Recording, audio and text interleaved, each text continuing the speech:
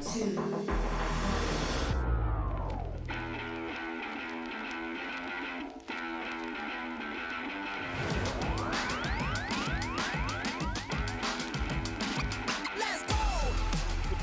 more, you could attack for this, just the best. Penny's there, it's over! Fernando Cifuentes has found it!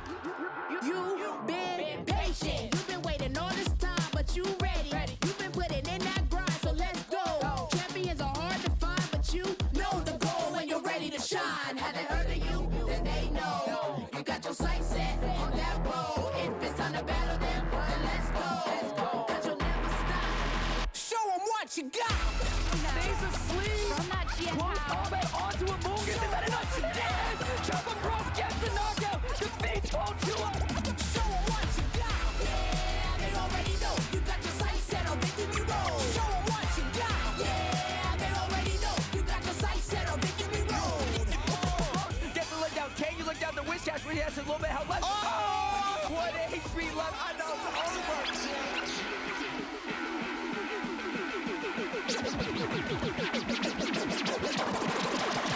Show them what you got. Yeah, they already know. You got your sights set on victory road. Show them what you got. Yeah, they already know. You got your sights set on victory road.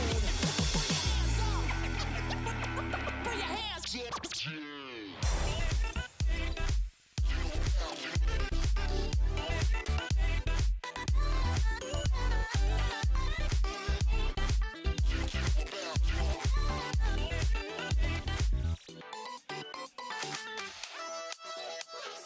Good morning, trainers, and happy holidays. Thank you for joining us at the 2025 Toronto Regional Championship. I am 2-0 Butters, joined by Caleb Pang.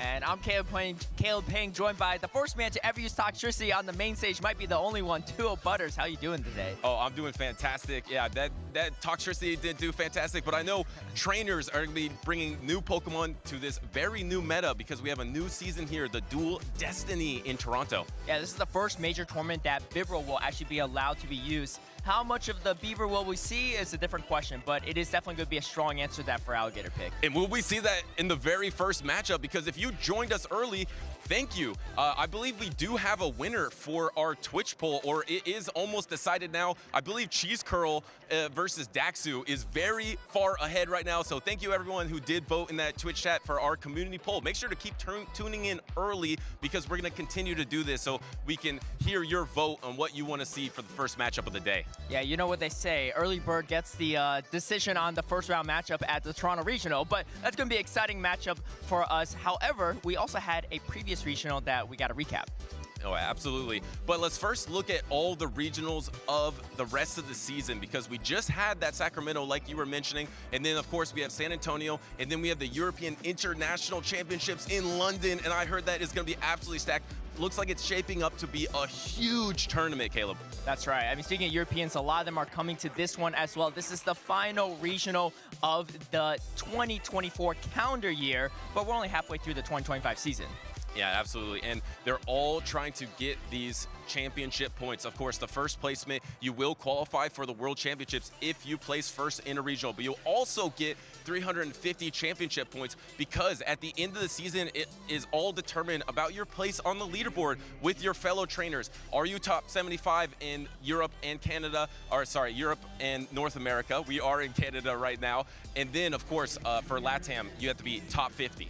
Yeah, that's right. So definitely a different approach for Worlds qualification, but I think it's brought a lot more excitement into the competition as well. You know, for those that haven't gotten a guaranteed invite from winning a regional or getting top 4 in internationals or, you know, top 4 in Worlds this past year, your invite is not guaranteed. So you got to work for it towards the very end, towards that final tournament, which is going to be North America International Championships. Very excited to see who's going to round out our top players for World Championships. No, absolutely. It brings these trainers back. So it's always the best at every regional, just like it was in Sacramento. If you missed it, let's take a look.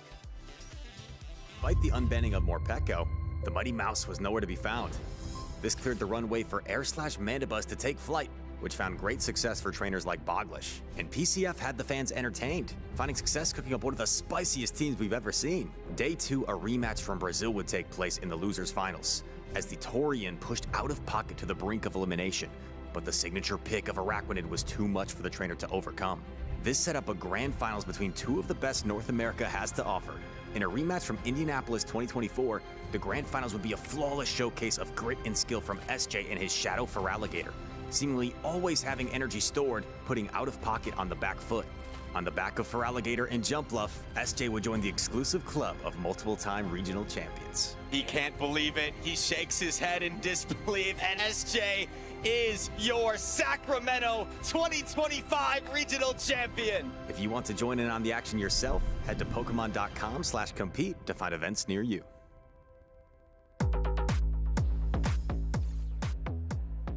Three here, out of pocket in the Tarian, and also they're not just top 3 here. These trainers are really high on the global leaderboard as well. Yeah, they've been going to a lot of tournaments, both domestically and internationally, and they just put out like incredibly consistent performance throughout the year. Speaking of consistency, we got S. James Speed to take it all the way. He's gone to, I believe, 4 regionals, and he's gotten top 2 in 3 of them. First place in 2 of them as well. That's a crazy inconsistency rate. Yeah, that is absolutely insane. And we saw a Jump Bluff on that team that is not in this top 12 usage, but looks kind of good against some of these top Pokemon. Of course, Dunsparce was #1 in day 2 usage. I think that might change here with the addition of the Annihilate and Primeape. It was there in Sacramento, but I feel like there are more and more trainers bringing it now. That's right. I think back then too, people weren't as familiar with it, weren't as comfortable using it, didn't see the full potential, but that will definitely be changing here this weekend. As you can see, we've also had a slight meta update as well. We're in the, what was it, dual seasons or? Dual Destiny. Dual Destiny, yes. I got the dual part right. But Dual Destiny, and there's been a couple updates as well for different moves that got buffed and debuffed as well. So we'll talk more about that, but that definitely will change the meta here this weekend. And it's not only that you have to take out these top Pokemon, you also have to take out these top trainers, because look at these trainers that have won regionals so far. We know here today in Toronto, there is going to be Wadaj and Lyles Jeff, the local of Toronto, competing here. So you're going to have to take out 2 previous champions of the season. S. James is sitting this one out, but still 2 out of 3 of the regional champions of the season is going to be here in Toronto. Well, and if you look at that too, 3 out of 3, all 3 of them won championships last season as well too. So talk about consistency at the very top. Speaking of the very top, this is the top 16 in North America on championship points, out of pocket all the way at #1, over 1,100 points. And then of course Torian over 1,000 as well, Elam as well over 1,000. All 3 of them are here in Toronto. I believe Nighttime Clash might be here too, and as you said, Lyles Jeff as well. So a lot of big name players here in Toronto. It's an incredibly stacked tournament. I just want to mention for a second why it's so important for these top trainers, because those top 4 on that leaderboard will be able to get a travel award for the next international championship, which will not be EUIC, because that one has already been determined since after the Latin American International Championship. They're all vying for the North American International Championship Travel Award, and that cutoff is after London. So there's only 2 tournaments remaining for a lot of these trainers to be able to get enough points for that travel award. That's why you see a lot of the best trainers in these competitions. They're not only trying to qualify for Worlds, but they're trying to qualify and get these travel awards for the big international championships. Yeah, that's 2 tournaments, including this one in North America, but there's a couple in other regions. Speaking of other regions too, there's a couple Europeans that have come all the way to Toronto to help their own travel award journey. And speaking of Europe too, this was Stuttgart regional winner here. We got PB David, his first ever championship win, and I'm sure it won't be his last. He's been playing incredibly consistent over this past year. We got Stone Collection in that second place, and Tonton Patus, one of the most consistent European players in this current season. He has 4 top 4 finishes, a 1st, 2nd, 3rd, and 4th place finish this season alone so far. And the crazy thing is consistency with these wild teams. Look at that. Got the Greninja, got the Charge Bug, has the Skarmory. None of those Pokemon are in this day 2 usage. The only spicy pick that was there for the champion, PvP David, which was the Typhlosion. That got just a little bit stronger this season technically with the increase in damage, the Thunder Punch. But Typhlosion is a Pokemon that has been surging up in usage as far as a spice pick. We might see that in Toronto here as well. The pacing of double Thunder Punch is really hard to deal with for some Pokemon. Yeah, that's funny. And you can see that top 12 usage too, a little bit different from Sacramento because that was essentially the start of Dual Destiny. However, there's a few Pokemon that were not eligible for that tournament that are now eligible, such as Bibarel too, for this tournament here today. So we're going to see if that makes a difference or not in this meta. And also, Europe and North America often has slightly different meta variations as well. Here's the EU Regional Champions, and you can see 4 of them are already rounded out here. I think 3 of them are first-time champions too. It's only Tauntaun. Actually, Tauntaun, I believe, hasn't won a regional yet, so he's actually a first-time regional champion too, technically. Yeah, exactly. He was an international champion in Europe, but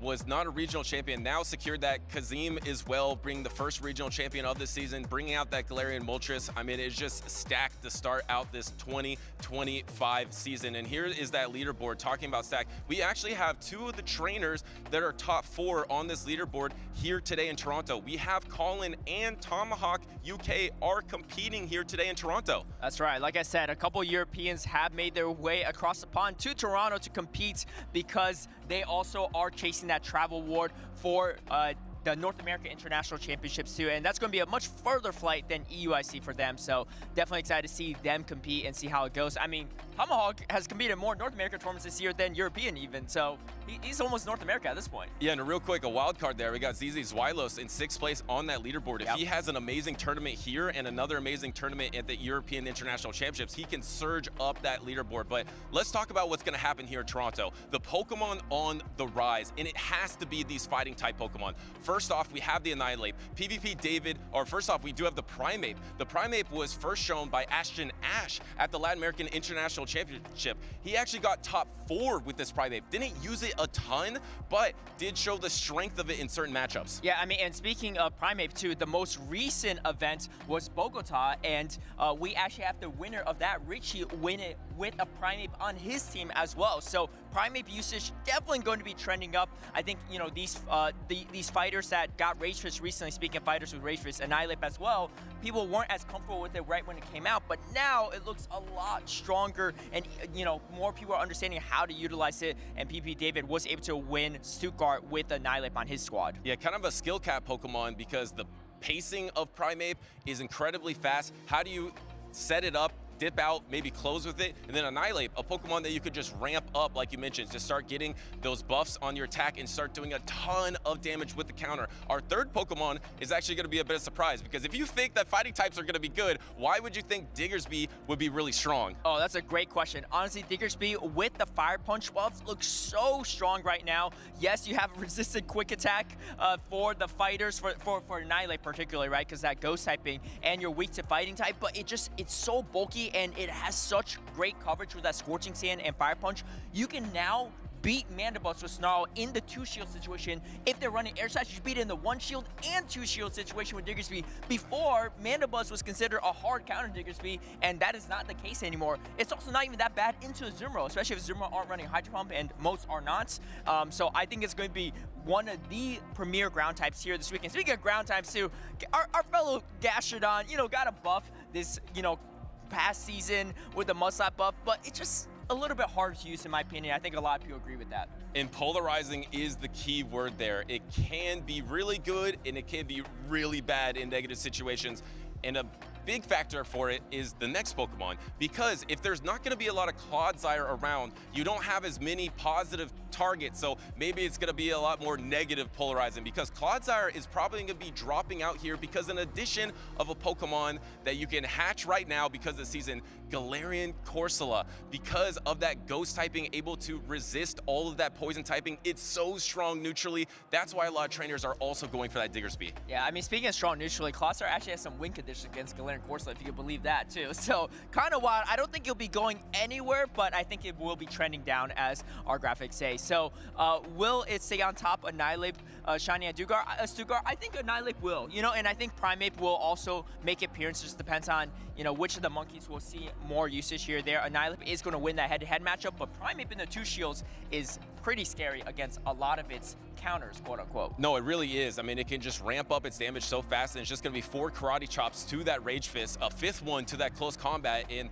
if you do have Close Combat, you really do have a bait move with that Rage Fist, so it's really hard to deal with. I think it's going to be quite high usage here in Toronto, so we're going to see it on stage a lot, and I cannot wait for that. That's right. So we're going to see how our players play around that. But here's our World's qualifiers already here. We got Yakai, the first, the world champion, the reigning world champion, already qualified in Adequance as well, who is also competing here in Toronto. Very excited to see him compete. Marcho Galde, who's winning every championship he can get his hands on. We got Beelzeboy from India, and then we got Wadaj, our first North America regional champion, just like last season. Of course, a whole other host of players here, and we got Richie here actually twice too. He won. He got top 4 at LAIC. We got him winning at Bogota as well. But we will be adding one more name to this list, unless Wadaj or Lyle, wins, or Inadequates, I guess, wins first place too. Well, also, I believe I saw Ashton Ash in the audience here today. That's so right. Ashton Ash qualified at LAIC, and of course, if he wins, he will not qualify again. But it's absolutely stacked here in Toronto. But let's look at what's been happening so far in this season with our season snapshot here. We have obviously this core of the Shadow Feraligatr Clodsire has been the story of the season, and then of course you have to mention Azumarill. Azumarill is probably the greatest Pokemon of all time, and it's showing absolutely why in this season. Yeah, Azumarill had that bubble nerfed because it was so dominant in the early parts of PvP. Then it got rebuffed about a year ago. I think a nerf might come to bubble sometime down the road because it is looking so dominant. It was great in the last Go Battle League season, and now in Dual Destiny, it still looks really good. I mean, if Diggersby's at the top and these fighters at the top, Azumarill going to be joining them too. Yeah, it's absolutely unstoppable, especially with Toxapex really falling off. There's no bench pressure to it. You can just pivot into anything, it seems like. But those were the Pokemon and the trainers that have won so far. But who's going to win Toronto? Let's see which trainers might have a really good shot. And of course, these trainers, 2 of them have already qualified for the World Championships, and then Colin, a trainer that is one of the most consistent trainers ever in the European region. If you had to pick a trainer, which one would it be? Oh, that's such a tough choice. I mean, Lao Jeff Ray has 3 championship titles to his name. Inadequate, second place at World Championships, arguably the second best player in the world. And we got Colin Six, who doesn't ever seem to miss top cuts. One of the strongest players, and also multiple championships to his name as well. I mean, a lot of people in Europe call him the final boss because he is the final boss in that region. Is he the final boss here in Toronto? We're at the wait and see. Yeah, and could the final boss actually be the previous champion? Let's talk a little bit about J-Jan. Oh, actually, no, we have Wadaj first. Little spoiler. Yeah, oh, sorry, yeah, J-Jan will be in there, but Wadaj, of course, the champion of the first regional of this season. He has been an international champion. He has been a champion at the biggest regionals there's ever been. Probably at one point considered the best trainer in all of Pokemon Go. He did take a break, and now he's coming back for his throne. Yeah, I mean, it seemed like his break didn't really hurt him at all because he came back and just won a title again back in Baltimore just earlier this year. And, he's a previous top 3 Worlds qualifier, a World finisher as well in Yokohama. He didn't compete in Worlds last year, but he is here on his comeback journey, and he's going to be in Toronto again. And he got 3rd place in Toronto 2 years ago too. Didn't do as well last year, looking for some redemption here for sure this year. And then we got our reigning Toronto Regional Champion from last year, J-Jan. And I remember last year too, his first ever top cut at a regional was last year Toronto Regional, and he ended up taking it all the way. So Toronto has special memories for him, and I talked to him prior this year too. He said, yeah, I'm definitely going back to Toronto to defend my title, and looks like he's going to come and do it, and we'll see if he pulls it off or not. Looks like he's going to try to do that with the Primeape as well. I can't wait to see that, but let's see what we had. What was the caster predictions for the trainer that was I can't wait to see this. The Pokemon is most likely to succeed. I got Bibarel. You also have Bibarel, Caleb. Why did I add Bibarel? I don't even remember putting that in, but maybe it's so I did. Good. Maybe I did. I actually kind of wish I could swap that with Jump Love. I think Jump Love's pretty good. But yeah, I mean, Galarian Corsola is going to be a really interesting pick too. I don't think a lot of people have it as well because it is harder to hatch as well, but that thing is pretty nutty with it if you do really well. You can even beat Mana Buzz in the One Shield apparently if you land that Power Gem, which is pretty wild stuff. But yeah, I mean, we got the Galarian Moltres on the side of Wholesome, and then we of course got a lot of meta picks on Soph's side too. Actually pretty similar to my picks as well. But it looks like I'm the only one with Annihilate, but all of you have the Primeape. What's going on there? I mean, we saw Primeape for J-Jan here. We saw Primeape just win Bogota. I mean, PvP David just did win with that Annihilate. Annihilate is quite strong, but the pacing on that Primeape is just really hard to beat, especially in a meta that might be with Galarian Corsola, because you will be weak to that Astonish damage on the Annihilate. That's why I also chose Pangoro to be able to resist that damage, but with all these fighting types here, maybe that won't be as strong, but you never know. Doombug is running it. That's right. So we're going to have to see how that goes. But let us know your predictions down below. What do you think is going to make an appearance here? Do you think the Bibarel is going to do well or not? We'll have to wait and see. Yeah, and we'll have to wait and see who's going to be our cookie champion as well. So make sure to tune in this weekend to see who can decorate the best cookie. I believe we have both decorated in the past, or at least I know I have, but I've never won. So I'm going to try to win this year. I'm going to make a crazy cookie. So make sure to check that out. It's probably going to be revealed on Championship Sunday, probably towards the end of the stream, but we want to hear from you. Make sure to hashtag @PlayPokemon. Make sure to follow all of the channels. Of course, we're on twitch.tv/PokemonGo. We want to hear who you think is going to win. We want to hear who are your favorite trainers, your favorite moment. How are you enjoying the season? We just want to hear from you, and you might get featured on the stream. That's right. Be sure to use hashtag #PlayPokemon on X to get into all the action. Of course, follow us on youtube.com/Pokemon and twitch.tv/PokemonGo to join in on all the action. But that does it for us. We're excited to see the first set of battles. So Jim and Soph, take it away. All right, thank you, Caleb. Wholesome_ here, aka Jim Lawson, ready to kick off another great broadcast. We are here in the city of Toronto. Reigning champion J-Jan, we're going to see him a little bit later. But guys, we are super excited to bring you another great broadcast here in the 2025 Play Pokemon Championship Series season. Before we get started with the battles, though, let's get a refresher on the format for today's tournament. This weekend, the 2025 Regional Championships are bringing the electrifying action of the Pokemon Go matches to the global stage. Top trainers from across the world have gathered to compete for a share of over $125,000 in cash prizes, travel awards, and the all-important championship points that could secure their spot at Worlds 2025 in Anaheim, California. The competition is fierce and the strategy is key.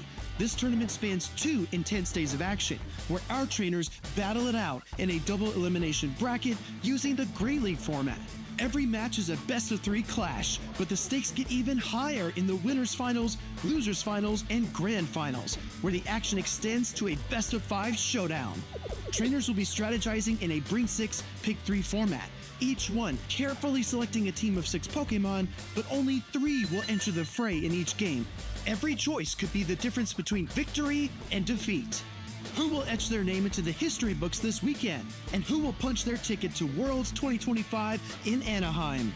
Don't miss a minute of the action. Stay tuned all weekend long to watch the battles unfold live. To stay up to date on future Play Pokemon events, visit Pokemon.com/play. Always nice to have a refresher on that format. Remember, today is day 1, so we will be playing all of these best-of-3 matches in the double elimination format. But let's see what these trainers are actually competing for this weekend, and that's not going to be decided until tomorrow. But we've got, of course, a lot of cash prizes on the line here. $2,500 going to the winner. A lot of booster packs as well. I believe these were increased this season, and so the winner is actually getting to take home 3 full boxes of booster packs. So that's always really, really exciting. Yeah, a lot to play for. Not only the prizes, but the title of regional champion. We mentioned that there's plenty of repeat winners that are here, but there's a lot of trainers that are obviously trying to lock in that first champion title as well. So we'll have to see how things pan out. That said, we do want to take a look at our usage for day 1 as well. Our top 12 Pokemon. No surprise here, so if we have Azumarill on top, it was our #1 usage Pokemon throughout the entire season. No shockers there. But one of the Pokemon that I'm so excited to see how it plays out is going to be down at the bottom side of our screen with that Galarian Corsola. I think it was a big question mark for a lot of us heading into this weekend. Just how many trainers have gotten this Galarian Corsola in time to prepare for the tournament? Looks like about a quarter of our trainers did. We also see the Annihilate and the Primeape, both of the fighters up there on this chart. And the Diggersby as well, making a huge rise here with that Fire Punch buff. Big fall off for Dunsparce, though. That was one of the Pokemon we were typically seeing at the top side of our screen, maybe top 3, top 4. Barely squeaked its way into day 1 in the 12th spot there. All right, well, that said, I think that we are actually getting ready for our battlers on stage. But guys, thank you for participating in the Twitch poll. We actually had a poll to start off our stream for any of you that joined early, had the opportunity to use your channel points to vote for which which set of battlers that you wanted to see first on stream. And our first set of battlers is actually going to be none other than Cheese Curl versus Daxu. Yeah, and I do want to just shout out Daxu a little bit here. Doesn't play a ton on the Championship Series circuit, but has played in 3 tournaments so far, all of them in Canada. Made top 8 one time, and the other 2 times was actually just 1 match away from making top 8. So maybe kind of an underrated pick here, I think. So really excited to see what Dax is able to do. Wilson, I believe you know Cheese Curl, right? I do know Cheese Curl. I was going to say about Daxu, he kind of has similar vibes to SJ, right? Where it doesn't participate in a lot of tournaments, but has a lot of success, and this could be that first regional. You never know.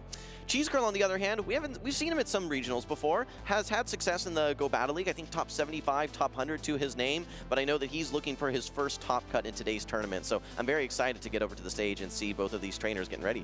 That's right, and I've just taken a little sneak peek at the teams, and I think we are actually going to get to see some B-Barrel action, maybe some Corsola action as well. So I think both of these trainers have come prepared for the new meta in this Dual Destiny season. I'm glad that you mentioned that because this is our first North American tournament in this new season, and we didn't see too many shakeups. This is not nearly as significant as when we were at Worlds and Caleb was reading off all of the changes and the crowd was going wild. But for the most part, the changes were relatively minimal. Now, minimal changes can still have some significant swings in a season, especially with the introduction of a new Pokemon. We're not very regularly seeing a new Pokemon immediately become meta. Maybe Clodsire was a decent example, maybe Toxapex in the past, but we're going to have to see how Galarian Corsola performs. Looking at the stage here, though, Cheese Curl versus Daxu. Soph, take us through these teams. Well, I mean, just the first thing I see, looking at Daxu's team, pretty much every Pokemon I think has a lot of play. Yes, there are a couple polarizing matchups like Gastrodon versus Mandibuzz, but everything else, I think, you know, it's kind of anyone's guess as to what Daxu is going to be bringing. Looking at Cheese Curl's side, I really like the Annihilate. I think the Corsola has a lot of play as well, and I think the Mandibuzz on both sides.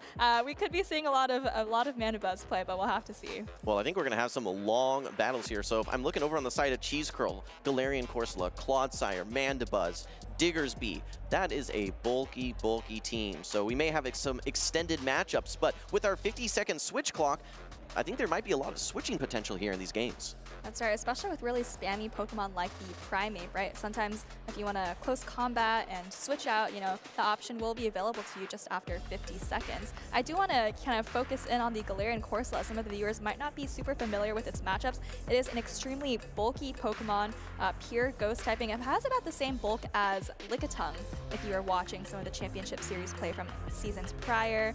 And it has very efficient attacks as well. It has Astonish as a fast attack. That's going to be a clone of Mudslap. And then it has Nightshade and Power Gem. We haven't really seen any Pokemon whatsoever using Nightshade. I think that maybe Noctowl has access to it. We haven't seen a Noctowl in quite a while, so, but yeah, I think once we get into these battles, hoping that we see some of this Galarian Corsola, Nightshade is a very efficient move, and that's part of the toolkit that makes Galarian Corsola so strong. It has very nice coverage as well. I think Kayla mentioned it, but even versus Pokemon like Mandibuzz, a dark flying type Pokemon, has a lot of play with access to Power Gem. That's exactly right. And Nightshade, like you said, a very efficient attack. I believe it has the same damage per energy as Fly and Drill Run, which we sometimes see more often. Yeah, S-tier moves here on the broadcast.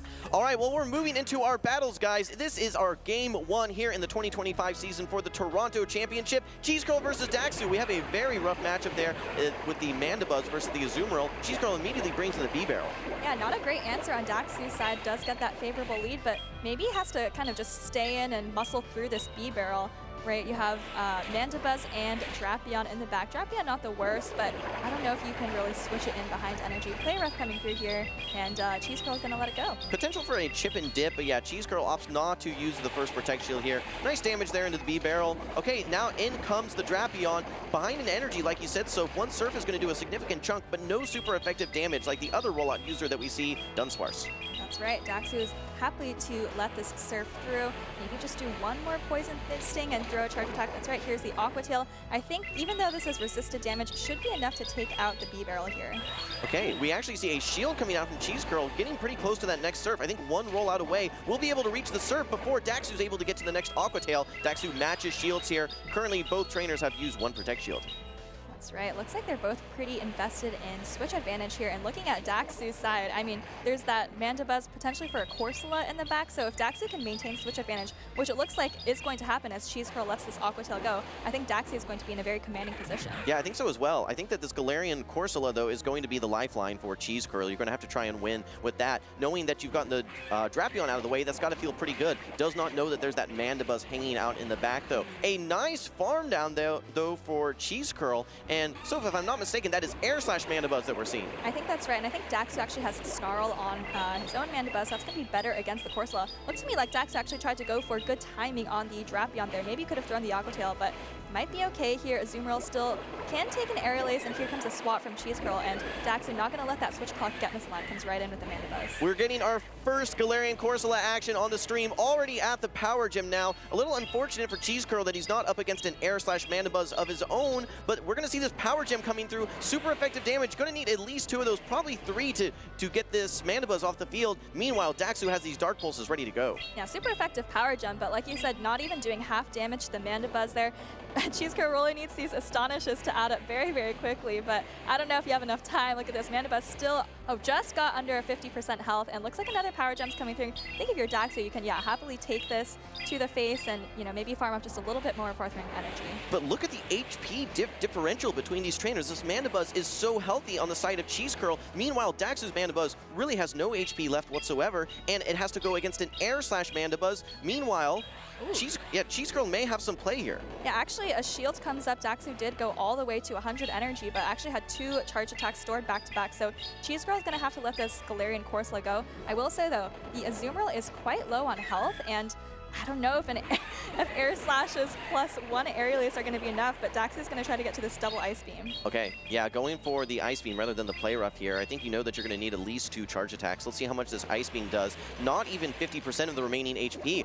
May need to get to a Play Rough plus some Bubbles. You do still have a Protect Shield, but these Air Slashes are adding up so fast, and Daxu's Mandibuzz has essentially 0 energy. That's right, but you do have a shield here, so I think as long as you land this Play Rough, I don't think this is quite enough to take out, but maybe just a couple more fast attacks, and I think Daxu should still have this game. We're getting a long game here in our first game, so for the broadcast, Mandibuzz versus Mandibuzz. Yeah, and I think you may be able to get to this Aerial Ace. It'll be close. No, the Bubbles are just enough there. Really nice matchup there for Daxu, able to get his Azumarill consistently lined up versus that Mandibuzz, and you can just see how dominant of a matchup that is, Air Slash or not. Game number 1 goes to Daxu.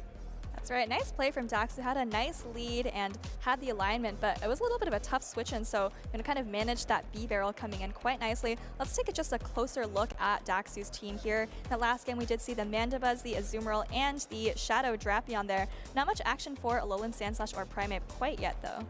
You know what, so question for you regarding Alolan Sandslash. We used to almost always see Shadow Alolan Sandslash in our broadcasts. We're now seeing the non-Shadow variant.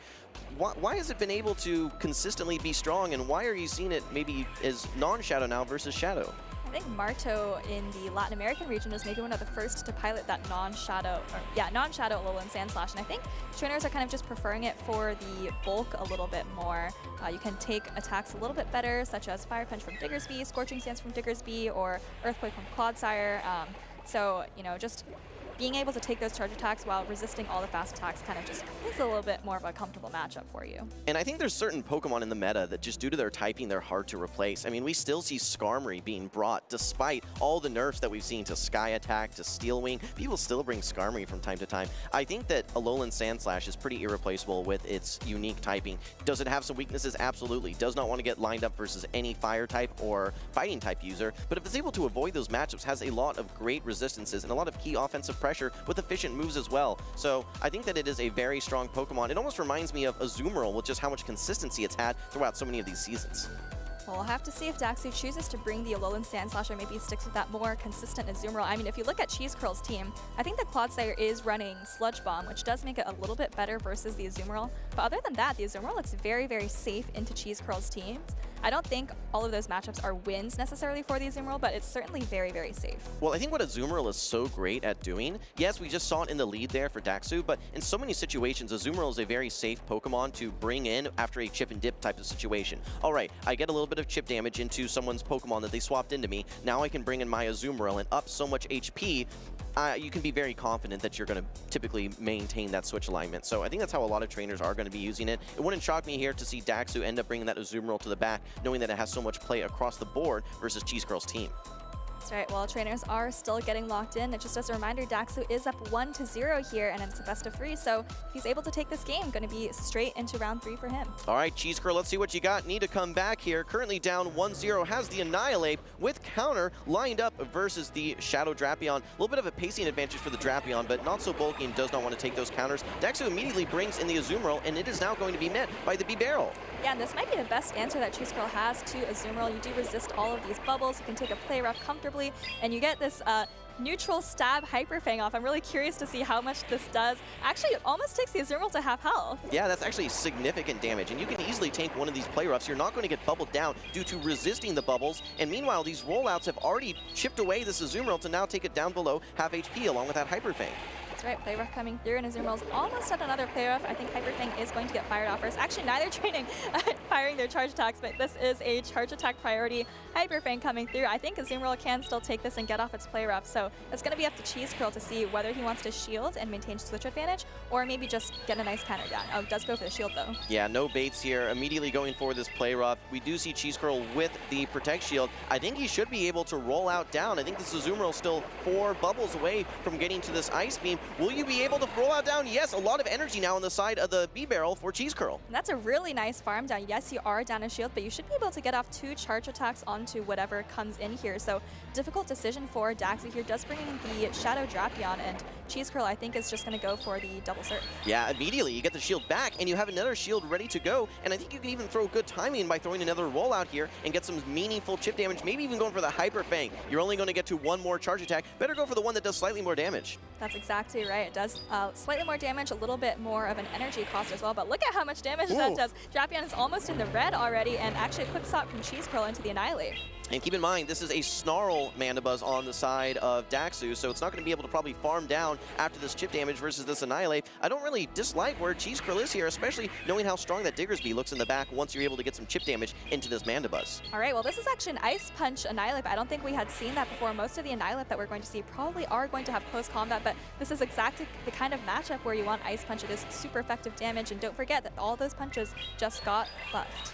Yeah, in some cases you're looking, okay, where am I going to be getting some coverage to attack flyers? We are not seeing Stone Edge on the side of the Clodsire, so it makes sense to have something like an Ice Punch that you can hit back versus these flyers. And now look, we are now pressuring this Mandibuzz as this Annihilate simply due to the Ice Punch access. Shields are down now for Daxu, and you have a full HP Diggersby still hanging around. Yeah, counter certainly adding up, but looks like Daxu has had enough of this Annihilate, just trying to fire off this Aerial Ace. And this is actually an interesting situation because, like you said, Cheese Curl has a full health Diggersby, but because, you know, Fire Punch did just get buffed recently, does a little bit more damage, it's actually not going to be too difficult, I think, to take out this Mandibuzz. I don't think so either, but so the thing we need to keep our eyes on are both of these trainers have their switch clocks up and they have a low HP Pokemon hanging out in the back. Will we see a sacrificial swap? Maybe go for a little bit of a catch tech here. No, great timing from Cheese Curl, able to fire off this Fire Punch. I don't think it's going to be quite enough to knock out, but does put this Mandibuzz now in quick attack range. That's right, and I think the Mandibuzz, actually I think both the Mandibuzz and the Drapion are pretty close to move. Oh, looks like Dax actually waited a turn, bringing in the Drapion, not quite able to get to the Aqua Tail. Cheese Curl, this is probably overkill going with the Scorching Sands here, but that's certainly going to be enough to take out the Shadow Drapion, and then I think just a couple more quick attacks on this Mandibuzz are going to seal the game. That Drapion had a family. Went for Scorching Sands, like you said, a little overkill in that situation there. But yeah, no, Daxu will have a parting Dark Pulse here, but still plenty of play here for Cheese Curl, able to get the quick attack down, still had the B-Barrel ready to go as well. Cheese Curl evens up the series 1-1. All right, pretty exciting. Yes, like you said, it's now 1-1, so Daxu is going to have to figure out. Daxu, remember, I think brought the exact same line of 3 for both games 1 and 2, right? The Azumarill, Mandibuzz, and Shadow Drapion. Yep. So going to have to see if he chooses to switch it up. Cheese Curl's team here taking a little bit of a closer look. We've actually seen a lot of these Pokemon now. I think 5 out of these 6 in just 2 games alone. Haven't seen any action from the Clodsire, though. Well, interesting team comp there from Cheese Curl because he was ABA weak to that Azumarill that we saw in the lead from Daxu in game number 1, but this time Daxu bringing it in the back, and Cheese Curl had a great answer there. We saw him investing that Protect Shield on his B-Barrel, which, again, you know, you're thinking, does that put you in a bad situation? But no, you get this huge, huge farm down. You got that Protect Shield back and then landed a Hyper Fang into this Drapion as well. Look how much damage that hit, so. Exactly, like, great call out there. I think it's a great use of the shield. You get the shield back, so you're not even at any kind of disadvantage, and you got so much damage off on the Shadow Drapion. That's kind of what allowed the Diggersby to kind of comfortably close out the game. You know, I want to go back to the very beginning of that game number 2. It was the Annihilate versus the Drapion. I think the reason we saw a quick swap out there for Daxu is he doesn't want that Annihilate to just start ramping up damage and then almost be untouchable by the end of the matchup when you've already Rage Fisted 2 or 3 times, and then you're taking 2 or 3x boosted Ice Punches into your Mandibuzz, maybe with shields down. So I understand the strategy there for Daxu, but I think it was just in a tough situation based on the alignment that Cheese Curl was able to finesse. I think Daxu is going to have to think about how he wants to deal with the B-Barrel. It kind of gave him some problems. It's not like Azumarill, Mandibuzz, or Shadow Drapion particularly struggle against B-Barrel, but you know, getting it on the Azumarill, maybe that's the worst place for him to see the B-Barrel, and then, you know, not really having the hard answer, no Primeape, no Gastrodon, so I'm curious to see if Daxu, you know, chooses to bring one of those, or maybe just thinks, hey, you know what, I could have played better in that last game, and kind of just goes with the same very safe Azumarill Shadow Drapion line. I expect a similar team from Daxu, and for Cheese Curl specifically, I think that Annihilate has to come every single game. When you look at, okay, what are the answers going to be? Azumarill, yes, but you can really just Rage Fist your way through that matchup. I think a lot of trainers will be willing to invest 2 Protect Shields into their Annihilate, knowing that coming out of that matchup, they're going to have significantly boosted attacks. All right, decisive game number 3, so here in our first matchup of the day, Cheese Curl versus Daxu. We're going to see a quick pivot now in the battle of the poisons now. Cheese Curl actually opting to stay in with his Clodsire here and goes for the Earthquake, but not before Daxu is able to reach this Aqua Tail. Yeah, really nice timing from Daxu here. Farms the maximum amount of energy before Clodsire can get to the Earthquake, as well as making sure to throw before, you know, that 1-turn desync is reset by that charge attack. So Earthquake coming through here, gonna see if Daxu, okay, yeah, does put up the Protect Shield. That definitely would have almost one-hit the Shadow Drapion, and kind of an awkward swap for Cheese Curl, but now does bring in the Annihilate. But now this Shadow Drapion is just so ahead on energy. Yeah, with the difference in pacing between the Clodsire and the Drapion there, now Daxu has such an energy advantage. You get this crunch off, and I think you're going to be able to get to another crunch before you're actually even able to get to a move as Cheese Curl. He has not invested a Protect Shield, so you can safely Protect Shield if you like, and that which Cheese Curl does, but you don't have access to close combat here. So how are you going to be taking out this Drapion? You have to go for Ice Punches. It got buffed here, so, but I don't know that this is enough to knock out. I don't think it is, but I think you might still be able to counter down before Dax is able to reach another charge attack. It's going to be close though. Oh yeah, actually feints with the Aqua Tail there, so Cheese Curl is able to maintain switch advantage, but you know, Clodsire into Azumarill isn't an incredibly horrible matchup, so I don't know if switch advantage is going to be incredibly key in this game. Well, you know what? I don't really think that this B-Barrel looks too bad at all in all of these matchups here, so I think that regardless of what happens for Cheese Curl, as long as he's able to get a little bit of chip damage here, I think that this B-Barrel has a lot of play in any matchup that it finds itself in. I think that's exactly right. I'm not even sure if Cheese Curl is going to bring the Clodsire back in, because if this Azumarill goes for the full bubble down, it's going to have super effective ice beams to land on the Clodsire. Okay. Well, decision time for Cheese Curl brings in the Clodsire. Again, one of these Ice Beams is not enough to knock out. It's going to be close to see who gets to this next charge attack. I think this Azumarill is 2 bubbles away. I think that the Clodsire is perhaps 3 Poison Stings away. No, only 2. Will we see some good timing? Okay, actually tries to maybe catch a move on the Mandibuzz. Here comes the rollout user. It's the B-Barrel. We are going to be having super effective fast attacks. A little bit of a bulk disadvantage here on the B-Barrel, though. It's interesting because unlike other rollout users like Dunsparce, this B-Barrel actually doesn't have a super effective charge attack to land on the Mandibuzz. So like you said, it's really going to come down to that damage from the rollouts. I think Surf is coming through here. Surf actually, I think a lot of people forget this, it got a damage buff in the last season, but we don't see this attack being used on very many meta Pokemon. Looks like Mandibuzz is getting just below half health there, so maybe a couple more rollouts and a Surf could be enough to threaten the Mandibuzz? Yes, so to your point, Surf used to be known as the bait move for Lantern, right? And it is certainly not a bait move these days, a very strong, hard-hitting move. We have a charge attack priority there. Daxu now has the Dark Pulse ready to go. Cheese Curl wants to shield his B-Barrel here, knows that it's going to be probably the strongest Pokemon he still has on the field. Energy Drive for both of these Pokemon now. Switch clocks are up. Will we see a catch? Maybe a combo play here. Sludge Bomb's ready to go, though, for Cheese Curl. Still a Protect Shield on the side of Daxu, and he wants to overfarm. Might even go for a farm down on this Azumarill. That's right. Daxu has a lot of energy here. I don't think the B-Bro quite left with a charge attack, and this Clodsire is pretty much dry. Oh, actually, barely paints with the Sludge Bomb. Devastating for Cheese Curl. 100 energy now for Daxu, has the play rough ready to go. I think that's going to be all she wrote for Cheese Curl. Daxu making all the right plays at the right time. You love the combo play, able to get the B-Barrel off the field, and that's going to be it. Daxu takes the 2-1 victory in our first round of the Toronto Regional. Congratulations. And that actually ended up being closer than I thought. I thought Daxu was just going to maybe throw energy at the Clodsire to be safe, and then, you could hang on versus the B-Barrel. But, that did make it a little bit more exciting. I think if the Sludge Bomb had landed there, maybe the game would have actually gone in Cheese Curl's favor. Well, I think that we saw in both games 2 and 3 the importance of getting what we call a refarm sometimes. Yes, maybe you don't have the best initial matchup, but after a swap, when you can bring your Azumarill back in and get that devastating farm down on that Annihilate, that energy had so many destinations there, and I think that energy on Azumarill was the key for Daxu in that game number 3 to take the victory. That's right, and I think Daxu really recognized the safety of Azumarill, and then, it could really pair well with... Actually, Drapion was very safe into Cheese Curl's team as well. Mandibuzz maybe a little bit more polarizing, but was kind of just able to, get the job done when it needed to. Yes, it saw the B-Barrel, but wasn't the end of the world. This is that mid-game matchup, right? Cheese Curl does maintain switch advantage, but like you said, kind of just setting up the reverse farm for the Azumarill. Yeah, absolutely, and then I think we actually saw a nice combo play towards the end of that as well. First Ice Beam lands there for Cheese Curl, and there was actually 2 farm downs here. Let's not forget. There was the original farm down of the Annihilate, and then there was also the farm down of the Clodsire as well. So Azumarill still just proving why it is an absolute titan in this meta. #1 usage throughout the season, #1 usage here in Toronto, and it is certainly holding up to its name here as the #1 Pokemon in the tournament in our first matchup. That's right. I think Caleb and Butters even called Azumarill maybe the greatest Pokemon of all time. The GOAT. Exactly, for Pokemon Go. And like you said, kind of just proving its worth. It's been doing so well this entire championship series season, but, even I feel like move update after move update, Azumarill kind of just stays consistent. It's gone through, the bubble nerf, the bubble buff, but it's kind of been on top the whole time. It's never gone away is the thing. There are trainers that are bringing it. And I remember when we were casting LA, Los Angeles, last season, and that's really when it was starting to make its meteoric rise back to popularity. It kind of faded just a little bit, not in top 12 probably, but ever since then, I just feel it has been such a consistent Pokemon. I think that what held it back a little bit was all the Lantern that we were seeing so regularly. Maybe the Trevenant meta as well, right? There's certain electric and grass type Pokemon, but do we really see much grass in today's meta? Do we see any electric at all, Soph? Well, it's actually interesting you bring that up because I feel like the 2 main grasses right now are Serperior and Jumpluff.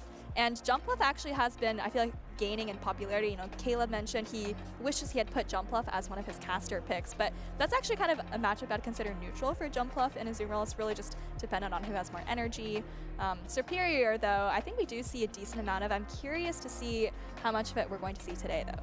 Okay, we'll have to find out. In the meantime, though, we have 2-0 Butter standing by with Daxu. Let's hear from Daxu about his recent win.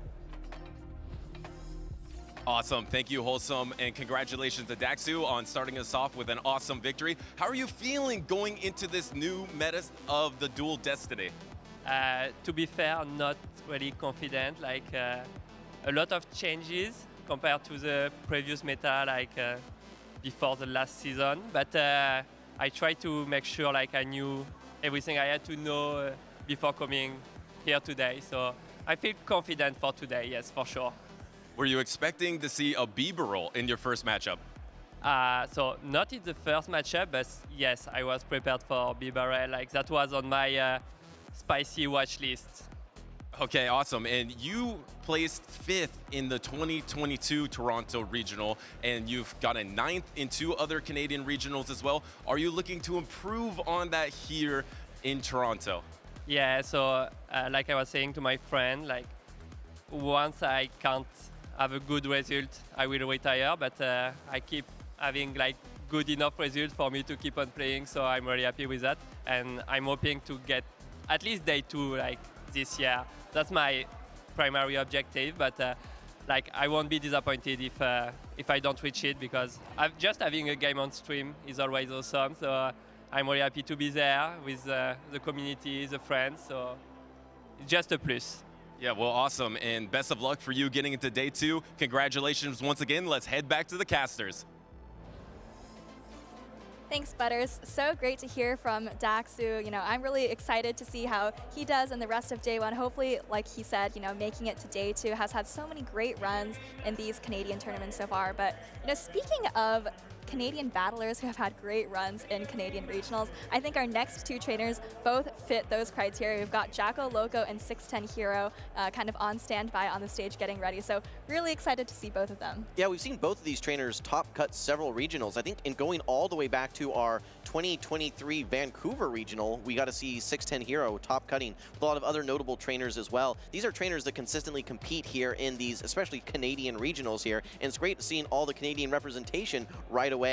I was a little disappointed that we didn't get to see too much Galarian Corsola action there on the side of Cheese Curl in that first round matchup. We saw it get lined up versus a Mandibuzz. Probably not its best matchup here, but a little sneak peek. I think we have some Galarian Corsolas on both trainers' side here, so I expect to see them brought in these matchups. Yeah, Galarian Corsola is a pretty interesting Pokemon. Maybe in that last matchup, I think it actually was the right call from Cheese Curl because, you know, we saw Daxu bringing the Mandibuzz and the Shadow Drapion every game. You do have a favorable matchup against Azumarill, but it's not incredibly dominant. You don't come out with a huge advantage. So thumbs up from 610 Hero there, maybe feeling good going into this matchup. I actually talked to Jacko Loco just before the bracket started, and he was like, you know, if I win my first round, I might have to play 610 Hero, and here they are on stage. Yeah, in fact, I get a little sneak peek of what's going on here. They're actually doing a lucky trade, it looks like here. Okay, well, we have our trainers from Canada. You know, they don't always get an opportunity to meet up, but they have met that condition of lucky friends, so they're going to try and go for these perfect Pokemon here. So I think we had a sneak peek of what they were trying to trade here. We had a Zamazenta, and we have a Palkia Origin form with the Spatial Ren move, might I add. All right, guys, I know that you love this one here. Can we get a lock in here from these trainers? Yes, indeed. Ready to go? All right. So send your good luck. Keep an eye on those CPs. We're looking for 2367, I believe, on the Palkia. Of course, with Spatial Run, one of the best Pokemon in the Master League. Here's that Zamazenta, and oh boy. Disappointment sets in. Disappointment sets in, but you know what? That is a beautiful, actually, background Palkia with Spatial Run that Jacko Loco just got. So, you know, very nice trade. Always great to see the fruits of these long friendship grinds really paying off, and they can still go for lucky. You know, maybe they'll hit it tomorrow.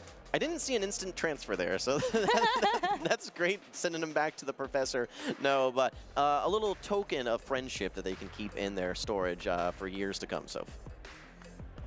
Yes, for years to come. I'm sure they won't just transfer them immediately off stream. But you know, the lucky trades are something you can get once you reach best friends with someone. Every day that you interact, you have a small chance to become lucky friends. And then the next trade is guaranteed to be lucky, guaranteed to get those very, very high attack, defense, and HP stats. So kind of definitely something you want to shoot for if you're, you know, not sure whether you're going to open your gifts today. Always go for those lucky friends. Well said, Soph.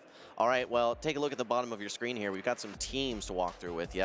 Over on the side of 610 Hero, we mentioned the Galarian Corsolas, but we've actually got a double ghost team here with the Annihilate along with the Corsola. It's going to be met by the the two sires, the Clodsire and the Shadow Quagsire. And I think I also saw an Azumarill and a Shadow Drapion there as well. I think we're going to be introducing these trainers a bit more formally here on the stage. Again, success from both of these trainers. I think that they have both made their way into Top Cut before. No stranger whatsoever. But yeah, on 610 Heroes team, the Clodsire, the Galarian Corsola, the Shadow Quagsire, Azumarill, the Annihilate, and the Shadow Drapion. Jacko Loco, on the other hand, actually running a pretty interesting team with the non-Shadow Annihilate, the Stunfisk, the Unnovan Stunfisk, which did receive a buff, so let's not forget, it's going to be rounded out with the Galarian Corsola, the Mandibuzz, the Superior, and the trusty Azumarill. Both of these trainers actually running the Galarian Corsola with just one Dark type on the opposing team. So I'm really curious if we're going to see these trainers bring it, but I think they're actually both locked in here, so we're going to be getting right into game one. All right, well, we've got some great trainers here. 610 Hero, Jacko Loco, ready to go here. It's going to be Clodsire into the Mandibuzz. Taking a look at the Clodsire on the side of 610 Hero. This one is not running Stone Edge either. It is a Sludge Bomb Clodsire. We have a quick swap in. This is going to be the Galarian Corsola being brought in. Not a direct response here. You may have to go for a chip and dip as 610 Hero. kind of a risky swap on Jacko Loco's side. Kind of imagine if the Drapion had come in, but looks like Jacko Loco is happy to just bring in the Corsola, absorb 1 Earthquake. You see just how bulky that Corsola is, going to be able to take 2. Maybe not with the Poison Stings though, and here is the Nightshade coming through. Yeah, a lot of trainers may not even have a Galarian Corsola at this point. In fact, I bet a lot of trainers are doing trades here at the event. First Nightshade comes through. You can see it's already a significant chunk of damage now that has gone into this Clodsire. Second Earthquake is ready to go here. Does Jacko Loco want to try and go for a switch alignment here and use a Protect Shield? Yes, indeed. He uses the first Protect Shield on the Earthquake, a nice shield, and has a Nightshade ready to go.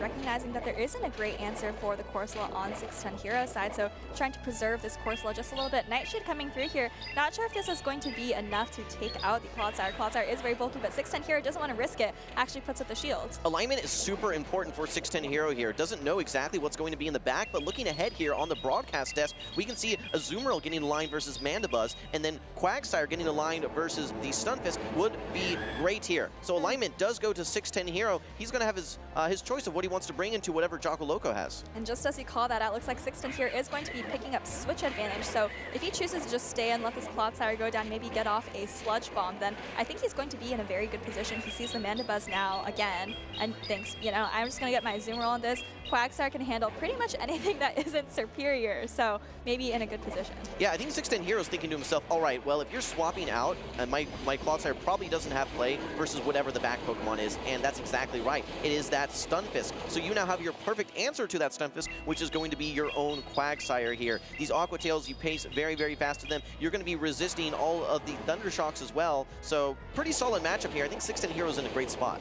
I think so too. Even actually banked a Sludge Bomb on the Clodsire. The Thunder Shocks were doing very minimal damage, so 610 here was pretty comfortable staying in, building up some energy. But like you said, this is a great matchup for Quagsire. You're doing super effective with both the fast and charge attacks. Mud Bomb coming through. It is going to be neutral damage. Quagsire is a shadow, but can take this no problem. Yeah, even take 2 of these, no problem. Keep in mind, we've seen a lot of Galarian Stunfisk in the past. Not really known for its attacking prowess. It's more known as a bulky Pokemon with access to consistently good moves, and that's essentially what this Inovan Stunfisk is as well. It does have very unique typing, but Jacko Loco has some energy banked ready to go on the Mandibuzz here. First Dark Pulse is coming through. I don't even know if this is quite enough to knock out this Quagsire. Oh, it was actually not enough, but that's kind of what Jacko Loco needed. 610 Hero has energy banked on both Pokemon. I think that Quagsire just left with a charge attack, and now Jacko Loco sees the Azumarill. Like you said earlier, Air Slash or not, this is not a good matchup for the Mandibuzz. This is a Play Rough coming through. Not going to be enough to take it out, but I think maybe a couple more bubbles and a Farm Down in the storybooks for 610. Okay, yeah, Play Rough does land. I think it's bubble down range at this point. You need to start landing these Aerial Aces if you're going to have any chance of taking out this Azumarill, but you're going to need so many Aerial Aces. You're going to be needing, a discharge as well. You're going to be, there's just a lot of work to be done for Jacko Loco now, and don't know if he's going to be able to do it, given all the energy that 610 Hero still has on his team. That's right. Well, Jacko Loco making a quick swap. I think, again, unfortunately, just not going to be enough to take out the Azumarill. These combo plays are tough when, the energy isn't quite enough, but 610's going to be able to take this discharge, and I think he can actually just bubble down this Inovan Stunfisk. Yeah, that's kind of the double-edged sword that you have with the Inovan Stunfisk, because yes, you're an electric type, and yes, you have play into water-type Pokemon, but due to your ground subtyping, you're actually vulnerable to water types as well, which is exactly what we saw in that game number 1. Game number 1 does go to 610 Hero. Great alignment there versus Jacko Loco. Jacko Loco is going to have to go back to the drawing board, see where he can get his Pokemon aligned for game 2. I really like how 610 Hero played that game out. I think, it was really conscious of the counts, right? We saw Clodsire versus Corsola, made sure to throw that Earthquake before Corsola had another move. Was also really cognizant of the fast attack damage that he could take, right? He stored basically entire charge attacks on both the Clodsire and Quagsire, knowing, kind of that he could comfortably reach those attacks and bank them in the event of a rainy day, which he, didn't end up needing. I love that call out, Soph, and I think that that's a little bit of a skill or a tech that we can ascribe to certain trainers. Is a lot of trainers, when maybe a trainer counter swaps in a Pokemon, they just say, okay, well, I'm going to bring in my Pokemon that's good versus that. But what I think differentiates a lot of trainers, and we see some of that skill ceiling come into play, is trainers knowing that they can comfortably stay in a matchup, bank a move, and then exit the matchup versus just exiting immediately. That's exactly what we saw with 610 Hero. Really great manipulation of the switch clock, great job banking moves, and alignment, of course, on his side as well. A very clean game number 1. Yeah, I'm really curious what adjustments Jacko Loco brings. I was kind of excited to see the Unova Stunfisk looks pretty safe into 610 Heroes team besides the Quagsire, but that's kind of exactly what I ended up seeing in Game 1. So I wonder if Jacko Loco is going to drop it, maybe bring some new Pokemon, right? 610 did bring the Poison Double Water line, so, Jacko Loco, potentially the Superior has some play. Well, I think that if you can avoid the Shadow Drapion on the side of 610 Hero, I think that Jacko Loco's Galarian Corsola looks quite strong, especially if you can get it lined up versus one of those ghosts.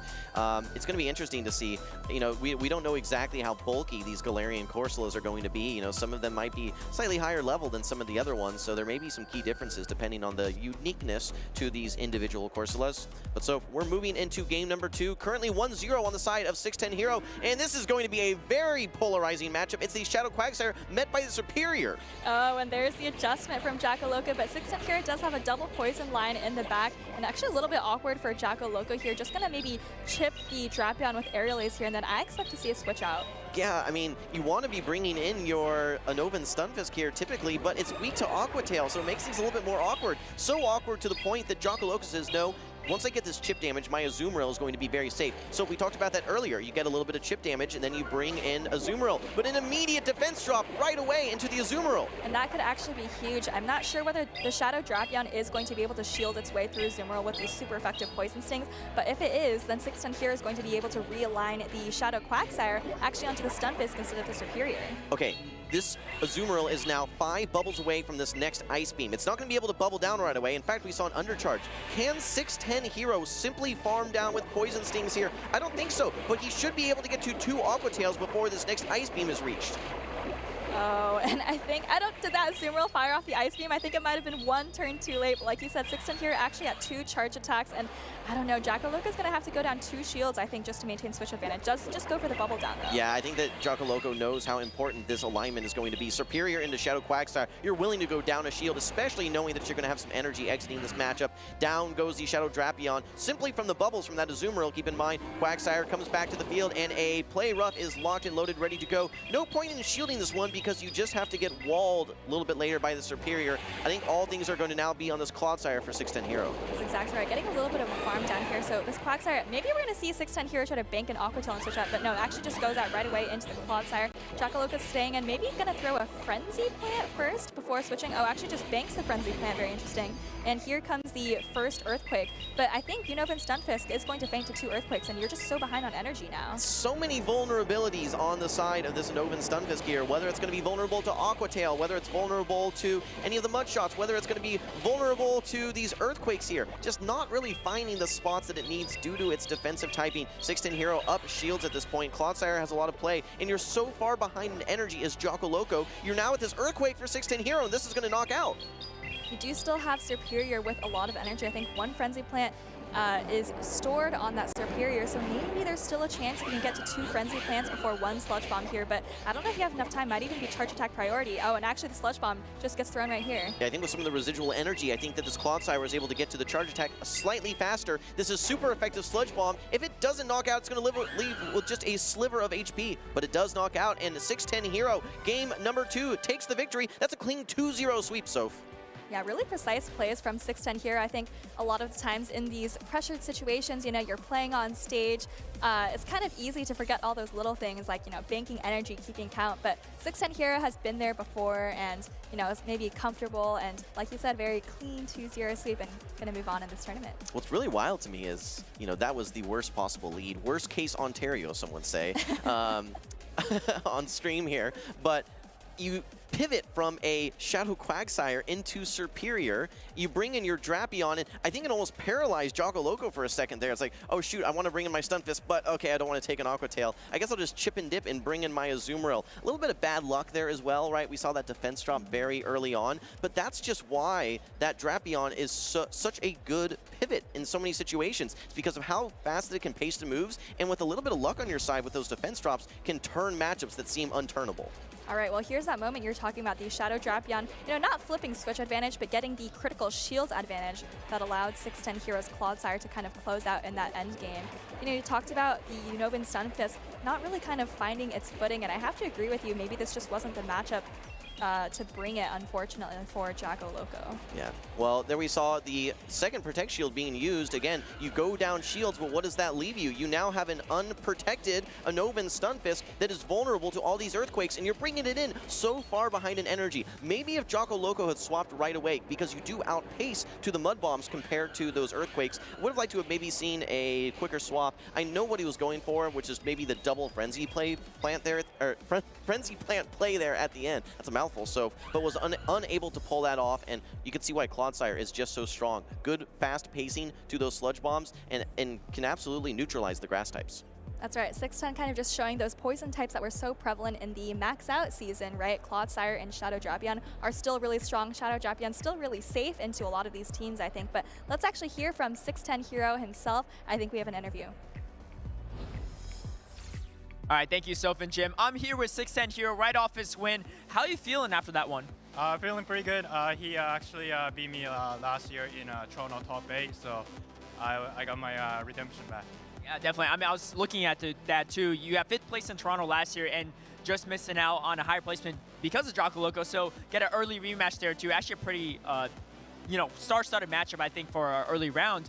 He's also a local of yours too. So do you scrim a lot together or see each other a lot in local tournaments? Yeah, I actually battled him this week for some other online tournament, and then he actually beat me. So I'm glad I got it back. That's awesome. And, we saw you put a lot of work in with the Clodsire as well, too, with the Sludge Bomb variant, too. But I also saw the Corsa on your team as well. Galarian Corsa, more recent release in Pokemon Go. How are you feeling about it coming into this meta? I think it's a good counter against like Azu, Claude, Core kind of thing. It doesn't really beat it well, but it's a safe neutral pick, and then I really like it so far. Well, you go to a lot of these tournaments, especially in the Canadian ones, too. A lot of top finishes. 3rd place in Vancouver, 5th place last year in Toronto. What are you hoping to get out of this weekend, too? Obviously, winning it would be great, but what else are you looking for? Honestly, I was just hoping for top 32 for this tournament. But yeah, we'll see. We'll see how far I can get. I'll try my best. All right, well, you're well on your way for that, too. Before we go back to the casters, any shout-outs, anything you'd like to say to the viewers or fans at home? Yeah, shout-outs to my dad, my mom, my sister, 2 of my cats at home for always supporting me. Shout-outs to Team Hammerhead. We didn't have a great season, but they're here supporting me today, so it's amazing. That's awesome. We'll love to see it, and hopefully we'll see you back on stage for more action. Back to you, casters. Thank you, Caleb, and congratulations again to 610 Hero. The shout out for the cats, I love that one. I'm gonna have to bring that into the broadcast at some point. But again, congratulations to him. So I wanna ask you a question here, just kind of general meta observations. We had nearly an entire season of fighters being pretty absent from the meta. Maybe, 3 months we'll call it instead, a season within Pokemon Go. Very recently though, in fact, every team that we've seen so far on stream has had a fighter, either that Primeape or Annihilate. First question is, are fighters back? And if so, is it just because of Rage Fist? All right, I think yes, they are back. We saw both Annihilate and Primeape in the top 12 day 1 usage, and like you said, we've seen them on a lot of these teams so far. Is it because of just Rage Fist? I think that's definitely a big part of it. They definitely wouldn't be back if it wasn't for Rage Fist. We did see Counter, of course, get that energy nerf during the max out season.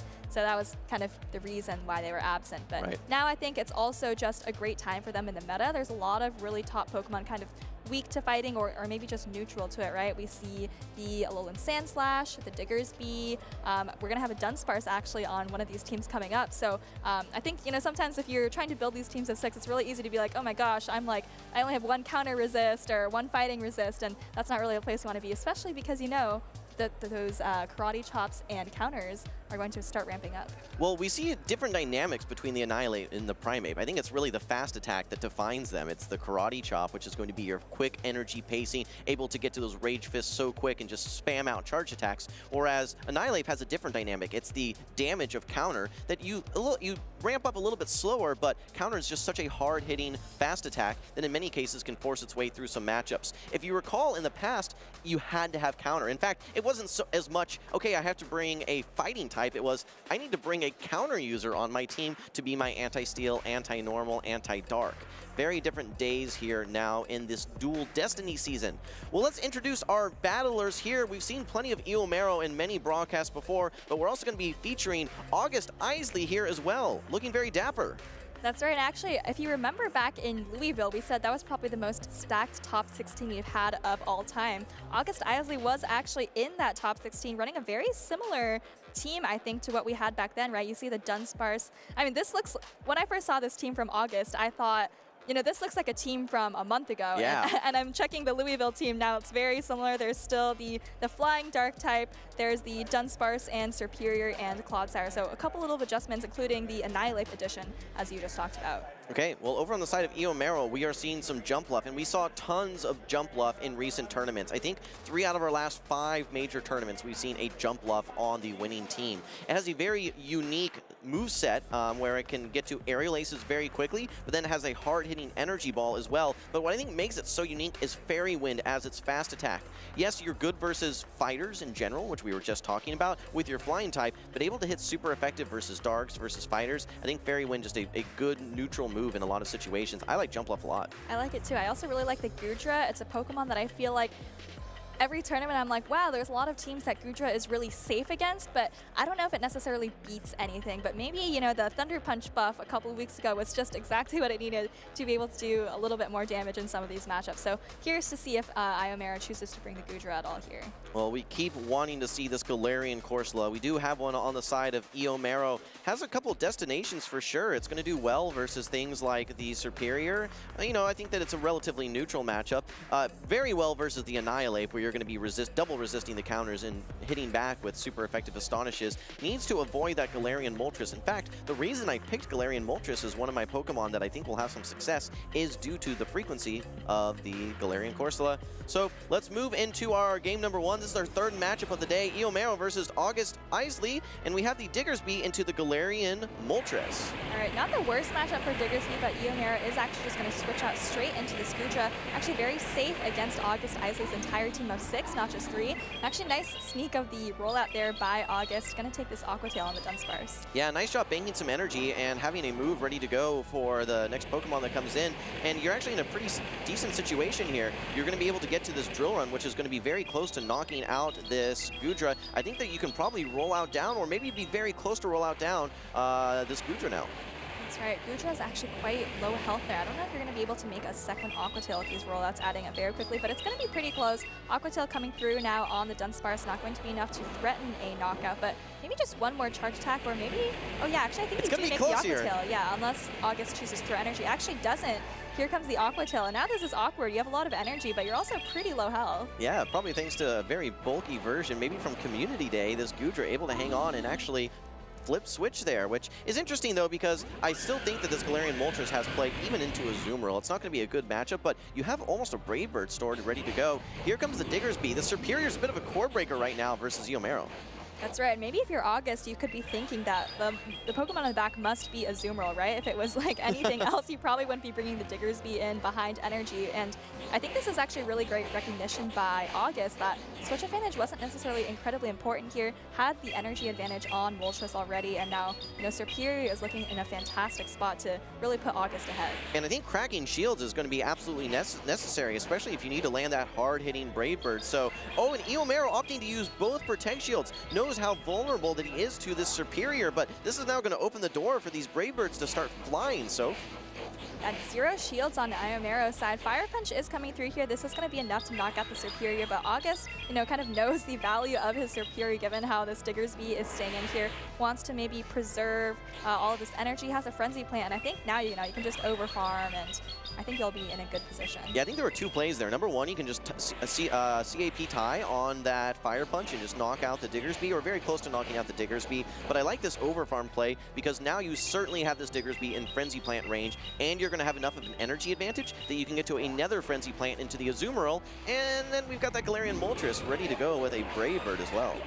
Yeah, and I think maybe just 1 Frenzy Plant plus 1 Brave Bird is probably going to be a recipe for success for August here. Moltres could also, I believe, hang on to a charge attack from Azumarill if it needed to. So actually just going to switch out right away. 1 sucker punch and gets to this Brave Bird. I think this is going to be a good game, and game 1 maybe going to August here. Yeah, a lot of adaptation there in that first game by August. I don't know that he necessarily, he was expecting that team from Eomero, but able to adapt on the fly and actually losing switch advantage after coming in a little bit late with his Dunsparce there. Recognition, recognizing that, hey, I don't need to win switch. I have this energy. It has great destinations across the board. And then, oh, guess what? My superior core breaks the rest of your team. Yeah, I like the superior against Iomero's entire team. I mean, after that display, you have to imagine, maybe going to be continuing to rely on the Gudra, maybe bringing that jump left in game 2. But let's take a closer look at August's team. We see the common Feraligatr and Clodsire core from, maybe a couple weeks ago or a couple months ago. The Dunsparce still kind of hanging on in the meta. And I think Galarian Moltres and Superior are still quite strong. We saw both of them in action in that last game, and of course the Annihilate as the 6th pick there. Taking a look back at our replay, so if we saw these Frenzy Plants flying very strong there, I think that if we look at grass types, it's pretty much just Superior and Jumpluff at this point. What Jumpluff has a little bit of advantage of is that it has access to Stab, same type attack bonus, flying attacks, whereas the Superior is going to have the non-stab Aerial Aces. But Frenzy Plant is such a differentiator in a meta because of just how efficient of a move that it is. Even in situations that it's resisted, it can knock out a Shadow Alolan Sandslash with 2 Frenzy Plants, even though they're resisted. But again, game number 1 did go to August Isley there, and Eomero is going to have to figure out a way to come back in this game too. We talked about the difference being Fairy Wind on the Jumpluff, and I think that's actually a pretty big difference too. You think about the Feraligatr matchup, and I think that's kind of one where the super effective Vine Wisp from Superior really come in handy. Yeah, absolutely. So if I did have one question for you, just regarding the Galarian Moltres. So we've been seeing a similar Pokemon as far as its typing, that being the Mandibuzz here. This is our first time seeing the Galarian Moltres, and while they do have similar typing, the same typing, in fact, they play very, very differently. Do you think that Mandibuzz is just a worse Galarian Moltres that people don't have access to that Moltres, or do you think that they have their own niche in the meta? I think the big pickup for at least Air Slash Mandibuzz is picking up those fighters, right? We talked about the Annihilate and the Primeape really rising in the meta, so that's kind of somewhere where Air Slash Mandibuzz would come into play. Other than that, I think Moltres is the way to go. But speaking of these dark flying types versus fighters, we actually have Primeape versus Moltres here in game number 3. Okay, well, game number 2, we do have this Primeape ready to go. It's going to be able to outpace to these close combats, and it's hitting neutral with its Karate Chops. We actually had a charge attack priority there, if I'm not mistaken. I think August went straight for that Brave Bird. He does use the Protect Shield, doesn't want to take a close combat, which is nice neutral damage here, and yes, does throw the Brave Bird. I can't imagine any situation where Eomero doesn't shield this, so we're going to be seeing a little bit of even Stevens here to start our game number 2. That's right, Eomero does have an energy advantage on the Primeape compared to the Moltres though, and actually August is going to bank a tiny bit of energy and then switch out into the Superior, but now, I mean, you're going to have to take this close combat right to the face. And there's a Jumpluff in the back. Oh my goodness, I think Eomero is just going to take the shield and dip. Yeah, it's not a bad situation here. This is Aerial Ace, keep in mind, and while you are able to hit for your own Aerial Aces for super effective damage, you don't have the benefit of that same type attack bonus, and I think that this Jumpluff can easily tank 3 of these Aerial Aces, maybe 4. We're probably going to find out, but meanwhile, Eomero is able to get some nice neutral damage with the Fairy Winds. Again, a differentiator, like you said so, and the same type attack bonus on its Aerial Ace. Vine Whip's definitely adding up. I think the switch clocks are a little bit desynced, so I'm definitely expecting to see Eomero always bank up a little bit of energy before throwing these attacks. Aerial is coming through. Like you said, Jumpluff comfortably able to take 3 from full health here, so Eomero definitely not going to be investing shields into this Jumpluff, and maybe just build up a little bit more. Nice canning there. Superior doesn't get to the Aerial Ace. Well, so this is a dangerous situation right now for August Isley because he has a Dunsparce and he has a Galarian Moltres. Shields down that versus an Annihilate that actually still has some energy as well. In comes the Dunsparce now. It is going to be met now by the Primeape. Primeape has a close combat ready to go. It has not been boosted by Rage Fist. Is one close combat enough to knock out this Dunsparce? Here it comes. Hazed on with just a sliver of HP. Oh, but doesn't fire off the Drill Run, so Primeape is able to Karate Chop down. But I think this is looking pretty good for Eomero. You are even able to make this close combat, and I think you can probably win this game without even having to show the Diggersby. You know what? Eomero threw 4 close combats in this game, not a single Rage Fist. We're saying, do you need Rage Fist to be impactful in this meta? No, just throw those close combats. Game number 2 goes to Eomero on the back of the spammy Primeape.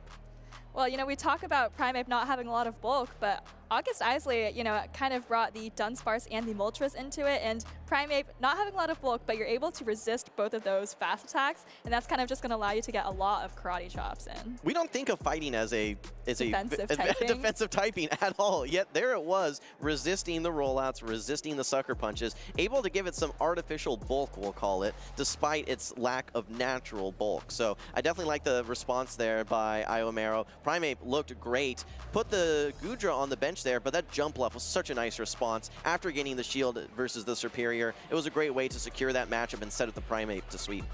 That's right, and Iomero even got the shield from the Superior before, you know, heading into the jump off, and I think that really just put him way too far ahead for August to catch up. You know, down a shield in a horrible matchup, no, absolutely nowhere to get an advantage. So really nice adjustment from Iomero, not just bringing the jump off in to handle the Superior, but also, you know, kind of maybe got a little bit lucky with the Primeape being ABA strong into August. You know, and even if we didn't see this miscue here, going for good timing and end up getting knocked out by that final karate chop, I think that I think that game was well past being able to recuperate from, just given that you had a full HP Diggersby hanging out in the back as well. That was absolutely the Primeape show, though. It wouldn't shock me if he brings it again in game number 3, knowing that we've seen the Dunsparce, we've seen the Moltres, even Superior. It was able to get a Protect Shield versus doesn't want to take a close combat. The only thing I think that can really slow down that Primeape maybe the Clodsire, just because it's resisting the karate chops. The Annihilate will definitely be the wall, thank you so. But it has to watch out for those Rage Fists. Oh, this is an interesting matchup. Decisive game 3 here. Winner goes to winners finals for Group B. And Goodra into Superior, right? You have the Dragon Breath really chipping down the Superior, but your energy doesn't really do much here. No, not at all. You know, you can go for the resisted Frenzy Plants, which I think do slightly more damage than the neutral Aerial Ace here, but I think 2 Aerial Ace is going to be putting a decent dent into this Goodra. Meanwhile, yes, these Dragon Breaths are absolutely adding up, but you're going to be resisting all of the charge attacks on the side of this Goodra here. Aerial Ace number 2 comes through versus Iomero's Goodra. This is not even close to knocking out. I don't even know if the third one is going to knock out here, but here comes the first Aqua Tail from Iomero. I think actually Frenzy Plant might be just a little bit more efficient for Superior versus Goodra, but maybe you get outpaced to the charge attacks that way, and it looks like Iomero is actually going to be throwing the resisted energy. Oh, actually this is charge attack priority, so really nice counting there from Iomero, and I think if you're August, yeah, this is nice. I think you let this go, and both of your back Pokemon, well, especially the Shadow for Alligator with energy. Oh, but actually, wait, you hang on to that move, and maybe you even have switch advantage. Wait, but you're undercharging. I think that he was one step ahead of yourself and says, yeah, no, I want to soft lose this matchup here and get the energy on the Feraligatr, like you're saying.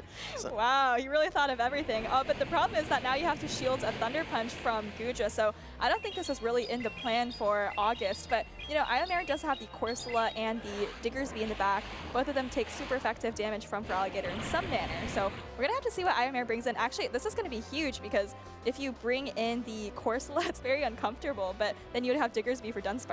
Yeah, Dunsparce does not want to see the Diggersby, so this is a great read by Iomero. And while you are taking these super effective Shadow Claws, you're just out-bulking this Feraligatr, and you can certainly tank one of these charge attacks. And these Astonishes, I mean, keep an eye on the HP bar for this Feraligatr. Look how much each of these Astonishes are doing from a relatively bulky Pokemon.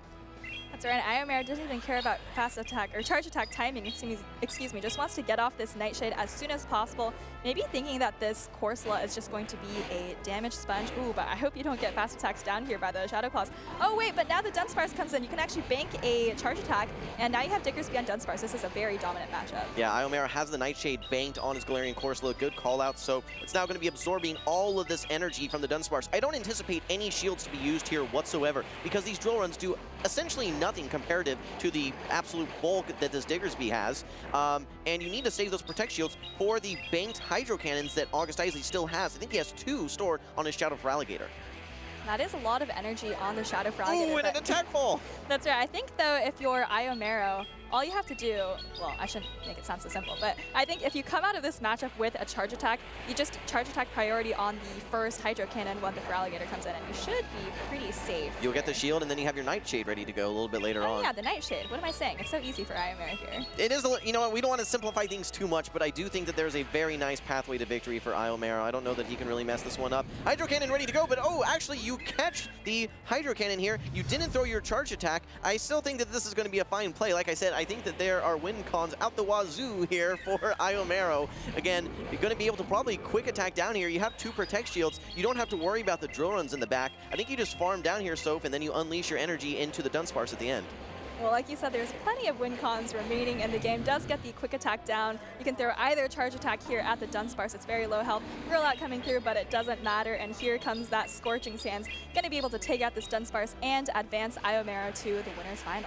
Great comeback from Iomero after going down 1-0, was able to respond and win 2 consecutive games. And like you said, he's going to be moving to the winners finals in Group B. That's not all for August Isley, though. He will be moving to the loser side of the bracket, where he still has a pathway for day 2 through the loser side. That's right, and I think August maybe actually just overthought things, right? We saw in the lead matchup, you know, Undercharge trying to get some energy on the Shadow Feraligatr, and that actually could have been really good given how good the Feraligatr looked in the back. But then, you know, maybe Undercharge just a little too much, had to take the Thunder Punch from Gudra. So a little bit of a tough situation, but I mean, I saw the thought process. I think it made a lot of sense. Right, you're always evaluating what are you gaining and what are you giving up. So you're gaining some nice farm down on your Feraligatr. You're gaining some energy, but what are you giving up? You're giving up not only alignment, but a protect shield as well versus that Thunder Punch. So I think if you're weighing the what you're getting versus what you're giving up, you got to say that you're giving up way more than what you're actually getting there. So a little bit of a miscue there from August Isley, but I saw the play. I think that what we would have liked to have seen there from August Isley is winning that switch advantage by fully charging that Aerial Ace in the lead matchup, and then actually having the Galarian Corsola into your Dunsparce, which is a much better matchup for you. Absolutely. So sometimes it's, you know, weighing whether you want switch advantage or energy advantage. And I think in that case, you know, potentially switch advantage would have been just a little bit safer, or maybe just undercharge less. Yeah, I mean, I think there's 3 elements there. There's switch advantage, there's energy advantage, and then there's also shields, of course. And you're giving up 2 out of those 3, which I think was just too much to come back for there for August Isley. So again, congratulations to Iomero. No surprise to see him again in the winners finals for his group.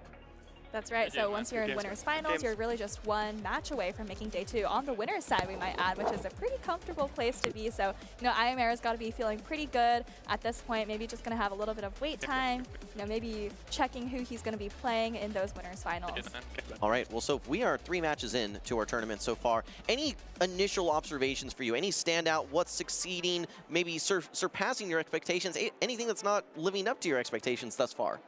Yeah, that's a great question. I know we've seen a decent amount of Galarian Corsola. I don't really feel like we've seen it succeeding too much necessarily. It's kind of just been there. I wouldn't say it's kind of the MVP on anyone's team right now. So I think the jury is still out on Galarian Corsola, whether it really has the right fit in this meta. You know, there's a lot of normal types, usually a dark type on every team as well. Other thoughts, though, I think the fighters are looking very good. We talked about it at the start of broadcast. And I think, you know, Annihilate and Primate, there's pretty much at least one of those on every team. So definitely, you know, legit and certainly have their place in the meta.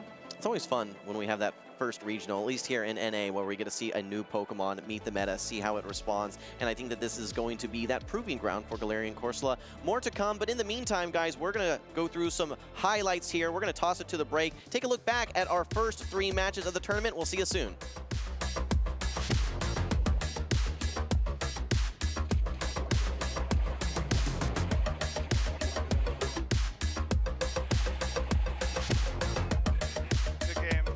GG's. Games.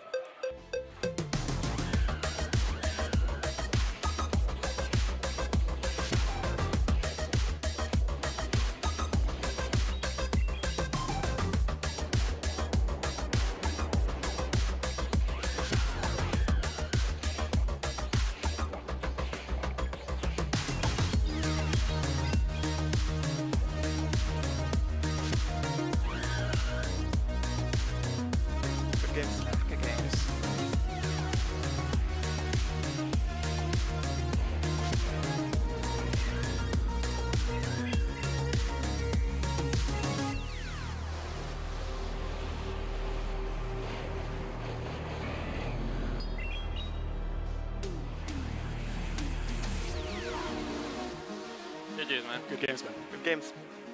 Despite the unbanning of Morpeko, the Mighty Mouse was nowhere to be found. This cleared the runway for Mandibuzz to take flight, which found great success for trainers like Boglish. And PCF had the fans entertained, finding success cooking up one of the spiciest teams we've ever seen. Day 2, a rematch from Brazil would take place in the losers finals, as the Torian pushed out of pocket to the brink of elimination. but the signature pick of Araquanid was too much for the trainer to overcome.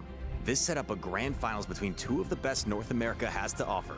In a rematch from Indianapolis 2024, the grand finals would be a flawless showcase of grit and skill from SJ and his Shadow Feraligatr, seemingly always having energy stored, putting out of pocket on the back foot. On the back of Feraligatr and Jumpluff, SJ would join the exclusive club of multiple-time regional champions. He can't believe it. He shakes his head in disbelief, and SJ is your Sacramento 2025 regional champion. If you want to join in on the action yourself, head to Pokemon.com/compete to find events near you.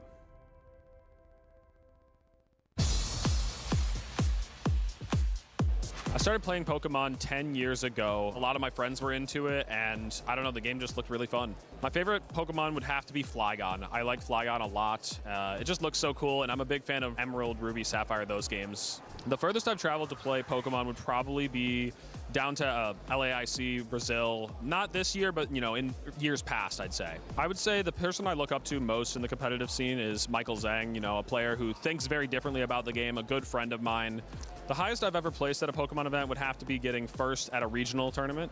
That's the best I've done. I've done it 3 times, but, you know, always looking to do better. Internets, Worlds. I try to eat something simple, something easy. I love a burrito. I don't know. I might not finish the whole thing, but you can save the rest for later. I would say between milkshakes and smoothies, I'd probably pick smoothies. I'm a big fan of boba, and, you know, you usually find boba in those. Maybe not so much in milkshakes. It's a much easier drink to have at any point in the day. I would say I really liked going to Japan. Japan was such a unique place, something so different than anywhere I've been before. And going there for the World Championships last year, it was a good time. When I listen to music, I usually like alternative stuff. I went with Sprigatito because I'm a big fan of the kitties, and I was really, you know, excited to see what it ended up evolving to. Meowscarada is a really fun evolution. I like it a lot.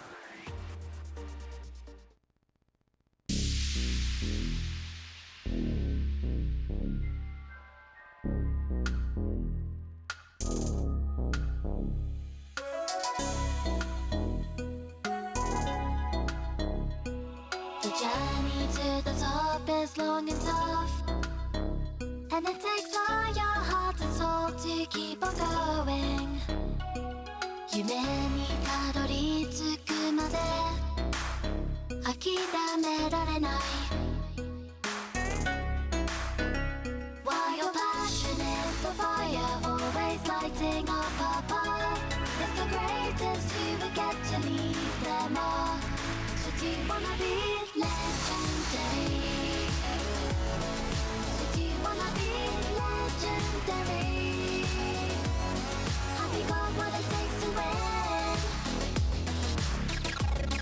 Have you got what it takes to win? The training has been taking all your life, and you need courage if you want to win the fight. Respect the opposition like a real hero should, then strike. While your passion is the fire, always lighting up a path, it's the greatest who will get to lead them all. So do you wanna be legendary? So do you wanna be legendary? Do you dream of becoming legendary? So do you wanna be legendary? Have you got what it takes to win? Have you got what it takes to win? Have you got what it takes to win? Have you got what it takes to win?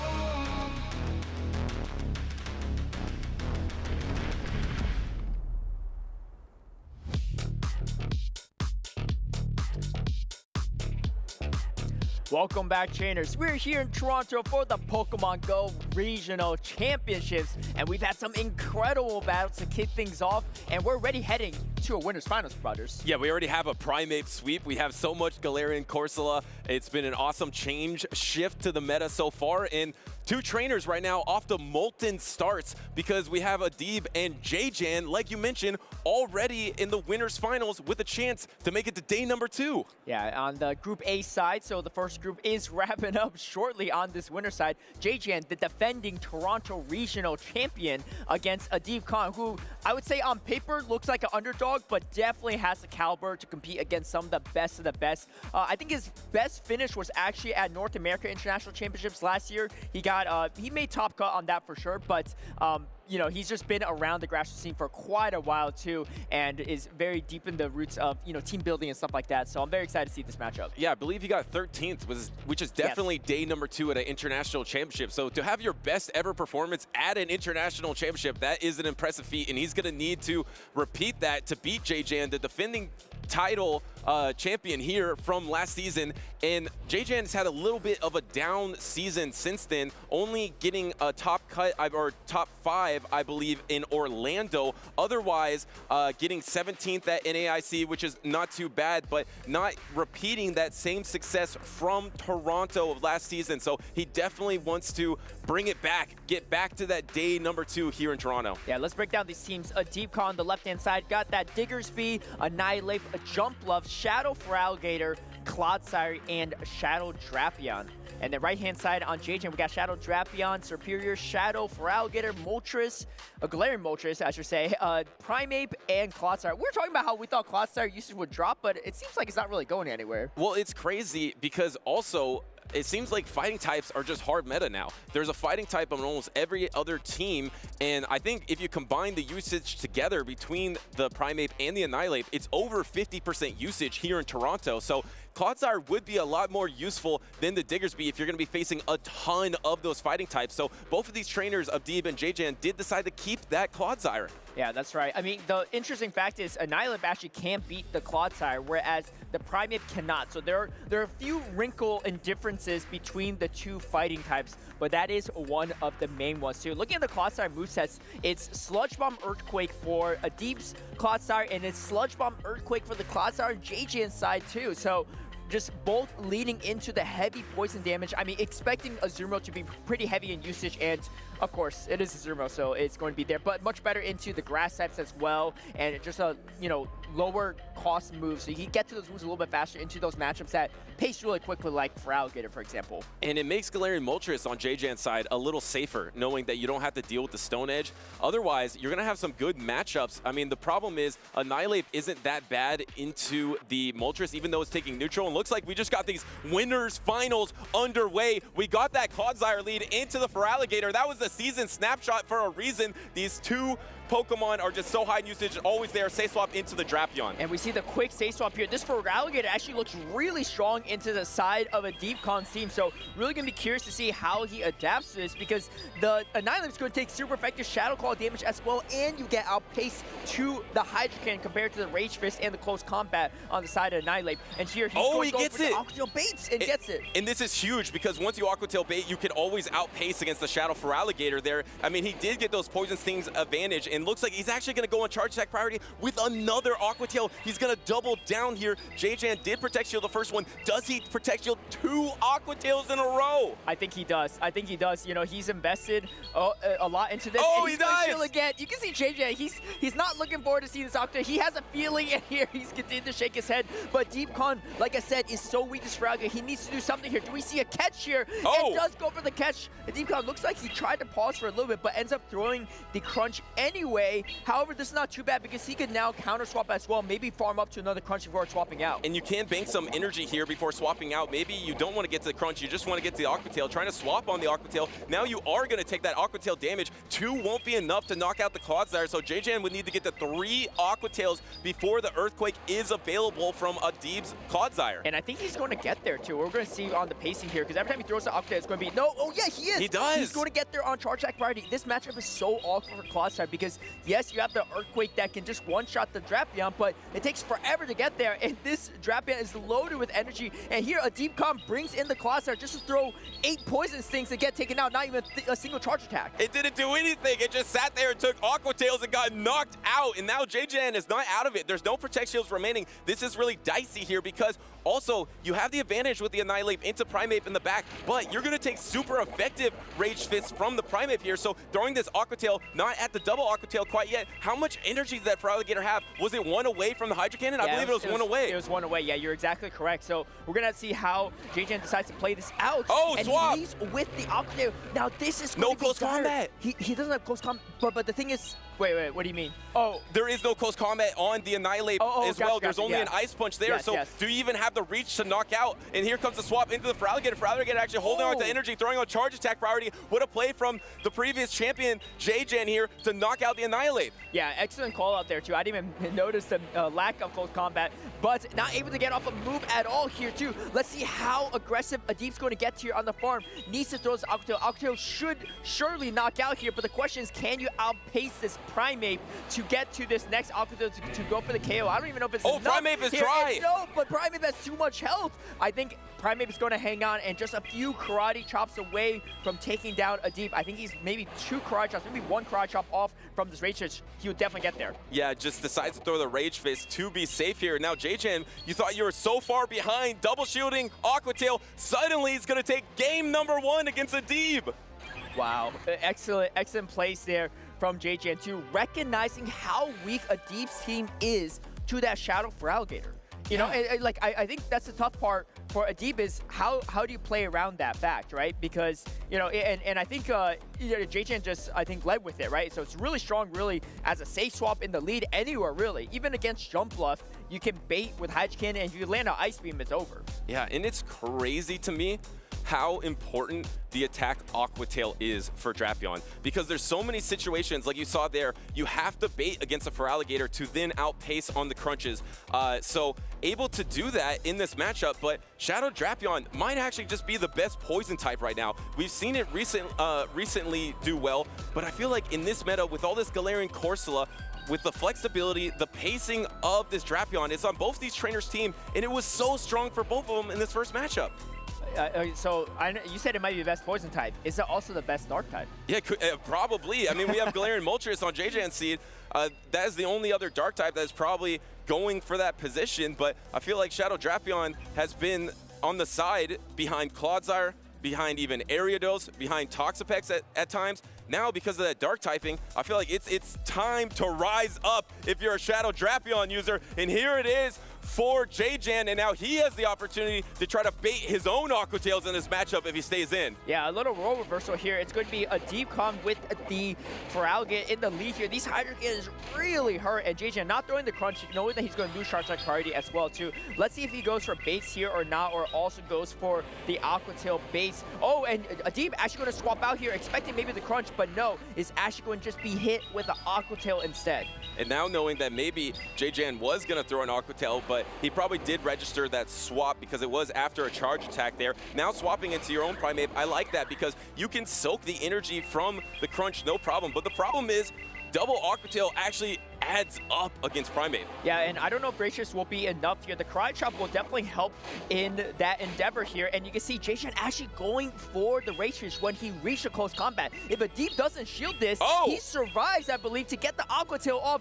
Does it happen? Yes, not even close. Still a few Karate Chops away, and JJN lets it go. Lets it go, decides you would rather just get the farm down and lets this Primeape go down. How do you farm down this Drapion? You go for the Shadow Claw down. That is huge. There's not even an Aqua Tail reach, so now this Feraligatr has energy, more energy than Adib's, who is energy dry at this point. Yeah, I like that play a lot from JJN, recognizing that he's already down a shield. He's not going to spend another one, but on top of that, too, he knows how strong that Feraligatr is, and Adib knows as well. He's going to quickly swap over to his Annihilate here. He has a shield advantage. I think he's going to just Race Fish and try to counter down to boost up that attack. You can see the counter damage really adding up there counter doing more damage than Karate Chops. You see that another big difference between Annihilate and the Primeape. And actually going for the Protect Shield here, you do have that Shadow Drapion in the back to soak more Rage Fists or Ice Punches. And do you try to go for your Hydro Cannon before the Annihilate gets to attack, before you get countered down, and you barely hold on to get there. So now it's going to be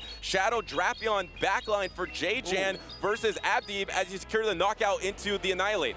Yeah, this is kind of tough for Adib as well, too. He recognizes there's energy on the Drapion, so he can't really spend the shield on the Annihilate here. Can this Hydro Cannon KO? He needs it to knock out the Drapion and to Shadow Claw down the Fralga in the back end, too. It might be a Simul KO if this is not enough, but you can see J-Jan shaking his head here, too. I think this Hydro Cannon is going to be enough. It's really going to come down to the Shadow Claws in this near matchup. I think Adib has more health. I think Adib has more health, and he Shadow Claws through and ties up the series 1-1. One Shadow Claw difference there, too. Really great adjustment from Adib, recognizing how strong that Shadow for Alligator is. I mean, he's made it all the way to the winner's final, so this might not be the first time he's had to deal with the Shadow for Alligator problem. However, it still is definitely a problem for him, but finding the adjustment he needed for that pivotal game 2. And now we're going to game number 3 to see who's making it day number 2. Maybe if you're J-Jan, you decide to go for the crunch there, because if you got that debuff onto the opposing for Alligator into the Protect Shield, maybe you get a simultaneous on that Shadow Claw. I feel like that was the only other possibility for J-Jan to possibly get a rematch in that situation, because if you tie, you get to play that again. So you might as well try to go for that debuff if you can't get to the double Aqua Tail. Yeah, that's right. And, you know, a lot of maneuvering back and forth from both players here, but having that early shield advantage really helped set up a D. But you can tell, you know, the pacing on Annihilate was just way slower than Primeape, so you couldn't really even counter down the Feraligatr there too after spending a shield. So he just, you know, was very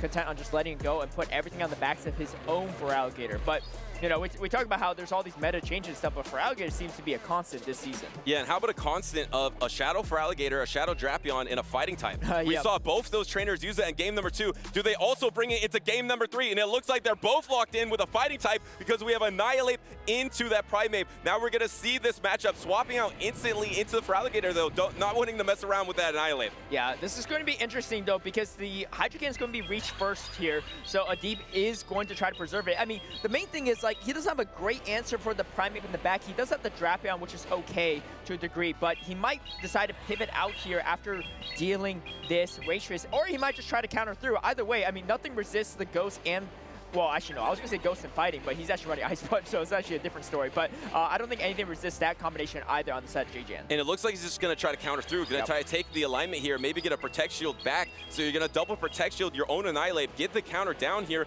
and then what do you soak this energy with? I mean, you could just take an Ice Punch maybe onto your own Shadow Drapion, but at this point, the way it's boosted, it's going to do a lot of damage. Actually, it looks like Adib's trying to pivot here. I think it's probably better for him not to, because he's already boosted, right? So his damage is not boosted, but we're going to see how he plays it out. Oh, he does! He is going to swap out here, too. He wants to draw out the Primeape again so that he could align the Diggersby on the Drapion, but J-Jan's ahead on energy. If he snuffs this out, he might be in a good spot because he has a shield advantage, right? And he's just going to stay in. He's going to get off these Aqua Deals before Adib can get off both of his. Yeah, and especially if you can start ramping up some energy into your own Primeape here, you can win charge attack priority against the Annihilate, and then you can start close combating the Diggersby in the back. This is really risky for Adib here. That was charge attack priority. There is one Protect Shield remaining here for J-Jan. Does J-Jan try to swap out and now get some energy ramped up onto the Primeape here? No, looks like he's going to stay in. No, he does swap into the Aqua Tail.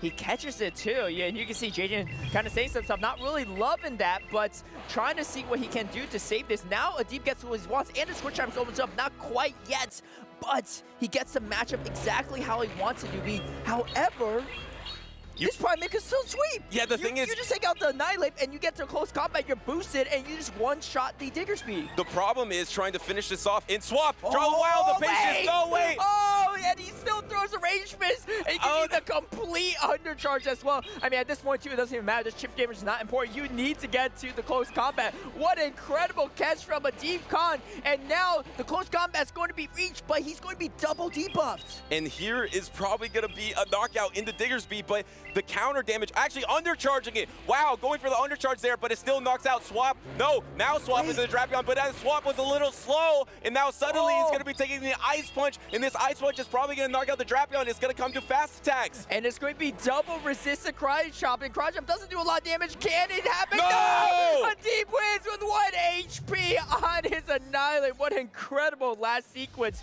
from a Deep Con. Wow, Primeape winning the battle of the fighters there. JJ maybe had some opportunities in these in-games to take out Adib, but just the patience from Adib there to be able to finish off the game with the Annihilate. We thought that the pivot out maybe was a mistake, but it was brilliant in the end because it's so hard for that Primeape to finish off the Annihilate with that double resisted Karate Chop. Yeah, I mean, I don't know what the replays are, but I really hope there's a replay of that catch too on the Diggersby, because I believe when he swapped in, JJ wasn't even throwing the move yet, but I think in his head he was already committed to throwing the Rage Fist. So the moment the Diggersby came out, he's already halfway through on pushing onto that side of the button, and he ends up throwing it too. Yeah. And what an incredible catch, because I'm looking at him like there's no way Adib wins this, right? He gets hit by the Rage Fist, and we saw the close combat, even undercharge was enough to take out the Diggersby. At full charge, he definitely would have, but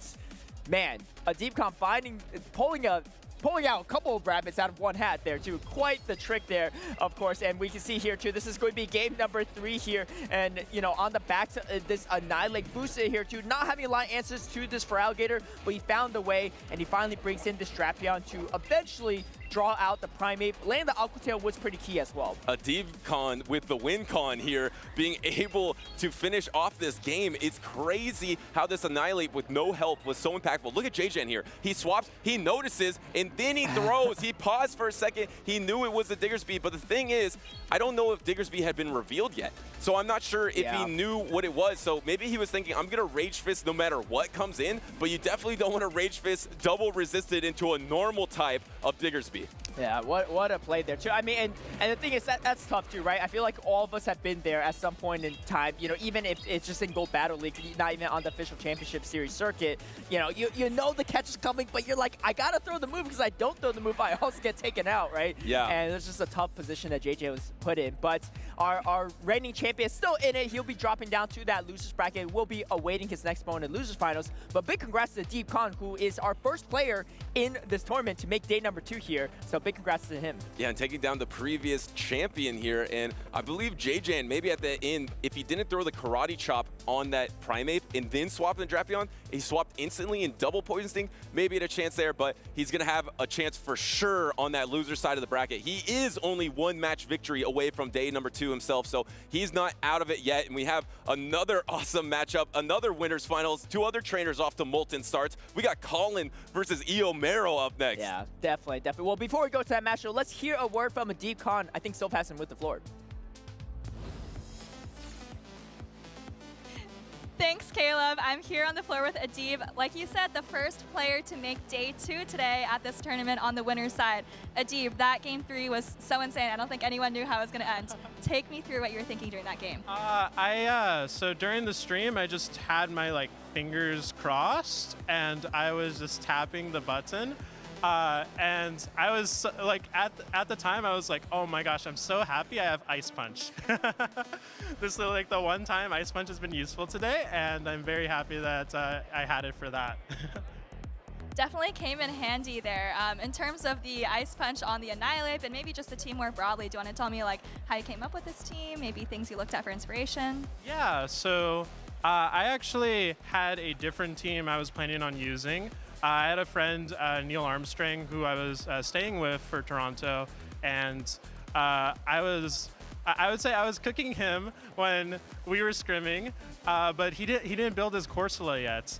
He had a Drifblim instead on his team, and he was like, all right, once I have a Corsola, I'll replace it. And then yesterday, he finally finished his Corsola, and I got cooked. I was like, I'm not gonna use this team. It's too weak to Corsola. I need a Diggersby. I need a Dark type. And so I had this team saved from a while ago. I saw Shadow Mimikyu use it in some community tournament, and the only change I made 2 changes. One was to add Annihilate over Primeape, because I like the playstyle a little bit more, and then I made that Annihilate have Ice Punch, so I guess one change. All right, well, it seems like it's all paying off for you, all these preparations and little adjustments from friends. So that's really great. And this is your second time, I think, making day 2 at one of these championship series tournaments. Do you have any goals for tomorrow in terms of where you're hoping to place, or are you gonna just kind of take it one game at a time? Yeah, just one game at a time. Hope for the best. Keep my fingers crossed the entire game. All right, well, you can just keep tapping like you did in that game 3 and it might work out. And, last question, Adib, I know you do a lot for this community. Is there anyone you want to shout out, here in the arena or watching at home?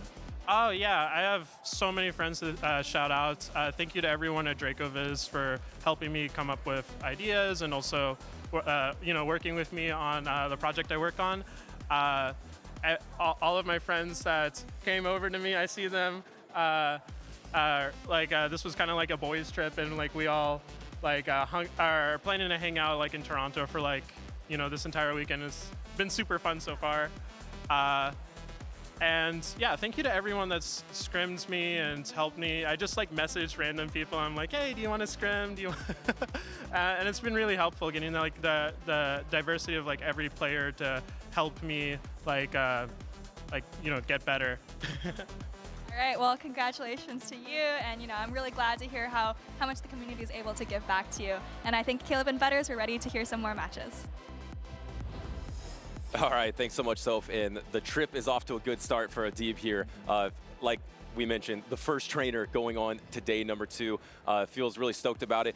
Decided to change his team to be better against Corsola, which I think was a fantastic choice because it seems like a lot of these trainers so far have been bringing that Corsola, and it wins matchups that you don't really even expect it to, right? Yeah, definitely. And I think the thing is, I like that Ice Punch addition too on the Annihilate, right? He said himself, right? This is, unfortunately the only time that worked out for him, but it was the perfect time, right? It was the one time he needed as well for that Ice Punch to carry him to that victory. And I think it's an interesting adjustment too, because a lot of people have been running close combat when Annihilate came out, but you have the Ice Punch for the Diggersby, still super effective, non-stab, and then, you're in such a good matchup against the Dunsparce that it's not really a big deal without that super hard-hitting close combat move. So, very excited to see how Adib does on day number 2. But like you said, we have some star-studded matchups here on the screen. We got Colin 6 all the way from Europe, and then we have Iomero from Mexico here in this second set of winners finals. I mean, it's so early in the day. It's not even noon. It's not even noon. It's not even noon.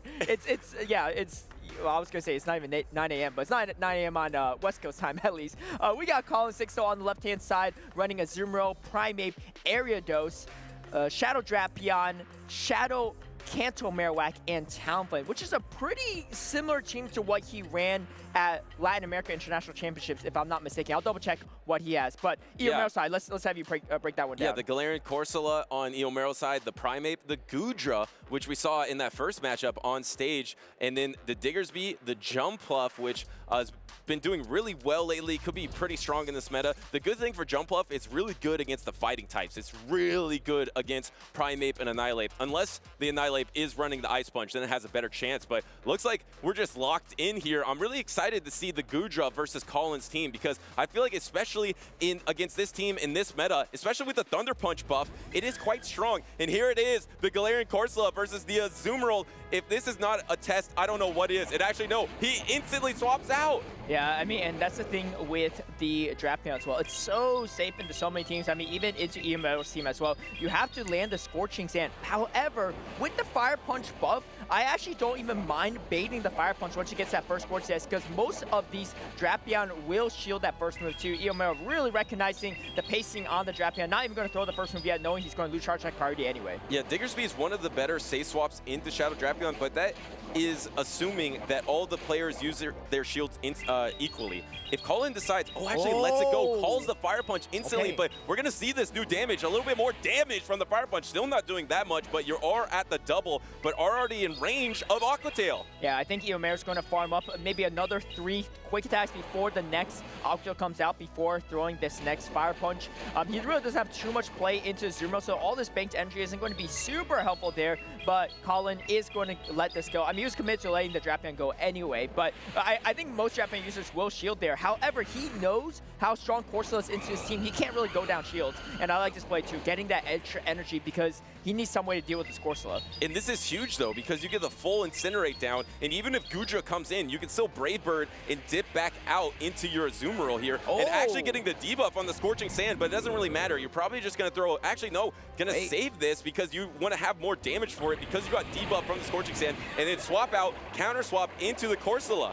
All right, this is going to be a real test to see how strong Galarian Corsola is because you're not only behind that energy, but you're also down a shield as well. But it is one of the bulkiest Pokemon and newest addition to Great League, which is why we see so many trainers run it here in Toronto and, you know, multiple other tournaments as well since its release. And here we go. We get Nightshade coming out. Nightshade, Power Gem, Astonish were all buffed last Go Battle League season, and so you're really seeing that additional damage come to play. And the true test of a Pokemon in a new meta is how it does neutrally against the strongest Pokemon. And what better test than Azumarill, one of the strongest neutral Pokemon in the meta. If it can come out on top against Azumarill neutrally, it's gonna be a good meta Pokemon. Here comes the Play Rough, no Protect Shield. I think that there's enough bulk to even hang on here. Can you get the Astonish down, or does Colin get back to his timer swap? No, Eomero swaps out, and here's the counter swap by the Talonflame. I like this play a lot. Look at that Dragon Breath damage add up here too. If Eomero calls a fly here, it could be disastrous, but no, actually is going to shield instead. I think he has the Aqua Tail though, so it should be okay. Oh, and he doesn't throw. He commits to the fast attack down. I think he recognized that he's not going to get enough moves off anyway, so might as well try to see if he could Dragon Breath. Is this enough? It is enough. It knocks out the Gudra here, and then now you get the Astonish down. There are 2 Protect Shields remaining. Does the Azumarill have enough health? It all comes down to Astonish. The strength of Astonish is one of the best fast attacks. Can Astonish take out the Azumarill? Simultaneous!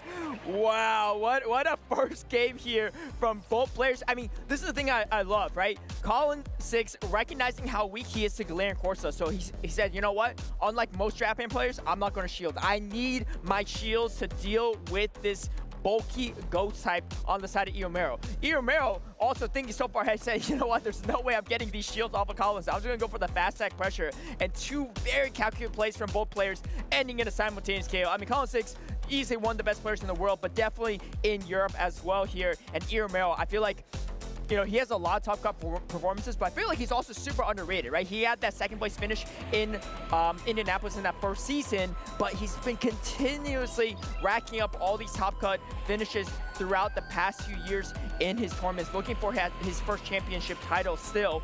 I talked to Marco Galde recently, right? One of our most decorated players, and he said anytime he's team building, he always goes to Eomero, right? His teammate, his friend, because Eomero always is able to spot out some of the weaknesses. And what I love about Eomero's team building is also he always brings something very unique, right? Last tournament in Sacramento, he brought a non-Shadow Quagsire. This time he brought a Gudra. I don't even know why, but hey, it played out and worked out. I mean, he's a really creative team builder, and as you saw in that matchup there, I think that team kind of carried him through, because I feel like Colin was able to bait out that Diggersby, get that full farm down with his own Talonflame. It felt like Colin just had all the momentum in that game, even at 2 Protect Shields, but on the strength of that core between Gudra and Corsola, able to take out Colin and get that simultaneous. And now we got a rematch for game number 1, because remember, when it is a simultaneous, you go to a rematch here, and now a better lead for Eomero, forcing the same exact pivot into that Shadow Drapion. Yeah, and this is kind of, again, a little awkward, because Eomero not only doesn't have a lot of answers to the Drapion, but his main answer, Diggersby, is not even on his team this time around. So I think he's going to just absorb the damage here. I actually like this play a lot, because Ice Beam will pretty much almost one-shot you anyway. So if he's taking some of the ship damage, might as well just tank the crunch and then swap out. I think he might come in Gudra here. Let's see how he makes this adjustment. He could always come into his own Azumarill and try to soak up this energy and bubble down. Looks like there is going to be a no-shield from Colin, so maybe Eomero is going to come in the Azumarill. There it is, and try to bubble down. Yeah, really great play from Eomero, recognizing that now this Drapion is way more manageable to take out. Colin, I don't think he even gets this next crunch off, which is nice for Eomero. If he gets a debuff, though, that will definitely help him a lot in this mirror matchup. He's actually going to swap out here. I like this play, too. Swaps over to the Ariados instead, so shows this Ariados, and now the Gudra for Eomero doesn't have a lot of places to go either.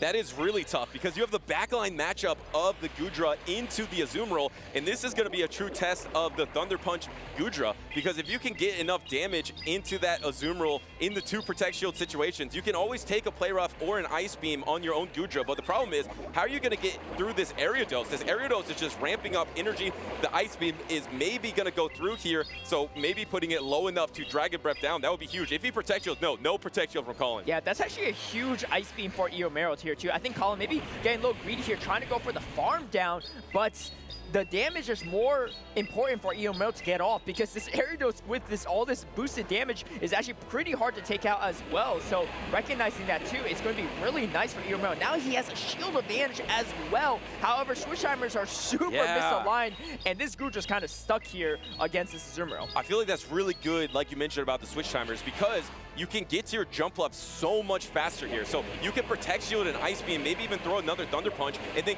get back to your jump pluff before the Ariados is available for Colin here. So I kind of expect that's what's going to happen. You're going to try to Thunder Punch and then get out of there. You're almost at the timer now, but you're almost at the back-to-back Ice Beam for Colin. Actually, you don't really want to take that on jump up either, so it's pretty tricky.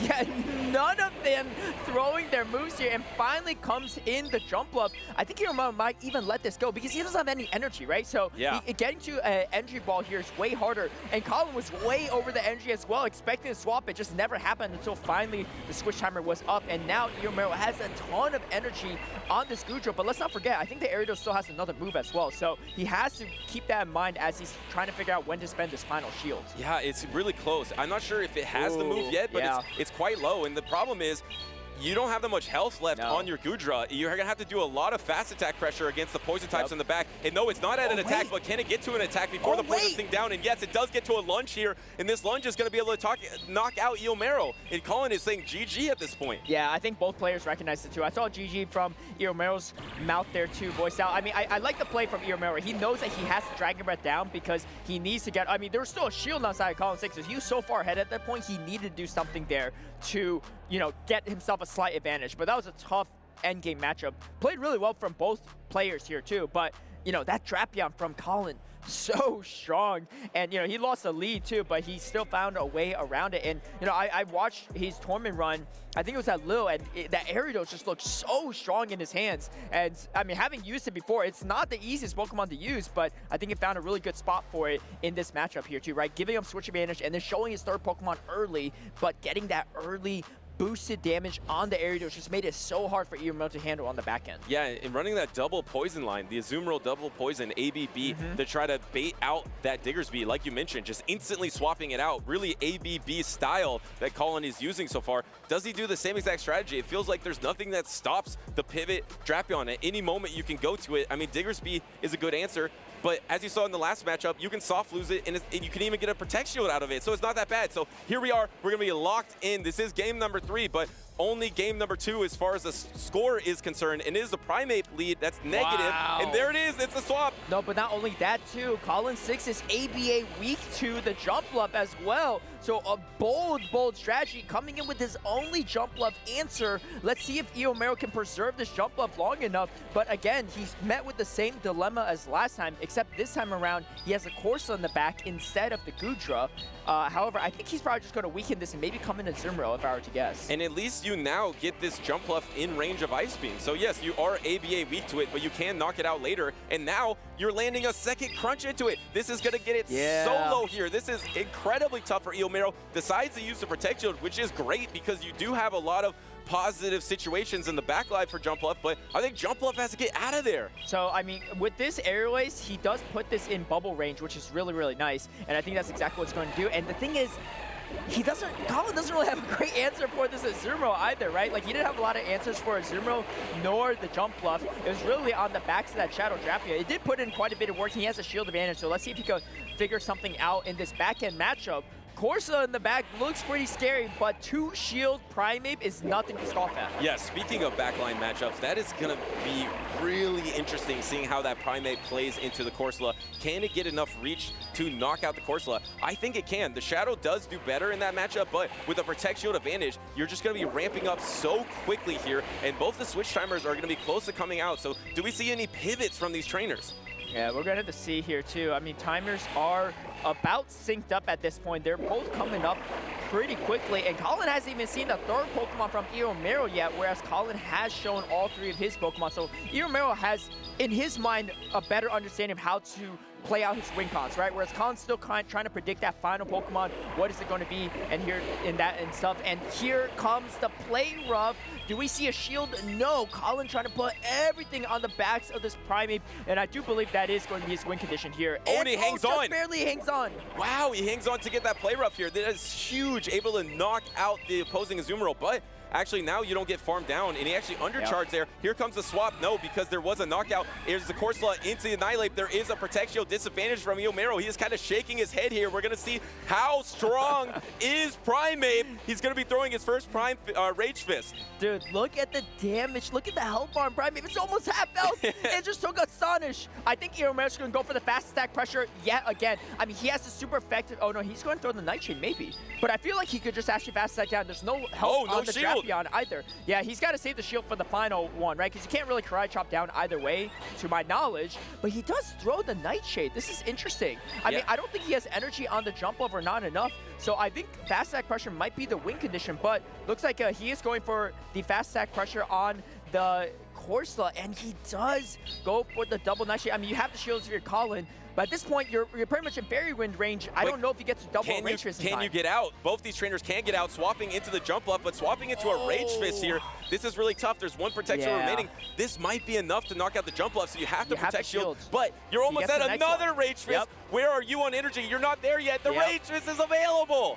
Yeah, this is going to be tough here, too. I mean, it really comes down to this Corsola now. It has a little bit of health, but this is a quadruple boosted Primeape, and it is scary. Can you survive? It gets knocked out. It does, but it has to take a bubble. It has to take a bubble. How can it take a bubble? The Drapion. Yeah, the Drapion has health, too. Couple moves. Yeah, it's looking really tough for Iromero. Colin's going to come in to throw that bubble. It is a simultaneous knockout, but Colin does have one Pokemon remaining with the Shadow Drapion, so that means he won the matchup 2-0 and is moving on to day number 2. Wow. Colin 6 too. I mean, the final boss of Europe looking like the final boss in the world as well too. A very strong performance from him. I mean, they had the tie in the first game and then just 2-0 since then as well. Looks like the players are talking to judges a little bit just to make sure everything went according to plan, but we'll have our expert judges review that and we'll get more information on that situation once we have it. I'm not going to lie, it's complicated because the win conditions for Iromero are a little bit different than they usually are. There are a lot of fast attack pressure because of that Astonish with the Corsola in the back. So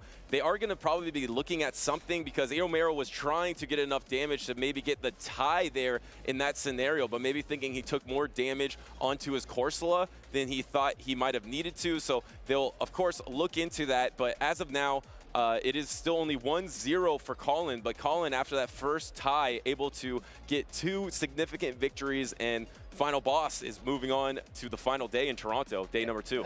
Those are 2 impressive wins, too. I mean, he lost the lead in the first game, right? And then in the second game, completely core broken with jump up lead. He's ABA weak to it, right? Primeape is one of those Pokemon that you can win in the 2-shield against a lot of things that are supposed to counter you, like Azumarill, Talonflame, Toxapex, right? All these Pokemon that you think are supposed to win, you're able to beat in that 2-shield situation. But one of the few Pokemon you can't beat is Jumpluff in that 2-shield situation. So that's actually a really bad matchup for Colin. And then, of course, he has a Azumarill in the back as well. But there just wasn't enough answers for this Shadow Drapion on the side of Iromero, so he was able to just put it in a range that was manageable for his entire, for the rest of his team. And 2-shield Primeape was just the solution there for Colin 6, right? And I think that's one of the big factors here, too, is which of the monkeys do you go with, right? Which of the fighters do you go with? And I think that's why we're seeing a lot of players actually opt for Primeape, Iromero as well himself. Yeah, and when you say there's not a lot of answers, there's literally no answer to that Shadow Drapion. He did the same exact thing all 3 games. Yep. He instantly pivoted the Shadow Drapion,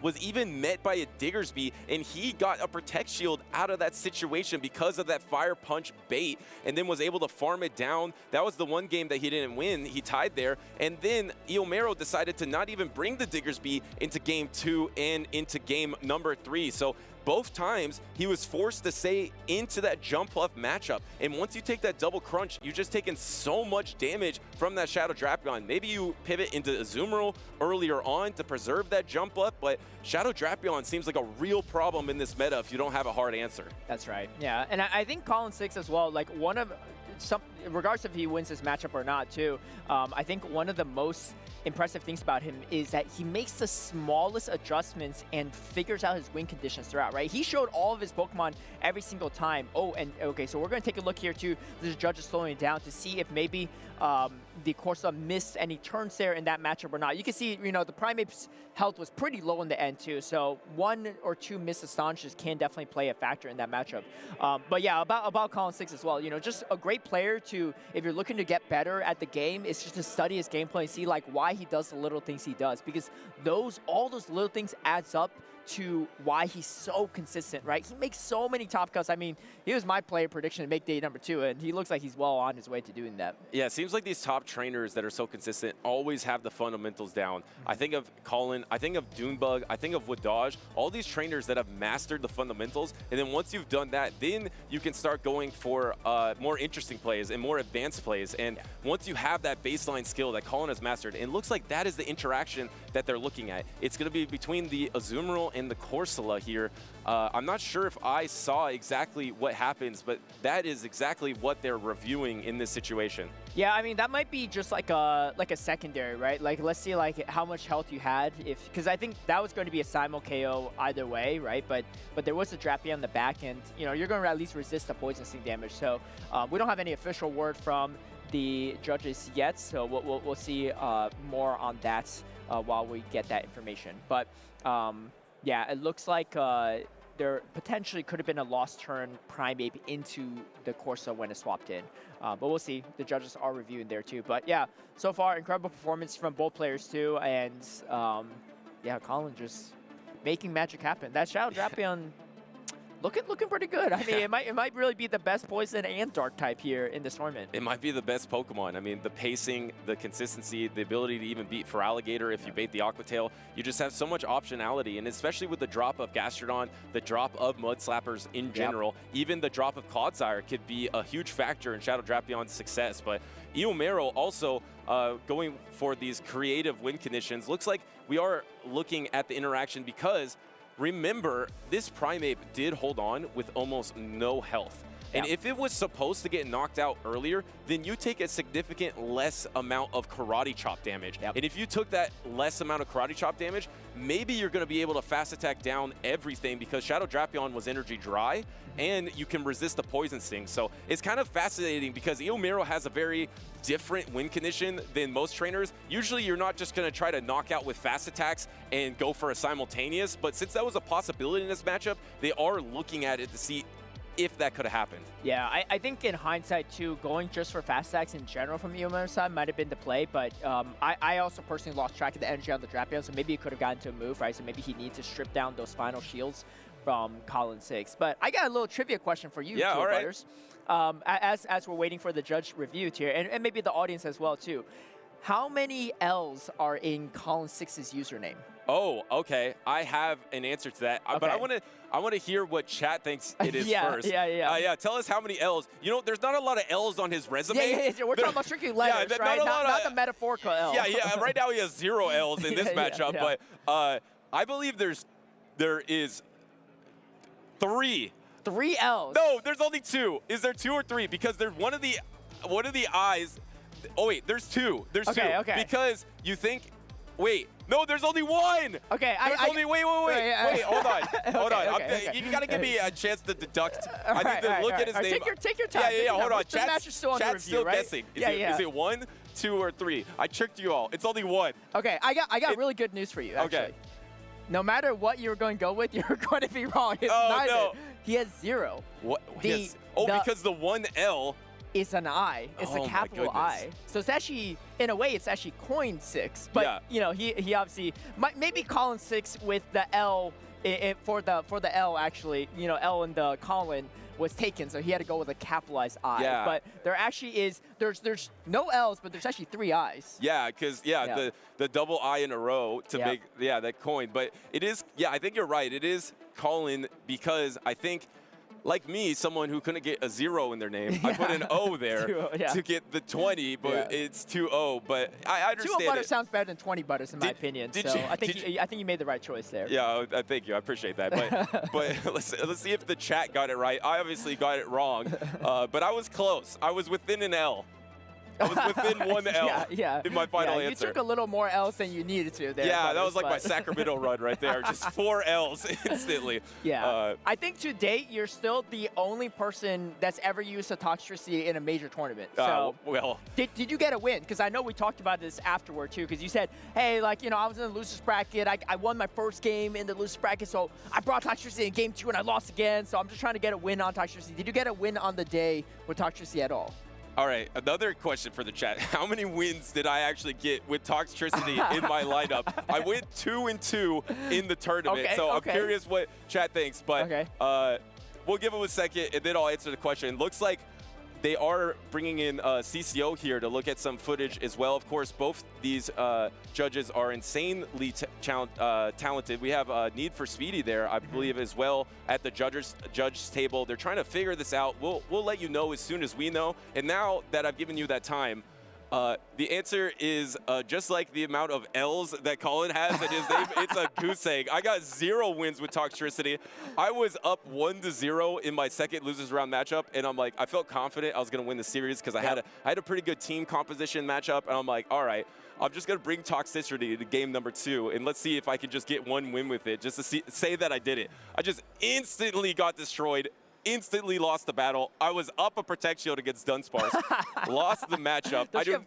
Power Punch. It's not close combat, right? Wild Charge, I do not recommend Toxtricity, but I do recommend that you come out and compete for your first time, because that was actually my first time ever competing, and I had so much fun. Even though I kind of just put a random team together, kind of messed around with Toxtricity, it's so fun to actually be at the tables with your fellow community members, talk to them throughout the tournament, be there to catch Pokemon all day, trade with people. Honestly, like, I can't wait to compete again. And if you haven't competed yet and you're on the verge on the edge of deciding if you want to do it, it is a great time and it's very welcoming. So we highly encourage you all to come compete. And it's the best place to play Pokemon Go. Definitely. Like during these weekends, because if you got to see the screen of these trainers when they're not in battle, it is covered in Pokestops. It is covered in PvP Pokemon that are spawning. You get the extra Stardust as well. You get exclusive gifts. It is a fantastic place to play and to be a part of the community. That's right. And I mean, if you're feeling like, you know, trying to dip in a little bit, think the regionals or international might be too much to start out with, too, definitely recommend checking out your local scene as well, too, because a lot of local tournaments, local cups and challenges as well that you can participate in to, you know, really get involved in. Test out some teams, because I think if you went to a local tournament, you would have realized, I don't know, Toxtricity might not be the play, especially in a Cloud Star meta. That's pretty wild. Yeah, no, it definitely would have found that out there the hard way, but we're still under review here in this matchup. This means that it had to be really close to determining the battle, and that makes it such a tough choice for the judge. Yep. I see you smiling there. Why do you? It looks like you. No. I was gonna say we should play a game while we're waiting here, too, right? This is a game that me and you are familiar with, but but for the audience, it might be a first time. It's going to be called Guess the Pokemon. So so Butters is going to hold the card to his head. I gotta not look at the camera too. Yeah. I gotta not look at the camera. Don't look at the camera. Yeah, I won't look at the camera. I don't know. Can you guys see this card? They can mostly see it. I'll hold it a little bit closer too for our audience here too. Right, you can see this card here too. Oh, this is gonna be so tough. So, so the point of the game is Butters can only ask me yes or no questions to determine what the Pokemon is. I'll give him a minute, right, to figure this out. A minute? 1 minute. Give me till the review's over. Well, there might be more than a minute. We'll see. All right, so only yes or no questions. Starting now. Okay. Is it a final stage evolution Pokemon? No. Okay. Is it a middle stage evolution Pokemon? Yes. Okay, is it relevant in Pokemon Go PvP? No. Is it first generation? Yes. Oh, it's first generation. Yes. Middle, okay, it's a middle evolution type. Is it a water type? Yes. Oh, it's a water type and it's a middle evolution? 35 seconds left. Oh my goodness, does it have a subtyping? No. Oh, it's only water and it's first generation and it's not relevant in Pokemon Go PvP. Yep. I asked you if it was a starter Pokemon, right? Is it a starter Pokemon? No, it's not. Okay, it's not a starter Pokemon. Is it 15 seconds. Oh no. Okay, it's a water type. It's first generation. Is it does it have high attack? Yeah, roughly. It has 5 seconds. High attack. Oh my goodness. Just throw it out there. No, it's 2 seconds, 1 second. It's a Kabutops. I don't know if that's a final stage. No. Wait, hold on. Yeah. I had a minute to ask you questions. Okay, yeah. And now I have my time to guess. What? That's how the game works. I don't think that's how it had works. a minute. I had a minute. I'll let you guess. All right, guess. I had a minute to ask questions. I'll give you 3 guesses. And now I think that's have fair. now I have time to guess. All right, it's okay. it's a water Pokemon that's first generation. Yeah. And it's a middle evolution. Yep. So it has 3 evolutions. Yep. Oh my goodness. I'm only thinking of Blastoise, and it can't be that because it's not a starter Pokemon. So what other one is a triple evolution that is a water type Pokemon? All right, you get 1 guess because we are going back in the battle soon. Okay, we were going back in the battle soon. Okay, it is a. I have no idea. It's a triple evolution, or it's a triple, so it's the middle stage of a triple in first generation and water type. Oh my God, chat is probably just going crazy with how bad this is. They might not be able to see it, but take a gander if you don't have a guess. It's a, oh my goodness, it's a Seadra. It's Seadra, yeah. You're probably thinking because it's a 3-stage evolution, you're thinking, because Kingdra doesn't come out until a later generation, right? So exactly. That's exactly what I was thinking. Yeah. We'll see if other people can solve the question later. But the match, it looks like with the addition of the head judge feedback as well, it looks like there is going to be a rematch here. So we got more games between Colin 6 and Eomero, which I'm excited to see here too. Looks like the Azuma versus Corsa lost a turn somewhere in that match, I think is where the ruling lies. Okay. Yeah. And that was a fun game. We actually might play that with some contestants here later. Yeah, I know you might do that, so make sure to keep tuning in during our breaks as well, because you might see someone do much better than I did in that. But I don't think they probably can't do worse. Wait, is there that many? Okay, we'll move on. We'll move on. We got 1-0, but this is going to be game number 4 because there was a tie in the game number 1 of this series, and of course there is a rematch here in this impactful game number 2, which would have moved Colin on into day number 2, but instead looks like we have the rematch here. We're gonna get locked in shortly. We still have the judges on stage, but we already see the score as 1-0, so I think it is a final result here. Yeah, so some more context as well too. So it looks like somewhere along the Zuma versus Corsola matchup, there might have been a turn loss, and then because due to a large amount of lost fast moves on the side of Corsola, it's why the head judge is issuing a rematch, because Eomero would have had more energy to possibly even knock out the Drapion in the bag. So, you know, definitely a complex issue that we have our expert judges reviewing. So looks like we have some more exciting games between Colin 6 and Eomero, which I'm excited about. I mean, this is at least game number 5 at this point too. So it's almost like grand finals on Saturday. Yeah, I mean, these are 2 trainers capable of getting to grand finals. Of course, Eomero was at the first ever grand finals in North America, facing King in that matchup, and then Colin, the final boss, is very familiar of those best of 5 matchups, and it seems like they are still reviewing it. I thought it was final in their decision, but it looks like we'll probably have that lock-in shortly. But what is the adjustment here? Are you finally going to bring an answer to that Shadow Drapion pivot? Are you going to bring the Diggersby, or are you going to pivot earlier into your own Azuma roll? I feel like that could be a viable play as well. Yeah, I think another option is if Eomero led with the Primate, right? Because then you can, throw a close combat at the Drapion when it gets to, you could tank an Aqua Tail for sure, right? We've seen that.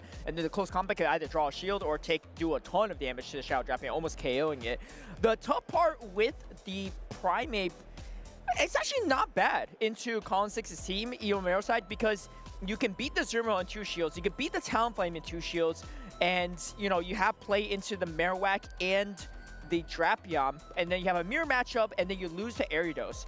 The good part for Eomero is it has a lot of play into the side of Colin 6's team, but the bad side is it doesn't have a lot of positive matchups either, right? It doesn't have like a normal type to lock on down, it doesn't have like a Alolan Sandslash it could beat, right? A steel type. Right. So it's like it has play, but at the same time it doesn't really hard beat a lot, and the way that Eomero has played with it is you also have to invest a lot of shields, right? So I think that's one of the downsides of these more frail Pokemon that hit really hard, is that they're kind of shield hogs, right? And so and most teams will have one or two of these Pokemon. It just depends on where you want to allocate your shield resources. Yeah, and Primeape is definitely a king of that category there. It seems like it gets knocked out by absolutely everything. Even a Hydro Cannon pretty much knocks out into the Primeape. Even if you're non-Shadow Primeape, it's just crazy. So you're going to have to use your shields against everything. That's why I actually thought that Shadow Primeape might be kind of strong, is because you're kind of doubling down on your strengths. You're already going to use those shields. You're already going to be the shield hog, like you mentioned. You might as well do some more damage. And in the one shield situation against Corsola, you can get enough damage with those Rage Fists to sometimes win the one protect shield situation. But I know that is a hard Pokemon to get.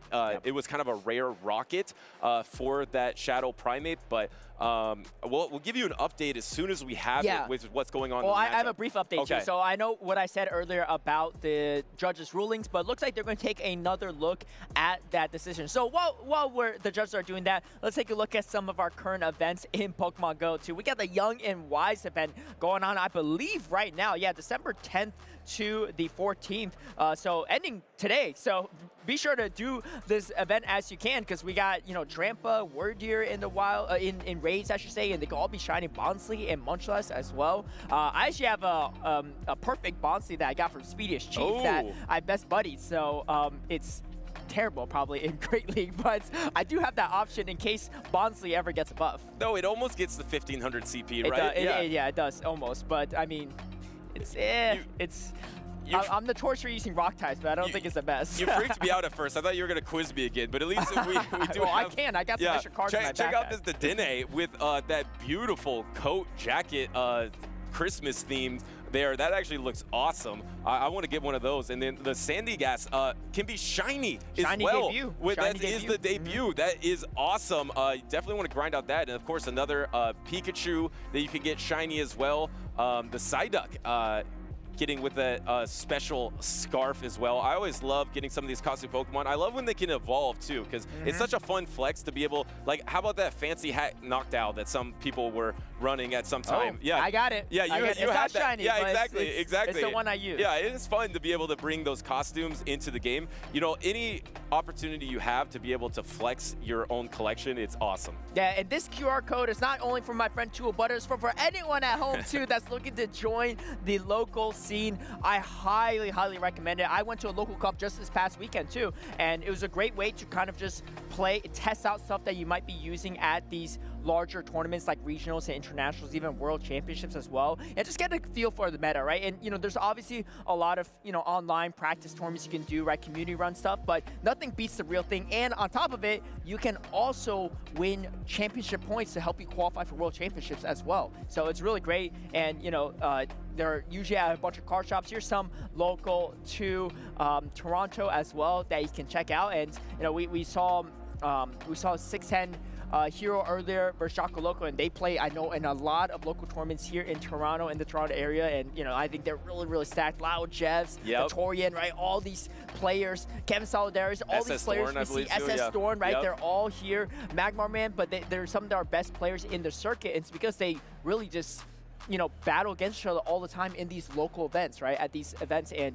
it's like steel sharpens steel, right? I think it's the phrase, and that's really how it feels a lot in a lot of these events, and it's a great time. So it looks like the judges are going to finalize their ruling, and my guess, we don't have it confirmed yet, but my guess it would be that Colin 6 got the win here. I have confirmation. There is no rematch, so Colin does advance to day number 2 with that 2-0 victory. Eomero does move on to the loser side of the bracket, is one match victory away from day number 2. Yeah, definitely. And, Eomero made quite the far run from that loser side in Sacramento, so I wouldn't be surprised to see him repeat it here in Toronto. But a big congratulations to Colin 6. He's going to be our second player to make a day number 2. He was my prediction for day number 2, and hey, early prediction pays off there. I mean, I don't remember the last time Colin 6 hasn't made a top cut, a day number 2 performance, or we should call him Coin 6. Yeah, exactly. Coin with 2 eyes.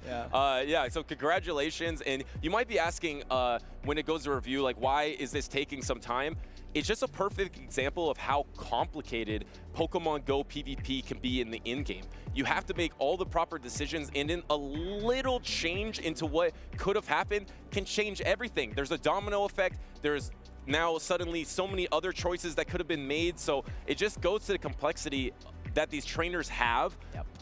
at their disposal in these in-games that you would have to see, oh, what could actually happen if something changed. So it looks like the judges did determine that Colin would have won that game probably regardless, so gave him that match victory. But so shout out to our judges there, but it is just a perfect example, in my opinion, of just how hard in-games are in Pokemon Go PvP. And if you want to make it to day number 2, like Colin did, you got to master them. That's right. And I believe this is Colin's first regional outside of Europe, to my knowledge. He's gone to LAIC, he's gone to Worlds, obviously, and international events, but this is his first actually regional outside of his main region. And you can see, too, that consistency carries over no matter where you go. So very excited to see him perform on day number 2. But speaking of exciting to see who performs, we got a star-studded matchup coming up again. Another winners finals matchup here. I believe this is Group C winners finals, and it's none other than Doombug97 versus Valor Ash. Wow, that is crazy. Oh my goodness, I'm seeing what Doombug is running. You're not going to want to miss this. But first, let's look at the season snapshot real quick of how we got here at Dual Destiny. Of course, Dual Destiny, there was a couple changes to the meta. One, Starmie got some new moves, a little bit of foreshadowing here, but these have been the story of the season. Shadow for Alligator, Clodsire to Zoomroll, and it has been a huge part of the story early on here in Toronto.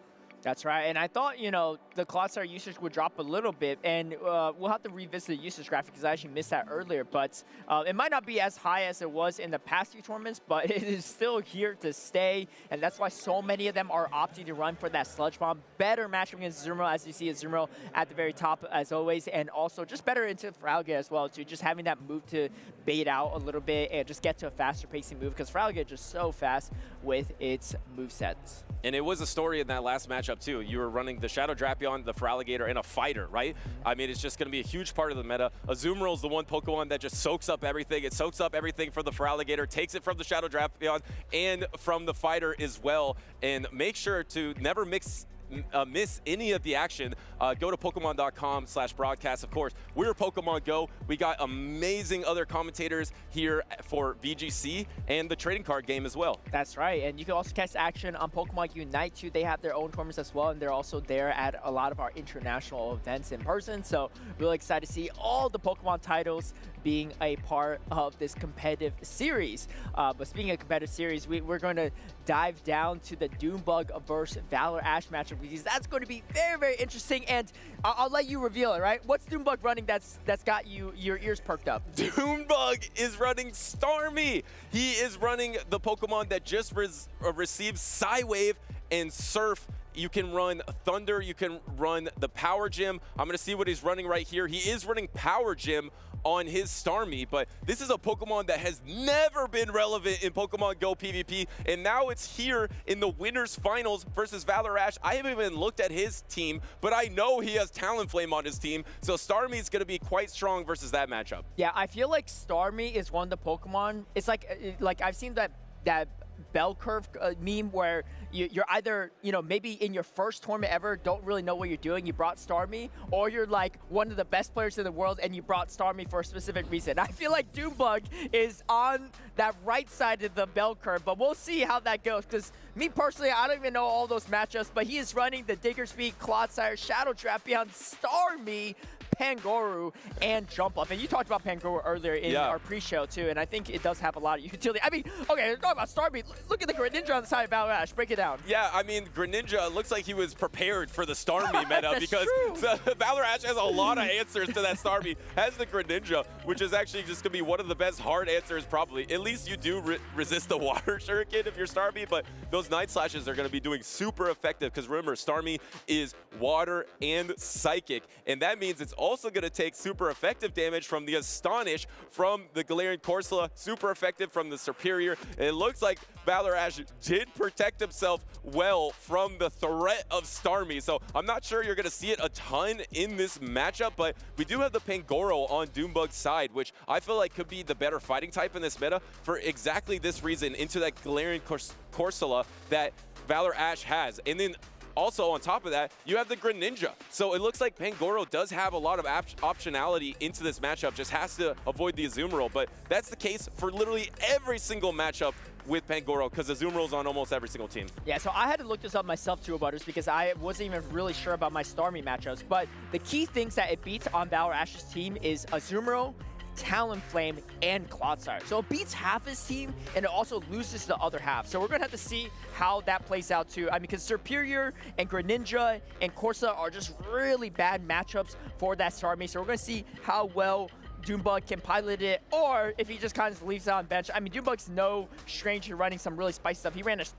triple, quadruple Shadow team, I think, in Orlando that one time with the Shadow Pidgeot. And, yeah. you know, he won that tournament. So it's possible he can make anything work, I guess, to a degree. But it is definitely an interesting pick for sure on the side of Doombug. He made the Shadow Pidgeot work when no one else could. Can he make the Starmie work as well? Maybe there's not as much upside as landing a Brave Bird from a Shadow Pidgeot on a Starmie, but you might have some options, especially in a meta with the Azumarill. You don't have the Thunder, though, to threaten super effective damage into Azumarill. Yeah, I know you're talking about how you like running Thunder. Yeah, I mean, it's nice because, I mean, here you have open team sheets so the trainers can see the Thunder, but looks like we're locked in. We have winners finals, Group C, Doombug versus Valor Ash, and there it is, the signature Pokemon for Valor Ash, the shiny Talonflame met by the Shadow Drapion. Doombug shaking his head, and look at that, he has the Starmie on the first battle. It's on the battlefield. Wait, and this is so good for Valor Ash too, because he has two Pokemon in the back that answers to Starmie as well. However, Doombug can't really swap out very easily here because he has a jump up in the back too, and that is going to be quite weak to this Talonflame. Do we see Valor Ash go for the optimization here or not? He is going to go for that extra Incinerate, going to get some extra damage here, but he's going to have to throw these moves soon because another Aqua Tail is just around the corner for the Shadow Drapion. And taking the super effective damage that does chunk. Now you're at the double fly here though, so you could maybe win this one Protect Shield situation if you can get it. Looks like Doombug is not going to throw up the Protect Shield, and actually last second throws up Protect Shield, but there is the back-to-back available, and it looks like the Talonflame is going to get the back-to-back fly here. Doombug early double shield with the Shadow Drapion, maybe try to get alignment with Starmie, but like you said, there's two hard answers in the back for Valor Ash. And this is going to be pretty tough. He gets the full Incinerate damage as well. That's so much damage for Valor Ash. I think he's probably going to bring in the Greninja, soak this in. Maybe not even shield the Greninja at this point too, but you should be able to Water Shuriken down. Might have to get hit by two moves first though, where that happens. Looks like double crunch is going to be landed. Let's see if Valor Ash shields or not, but this Corsola in the back looks scary good for Valor Ash. Wow, that does a lot of damage, even though resisted. Here comes the Jump Bluff, and now the Corsola is going to be unleashed here. Has the super effective Power Gem. Looks like Valor Ash is just reaching for it already. And actually, look at this. Doombug is running Acrobatics on his Jump Bluff here instead of Aerial Ace. We see almost every single trainer run Aerial Ace. Acrobatics does more damage per energy than even Energy Ball does. Yeah, but I mean, looking at how much damage that did, percentage health to that Galarian Corsa, it almost looks like an Aerial Ace compared to most other Pokemon taking that damage, but Corsa is so bulky here too. And you can see that Power Gem doing a ton of damage to, putting it close to Nightshade range. Does Valor Ash decide to shield here or not is a real question. He doesn't have a lot of health left. Yeah, I think this makes sense too, right? He doesn't have a lot of health left on his remaining Pokemon. He doesn't really want to get fast attacked down by a potential, I don't know, like a Pangoro, right? Or just there's a lot of things that could threaten here too.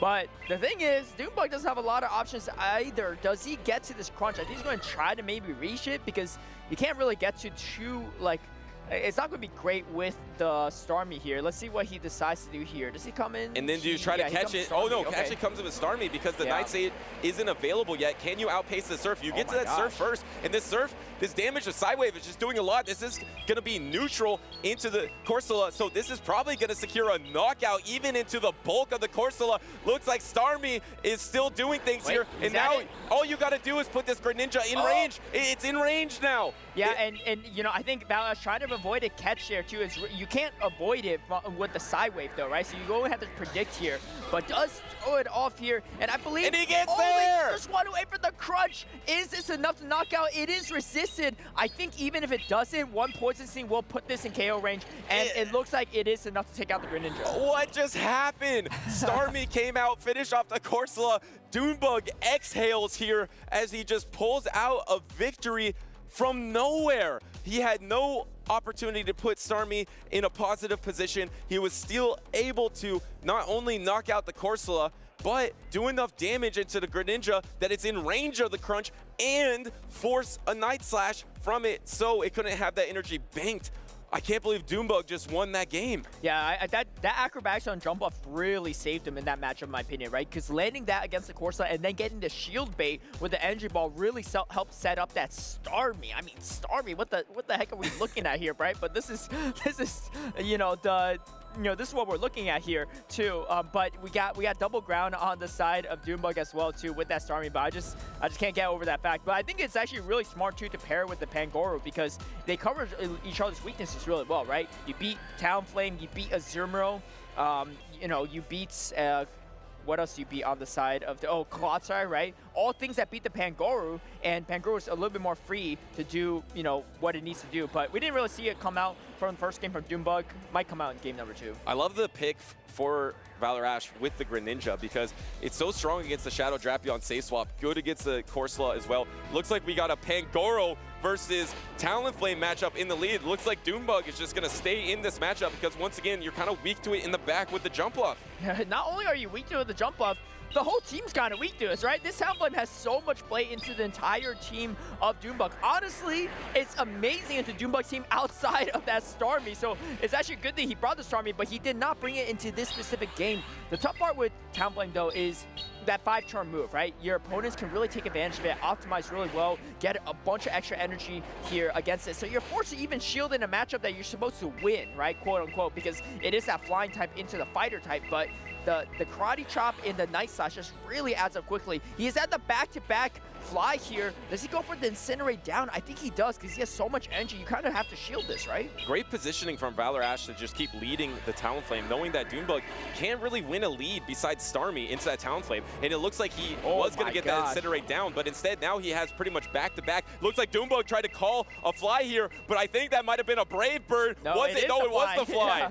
Yeah, great call from Doombug as well to recognizing it as well. And then now we got the Greninja that walls off all this damage. I mean, we saw it too. Greninja is definitely on the more frail side, so it doesn't really appreciate even resisted damage and these neutral poison things. But at this health range, I gotta assume that you can Water Shuriken this down. No debuff as well too. That's gonna be pretty nice. He does gets get the tail. Aqua Tail though, but forcing Valor Ash to throw this Night Slash here too. That's still a win for Doombug in my opinion because he draws some of this energy away. Yeah, and now maybe you can easily go for the Fairy Wind down. Maybe you're gonna come in instantly. Yes, coming in instantly. Actually going for the Night Slash here, even though the better attack is Hydro Cannon. Maybe trying to get a boost or just get back to your timer so you can swap out here. Does he get back to the timer? No, not yet. And actually is probably just going to get farmed down here by the Fairy Wind. Doesn't try to even get to the Hydro Cannon. Could have thrown the Hydro Cannon there, but decides for the Night Slash. Well, because it is neutral. But yeah, it is neutral too. And, you know, maybe he could get to another one. I don't think so, though, with this Fairy Wind damage. But I think he's going to swap out here. And he does. He goes for the combo play with the fly. I love this play because you grab the final shield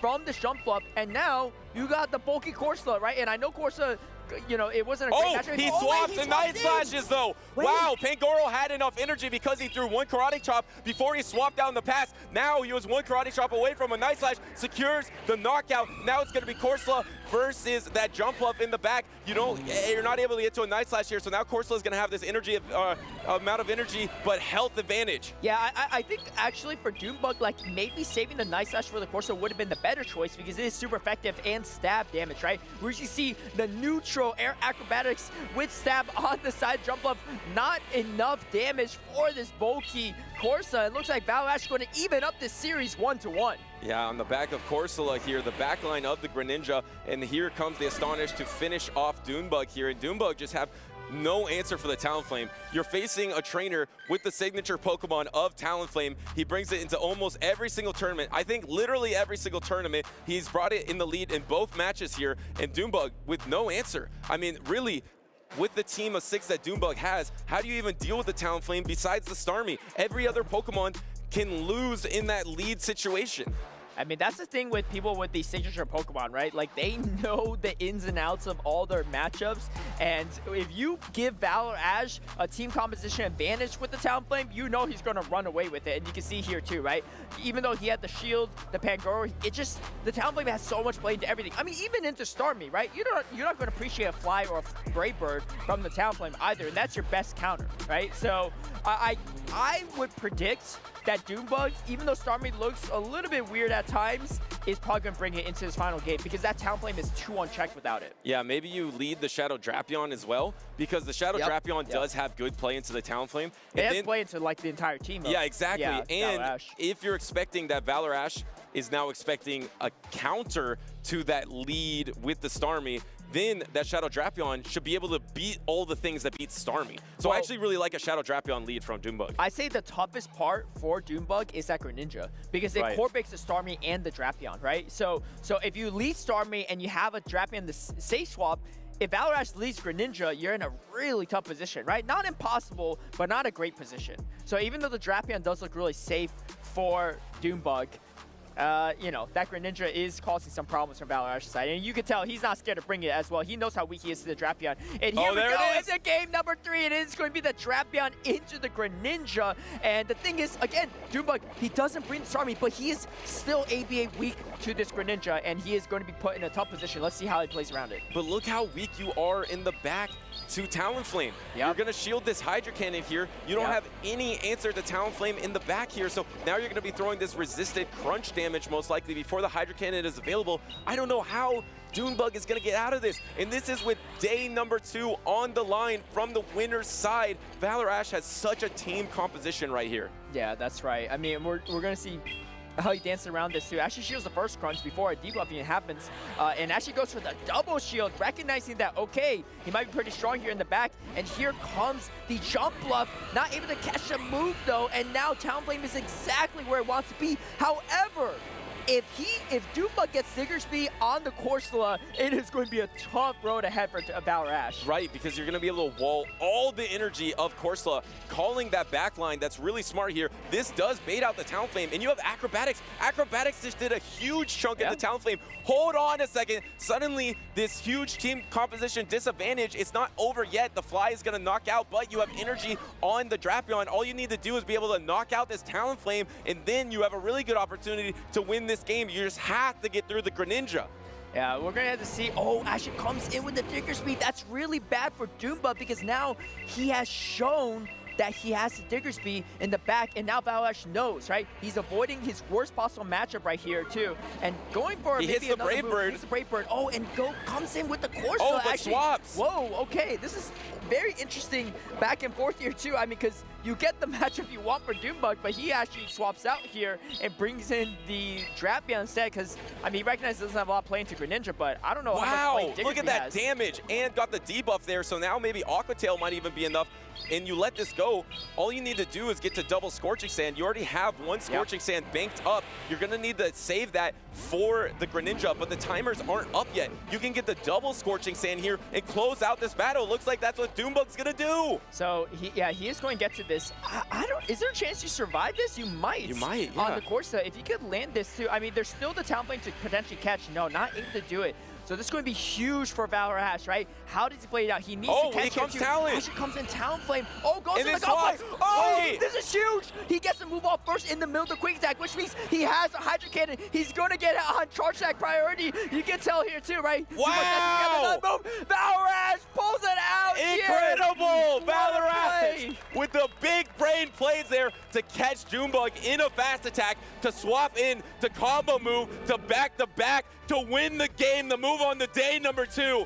High level PvP play there from Valor Ash. Super high level. I mean, you know, we're sitting here thinking, right? I think most people are watching and they're thinking, okay, Valor Ash, he somehow needs to make a Pigu play, right? Or catch a move on the Talonflame to win this, right? Wow. Because otherwise, he's going to get taken out by one Scorching Sand. But instead, he does something what I don't think a lot of us or any of us expects. He brings in Talonflame, wasted Doombug's like thinking like, okay, I got overfarm here a little bit. Maybe I farm down. Maybe he was hoping I'd throw the Scorching Sand blind into the potential Greninja, right? And then just catches him completely off guard, throws a nice slash bait, has a Hydra Cannon loaded on Charge Attack priority. Absolutely magnificent from Valor Ash.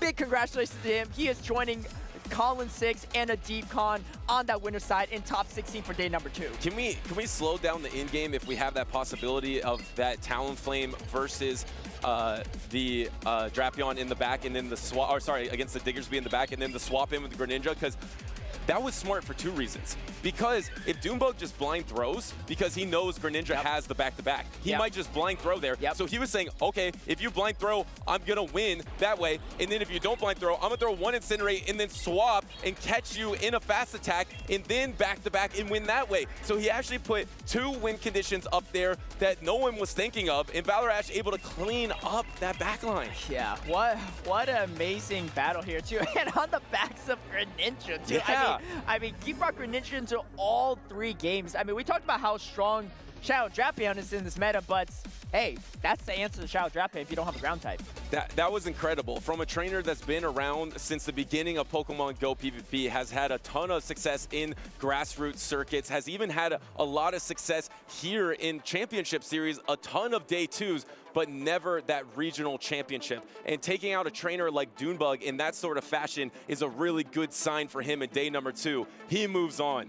Yeah, and if memory serves me right, I believe this is the first, maybe second, right? If I'm mistaken, Valor Ash has entered day number 2 on the winner side. So definitely a great spot to be if you're Valor Ash or anyone really, because you have a lot more wiggle room on day number 2 against, you know, all the juggernauts that are joining you there. But big congrats to him too. And hey, you gotta love it, right? He's doing it on the backs of Talonflame and, you know, his favorite Pokemon, but I think I see him bring Serperior almost every tournament as well, and now Greninja too. Incredible stuff. I mean, shout out to Doombug there with such a team composition disadvantage into those Talonflame leads, able to win game number 1 with Starmie, even though it had nowhere to go, and almost pulling off that game number 3 with no answer to Talonflame. He was inches away. If he was able to call that swap and just blind throw a Scorching Sand into it, which is a really tough call, he would have been able to maybe get the victory there, which seemed impossible at the start of that game. So Doombug is not out of the tournament yet. He's on that loser side and still has 1 match victory away from having a chance to day number 2. That's right. I mean, hey, the battles have been incredible so far, Buzz, and we're only a few matches in. So keep staying tuned. We're going to take a look at some highlights before we start our next battles.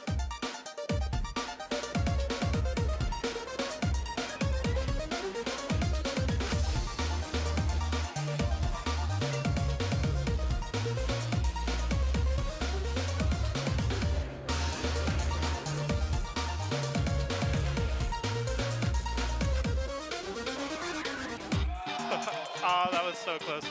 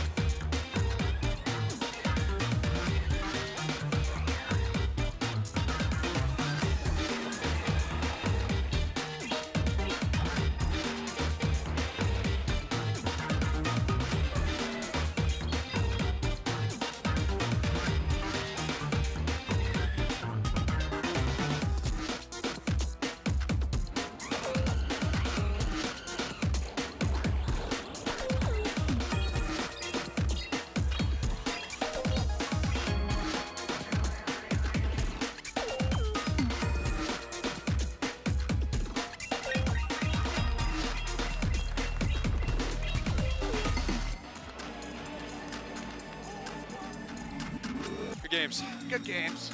It's a pleasure to play you, dude. Yeah, For real. Let's go!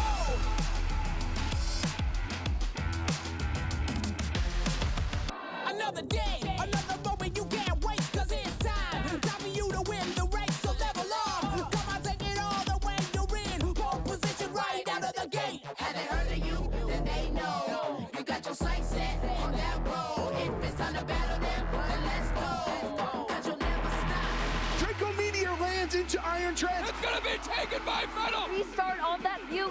He found it!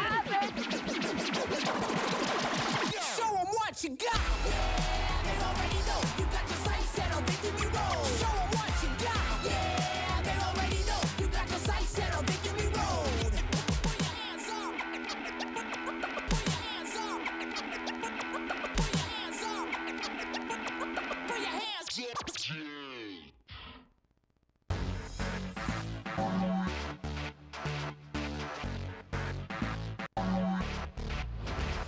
So usually I really like to use online resources. There are a lot of phenomenal ones for Pokemon Go.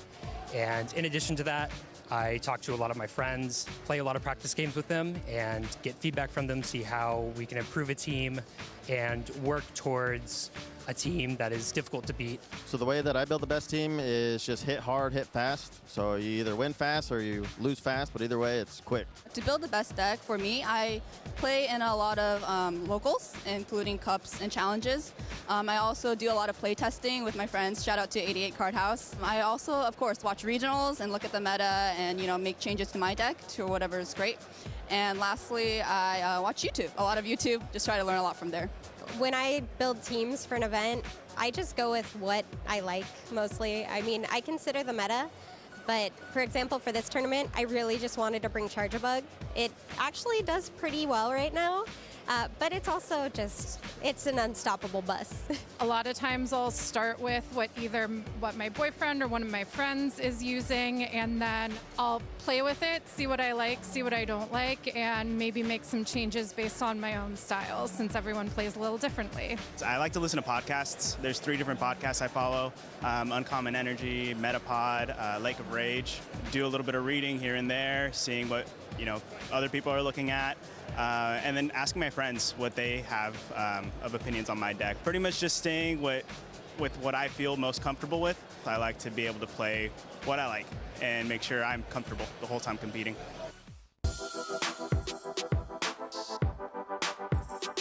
Inadequates going to Championship Sunday. There you have it, Inadequates. You can see the emotions. He cannot believe it. I think the Pokemon type that I would be Fire, because I like to play a little bit more aggressive, to try and confuse my opponents with some of the play styles that I do and try to get in their head a little bit.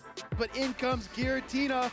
Inadequate says, no, no, no. I started playing PvP when the Go Battle League came out, but as soon as Play Pokemon included Go in their competitive circuit, I immediately started playing as well. The closest one was the 2022 Europe International Championship, and that's where I joined. There were about 100 competitors, and I got to top 8 there. It was the first time I played in this format. After that, I went 0-2 in Liu, unfortunately, but I never gave up, and at some point, I just stopped at almost every single tournament that I played. The King of Utrecht wants to be the King of World Championships, and that's a top 3 at least finish for Inadequates. My favorite memory is winning the Utrecht special event. It wins the MP! Martijn is your special event champion! And also just playing at the World Championship, it's very comparable. Just the support that I have, hearing the crowd go wild when I do something good. Then it looks like Inadequates is gonna take this series 2-0. The player that I admire the most is the previous world champion. It's Axon. He's a very humble, a very nice guy. And on top of that, he started making content creation after gaining fame with winning the World Championships. And it has been very helpful to many new players. Trial and error, just playing a lot, and eventually you'll get a hang of it. Something that I've learned since I've started competing is that you should never give up. Never give up in any battle. Obviously, when your Giratina's on Lickitung, it's probably over. But any other scenarios, I've won battles that I thought I could never win, but just keeping my head up and seeing if my opponent could slip just a little bit and I can still take the victory. That is something I will always remember in any battle that I play.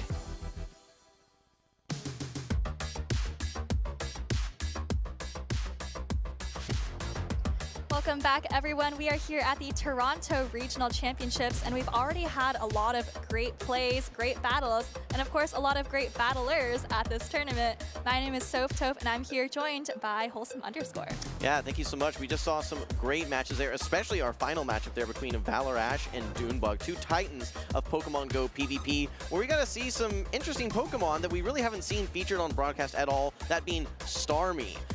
Had a lot of threats there between some dark Pokemon, some ghosts, the Jumpluff, I believe, and really, I think it held its own, especially in that game #1, which was the only game that Dunebug won. Yeah, I think Starmie has some really interesting coverage. It's got, of course, Psy Wave, a very powerful fast attack, and then Surf as well, which, again, we mentioned earlier, it's actually gotten buffed, so pretty efficient charge attack there. And I think Junebug has really had some success with Starmie in the grassroots tournament, so really great to see him test it out here on the main stage as well. He will be dropping to those losers finals, I believe, so we'll still get a chance to see him later on in the stream. But kudos to Junebug for running a little bit of spice. I think that we saw mostly the usual suspects so far this tournament. Not really too many Pokemon that stuck out, but the Pangoro and the Starmie there, I'm more used to seeing, I guess, more spice over in the European region. You know, we've seen some things like Hippowdons over in Lille from the Gengar life. And we saw some winners that have had Pokemon like, you know, Charjabug, which used to be very meta, not so much today. Alolan Raticate, for instance, with Tauntaun Batuse. But it's really good to see some spice being brought here and some success as well. That's right. Well, I think our next players are actually ready on the stage. We're actually jumping down, I believe, to Group F right now. This is winners round 2. So 2 trainers who haven't seen on stream today. We have Blob NA on the left versus Marco Wag. And I'm actually just going to talk about these players for a second. So Blob NA is actually the brother of Lyle Jeffs III, who you may have heard of, one of the best trainers in North America, and actually introduced Lyle to the game of Pokemon Go PvP, so that's cool. But Blob is also a very strong battler in his own right. I believe got very far at the Toronto Regional last year as well. Marco Wag on the right, actually a newer player. I have information from a player, Lawson Cody, who we'll see later in Winners E group finals, but this is actually Lawson Cody's roommate. And he said, wow, my friend's getting on stream. This is the guy who I just dragged to all the cups and challenges with me. So really exciting to see both of these trainers face off right here on the big stage. Well, Soph, I think the story that's telling is just kind of the social nature of this game, where in many cases you're just bringing one of your friends along, getting them introduced to Pokemon Go or Pokemon Go PvP, and the rest is history. A lot of these trainers, they may have an aptitude for competitive play or competition in general that maybe just haven't dipped their toes in yet. So I challenge all those at home and watching on the broadcast, you can probably go find a friend as well, get them introduced to Pokemon Go PvP. Well, I definitely think the best way to get better at this game is to talk about the game, scrim these battles against your friends as often as you can, but I think these trainers are just about getting locked in. We're going to have a chance to dive more deeply into these teams of 6 in just a second. Well, the one Pokemon that stuck out to me that we saw actually, I think, win 2 straight regionals at one point is Dugong, which, you know, Dugong early season we saw, I think it was Kazim in Dortmund, and then Harjef in Joinville. With, you know, Dugong is an ice type. It's one of the most consistent ice types that we've seen throughout the meta and had a lot of success early on. It's a bulky Pokemon, great coverage, can flip a lot of matchups you think that it wouldn't, but it's really fallen off recently. So any observations as to why? I think the Alolan Sandslash is the ice type that a lot of trainers have been opting for recently, but we are getting into this game number 1. We've got Jumpluff, maybe the star of the recent meta, versus Galarian Corsola from Marco. Okay, well, this Galarian Corsola, it's also running a Wigglytuff in the back there on Marco's team. Wigglytuff is going to be very interesting to see how it lines up in this matchup. For now, though, these trainers are staying in. Blob opting to go for the Energy Ball on good timing versus Marco's Galarian Corsola here. Does a good chunk of damage, but not even enough to bring it to half HP. That's right, and Blob actually goes for the quick swap into a Zoomer. Looks like Marco is going to bank up a little bit of energy, maybe not sure what to do. Actually, exactly at 100 energy here. Maybe just going to stay in for a bit through the Nightshade. You do have a Wigglytuff in the back that's pretty safe, so maybe don't necessarily need switch advantage, but looks like, yeah, just going to stay in here. Okay, and actually I think went for the Power Gem at this point, which is a little surprising. Nightshade going to benefit from that same type attack bonus, whereas Power Gem, I think, has slightly more energy, but I think Nightshade's going to be much more efficient. That's right. Maybe not quite sure about the energy efficiency of both of these Pokemon. Actually catches a Play Rough on Diggersby. Nice to not get that super effective Ice Beam, but actually ends up shielding it anyways. Throwing us for a loop here. Yeah, we were thinking, okay, not catching this Ice Beam here and catching the Play Rough instead, but a shield either way. I think at this point you're probably going to be investing a shield regardless if you're Marco, but you typically want to be shielding these Ice Beams knowing that they're going to be hitting for super effective. At this range, though, it's going to be close. Can you get this quick attack down or not? I don't think so. So Marco actually throwing the Fire Punch here. Not going to be enough to knock out, but certainly will put it in quick attack down range. Yeah, maybe one more quick attack after this Fire Punch. Oh, actually, that Fire Punch did not do as much as I thought it would. Maybe 4 more quick attacks here, but the Azumarill actually even gets to an Ice Beam. Wow, things going wrong here for Marco in the early and mid-game. Blob in firm control, able to get the Ice Beam off, and it's enough to knock out the Diggersby. So Marco taking 2 Ice Beams there and shielding a Play Rough. That is definitely going to be a tough situation. Now brings back in the Galarian Corsola. It's going to be met yet again by the Jumpluff. Energy has been stacked now, and there is a move ready to go for Marco, but he has to use his final Protect Shield to get it off because Blob is already at this aerial ace. Yeah, did get the full Astonish through there, so maybe made the shield just a little bit more worthwhile. Now going for the super effective power gem. And if you're Blob, I mean, you have 2 shields, opponent has 0 shields, 1 very low health Pokemon and 1 unknown Pokemon. So maybe good to try to keep both Pokemon alive, maximize that offensive coverage. And now finally Blob is able to see this Wigglytuff, but now you have so much energy. I think maybe just 2 charge attacks, maybe 2 energy balls is going to be enough, but the charm did go through. Yeah, great call there. So if you definitely want to make sure that you're playing this safe, worst thing you could see would probably be that Annihilate hanging out in the back. And I think Dugong could probably take it down, but you want to make sure that you're not putting yourself in a bad situation like that. So opting to keep the jump up around just in case there may be that Annihilate. Yeah, I think this is still a pretty comfortable position for Blob, though. Had a pretty big advantage coming into this final matchup. Disarming Voice coming through here, and if you're Blob, I mean, yeah, you pretty much can't go wrong here. Maybe just build up to double Icy Wind. Maybe 1 Ice Shard off the second Icy Wind, but gonna be able to get to that against the Corsola. Yep, we know there's no Annihilate in the back. Just need to get through that Corsola. 1 charge attack is going to be enough, and I think that you're only 1 Ice Shard off. So yep, has the Icy Wind ready to go. Goes ahead, and actually, was that a charge attack priority that we just saw there? I'm not sure. I'm not even sure if Dugong Through the move there? lose charge attack priority. I think Blob was still 1 Ice Shard off, and so just got the Ice Shard through. But anyways, Icy Wind coming through here, gonna knock out the Corsola, and Blob is going to take this very first game. Yeah, I think that in that game number 1, there was just a couple of miscues there on the side of Marco that ended up, especially in that middle game, kind of contributing to his game 1 loss. If we look back and we saw that switch in of the Diggersby into the Azumarill, you caught the Play Rough right away, and we saw a little hesitancy. Do I shield? Do I not shield? Ended up shielding a Play Rough, and then trying to farm down after that Fire Punch, but was unable to do so. Ended up losing that matchup, and then having to use another Protect Shield just to get off a charge attack. Yeah, I think that there's a couple ways that Marco can clean up the some of his alignments and some of his shield usage and timing for game number 2. That's right. Well, we're taking a closer look at Blob's team here. We do see the close combat on the Annihilate. I think we saw some Ice Punch Annihilate a little bit earlier on in the tournament, so nice to get that moveset reveal for the stream. And, you know, last game, I really liked the Jump Pluff bring by Blob. It's actually quite safe into Marco's team. There's no Ice type over there, right? You usually see, like, a Alolan Sand Slash, sometimes a Dugong, as Blob has. So I think I'm definitely expecting Blob to continue relying on that Jump Pluff. That's one of the key weaknesses for Jump Pluff. Really, the key weakness is going to be Ice, and in some situations, you get threatened to get 1-hit KO by maybe something like an Avalanche from maybe Frostlass, for instance. But the nice thing is, with how bulky you are, and the only threat being of double super effective damage coming from Azumarill, you know that you can tank those charge attacks no problem. Now, so I do want to talk a little bit more about Jump Pluff specifically. Most of the time for the flying coverage, we're seeing Aerial Ace. We saw Doonbug running Acrobatics.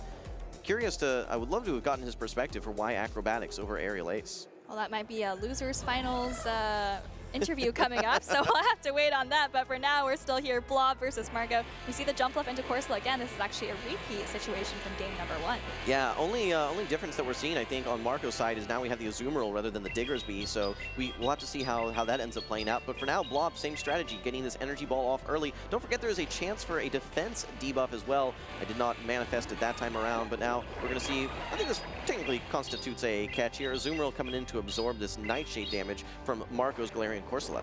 Yeah, and this is actually looking very, very similar to last game, except, of course, the backlines are just a little bit different. I like the adjustment from Marco. I feel like Diggersby was maybe kind of dead weight in that very first game. But, I mean, I think if you're Marco, maybe you just stay in here, do as much damage as you can with this Corsola. You're doing very, efficient Astonishes, but actually chooses to bring in the Wigglytuff now. What's a little tough here for this Wigglytuff is this Azumarill's not in a range where these charms are going to add up quick enough for you to farm down before it gets to a second charge attack. Throwing a Play Rough here I think that, yeah, you're only 3-4 Ice Beams away, or sorry, 3-4 bubbles away from the Ice Beam. Getting ahead of myself, but just like we said, getting to a second charge attack now, so it was not in a range that you could really farm down without having to invest a Protect Shield or take a significant sum of damage.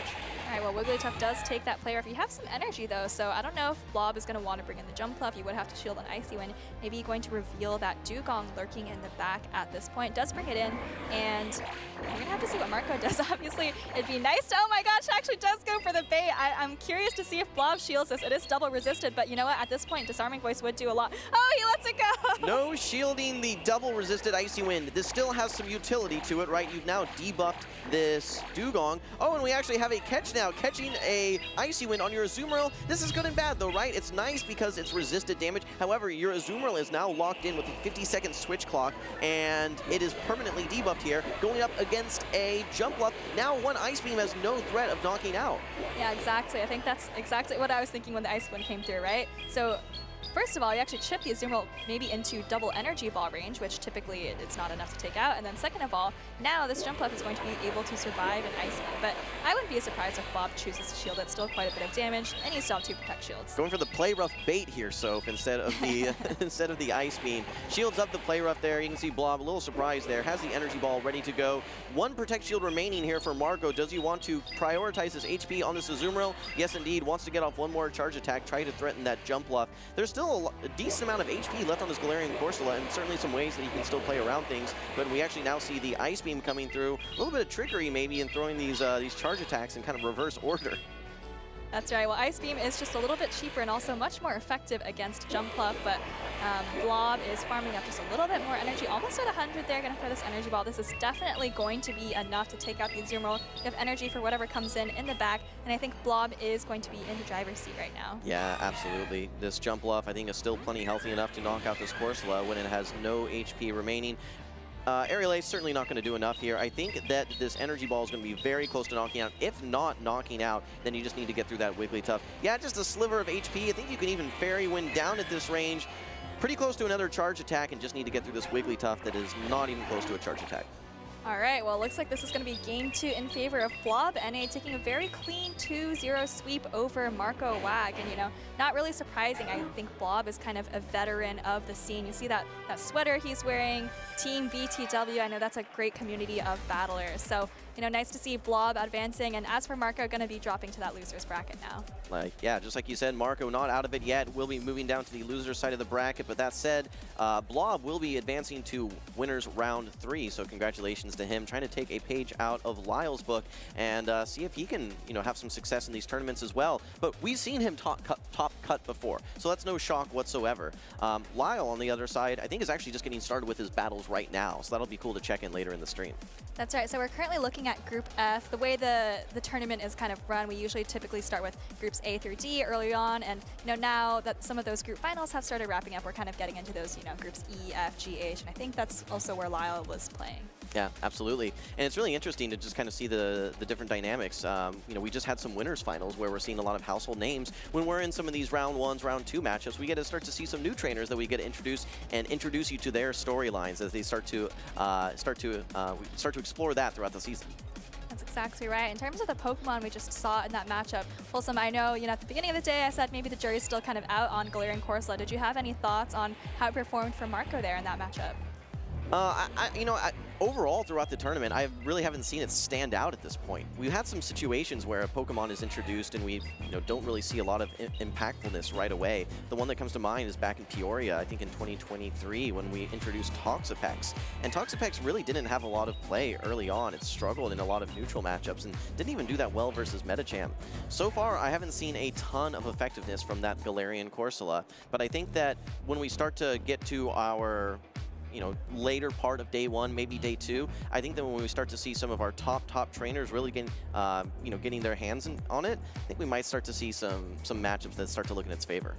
Yeah, I'm really curious about the percentage of Corsola that are going to make it onto day 2, right? I think we saw maybe 24-25% of teams on day 1 having Galarian Corsola. I kind of agree with you. So far, I'm not super impressed with just how I've seen it performing, but I think it definitely has potential. I mean, even in that last matchup, it was doing pretty well neutrally into Jump Bluff and Azumarill. So we'll kind of just have to see how it plays out. Well, I think the meta was already pretty well prepared for Galarian Corsola. I don't think that this was some meta that was absent of Galarian or Ghost answers in general, especially with how successful the Shadow Drapion has been. I think that there's almost every team has a Mandibuzz or a Shadow Drapion or a Galarian Moltres, something that can probably be a hard check to those Pokemon. And where we've put a lot of emphasis on the Galarian Corsola is how it's going to do in some of those even bad matchups like a Malamar or a Mandibuzz. I haven't seen it do flip some of those matchups that it's supposed to flip just yet. That's right. So looking at this meta chart, right, these are kind of the most common Pokemon that we're seeing across these teams. You see Azumarill on over half of the teams, and we're talking about, you know, targets and counters for Galarian Corsola. I would say Corsola does pretty well into Azumarill, Clodsire, maybe a little bit disadvantageous against Serperior, actually well into Annihilate and Primeape, of course. But then you've got the Pokemon like Diggersby, Mandibuzz, sometimes Dunsparce, Drapion, and of course the Galarian Moltres, which we actually don't see super high in the usage here, but we've seen a couple on stream already. And those are definitely going to be hard checks to Galarian Corsola. So I feel like once you start seeing like, you know, 2 or 3 hard counters to a Pokemon on the opposing team, it becomes pretty hard to bring it and feel comfortable. Yeah. Looking at that that top 12 usage there, so the one Pokemon that I don't think we've seen at all has been the Alolan Sandslash, though. So that's a little interesting. I don't think we've really seen that one featured. We've seen a lot of prominence and feature from the fighters so far with the Primeape and the Annihilate. I think that they've done quite well. I think Clodsire and Azumarill have really held their own. Serperior's been looking really nice. I think if I have to say the Pokemon that is standing out in really the way that I think we expected, it has to be Diggersby, though. Diggersby has been a pretty solid pivot and a good, hard answer to a lot of Pokemon as well. We haven't seen that key matchup of Mandibuzz versus Diggersby in that 2-shield, where apparently it can flip that matchup as well. But I think that it's holding its own, knowing that that Fire Punch did get buffed, and it was already in a good spot in the meta.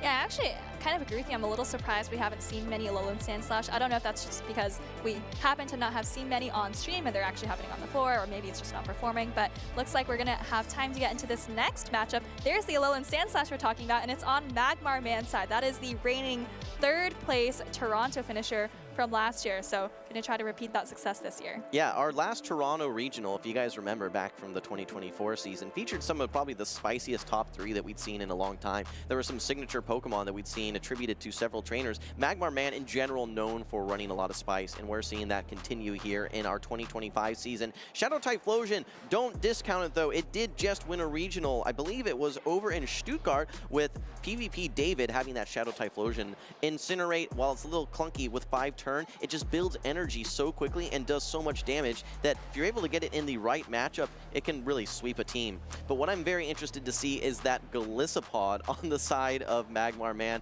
Not something we see at every regional, Soph. I think it actually has a lot of play into It's a Satire's team, but speaking of Shadow Typhlosion, if you look at the Shadow Typhlosion on It's a Satire's side, Magmar Man really does not have a great answer, right? He's running that superior Alolan Sandslash core that we've seen so commonly throughout this entire championship series season. And Magmar Man actually, he does have a water type, but it's not one that resists fire. So I think that's going to be actually a big challenge for him in this matchup. Yeah, no, even like something like a Mandibuzz that's just built for taking things like Incinerate doesn't really want to take those Thunder Punches. I think that Gastrodon is going to be the one, oh, I'm sorry, I think I'm looking at the wrong one here. Yeah, I think that really Azumarill is probably going to be the hard answer, and then yes, the Gastrodon as well. But anything else? I mean, especially that Cresselia, which we haven't seen a Cresselia in a long time. So 3 out of the first 4 regionals, though, did have Cresselia. But it is running Moonblast, by the way, so that is they're not going to have access to the future sight, which would be able to hit that Typhlosion. I do expect Magmar Man to probably bring that Typhlosion, at least in a couple of these games. Yeah, I definitely expect It's a Satire to be bringing the Typhlosion. Cresselia, I'm not super sure about. It does definitely add some bulk if you're bringing Typhlosion on your team already, but like you said, running Moonblast, you're not going to have coverage against the Typhlosion, for example, and obviously going to be walled by the Alolan Sandslash. Well, these trainers are still getting locked in here. I would love to see actually the possibility of Typhlosion versus Typhlosion. That would probably be the first time that I ever see that on stream. But these trainers are locked in now. They are waiting to enter the battle. This is winners round 2 over in Group G. Magmar Man versus It's a Satire. We're going to be seeing the Unova and Stunfisk lined up versus the Azumarill. All right, I know this is one of Magmar Man's favorite Pokemon, and Thundershock did just get recently buffed. It does have more damage on the Thundershock now, so this is probably where you want to see it as Magmar Man, maybe hoping to get it on the Azumarill or the Typhlosion. That's going to be one of your main answers to both. Unfortunately, while Thundershock did get buffed, you can just see Discharge not that impactful. You're actually able to tank 2 Discharges as the Azumarill. But that said, It's a Satire now going to be throwing a resisted Ice Beam into this Golisopod. Nice catch by Magmar Man. Nice catch, and you know, the crucial thing there to me is he actually got the Shadow Claw through on the catch as well. Now he's just building so much energy that even if you want to bring in the Typhlosion or the Cresselia, you're actually taking super effective damage from the charge attacks on both. A little bit of a core breaker now that you think about it, yeah, so I don't really mind this play here by It's a Satire opting to stay in with this matchup. I think Magmar Man is recognizing, okay, well, you haven't swapped at this point. Maybe this is your best answer to my Golisopod, and if I'm able to get through your Azumarill, I might have a lot of play in the back. So I like this play so far by Magmar Man. I think he was trying to bait out a potential Mandibuzz there to keep the Superior in the back pretty safe, but doesn't look like Mandibuzz is on the field. Nice counting there by Magmar Man. Actually throws this liquidation on what I believe was charge attack priority. It is resisted, but I think it's actually going to be enough to take out the Azumarill. Yeah. Oh, it's not! No, not quite. Too bulky here, and we did not see a defense drop on the first liquidation there, so I think that that's going to be contributing to this Azumarill hanging on. Magmar Man does not want to go down 2 shields, barely able to hang on, so has alignment and has an X-Scissor stored, but I think that this is now going to be potentially the Typhlosion show. If you bring in the oh, actually no, brings in the Cresselia instead. Wants to play it a little bit safer, knowing that there is a charge attack store. Doesn't want to use that final protect shield. Cresselia going to tank this no problem. And there's still threats for this Typhlosion though, just due to the fact that this Anovan Stunfisk is still around and could land a Mud Bomb. All right, well, this is actually great for Magmar Man because now his Superior is going to be able to avoid the Typhlosion, brings it into the Cresselia, and because of that X-Scissor chip damage, I think a Frenzy Plant plus many, many, many Vine Whips is going to be the formula for how you take out this Cresselia. Yeah, absolutely. Here comes the Moonblast, though, from It's a Satire's Cresselia. Does not get the attack debuff. Magmar Man going to overfarm a little bit, but in comes the Typhlosion from It's a Satire. It's met by the Anovan Stunfisk on Magmar Man. Already has some energy, and he throws a Mud Bomb. Good timing into the Typhlosion. Likely enough to knock out, so It's a Satire uses his final Protect Shield. The timing there is just so crucial. If Magmar Man had let an Incinerate through, then it could have been very scary, but instead just able to get off the double Mud Bomb. Typhlosion still has a lot of energy, but unfortunately not really able to use any of it. Mud Bomb, a pretty weak charge attack, but it is actually enough to knock out that very glassy Typhlosion, and now Magmar Man is in a very comfortable position here. Yeah, absolutely. Should be able to get to another charge attack if he wants to use a Protect Shield, but instead decides, hey, just going to put it all on the Superior. I have a lot of energy. A couple Frenzy Plants should be enough to knock out. I'm up a Protect Shield, and Magmar Man already has the first Frenzy Plant ready to go. If this Cresselia hangs on, I think only a couple more Vine Whips should be enough to either knock out or get to that final charge attack. And let's see here. 1, 2 is all we need. Game number 1 going to Magmar Man 26. Yeah, really nice play from him. I kind of like the ABB style of the team he built. Again, it doesn't really seem like he needed it there because the Gliscopod was just so safe against what It's a Satire had happened to bring. But nice idea from Magmar Man, and I think, you know, nice recognition of the fact that there probably was a Typhlosion in the back. I think he was ready for that swap at the end, ready to bring in the Unova Stunfisk.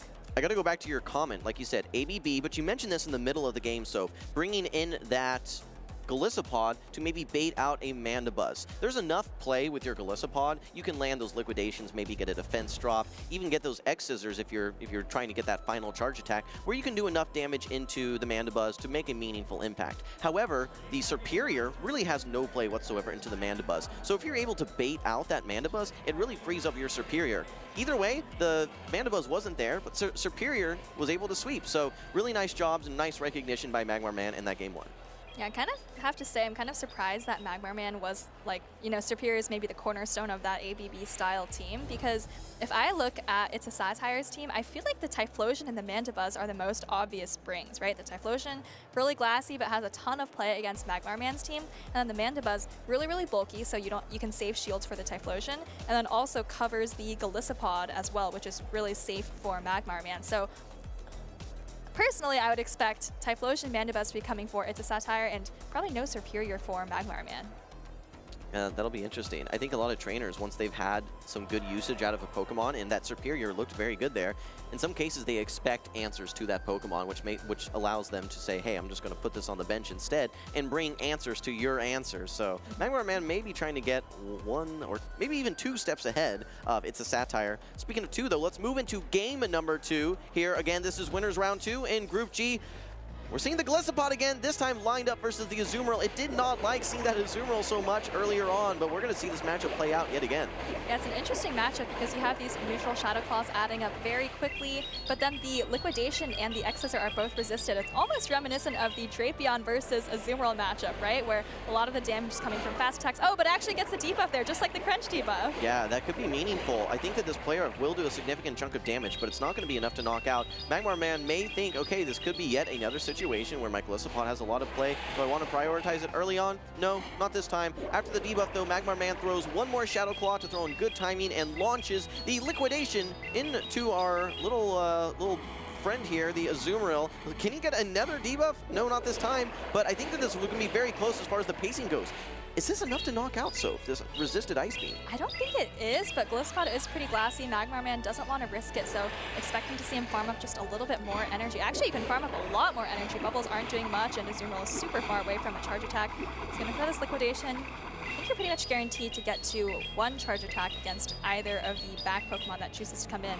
And I think maybe you come in with a Typhlosion, start getting some Incinerates. I think one Incinerate will actually do it. So if you're willing to invest one Protect Shield, knowing that that Incinerate would knock out, you're only going to get to one charge attack as that Magmarman's Gliscopod. Nice job only throwing one Shadow Claw. If you throw two Shadow Claws, you actually risk getting knocked out and not getting your charge attack. So good recognition there by Magmarman. Only one Shadow Claw. You have a full 20 energy now from that Incinerate, and you should be able to get to this Blast Burn right as the Stunfisk reaches its first charge attack. This would do a lot of damage, so let's see if Magmarman wants to Protect Shield. Oh, actually shields it up at the last second. I wanted to see how much that Blast Burn would do, but not going to happen. It's a Scyther. Quick swap into the Clodsire, and there's actually 0 shields up on the Alolan Sandslasher side, so you're at least going to be able to land one Earthquake, and maybe you can get an Incinerate afterwards, or maybe just try to take it out here. Yeah, I don't know that you're going to even really try to hang on to this Clodsire, knowing that it's just relatively weak to both of these Pokemon on the side of Magmarman. You can hit super effective with those Earthquakes across the board, though. Now, here's one matchup that this Alolan Sandslash, you gotta love why it's non-Shadow here, is because it tanks that Earthquake. The Shadow Alolan Sandslash unable to hang on versus that Earthquake, actually. So that gives Magmarman a lot more opportunities to fire off these newly buffed Ice Punches into this Clodsire. And we actually see a little undercharge, maybe wanting to soft lose this matchup to actually get energy on his own Pokemon in the Unnovan Stunfisk. Well, this is actually interesting because I think the Sludge Bomb is going to take out the Alolan Sandslash, even though it's double resisted. But now, Magmarman actually left enough health on this Clodsire so that the Thunder Shocks aren't threatening it. But actually, it's a Scyther is just switching out right away. Are you just sacrificing this Typhlosion? This is a good question here. But you need that Incinerate damage, I think. Because Yeah. I don't think an Earthquake takes out from there. Well, you're not at the Blast Burn yet. You can throw good timing and throw this Mud Bomb here, which will be enough to knock out. Shields are down. I don't know exactly how much energy that this Clodsire still has, but Magmarman, I believe, is only one Thundershock away from reaching that next Mud Bomb. Things are looking quite good. It's a race to the Mud Bomb, and yeah, able to get there. So good plays by Magmarman in game 1, but also here in game number 2. Nice job finishing the game out with the Unnovan Stunfisk. Yeah, nice plays for Magmarman, kind of showing us why he was so successful in Toronto last year, even with a pretty spicy team last year, also bringing the spice again this year. And yeah, really nice plays from him throughout both of those battles. I don't think that game 2 was straightforward at all. I don't think the matchup of 6 versus 6 was actually straightforward at all either. I think maybe some tricky picks from It's a Satire side that could have been in play, but really nicely handled. Well, again, we're seeing the trade-offs of, do I use in that early matchup there, Gliscopod versus Azumarill? Okay, what am I using? A Protect Shield. What am I giving up? Is that Protect Shield? What am I gaining? I'm gaining alignment, and you actually got that shield back as well. So when we're starting to weigh those pros and cons, I think more pros there by using that Protect Shield in that early matchup as the Gliscopod for Magmarman than cons. So I think that he was setting himself up for success early on, and then he's just able to make good decisions in that end game of when to use your Protect Shields, throwing on good timing, recognizing which Pokemon that you're expecting in the back. I mean, all things were going in the way of Magmarman there, and he looked good not only in game 1 but game 2 as well. That's right. I think the Gliscopod was probably the MVP throughout both of those matchups, although he did bring the Unnovan Stunfisk as well. But Gliscopod just really safe against what It's a Satire ended up bringing. And I felt like, you know, in every situation, the Gliscopod just like had some energy, right? It always came out of the Azumarill matchup with, you know, a decent amount of health, so you could still get off your charge attack, and then, you know, some energy as well, which was honestly super effective to pretty much everything on It's a Satire's team, right? Cresselia, Typhlosion, Clodsire.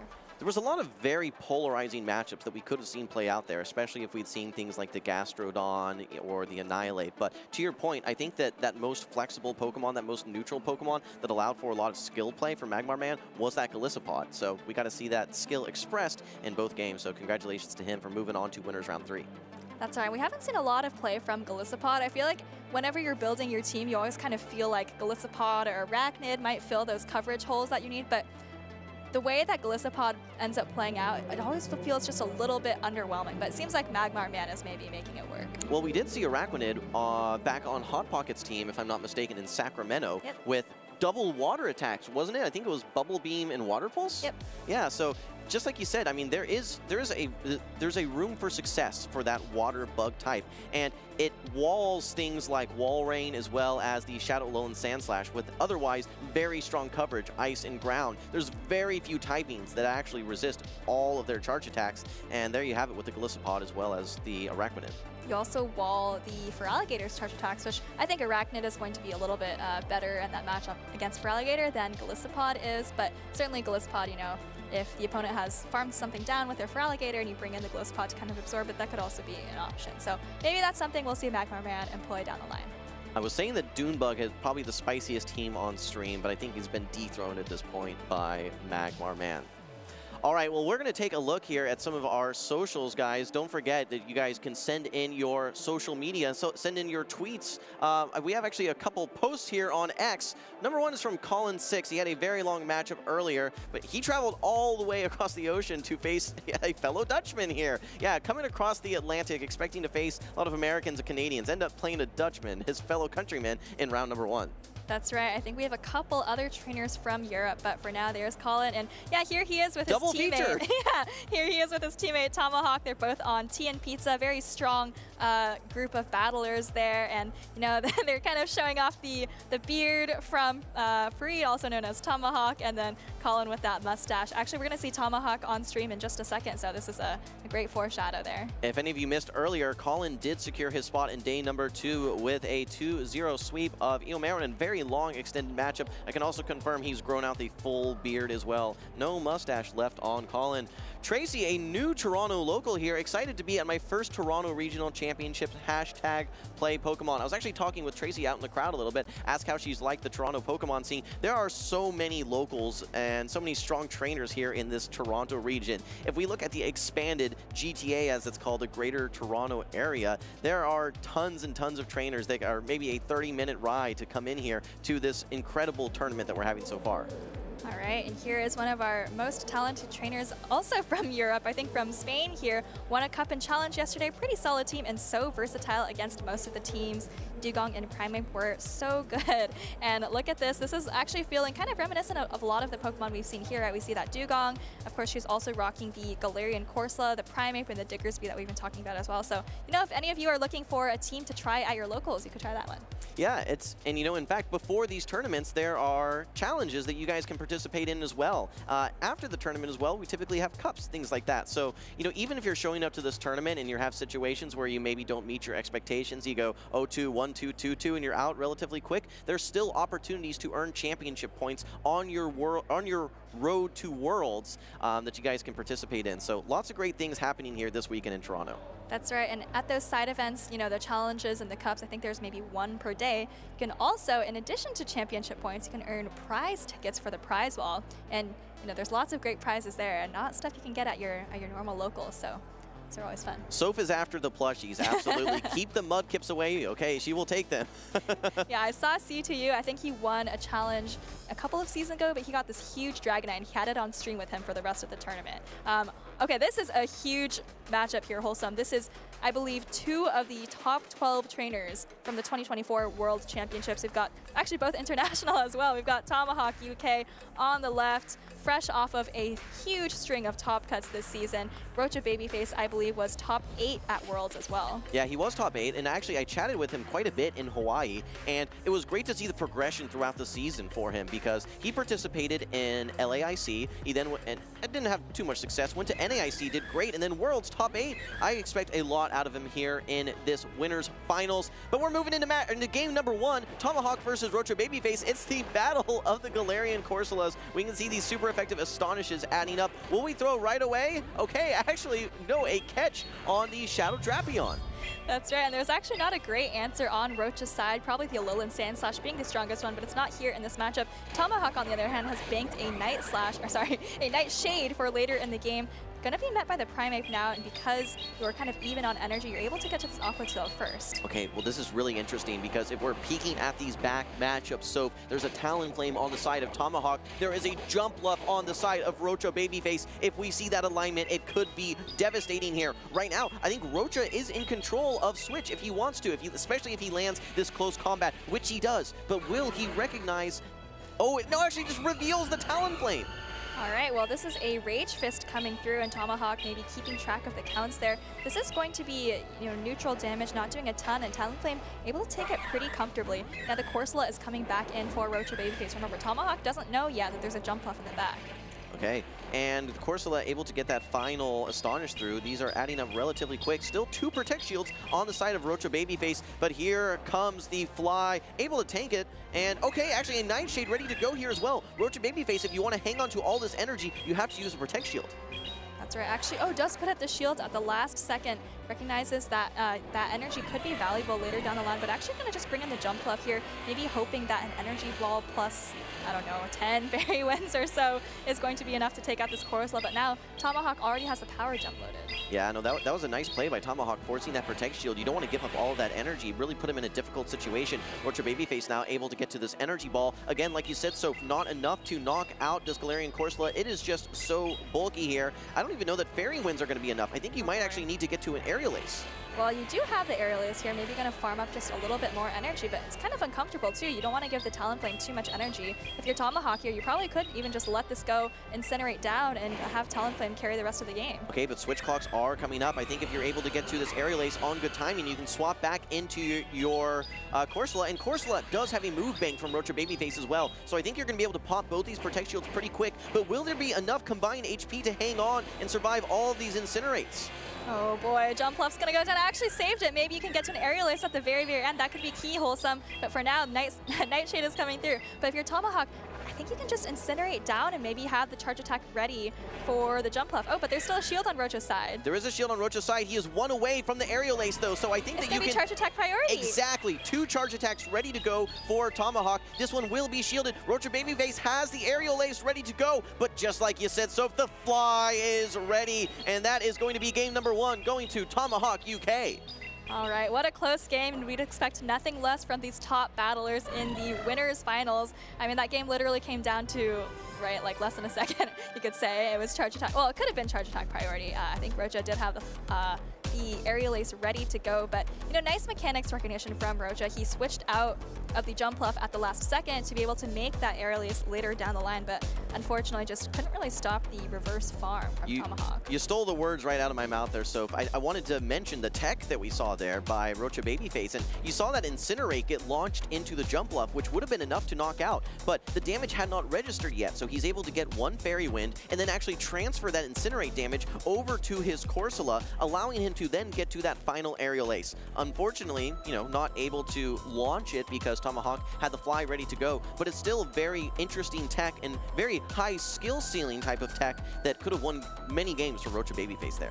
Absolutely. Well, we'll see Rocha and see if he can bounce back in game number 2. We'll have to see what Tomahawk decides to bring. We see this Shadow Swampert on his side, kind of unconventional pick, but not sure if it's going to be coming against Rocha's team. We did see the Jump Fluff in action last game, but looks like we're already getting into this game too. It's not going to be a Tomahawk team if it doesn't have one Pokemon that you're thinking to yourself, huh? He brought that? What? And that is going to be the Shadow Swampert here. Like you said, not featured on this game number 2. We're opting to stay in on these leads, actually. It is going to be a relatively neutral matchup. The Drapion versus the Azumarill here. You have to just throw these crunches, unfortunately, as the Drapion. There's nothing that you can hit against this Azumarill that'll be super effective or even neutral. But oh, a nice catch actually by Tomahawk, getting a lot of chip damage and now absorbing all this play rough energy on his own Azumarill. Yeah, that's a really nice play by Tomahawk. We actually saw him make a catch in the first game as well out of the lead, but Rocha's actually not going to build up any energy, just goes straight into the Corsola here. This is a nice matchup for Corsola. I think you just have more efficient attacks overall, maybe a little bit less bulk, but in this case, Tomahawk's already been chipped by the play rough. I think the key for Rocha Babyface is actually realigning and getting the Primate aligned versus that Shadow Drapion. But this is the 2nd game in a row that Tomahawk now has this Talonflame hanging around in the back, trying to sweep a game with it. Will he reveal it after this matchup, or will he try and hide it in the back and bring back in his Drapion? Switch clocks are actually coming up soon, so. Yeah, in a way, it's actually kind of risky for Tomahawk to switch out of the lead Drapion versus Azumarill like that, because you could risk getting your Talonflame on the Azumarill down the line. But for now, just this play rough is coming through onto Rocha Babyface's Corsola, and Rocha actually does shield it up. Okay, and actually now able to throw a charge attack here. This crunch would be enough to knock out, but it's the bait from Tomahawk. It's the Aqua Tail, able to pop that Protect Shield on the side of Rocha Babyface, and now he's that much closer getting to this next crunch, but he will be met by the Primate coming in from Rocha Babyface. Not going to be able to farm down, and you actually have no Protect Shields left as Rocha either, so these Aqua Tails are going to add up very quickly. Yeah, I think 2 is definitely going to be enough to take it out. So Rocha is at a charge attack here. It's actually charge attack priority, so Tomahawk, I mean, I guess you don't have to shield this up because you have Talonflame in the back, and actually, yeah, it does just choose to let it go. Going for the sweep, perhaps, yet again, with the Talonflame. I think that's exactly what we're going to see. Doesn't want to wait at all, and look at that Incinerate damage adding up. That's right, close combat coming through. This is actually going to do a decent amount of damage, but Tomahawk is feeling confident. He knows the Galarian Corsola on Rocha's side also still has some energy in the back, so maybe saving his shields for that. Azumarill comes in. I think if you're Tomahawk, maybe a Brave Bird is the way to go here. Yeah, it's a little awkward, so because you're out of fly range. You have to throw this Brave Bird, but that's going to debuff you. Could swap out, though, to reset that debuff, perhaps. That's exactly right. Tomahawk still has the Azumarill in the back, and that's exactly what he's doing. And, oh, but actually now you get Astonished down. This is kind of uncomfortable, if I'm being honest with you. But you do still have 2 shields. That's exactly the point. You're only one Incinerate off getting to a move. So even if you just launch that charge attack right away as Rocha Babyface, that Incinerate's going to come through. You're going to get to that fly, and then you would charge attack priority, just like we saw in game number 1. For 2 consecutive games, Tomahawk able to take that Talonflame to the end, able to sweep the team of Rocha Babyface. 2-0 for Tomahawk. That's right. It looks like they are actually talking to the judges there. Not sure if anything from that match is going to come up or if they're maybe just having a bit of chatter. But I think, pretty clean plays from Tomahawk throughout the series that we've seen thus far, at least. 2 catches out of the lead to kind of absorb some energy. But, both games as well coming pretty close to the end. I think Rocha, if you could stack 3 Nightshades at the end, maybe would have had a chance. Well, we have to, remember the significance of this match, right? This is not winners round 2 or anything like that. This is winners finals here in Group D. So this is win and go to day 2, where you're that much closer to the prizes and things like that. But if you end up going to the loser side of the bracket, your day's not done, but it gets significantly more challenged. You've got several battles ahead of you and probably a lot of waiting as well for your next matchup.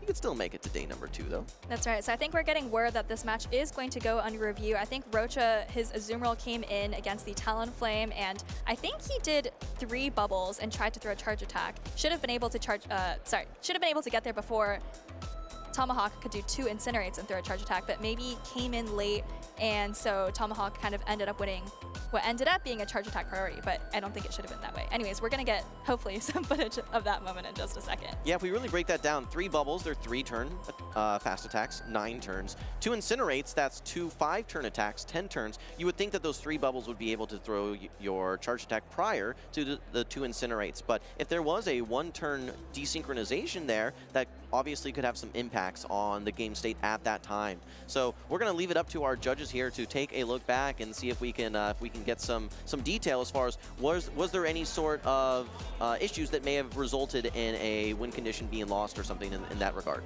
Yeah, so I think this is the moment we're talking about here. So you see Tomahawk is going to throw 1 Incinerate here, and then another, and then the Brave Bird, actually, sorry, not the Fly. And you see Rocha actually tapping that Ice Beam at the exact same time, right? But like you said, 9 turns versus 10 turns. I think Rocha should have been able to get to that attack first. And look at the health on that Talonflame.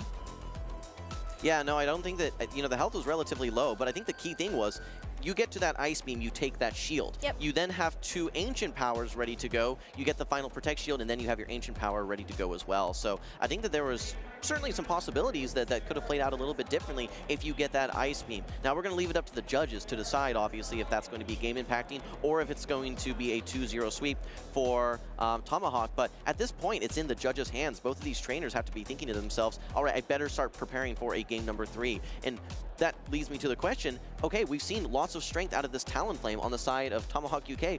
What is Rocha Babyface's response? Because I don't think he has a hard answer to it, maybe with the exception of Azumarill. I think Azumarill is the answer, and we did see Rocha bringing it, at least in that second game, right? So we'll see if, if this game goes to rematch, they will kind of end up resetting that game. It'll go back to 1-0 for Tomahawk. So we'll have to see what happens. Although I will say, like losing an entire charge attack is usually pretty impactful. You saw at the end, right? Rocha had like 100 energy on Corsola. Tomahawk had 2 charge attacks, or sorry, 2 shields up, right? So if Rocha had taken a shield or, gotten the Ice Beam off, probably could have been different. Yeah, I mean, when you only have 2 Protect Shields in a matchup, you know, the difference between having to use one and not having to use one can be very, very impactful, especially in late game situations when you have a Pokemon that has 100 energy, has 2 power gems basically ready to go there. So we're still awaiting decisions here at this point here. We don't have Pokemon cards to bring up for you guys, unfortunately. Not going to be able to guess the, what was it, the Seadra that we ended up seeing there on the side of Caleb. That was quite interesting. A middle tier evolution in Gen 1. I was only thinking to myself Wartortle, but ended up being Seadra. All right, well, it looks like they actually are shaking hands on the stage here, so not going to be a successful review for Rocha, unfortunately. Tomahawk, on the other hand, does advance to day 2 on the winner's side. So, you know, I think he's been top cutting pretty much every tournament this season. A lot of them have actually been in North America, despite the fact that he is a European-based trainer. So, you know, good for him for making the effort, for coming out here and, you know, showing what you can do. On the other side, Rocha is actually going to be dropping to those losers finals. Still has just 1 match to win before making it to the top 16. That's right. Assuming that Rocha can win that losers finals later on, still the pathway in day 2 can just be so long and arduous now that he's in that loser side of the bracket. As we say repeatedly on stream, you know, if you're going to be winning, that winner side is just so much more streamlined. You don't have to face that gauntlet that you would in day 2. So congratulations again to Tomahawk. You know, I've chatted with him and I asked him, it's like, hey, how are you able to come to all of these regionals? He's like, well, I'm doing so well. I'm winning these prizes. I'm using those prizes to travel to play more Pokemon, to win more prizes, to travel to more tournaments. It's a positive feedback loop and it's working for Tomahawk right now. That's right. Infinite, you know, tournament glitch for Tomahawk, as one might say. But, you know, let's take a look back over some of these great series, not just from Tomahawk, but from some of our other matches. We'll be right back.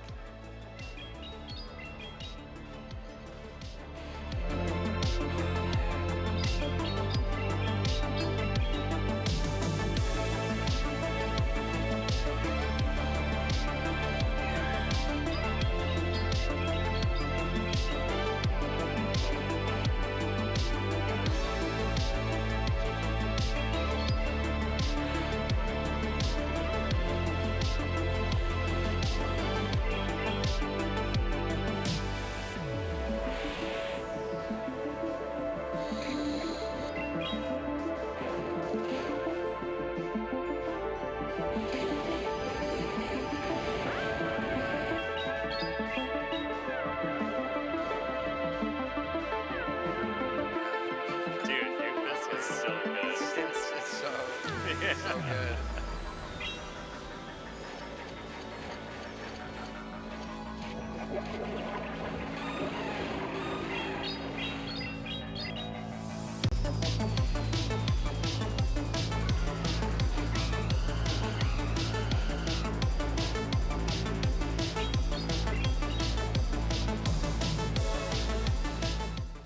Hi everyone, Softove here, and we're here to cover some of the highlights of the Dual Destiny move updates, which just came out a couple of weeks ago. I'm here with 2 of Europe's finest trainers on my left, as well as one of North America's finest trainers on my right. Do you guys want to just briefly introduce yourselves? Sure, yeah, I'm Nighttime Clasher. I've casted some tournaments, competed in a lot of tournaments, and really excited to be here. I'm Tomahawk UK, caster and competitor as well. Looking forward to talking about some of the move updates. And I'm Colin Six, familiar player in Europe. First time here in the US for regional, so I'm excited to be here. All right, well, welcome to the US to you. Let's just go around and maybe give some thoughts on your favorite move updates, maybe 1 or 2 from this update. I think one of the big things that might come into play later on in the season is the Fangs buff. For example, Steelix with Thunderfang, as Diggersby basically finds less prevalence in the meta, or like these first couple regionals, it's probably going to be used a lot, but when people use Annihilate, Primate more, Steelix might be a little bit better because there's not Diggersby on a lot of teams. Has Psychic Fangs for, of course, great play into the fighters, and Ice Fang as well can be interesting on like Suicune or like Arctibax, for example. Yeah, that's a great point. All those Fangs did get that energy buff. What about you, Tomahawk? I think my favorite buffs have been to Starmie. It received access to Psywave and to Surf. This makes it very, very flexible. It's going to be that Psywave user with the highest attack. So I think that a lot of people need to learn their matchups against Starmie because otherwise it could run through a team. That's right. I think we saw Dunebug in a grassroots tournament recently do very well with Starmie. So let's see if he brings it this weekend. And what about you, Colin? I think my favorite buff Pokemon is Bibarel. It got the rollout now. So it just means it's a rollout user that can fight back against Clodsire because it also has access to Surf, which I think is pretty interesting. Yeah, Bibarel definitely does have some really interesting coverage. What about indirect winners? So Pokemon that maybe didn't get buffed, but you think has a little bit more play now? I think Jump Bluff just makes the most sense because Diggersby coming up a lot means that Jump Bluff has Energy Ball for that great grass type coverage, and Fire Punch, even though it was buffed for Diggersby, still doesn't do that much to it. Of course, a Alolan Sandslash with Ice Punch can be a little bit difficult for that Jump Bluff, but with so many fighters being so prevalent and Fire Punch being buffed, it could be pretty playable. I think it would be remiss to not talk about Galarian Corsola. It's come into the meta, and this will be a good opportunity for players to see a bulky Ghost-type Pokemon. It's only really...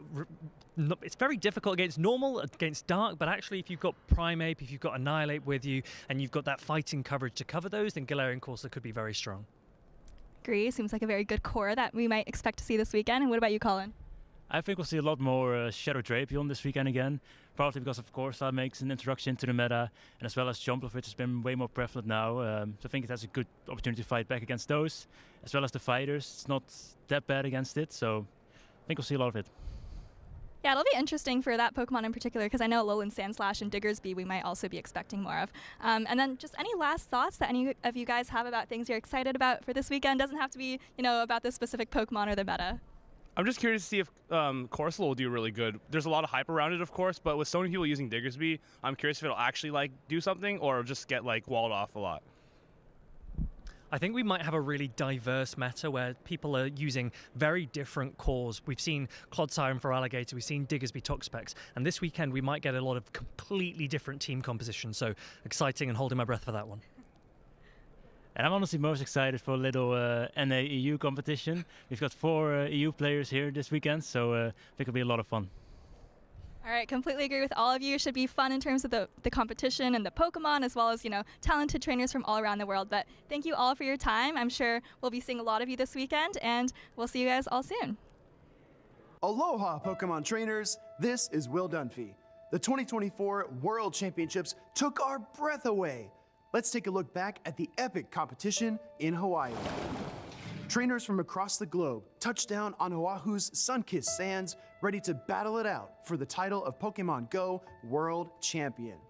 Inadequance displayed incredible skill and resilience with his signature core of Wigglytuff and Giratina origin form. Inadequate says no, no, no! While Yakai sliced through the winner's bracket with his Skarmory. Skarmory fires off the Sky Attack, looking for the Steel Wing down. Fans cheered as Martel Galde and his Whimsicott charmed spectators both far and wide. Marto making trophy moves! After an incredible day 2 of heart-stopping battles, only 2 trainers remained standing. On Championship Sunday, the Hong Kong hero Yakai took to the stage, met by the do-it-all Dutchman Inadequance. Our 2024 Grand Finals were officially underway. In Game 1, Yakai Skarmory caught Inadequance's Wigglytuff out of position, giving Yakai the momentum that he needed to turn the tide of the battle. In Game 2, Yakai made a thrilling swap into his Charjabug, clearing the way for his Skarmory to fire the Brave Bird and claim a Game 2 victory. In Game 3, Inadequance's Poliwrath toppled Yakai's Skarmory, and he gained additional ground by pivoting to Clodsire. Yakai eventually succumbed to Wigglytuff, giving Inadequance his first win of the series. In Game 4, Inadequance would send his Skarmory to face Yakai's Skarmory, and that choice would eventually align Giratina origin form against Lickitung, giving Yakai his decisive victory in the Grand Finals. And it's official! Congratulations to Yakai as your 2024 Pokemon Go World Champion! Yakai became our Pokemon Go World Champion, a storybook ending for his 2024 season. A brand new chapter of the Championship Series is set to begin. Write your own Championship Series story by going to Pokemon.com/compete, and we'll see you on Victory Road.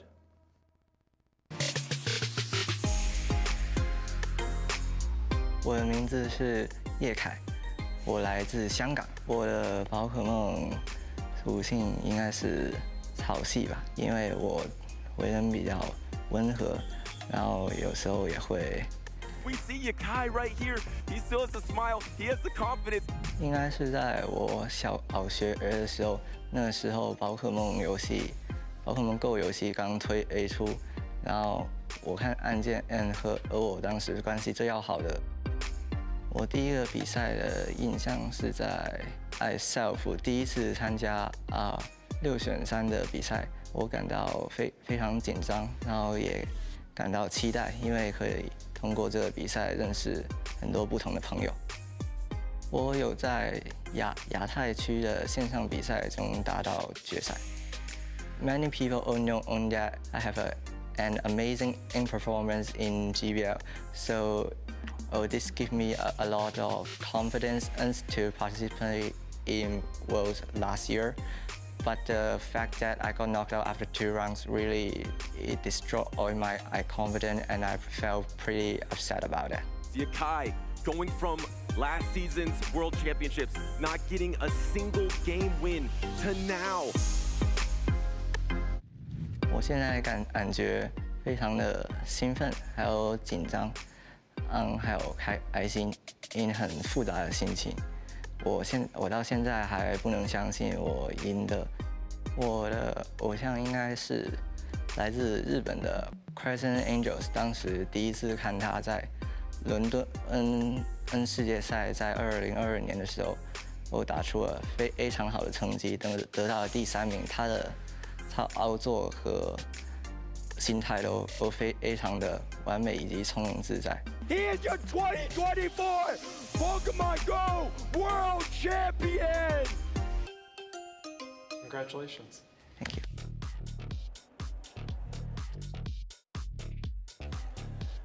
Welcome back to the Toronto Regional Championships. We are going through the winners finals here. Tomahawk just moved on. Some of our top trainers have moved on already. I am 2-0 Butters, joined by Caleb Pang. Yeah, and we've had actually quite a few Europeans already make day number 2. We got Colin 6 and Tomahawk as well. 2 really good friends that compete a lot together. I'm sure prep together, and they're both on that winner side starting day number 2.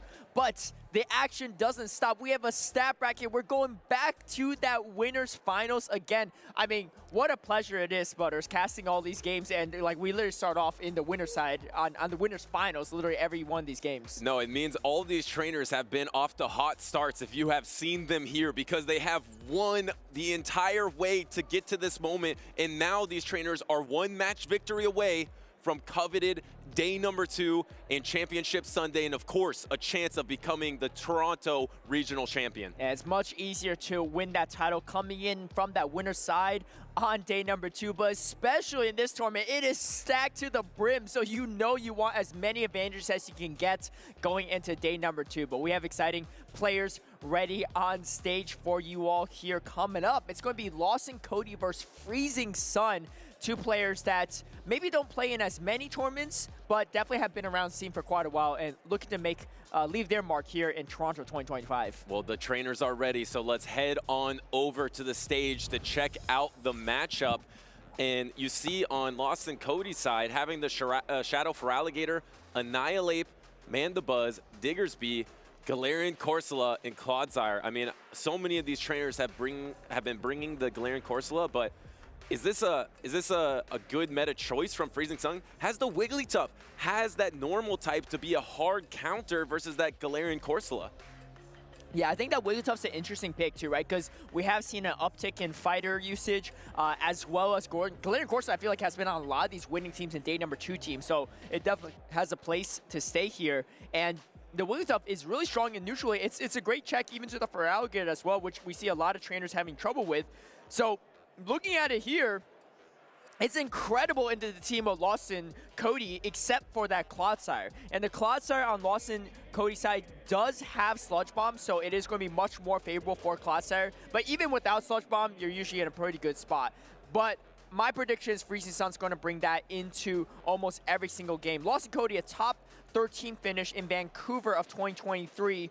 And a bunch of other tournaments, that was his top finish. And for Freezing Sun, has only played, I believe, in 3 tournaments prior to this. Toronto for the past 2 years, 17th and 9th, 9th being last year, and then 13th at NAIC last year too. So not a lot of tournaments under his belt, but very high performance in all of them. Yeah, some impressive performances for sure, and now is in the winners finals of an absolutely stacked tournament here in Toronto, bringing the Wigglytuff. And like you mentioned, you think you might see it in every single battle. I think you're right. I mean, besides the Clodsire, you just really have no counter to it. It's strong, really strong into 4 Pokemon of Lawson Cody's team. I feel like you're going to be bringing a lot of double ground, a ton of Clodsire and Diggersby. So how do you handle that double ground for Freezing Sun? Do you bring your Shadow for Alligator, your Talonflame? Those look like some 2 Pokemon to bring with that Wigglytuff a lot of flexibility, a lot of closing power, and not a lot of hard counters for either of those Pokemon. Here we go. There is that Diggersby, and there is the lead of the Wigglytuff, but this is not terrible for Lawson. It really isn't, and honestly, that Feraligatr in the back looks really strong for Lawson Cody as well.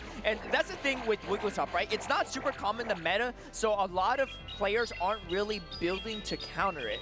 But the thing is, in a lot of neutral matchups, it's really nice for the opposing Pokemon, especially like Diggersby, because they're really bulky and they kind of just outlast in these situations. But this face-off Feraligatr is pretty strong for Freezing Sun as well, and now Lawson Cody swaps in, but he swaps into a Feraligatr with a ton of energy, and it's just a matchup that he can't flip now. Yeah, it's just so hard. Even though you resist the Hydro Cannons, the fact that you came in such an energy deficit means you'll be Charge Attack priority. Actually, Freezing Sun didn't throw on Charge Attack priority there, decides to go for the shield. I don't think you can Shadow Claw down here. If you could Shadow Claw down, that would be absolutely devastating for Lawson. He might be able to. He could definitely two-shield Shadow Claw down. Does he go for it? He does go for it. He gets it. That's massive for Freezing Sun. Back-to-back Hydro Cannon loaded. And look at the back line. It's 2 ground types taking super effective from Hydro Cannon. This is an absolutely terrible position for Lawson Cody to be in. And he doesn't even have the Scorching Sand. I mean, he's probably going to go for the bait or the Fire Punch at this point, but he doesn't even have it to throw to even go for any potential debuff. And because you've taken that chip damage from those charms, you're in range of Hydro Cannon. It looks like this is Charge Attack priority onto a Fire Punch, and it's going to get Protect Shielded because you have no other option to take out this Feraligatr besides right here with this Fire Punch. But I don't even know if this Fire Punch is going to be enough. It's going to be resistant. Remember, it does more damage now in the Dual Destiny season. It gets Protect Shielded nonetheless. Does Lawson Cody get to another Fire Punch before the Hydro Cannon? Is the real question. It looks like it's going to be Charge Attack priority, and Freezing Sun maybe losing track of the energy a bit, not able to throw that Hydro Cannon. That actually could be pretty punishing. Let's see how that plays out in the back-end matchup here, too. You have the Wigglytuff still, you have the Talonflame. I'm surprised they didn't even come in with Talonflame to farm up extra energy, but instead going for the Wigglytuff instead. And honestly, Talonflame looks really strong into the entire backline of Lawson Cody, especially once you get rid of that Feraligatr. However, Clodsire is pretty bulky, and his Simul swap is actually going to be pretty important here. Yeah, and the problem is you don't have that Stone Edge like you mentioned at the beginning. You have the Sludge Bomb instead, so now going to go for the Fly and then going to go for the Brave Bird most likely. The Fly is not going to do half the damage, but with the strong attack of the Brave Bird, actually missing a bubble there, it doesn't matter. As long as you reach that Brave Bird before the double Sludge Bomb, you're probably going to win this game. And now the question is double Sludge Bomb enough to knock out Talonflame? Yeah, double Sludge Bomb will get there before this Fly gets there. And looks like, oh wait, it's going to be, yeah, no, it still gets there beforehand. Yeah, that's, and unfortunately, Freezing Sun really getting punished for not throwing that Hydro Cannon against that Diggersby. Maybe just trying to optimize it a little bit more on the energy, but you know, Diggersby not something you can Shadow Claw down, right? So that's a much harder situation. And it looks like Lawson Cody's going to run away with it in this first game. Yeah, that triple Sludge Bomb to close it out here. Lawson Cody was in a devastating position against that Shadow Feraligatr, up energy, able to close it out with that double ground type to try to counter the Wigglytuff from Freezing Sun. Freezing Sun does go down 0-1, but I feel like the strategy was there. Just maybe a little bit of a miscount, not throwing the Hydro Cannon when you needed to on Charge Attack priority. If you throw that Hydro Cannon, you most likely win this battle. Yeah, taking a look at Lawson Cody's team too. We got that Shadow Feraligatr, Annihilate, another one with Ice Punch too. I wonder, especially after this tournament, if more people are going to start pivoting over to Ice Punch over close combat, right? We've seen it already on Deep Con's team, who made day number 2.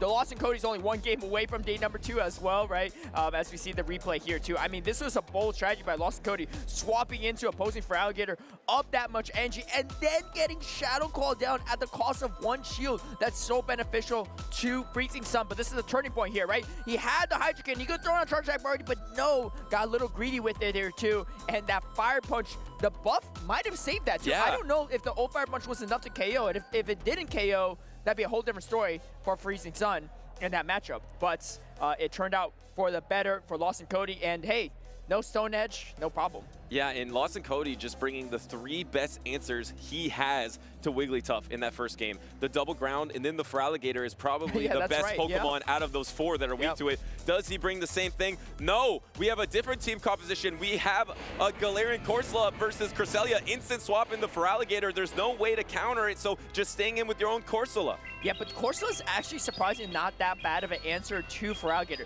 Yes, you're taking super effective Shadow Claw, but it looks like the Astonish does even more percentage damage than the super effective Shadow Claw even does. And here's the thing, right? Freezing Sun has the shield here if he doesn't want to be taken out. So you spend a shield, and then now you can potentially even pivot out here too. Well, it was a Cresselia in the lead, right? So honestly, even all 3 Pokemon have plenty of play into that Cresselia too, especially shields up. Yeah, and now you have the Feraligatr from the Freezing Sun here going to be throwing energy into Lawson, but Lawson has to be careful here because you have to throw energy to knock out Freezing Sun and maintain that alignment. But Talonflame in the back, if you get up energy here, Talonflame can be quite strong for Freezing Sun, especially with Protect Shield up in this battle. Going for the Hydro Cannon here. Is he going to go for the last second Protect Shield? No, just letting his Feraligatr go down. And then how do you finish off the Feraligatr? You have to bring in your own Cresselia, but Cresselia is going to really struggle to Psycho Cut down. Yeah, you're going to take a lot of damage here. I wouldn't be surprised if Lawson Cody even builds up to another Hydro Cannon and this swaps out once the timer's up. Let's see if he's able to do it or not. Looks like Freezing Sun is going to just go for the Psycho Cut down, but no, gets hit with another Hydro Cannon. Is he going to spend his final shield here? That's going to be disastrous. And says, you know what? Just going to tank the damage, just barely hangs on. Needs to put everything on the Talonflame. The problem with Talonflame is it's down a shield now on top of that too. And looks like Lawson Cody might go for even the Power Gem. No, goes for the Nightshade instead. Doesn't want to get too greedy with it. Not sure if he could get to that Power Gem. Gets that final shield. That's huge. That is devastating because now Freezing Sun is going to be an 0-2 Protect Shield disadvantage. Going to be throwing these fly baits, but the problem is you can even take the first one if you wanted, knowing that you're not going to Brave Bird yourself so early. No, actually throwing up the Protect Shield here, that is a fine play as well. It's all going to come down to this Clodsire. Remember, there is some energy left on the Cresselia, I believe a Grass Knot. So if you can ever put this Clodsire in range of Grass Knot, maybe you have a slight chance, but it's not going to be easy. Yeah, and I like that second one, choosing not to shield at that point too, recognizing that, hey, if it's a Fly, I can take it. If it's a Brave Bird, I can take it too. And now it's going to be within Sludge Bomb range. Lawson Cody going to knock out the Talonflame. Only a little bit of health left on this Cresselia, but just way too much to go through at this point. And Lawson Cody going to come away with a 2-0 victory against Freezing Sun in this Winners Finals. Yeah, and he had a tough team composition dealing with Wigglytuff in these Winners Finals where 4 out of 6 of your Pokemon are really weak to Wigglytuff. There was no Wigglytuff into that game number 2 and actually had that Future Sight available on Cresselia, but there was a Protect Shield remaining, not able to do enough damage because of that pivot of the Shadow Feraligatr. Just got loose in too many games here for Lawson Cody. Freezing Sun is going to move on down to the loser side of the bracket. Yeah, and big congratulations to Lawson Cody as well. I believe these two trainers just talking it through a little bit, but I think, yeah, that is going to conclude, I think, for this match. So big congrats to Lawson Cody too, looking to extend his best performance here in Toronto. Freezing Sun still 1 series away from making day number 2 as well. Very consistent trainer, but Lawson Cody just 1 step ahead. And you know, I love that he was able to kind of predict what Freezing Sun was going to do, right? Like you said, he brought the 3 best answers to Wigglytuff, being triple weak to it. He said, you know what, I know you're going to bring game number 1, game number 2, just made the great read. And you know, that Feraligatr looks so strong, but Corsola is a new meta threat, and it is here to stay, I think. Yeah, I mean, that dynamic duo between them is really hard to deal with as well. And so congratulations to Lawson Cody, because I believe that's his first ever top cut, because he has gotten 13th in Vancouver, but that was a tournament in 2023 where I believe day 2 wasn't a top 16. So that's his first ever day number 2. Huge congratulations to Lawson Cody. Yeah, I mean, and little flashback from last year, like we mentioned before, if you missed it, JJ's first ever top cut, day number 2 for a regional, was Toronto last year, and he ended up winning it. Hey man, Lawson Cody could repeat history, but just, you know, as a different player. But as we take a look at the recaps here too, I mean, Shadow Feraligatr was really the main star of that series on kind of both fronts too. And I mean, just the ability to get off this second Hydro Cannon was so punishing for Freezing Sun, right? And Freezing Sun's in such a bad position that I get why he had to go for the Psycho Cut down. He's already down a shield at that point.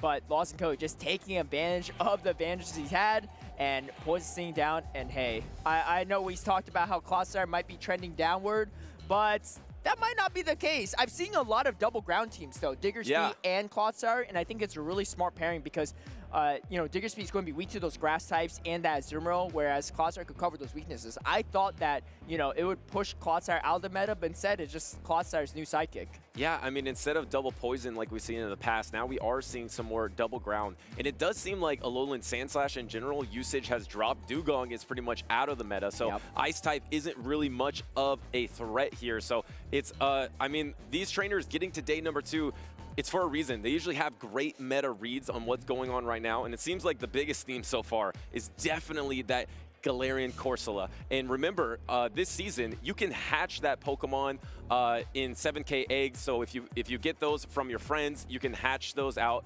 And I recommend you doing that because it is really strong. Yeah, that's right. I've hatched a total of 0. What about you? I think I've gotten 3 so far. Okay. I'm a good walker. I walk around a lot, so I'm always hatching eggs. Well, you got a dog, so you got to walk. You know, I got cats, so I'm just, you know, lounging in bed with them instead, not really hatching eggs. But, you know, speaking of, I talked about JJ briefly earlier, but he is going to be back on stage. We saw his match early on the winner's side, and, you know, he was only 1 series away from making day number 2, dropped to losers finals, and hey, we're back. We're on the losers finals for JJ's side, and he'll be going up against SS Thorn, which is quite the matchup too. That's actually going to be a rematch from last year in that grand finals. They were the top 2 finishers in Toronto last year. Unfortunately, one of them will be leaving this tournament a little bit sooner than they want to, but this is a great, you know, throwback matchup. No, exactly right. We have the rematch of the grand finals. Unfortunately, it isn't a losers finals here, so one trainer will be eliminated from the tournament, SS Thorn,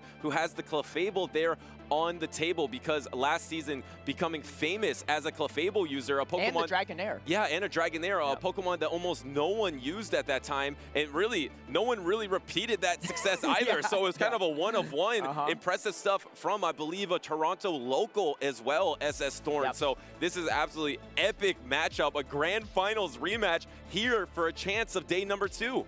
That's right. It's going to be super interesting to see how this one plays out. First time, I believe, on the broadcast for SS Thorn this weekend, but he has fought through that losers bracket to make it all the way here, whereas JJ powered through the winner's side, only losing to that winner's finals before going here. And, you know, if you make it all the way to losers finals, it is a long road to get there, but SS Thorn has made it there, and he's warmed up, right? Sometimes I feel like if you lose from the winner side, you're kind of cold, right? You have to wait around a little bit. You didn't play as many matchups, so you don't feel maybe as comfortable with your team, whereas on the loser side, you're just going match after match after match, and the next thing you know, you're in that losers finals, 1 series away from day number 2. So we'll see how that plays out here. We got JJ on the left-hand side, running that Shadow Drapion, Serperior, Shadow Feraligatr, Galarian Moltres, Primeape, and Clodsire. And I believe this Clodsire also has Sludge Bomb. Yeah, I don't think I've seen a single Clodsire with Stone Edge today. Yeah, it seems like that's kind of out of the meta, maybe because of the drop of ice types and the drop of flying types in general.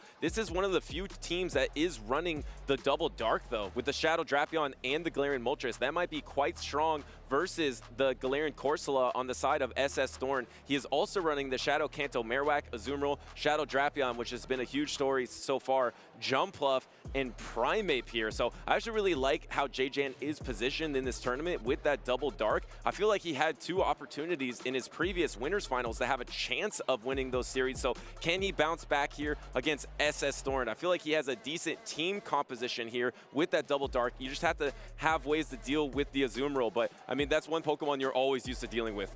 That's right, yeah, and so we're gonna have to see how that goes. I think the Galarian Moltres is honestly not even that bad for the Galarian Corsola because you kind of have to land the Brave Bird, right? We've seen how bulky the Corsola is, even when it's taking super effective attacks, like it's not doing as much, and without any dark attacks or ghost attacks on the side of the Moltres, you have to go for that Brave Bird to do any meaningful damage. And honestly, the Astonish plus the Power Gem is going to do a lot to the Moltres. And I'm very excited to see if we see that matchup come up. It's a great point because it's kind of the same thing against the Annihilate and the Primeape as well, right? You can't really be baiting with the Ancient Power. You have to get all the way to these Brave Birds. So maybe a Pokemon that's better up energy or up shields in the late game rather than a lead Pokemon to leverage its good typing in the meta right now. So we're going to see how JJ does decide to play that. We know probably Shadow Drapion is going to be a huge factor in this series, but a key thing for SS Thorn, he has the Shadow Kanto Marowak, which is a really good answer to that Say-Soft Shadow Drapion. The thing is, you have to be very quick with it, because if you let 2 Poison Stings through,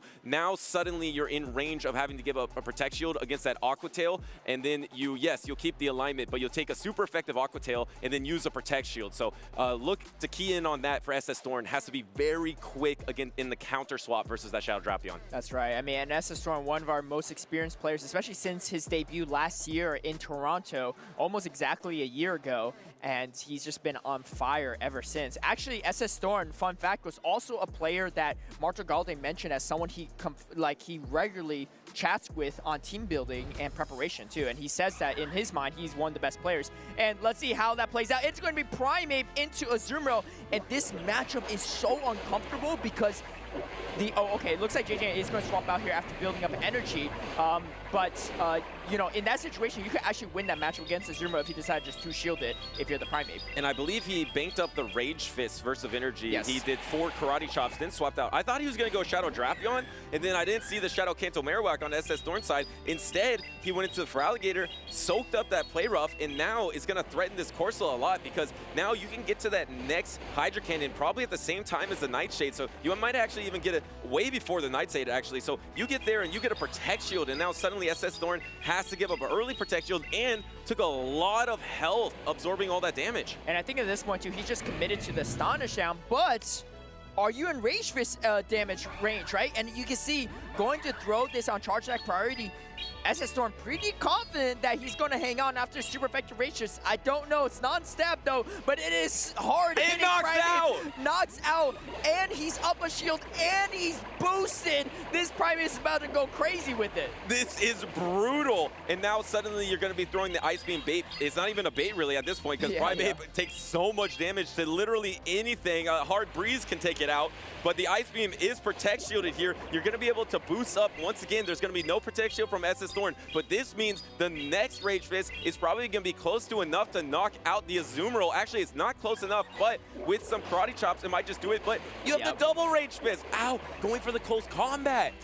Not even double, 2.5 Rage Fist at this point too. Close combat, I don't even think was needed, but it is going to do more damage. It does a ton of damage. I feel like JJ taking a page out of a Deep Cons book after losing to that Primeape. Oh no, actually no, it was a different matchup here. He was the one using Primeape. But either way, he is up so far ahead at this point too, has a shield advantage, and he's going to close it out in this mirror matchup for sure. Yeah, and you could always just save that shield and get to a close combat later in the battle. You could use it here. You have so many options because of that Primeape, able to bank that Rage Fist. How key was that? He saved that to knock out the Corsola, baited it out, and is really far ahead of this matchup. SS Thorn has to pull off a miracle here, but there's just no way he can do it.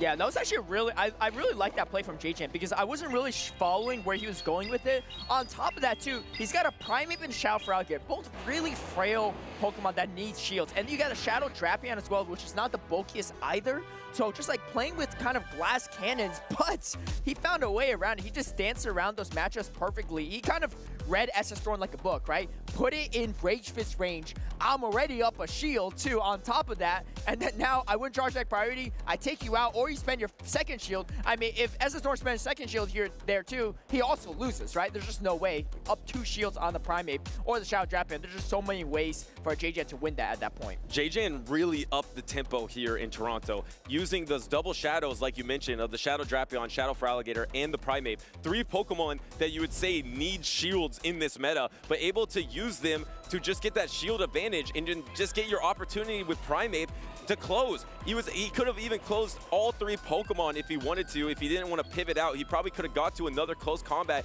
and finished out this battle. JJ just putting on the pressure, turning up the heat here. Now, how does SS Thorn adapt to that pressure that JJ is putting on him? Yeah, JJ's proving me a little wrong here too. I said, you know, sometimes on the winner's side you get cold after waiting forever, but he looks warmed up for sure and ready to go. He is looking locked in and ready for potentially a rematch against the DeepCon day number 2, but he has one more game to win against SS Thorn to do it. SS Thorn though, no stranger to being in this position here too. Definitely has to dig deep, but has the capability and the skill to overcome even a tough opponent like JJ. But yeah, what a rematch here from last year's Grand Finals. Here we go, game number 2 here. JJ needs one more game. SS Thorn needs to even up the series to have a chance, and it's going to be a Primeape on the side of JJ into Shadow Kanto Marowak. But look at this backline though, and look at this line of 3. It's so weak to Jump Bluff here, and SS Thorn did bring the Jump Bluff. Now you're over close combat energy. Bone Club is available. There's no charge attack thrown by that Primeape yet,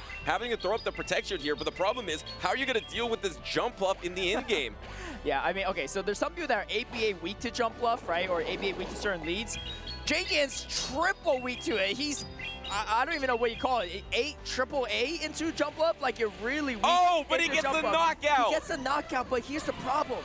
He is down shields, and SS Thorn, he fair wins down. What do you come in with? You can't come in superior. He's you already come in Feraligatr? Like you're down to shields. He's already shaking his head he has nothing that he can do versus this. I mean, at least the superior is going to be able to fight back a little bit in this scenario here. Very little. Yeah, a little bit, but you had some chip damage, so can you ever get it in range of a triple aerial ace? But the thing is, you're also getting outpaced at this point because the jump up came in earlier. But if you get this low enough that you can Shadow Claw it down, maybe there is a chance for you, but that Protect Shield advantage with Shadow Drapion is going to be really tough to deal with. It's so tough. If you look at the side of JJan, he doesn't really have a Drapion answer to begin with, right? Because Clodsire, it's running Sludge Bomb too, so you even baiting there is really risky, and you just get outpaced. But not only that, SS Thorn's up a shield. I love this play from SS Thorn. He knows. He's like, doesn't matter what you have in the back, shield advantage, Drapion is going to beat everything. And that's absolutely going to be the case for SS Thor. I mean, talk about disrespecting the jump up, but also kind of disrespecting the Drapion as well, too.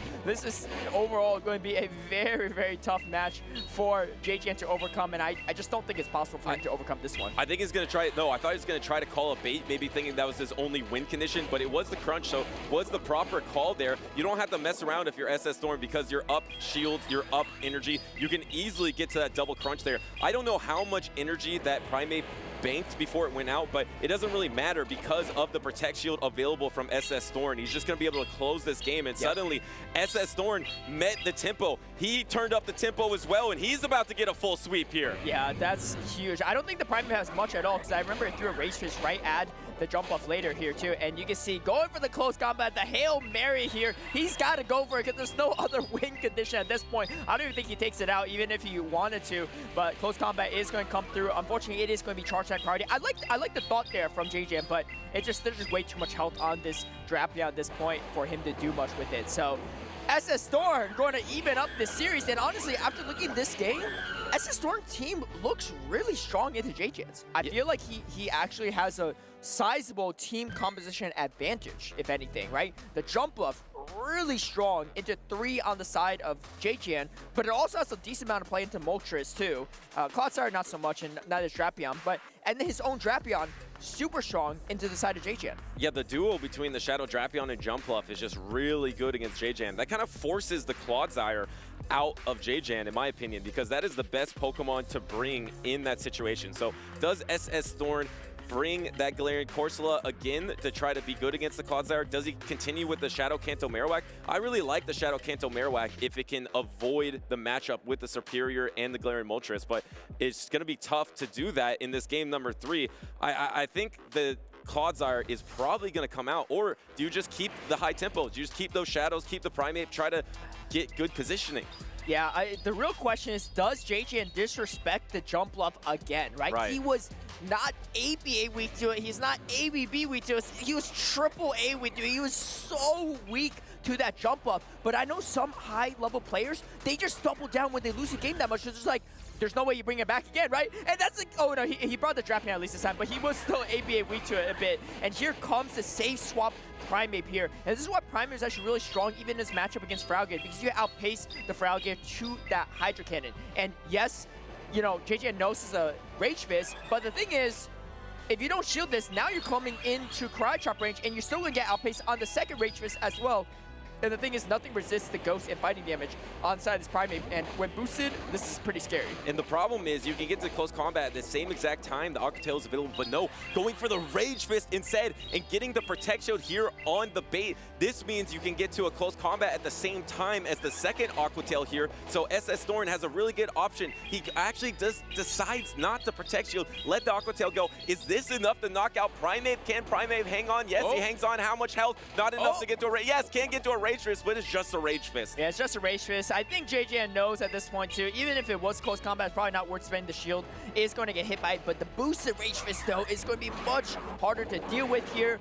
Mud Slap is going to start coming through. You're going to have to tank one Aqua Tail, but not a second one. And I like this play from SS Storm because again, if you have a shield on the side of the Drapion, it's really strong into the side of JJN's team. And honestly, at this point too, it's even better here. And so here it comes, and JJ kind of stuck in this matchup. I don't know, maybe he should have swapped out a little sooner, but wants to get this chip damage off. But at the same time, like, this is not a good matchup for him.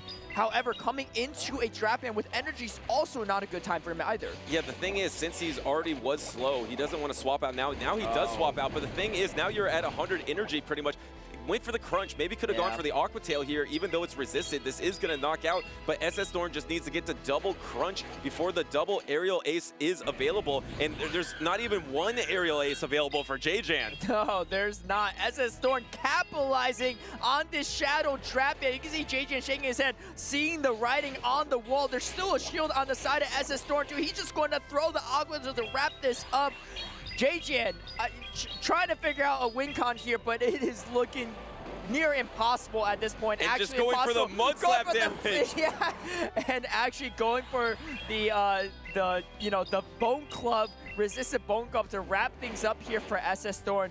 Great plays from him, great adjustments after dropping that first game. SS Thorn gets his redemption and gets JJan here in Toronto on Losers Finals, and he is moving out to day number 2. Winning against the trainer that eliminated him last season in Toronto. Of course, that elimination did place him in second place, but still able to take down JJan, and JJan, the defending Toronto Regional Champion, has been eliminated this season.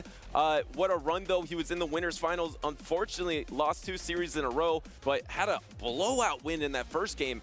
SS Thorn able to really bounce back for that reverse sweep. Yeah, I mean, honestly, JJan played really well that first game. That, like, I didn't even recognize how much of a team comp disadvantage I think he was against SS Thorn, but SS Thorn making the adjustments he needed, realizing how strong certain Pokemon he is, right? That jump bluff, the Trapion, right? And just recognize his win conditions was just put a stronghold on JJan in those final 2 games. And yeah, what a performance from SS Thorn too. I mean, he looked fantastic in his first tournament last season, getting that second place in Toronto, and he looks like he's just constantly been improving ever since then too. And you know, just this is the answer to Shadow Trapion, right? If you have it, right, most people aren't running Gastrodon, but a couple people are running that Shadow Kanto Marowak, and it's looking like a really reliable pick tier 2. Even though there's a bunch of grass types, a bunch of water types, it is one of the most reliable answers to that Drapion. Yeah, and that Superior that JJan was running can never quite get aligned with that Alolan Marowak in a meaningful way. In the Shadow Drapion, which seems like the safest Pokemon in the meta right now, it seems so dynamic, flexible, and the pacing is super high. Also able to set up Pokemon like Primeape if you can get a Protect Shield advantage, just like we saw in that game number 1 for JJan. But it really impressive stuff from SS Thorn, the Toronto local, moving in on the loser side of the bracket. Of course, now I believe we will be going through a lot of the losers finals here, so these trainers do have an opportunity to make day number 2. Yeah, I believe we saw some winners finals as well in those brackets that started later on in the day, but SS Thorn, I believe, will be maybe our first player, I think, making into day number 2 from the loser side. So big congrats to him too, because this is a stacked tournament, and love to see that he's performing still really well a year later, back in Toronto again. So definitely his home ground and his place to maybe claim the title this year. Yeah, and not as spicy as it was last year with the Clefable, but Galarian Corsola doesn't seem as spicy because almost all of these trainers moving on to day number 2 seem like they have Galarian Corsola on the team. But I like the teams that also have that dark type, like the Shadow Drapion. You saw a Crunch hit it earlier in the tournament, just did so much damage here. The thing is, Galarian Corsola doesn't even feel like it's doing a ton in these matchups. You're not seeing it being oppressive or seeing it in all these negative situations. I think the key thing that makes it strong is it's neutrally strong enough to hang in this meta that it's just never a problem to bring. Even in negative situations, it just doesn't seem that bad. And with a Pokemon that doesn't have that many bad scenarios, it kind of makes it good. That's right. Well, let's hear from SS Thorn on what makes his team good. I think Jim has him with him right now. All right, thank you, Caleb and Butters. Wholesome underscore here, joined by SS Thorn, fresh off his victory versus JJan. Actually, a rematch, if you remember, from last season's Toronto Regional Finals. So congratulations, first off, on your victory. I want to ask you, how meaningful is it for you to be making day 2 after all the success that you've had and all the tournaments that you've done? How does it feel to be back in day 2? It feels really good. My last tournament was Vancouver, in which I actually was eliminated by JJN, so it definitely feels great to be able to get a rematch and advance to day 2. Okay. One of the questions that I wanted to ask you earlier was Shadow Kanto Marowak. We've seen a lot of it in regional tournaments. In fact, we saw, I think in Louisville was the first Shadow Kanto Marowak winning team with Lyle Jess. But we haven't seen any on stream at all today until we saw you. How is it performing for you so far? It has been really good. It's really strong neutrally, and I think people are leaning more onto Diggersby as a ground type because first of all it got buffed, and also it has a lot more playing to the grass types like Jumpluff and Serperior, which are rising in usage. But Marowak is definitely still very strong. It's just a little more polarizing in some matchups, depending on what your opponent has. All right, well, Thorn, obviously we're in a little bit of a new meta here as we moved into our Dual Destiny season. How much additional preparation did you have to put in after going from a meta that you may feel very comfortable in to something that's maybe a little bit different now? I honestly didn't prepare that much. I just tried to be strong into Corsola and have fun myself. I think it's a really strong Pokemon, and not many people are bringing a lot of counters to it.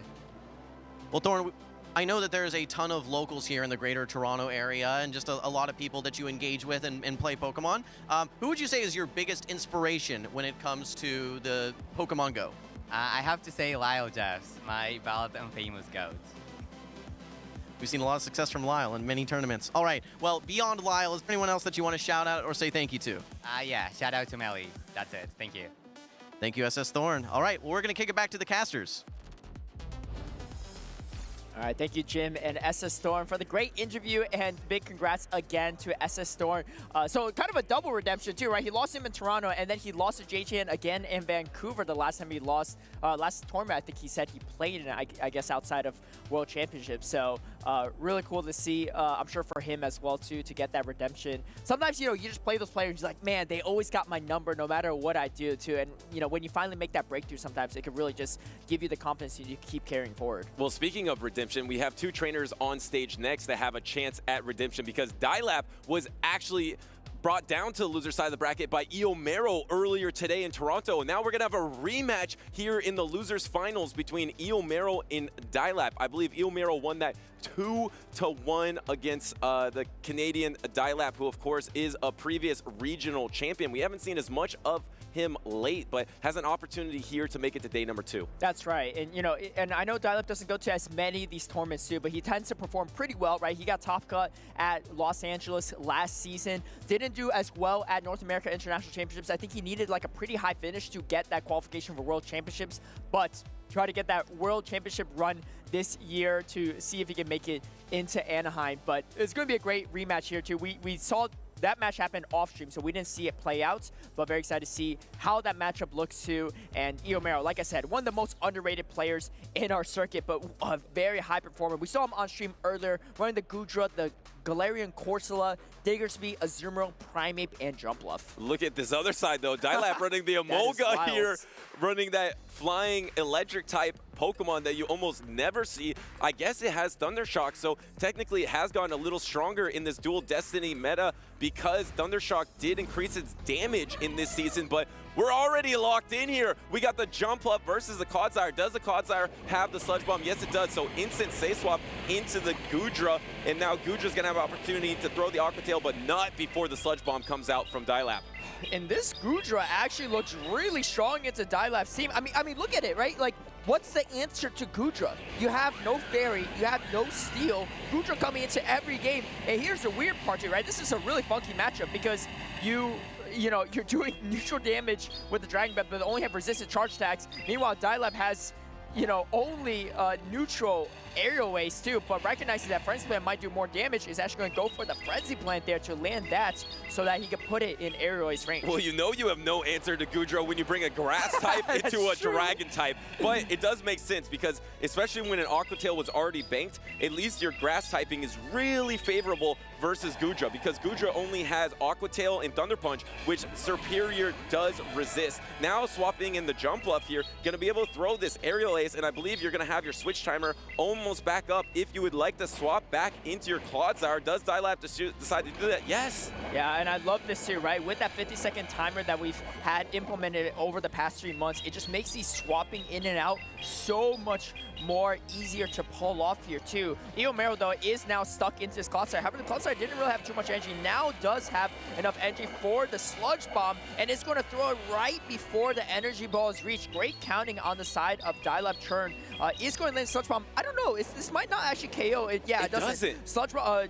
Jump Up is one of the bulkiest Pokemon in Great League as well too. So having that bulk does allow to tank some of that damage and get off this crucial energy ball. This is going to be pretty big. Oh, and again, he swaps back over here on the side of Eomero. Does he shield again, protected Goodra? I like this play because he's recognizing that Goodra has so much utility into everything on the side of Dialab. And here's the big part. Oh, he's going for the baits. I love this. Eomero's so savage with these baits because most people just go for Thunder Punch. They don't think they get to another move. But Eomero instead throws that, trying to allow himself to get to another move. And it doesn't even happen, right? But it's just one of those plays where, like, it just gets in your opponent's head. They're like, whoa, like, why would you bait here, right? It makes sense for you to Thunder Punch, so I'm going to just spend the shield here.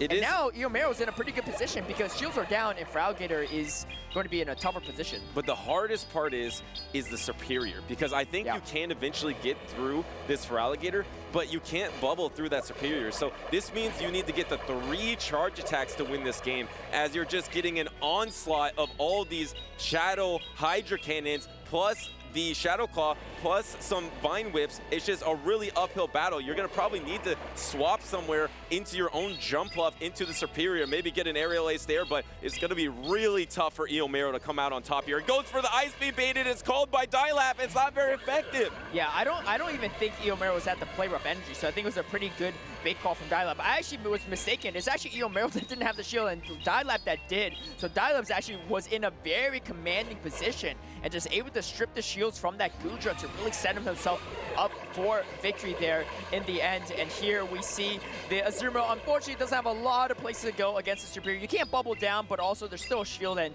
you just can't get to 2 Ice Beams at a time. So Dialab Churn finding that first game win against Eomero to start his own redemption journey in this matchup. Yeah, that's a 3-ball flex against a trainer that did beat him earlier on in the tournament 2-1. So a huge momentum swap for Dialab here, able to come out on top here in a significant way, taking a lot of momentum in that first matchup. Like you mentioned, Eomero has that Goodra, and Goodra just looks really strong against these 6 Pokemon right here. There's not a clear answer against that Goodra. Yes, you have the Annihilate that can be kind of neutral. You have the Clodsire that can do okay, but you just don't really have a lot of answers. So probably Eomero heavily leaned onto that Goodra in an earlier series. I like that Dialab now brought the Superior to soak all that Goodra energy. Maybe he didn't do that in the previous series. Yeah, that's right. I mean, that's the thing, right? When you rematch someone that took you out too, there's a lot of learning lessons you can figure out from that situation. Try to figure out how I can play it better. And sometimes the person that won the first time just gets 2-0'd in the second time around because the other player just made the adjustments they needed or maybe just caught the right lead in that situation. You're the electric expert, Butter, so I gotta ask you, what does Emolga do in this meta? Yeah, it's complicated because I was thinking that now its Thundershock does more damage, so it's slightly better. But let's look at what it does against Eomero's team. It's going to be okay against the Jump Bluff because it does have flying type coverage. So it's going to be able to do super effective damage versus that Jump Bluff. I think the biggest thing is this is a meta read that there's going to be a lot of Shadow Feraligatr in fighting type cores. Because if there's a lot of Shadow Feraligatr fighting type cores, I think Emolga does have a place against those 2 Pokemon. There is no Shadow Feraligatr on Eomero's team, but there is that Primate, so has 1 target, but it's not going to be great against that Goodra. Once again, Dialab is going to be able to secure alignment, a Grass versus Dragon. I still think this is a good situation for him somehow. Yeah, I wouldn't be surprised if Eomero actually just farms up energy and then dips with it, right? Because he knows his energy is resisted, so he's going to tank the damage and then maybe swap out because he knows the energy is really valuable in the side of Dialab Churn's team. Outside the Superior, he has super effective or neutral damage on this Goodra for whatever. Maybe he's going to try to catch a French Split. Let's see if he can do it. No, doesn't actually quite do it and is going to swap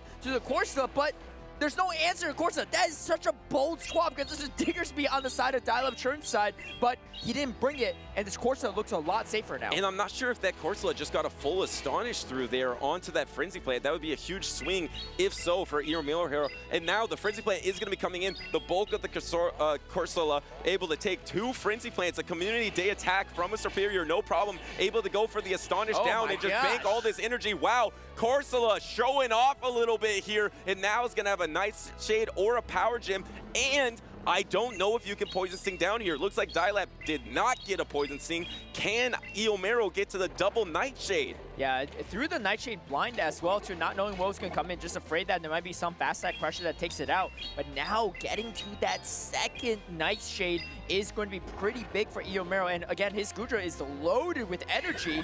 But the thing is, the Moga looks pretty good in the back end, especially against the jump up. And I figured, yeah, he's going to come in with the Gudra here. It has a ton of energy here too. Does Silab decide to shield, or does he put everything on the Moga? Looks like he might put everything on the Moga. There's still energy for another Aqua Tail. Is going to throw it. Eomero not even going to throw a Dragon Breath as well, just throwing the Aqua Tail as soon as possible. Dialab finally deciding to spend his first shield. And now you're going to try to knock out this Gudra and then hope that somehow down a shield, the Emolga is going to be able to take out the backline. But Eomero knows there's no counters for the Gudra, and the Superior is out of the game, so there's not even a place to soak all the energy. Here comes the Emolga with the Thundershock that does a little bit more damage now. You have the Acrobatics, but it's really hard to get to, so you're going to have to throw the Resisted Discharge. Do you Protect Shield? Yes! Actually Protect Shielding on an Aqua Tail here. And do you see the swap into jump up? I think that might be the play, or maybe he goes for the catch, and he does! He catches the discharge too! What a catch from Eomero! I mean, the timing on that was so unpredictable. Even Dialab doesn't know when he's going to throw it. You can't even pause on the Dragon Breath because it's just going to be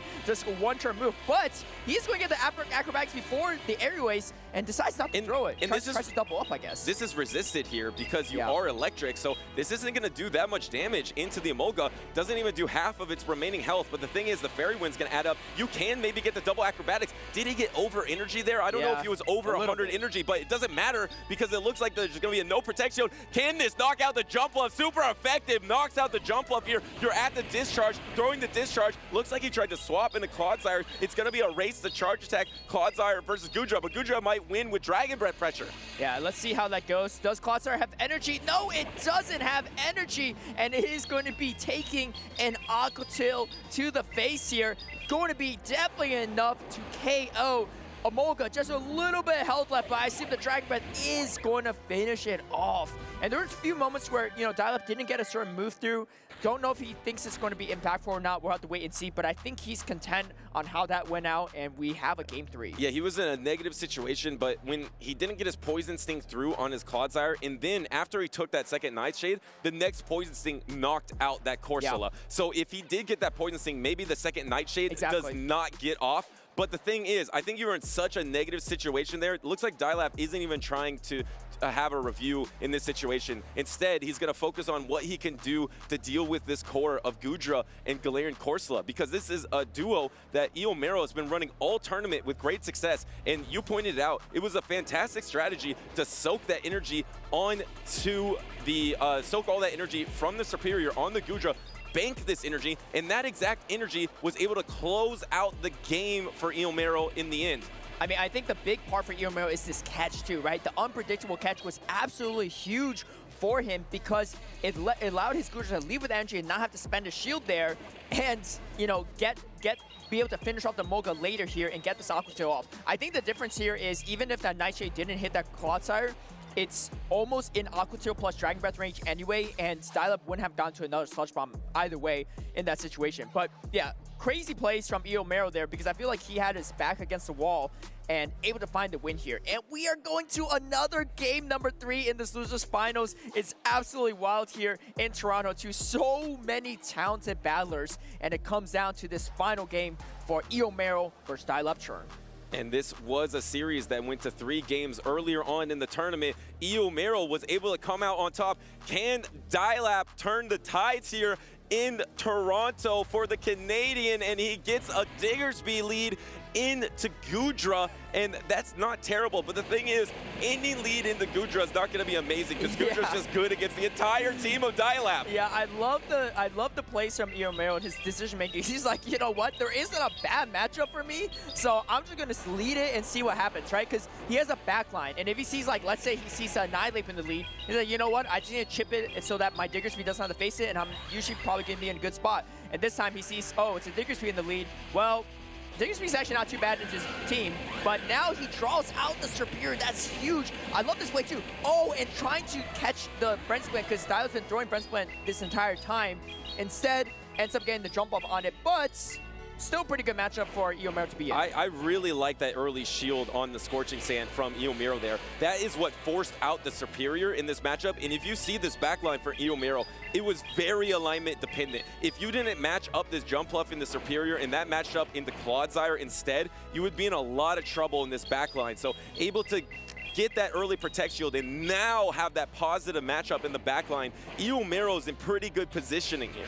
Yeah, and I like this read from Eomero as well, right? Because Dialab is ABA weak to jump off, right? I feel like a lot of people are when they run these lines. Diggersby in the lead with the Superior in the back, so he knows that it has to be a jump off counter in the back, and Clodsire is probably gonna be that.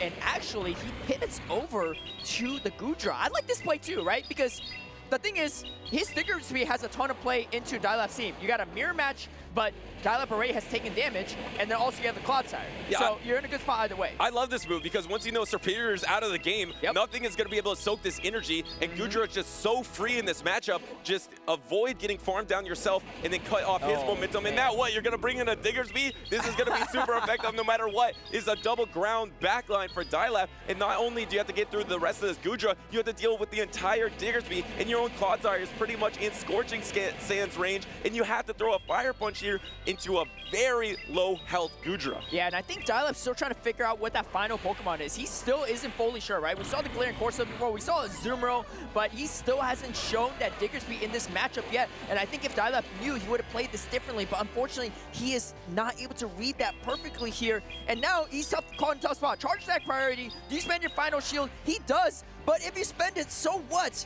You have your own Diggersby in the back. Yeah, no show from Eomero. He feels confident in this. I don't even think this KOs. He swaps his Diggersby. Game over. Yeah, that doesn't knock out, but like you mentioned, now you can just swap into your own Diggersby. Dialab knows this is really bad for him because his Clodsire is pretty much in Scorching Sand's range. The Scorching Sand is going to be going into Eomero here. It's going to get a Protect Shield because Eomero does know the backline Pokemon of the Clodsire, deciding to use the shield on this Scorching Sand here, and I bet he throws Scorching Sand no matter what. Because even though it was Fire Punch range, if he got swapped on, he would run it, throw the Scorching Sand. Really smart play from Eomero there. Eomero coming away with this too. After dropping that first game, just kept leading into the Goodra. And this is why we're talking about how Diggersby is on the rise, Clodsire's on the fall, and Eomero's on the rise himself. He's going to win this series 2-1 and get himself another top cut here in Toronto. And he was able to reverse sweep this series down to a 3-ball flex in game number 1. Suddenly he's going to be able to quick attack down to move on to day number 2. So he has eliminated Dialab from this tournament single-handedly. Yeah, that's right. Yeah, the only person to beat Dialab Churn, and Dialab Churn, in my opinion, one of the best players in the world here too. But Eomero showing why he is one of the most consistent trainers here in the Championship Series circuit. And the thing I love about Eomero is that he always plays something a little bit off meta, right? Like sometimes it seems really weird and wild, but he performs well with it. But you know, this time too, right? You can see, right? As a Storm played a lot of anti-meta stuff last season, but I feel like in this current season, it's hard to play anti-meta. But Goodra, like who saw Goodra on their bingo card? Not me, right? And he found a way against it, and Dialab's probably not expecting Goodra either. Who plans for Goodra in this meta? And so of course, you know, it's just good into its entire team. Yeah, and it was one of the few trainers that wasn't running a Azumarill, right? Because there is the Shadow Feraligatr as the only water type on Dialab's team. It was just so free. And now also even into Azumarill, it's not even that bad. It's better now shields, because the Thunder Punch does more damage in Dual Destiny. You're right. So the thing is, a double Thunder Punch from Goodra really weighs on an Azumarill more than it did in the previous season. And Goodra is a bulky enough dragon Dragon to absorb an Ice Beam or a Play Rough. So I really like that meta call from Eomero, and you're pairing it with a Pokemon that trainers are not used to yet. You pair it all the time with the Galarian Corsola, suddenly you're throwing out a core that none of these trainers are prepared for.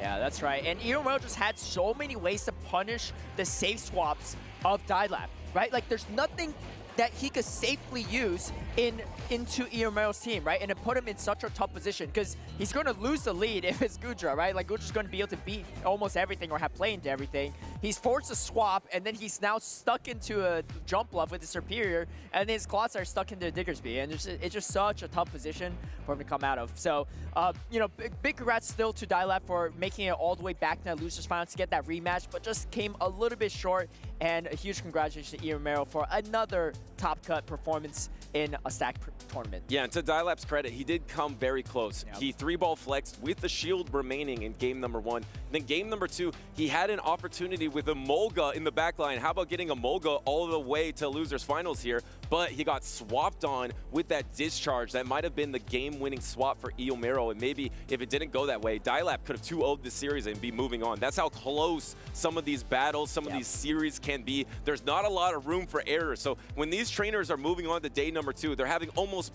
perfect day number 1s. That's right. Well, it's been an incredible day number 1 so far. We have more action for you. Take a look at some highlights before we get back into the action.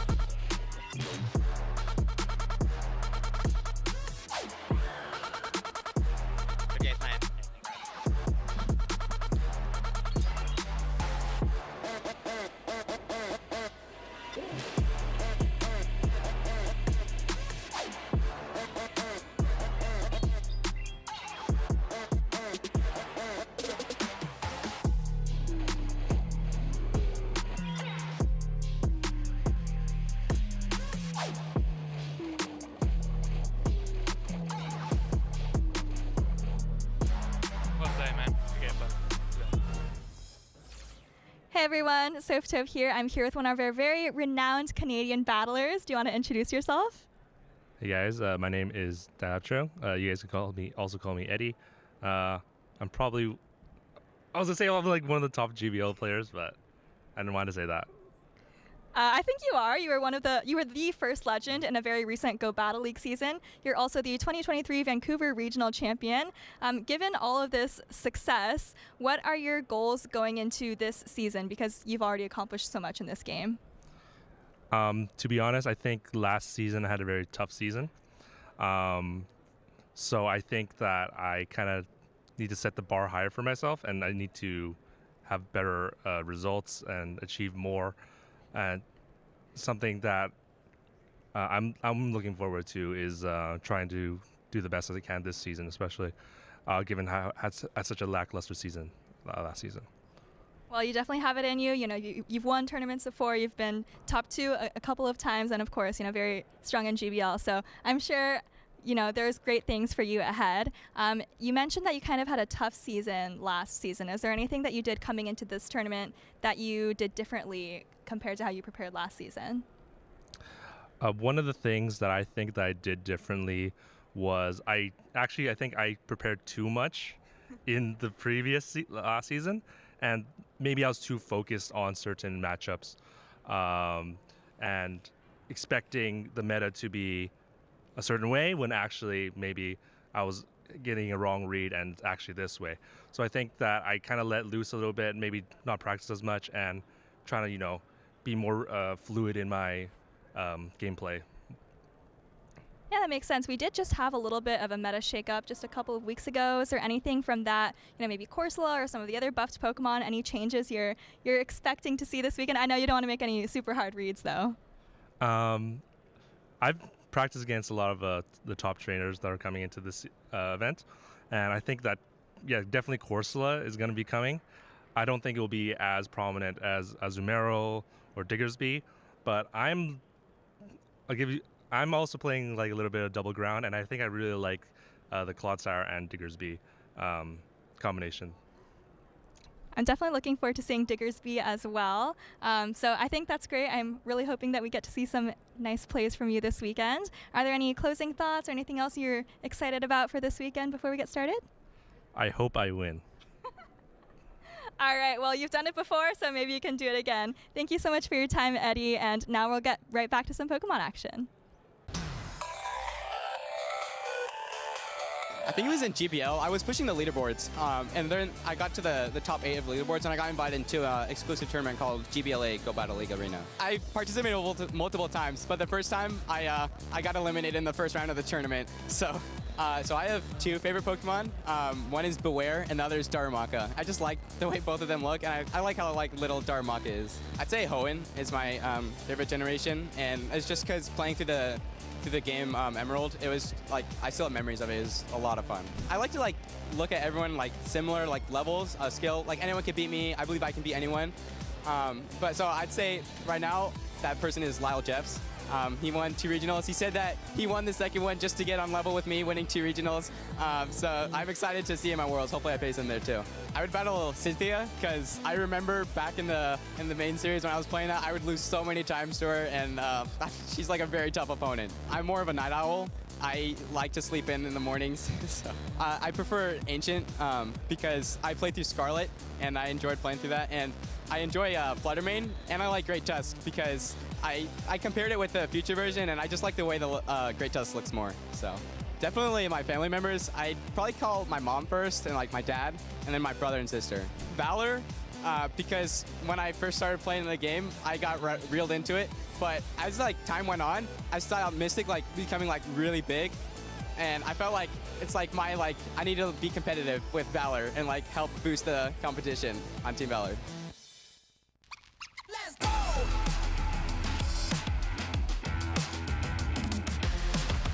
Another day, another moment, you can't wait, cause it's time. Time for you to win the race, so level up. Come on, take it all the way you're in. Pole position right out of the gate. Have they heard of you? Then they know. You got your sights set on that road. If it's time to battle them, then let's go. Cause you'll never stop. Draco Meteor lands into Iron Tread. It's gonna be taken by Metal. Restart on that UE. He found it. Show them what you got. Yeah, they already know. You got your sights set on Victory Road. Show them what you got. Yeah, they already know. You got your sights set on Victory Road. Put your hands up. Put your hands up. Put your hands up. Put your hands up.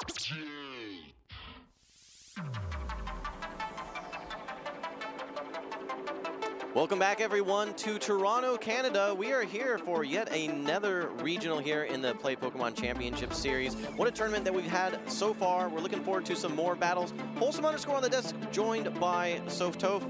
Soph, we've talked already a little bit about some of the big names that we've seen here on this tournament, but when we're talking about names in general, one of the biggest ones is Dunebug97. We saw him lose to Valor Ash a little bit earlier, but he's going to be coming back here in the Losers Finals. What have you thought of his tournament run so far?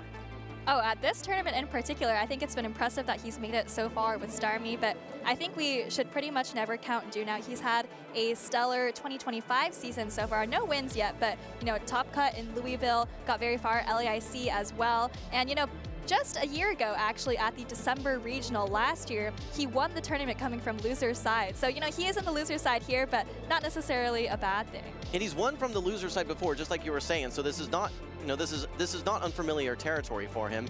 And I really feel like Dunebug is due for a win at some point here. Just like you said, he's been trending up. He's had success after a couple not successful tournaments. I think it's been since April, since his last regional win, which is certainly more recent than the Toronto Maple Leafs last Stanley Cup, which was 1967, which was actually still more recent than England's last World Cup victory as well. Little history lesson for you there. That said, we are in Group C losers finals. Dunebug 97 facing off versus Jocko Loco. We have some spicy teams here, so walk us through them. That's right. So Dunebug is running that Starmie Pangoro core. We saw him rocking that in some of his matches earlier. Didn't quite pan out against Valarash, but the games were incredibly close. So definitely not a knock to how he's been playing this tournament at all. And then Jocko Loco on the other side, rocking the Unova Stunfisk. We saw that from Magmar Man, I believe. And then the rest of the team is looking pretty standard. We've got those newer additions of Galarian, Corsola, and Primeape. And then there's also the kind of standard picks, Mandibuzz, Serperior, and Azumarill. And I was just checking here. I think that Mandibuzz is actually an Air Slash Mandibuzz, so something to watch out for against the Pangoro. Yeah, it's going to operate a lot nicer versus those fighters that typically it's going to be taking neutral damage from.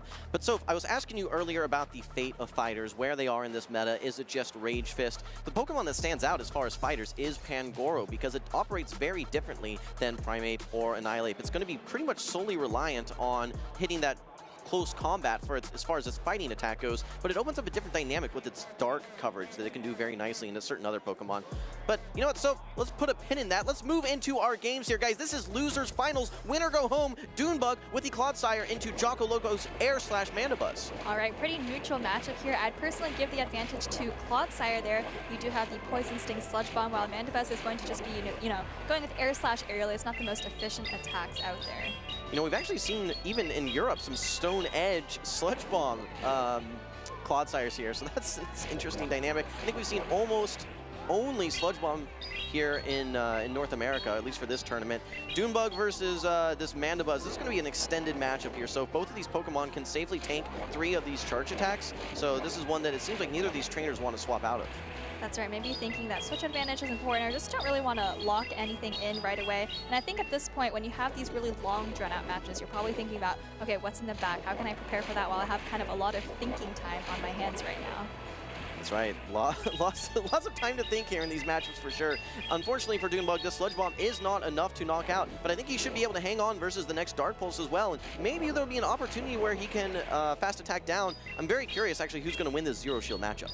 Yeah, it's going to be close. It looks like quite a bit of energy on both sides here, and I think it can throw another charge attack. But if you're Dunebug, you're thinking, oh, actually, almost getting there at the same time. But looks like Dunebug didn't throw. Maybe he lost that matchup on purpose, wants to get a farm down. And actually, both of his Pokemon pretty safe into Jocko Loco's entire backline. The Jumpluff in particular is looking great, but in this case, he's actually going to farm down with the Drapion. Yeah, I think that this is a pretty big farm down. I mean, even if you...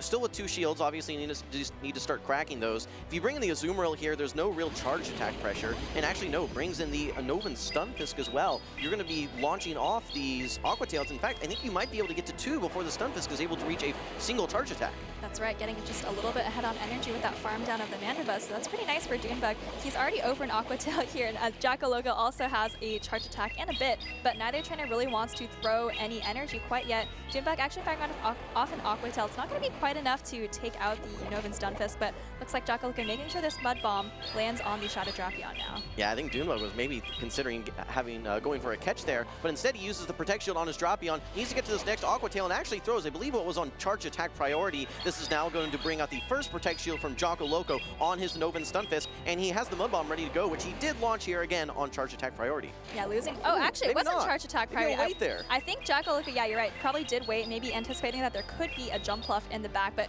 Duna's actually just going to shield this up, and I think Jocko Loco is forced to switch out there. You don't want to risk getting farms down potentially, and this is a little bit awkward for Dunebug. You don't have any shields, and I think what he did there was Poison Sting this Azumarill into double Energy Ball range. You can take an Ice Beam, but because of that swap, you're actually just a little bit behind in terms of the pacing here. 2 outcomes there, so number 1, like you said, putting it into double Energy Ball range. Secondly, banking a charge attack so that if there is a charge attack priority event, shields down in the late game, that you're going to be winning that as the Drapion. Maybe even a combo play that we could see a little bit later on. The nice thing here for Dunebug's Jumpluff, it is so bulky, it can hang on versus 1 Ice Punch. You need to get to 2 Ice Punches as Jocko Loco, which he just reaches right now. I don't know that Dunebug is going to be able to do enough with this Drapion in order to neutralize a relatively healthy Azumarill, plus still that Unnovan Stunfisk hanging out in the back.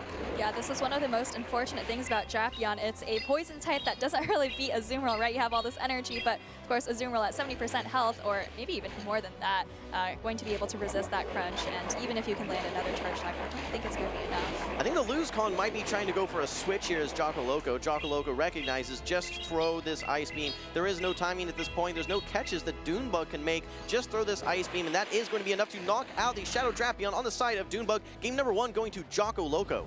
All right, well, that's pretty clean by Jocko Loco, I have to say. Pretty, kind of just played really clean and straightforward, right? Won the lead, you know, didn't try anything fancy. And, you know, I think the Azumarill in the back was just really, really strong for him. Up a shield against the Jumpluff, you know, you're able to land that Ice Beam and really deal that a lot of damage there. You mentioned earlier, but both of those Pokemon had a decent amount of play into both of Jocko Loco's back Pokemon. And Dunebug even actually got a little bit of a farm down to be energy ahead. But unfortunately for him, was not able to get the victory there. I think that investing all those Protect Shields on Drapion, maybe if you had invested them and saved them for the Jumpluff, could have been the key Pokemon to try and sweep that team, especially with just how strong it is, shields up into Azumarill. I think that's exactly right. And if you look at Jocko Loco's team, right, there's the Mandibuzz. We saw that in the lead, and once it was out of the way, then Jumpluff actually had a lot of play in the back, especially with shields, as you mentioned. But in this situation, right, Jumpluff has 0 shield, so even though you're grass into a water-type Pokemon, Azumarill, of course, can hit back with that double super effective Ice Beam, and I think we're going to see it land here in just a bit.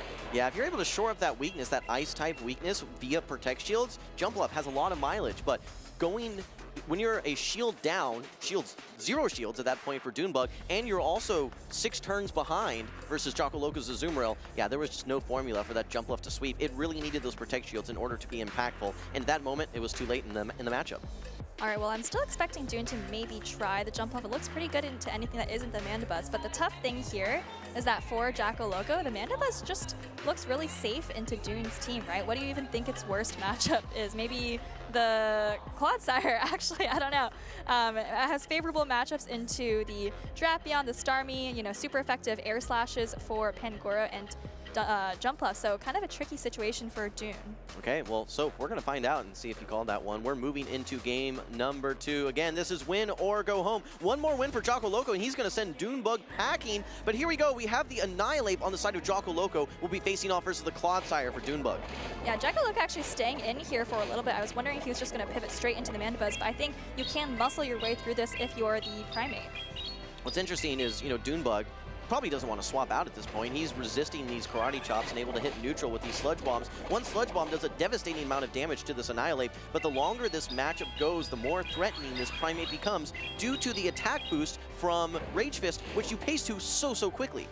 That is right, but I mean, if you're able to get shields in this matchup as Dunebug, you have to be feeling pretty good about your Jumpluff in the back, because I think Dunebug, if you remember, is actually running the Acrobatics Jumpluff, so going to be able to deal a significant amount of damage even to the Mandibuzz. Okay, well, next Sludge Bomb is already stored. Actually, Jocko Loco not going for the Rage Fist in this scenario, wants to go for the same type attack bonus, albeit resisted. Close combat, and Dunebug willing to put up the Protect Shield. Nice shield. Yeah, that would do quite a bit of damage, especially boosted already, but looks like Jocko Loco actually going to switch first into the Mandibuzz. As we said, Dunebug doesn't have a great answer to Mandibuzz on his team. Gonna chip this with the Clodsire, might even throw all of his energy here, actually. Oh, but actually just comes into the Diggersby. Yeah, I don't mind this at all. I think that this is going to put the Mandibuzz in a much more manageable range now for this Diggersby. The one thing we have to keep in mind is that the switch clocks are now desynchronized, so there will be an opportunity for Jocko Loco to bring the Primate back into the Diggersby, which may force Dunebug to actually want to overfarm regularly in these matchups. That's right. It's not super scary if the clocks are desynced, as long as you have some energy banked, right? Because that pretty much allows you to, you know, throw your energy, stall out that switch clock, and get out right away.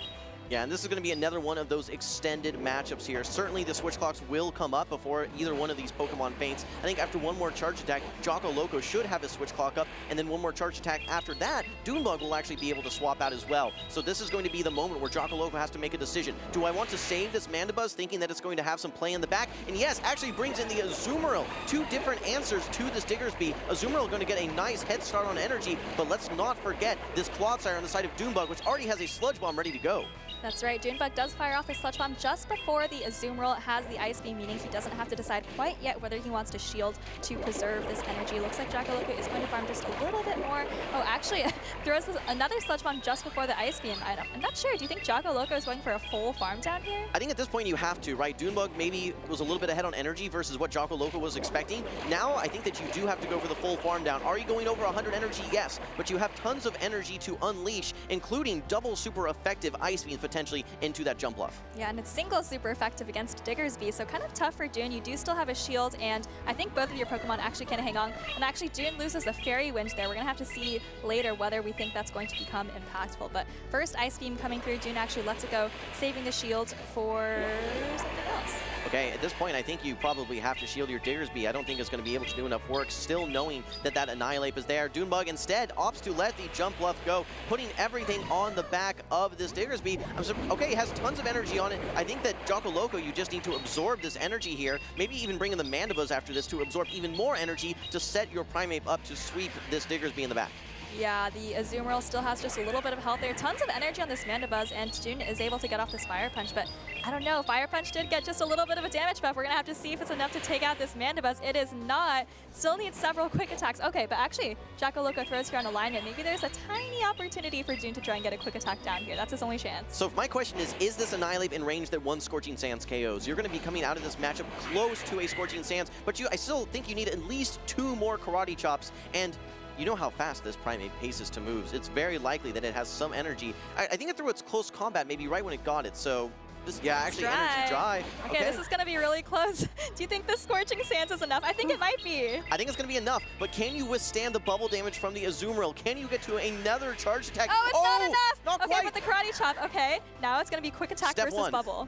Okay, quick attack here. Can you get to a Fire Punch? Can you hang in there? No! Down goes the Diggersby. Jackaloka currently has a 2-0 sweep. You can see there is some conversation going on at the judges table here. I think there could be the potential here for a review, but right now I think that they're talking it up. No one has gotten up yet and shaken hands.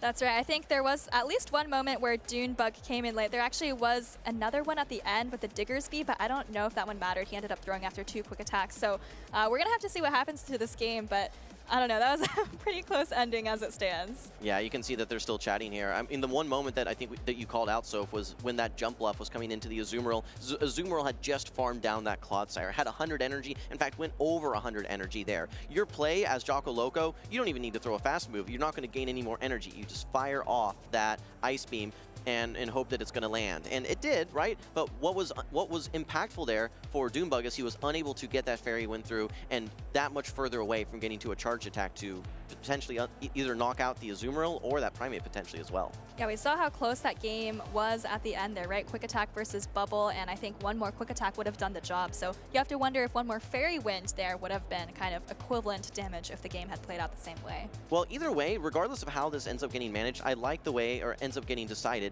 Jackaloka, I like the way that he preserved his Primeape there, swapping out of it, absorbing so much damage on the Azumarill and the Mandibuzz. All right, we're getting word that there actually will be a rematch on that game, so the score is back to 1-0 for Jackaloka. Okay. Well, for Jackaloka, we've seen the Unova Stunfisk, we've seen the Primeape, we've seen the Mandibuzz and the Azumarill. We have not seen the Corsola, and I don't think that we've seen the Superior yet either, which is interesting because Superior actually has a decent amount of play into several of the Pokemon on Dunebug's team, but keep in mind, which Pokemon are Dunebug most likely to bring? Is he going to bring that Starmie? Maybe not.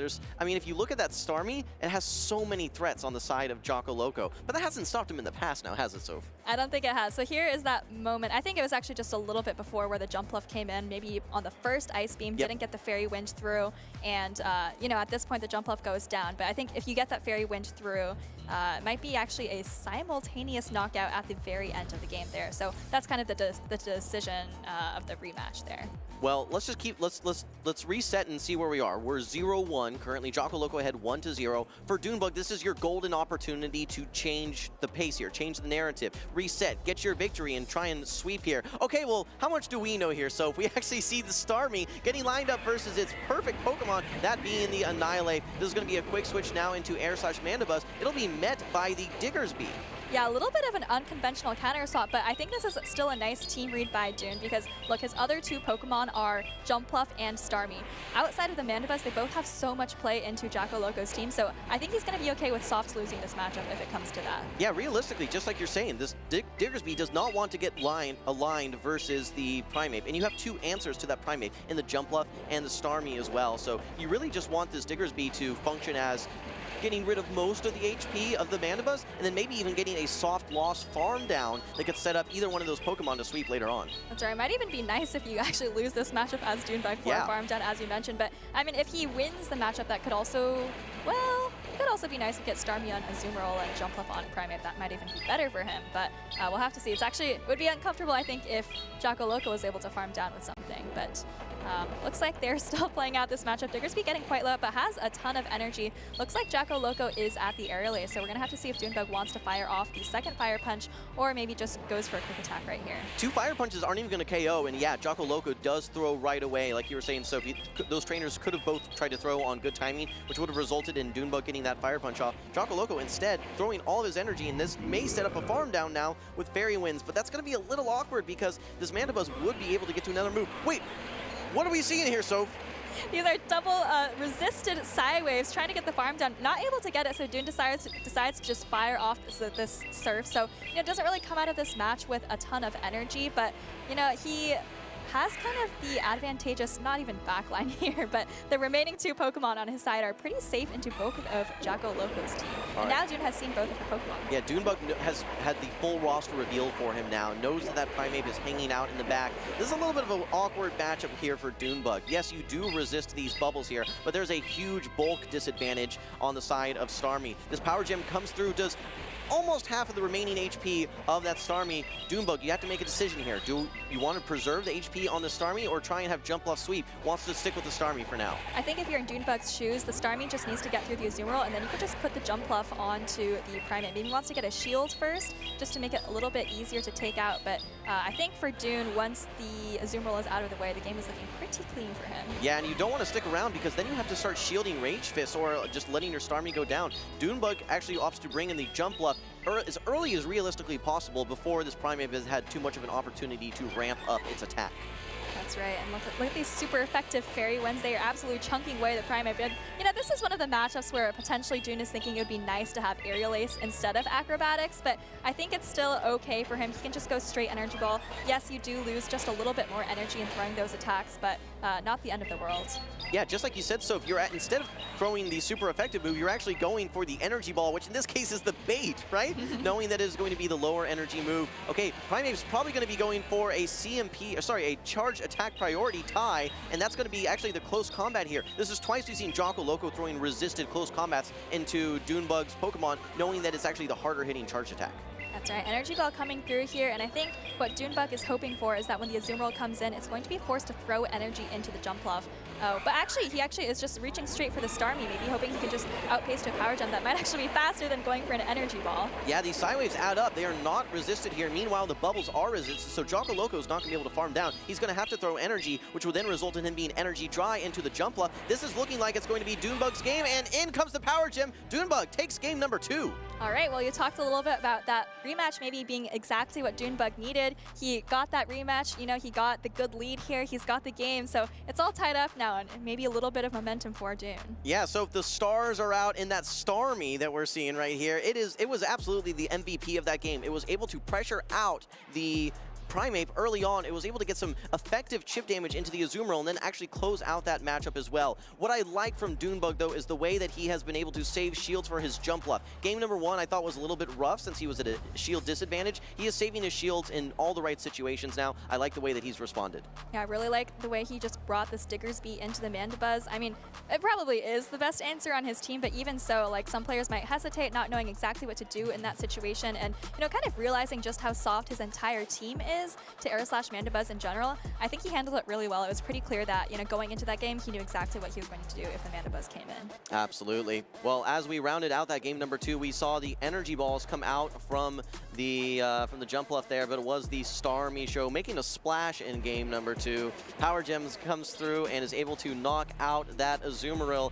Dunebug has an affinity for that Starmie. He has played some grassroots tournaments with it, and he's had success. And Soph and I are sitting on the desk here saying, oh, it doesn't make sense to bring Starmie here. And he says, hold hold my phone here because I'm going to be bringing it here in game number 2 when I am down but not out.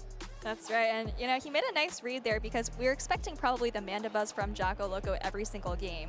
But the other answers to the Starmie in the Corsola and Superior, and you know, maybe even the Unova Stunfisk, Dune made a nice read that they actually weren't coming. Yeah, there are so many threats on Jocko Loco's team, but if you're able to get it lined up versus that Primate, especially in the lead matchup, yeah, things are looking really, really good for you. All right, it's win or go home. It's Group C Losers Finals. This is it here. Dunebug versus Jocko Loco, decisive game number 3, the Clodsire into the Superior. All right, another great lead for Dunebug. And actually, Jocko Loco, again, kind of staying into this bad lead matchup for the time being. He does have a Azumarill in the back, but actually goes for the catch on the Mandibuzz, absorbs a Sludge Bomb. What's interesting is actually this Clodsire has some better placement as well. Not necessarily better, but good placement in the back as well versus that Azumarill. So I think that there's still lots of play for this Clodsire yet to come for Dunebug. We're now going to see a repeat of this matchup in game number 2, which was, we did see Diggersby get a little bit out bulked here. I guess just maybe more efficient charge attacks versus this Mandibuzz, but this could set up another soft farm down with the Clodsire, and this energy has so many destinations between the Azumarill and the Superior. That's right. I think there's 2 potentially favorable outcomes for Dune here. One option, like you just said, is a soft loss and a Poison Sting down by the Clodsire, because both of Jocko Loco's backline actually takes super effective damage from Poison-type attacks, although Dunebug doesn't know that yet. And the other outcome would be, you know, just maintain switch advantage, right? Just get Clodsire on Superior and Azumarill on... Or sorry, Starmie on Azumarill. Well, this is just yet another scenario where Dunebug, he finds the one spot where his Diggersby is going to be impactful, right? It was not going to be impactful versus that Primate. It was not going to be impactful versus the Superior. I don't think you hang on here, but I think Dunebug wants to preserve this and maybe even, yeah, just swap back into this Clodsire now. You are a little bit behind in energy and you're down a shield, but these Poison Stings are adding up and you're certainly going to be threatening shields again with your Sludge Bombs. A nice play there by Jocko Loco to take advantage of the desynchronized switch clocks, kind of force the shield off of Dunebug there, but you know, Dune is, you know, maybe okay being 10 seconds behind, brings in the Clodsire, overfarming just the perfect amount before Superior is able to get off another Frenzy Plant, and Dune himself also actually almost hit another Sludge Bomb here. Well, I was a little bit worried about bringing that Mandibuzz in because of how strong it was into both Diggersby as well as that Starmie, but I like Jocko Loco eventually swapping out of it with a little bit of energy as well, like you said, taking advantage of the desynchronized switch clocks. Dunebug using his second Protect Shield now to shield up the Frenzy Plant from Jocko Loco Superior. He has the next Sludge Bomb ready to go. Nice overfarm here as well, and is now going to be throwing the next Sludge Bomb, which does get shielded by Jocko Loco. Shields are down in this decisive game number 3. All right, well, Jocko Loco still has a lot of energy on the Superior. You need to throw it right now because the Clodsire is getting very close to an attack. Now if you're Dunebug, how do you finish off the Superior? Does the Diggersby have energy still? There is a lot of questions that I have here for how Dunebug is going to finish out this matchup here because he has a relatively low HP Superior. I think this Fire Punch is going to be just enough to knock out, but you have to have a half HP Diggersby and a Starmie get through Azumarill Mandibuzz. That's going to be a tough challenge. All right, well, here's the Azumarill Dune with a quick swap into the Starmie, and there's still some of the Mandibuzz on Jocko Loco's side. It's going to be hard for Dunebug to fast attack that down, so expecting to see him go for a lot of overfarm here before he throws any attacks. The big advantage right now for Dunebug is that he has a 1-turn fast attack versus a 3-turn fast attack for Jocko Loco, so that's not really going to be giving Jocko Loco much opportunities to try and catch a charge attack, knowing that Dunebug should be able to time his moves very, very efficiently. In fact, Dunebug does get every single possible Psywave through, now has 2 Power Gems ready to go. First one comes through into the Azumarill. This may be very close, and actually a charge attack priority catch here. Jocko Loco tries to fire off the Aerial Ace, but it's now Dunebug who fires off the Power Gem instead.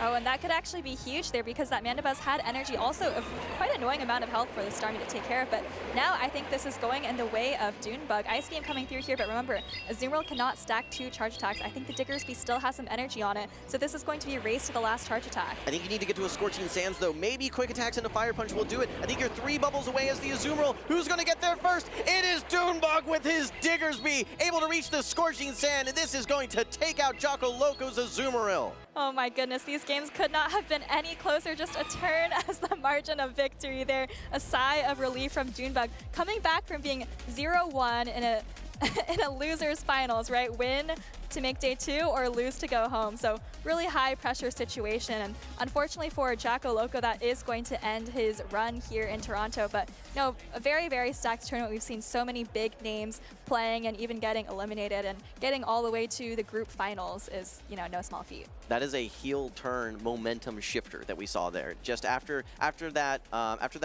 dispute or that review where we saw the rematch in the original game number 2, it was all Doonbug there. And you know what, I have to say, there were several scenarios where I felt that Doonbug was down, but he was not out. He was able to find win conditions in both game number 2 and game number 3 that a lot of trainers would not.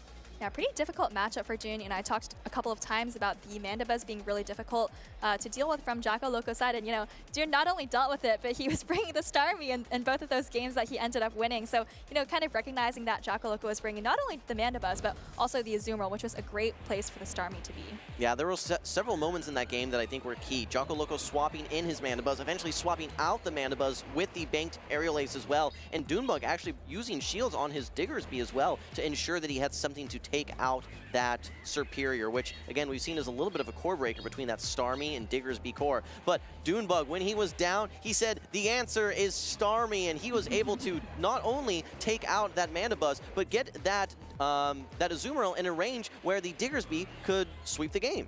You know, Wholesome, I don't think we made a big enough deal about that charge attack priority at the end with Starmie against Mandibuzz, because if Doonbug doesn't throw the attack there, his Starmie just completely goes down, and I'm pretty sure he loses the game. So, you know, great anticipation by Doonbug on that play. Also, credit to Jacko Loco. Early on in the game, he was behind, right? He had the terrible lead. He swapped out, but again, took advantage of the desynchronized switch clocks to take a shield off of Doonbug, and then basically he won the Superior versus Clodsire matchup when it came back again. Yeah, that was just a wild matchup. There's so many different ways that last 30 seconds of that match could have played out. Right, what if Jacko Loco doesn't swap? Would Doonbug still have thrown that Power Gem? Yeah, probably would have landed into the Azumarill. Then you have an energy dry Starmie that has to take down this Mandibuzz, which still has a lot of energy. I think that still was anyone's game, but all things worked out for Doonbug. Great poise, great recognition, and you know he's now on to day number 2.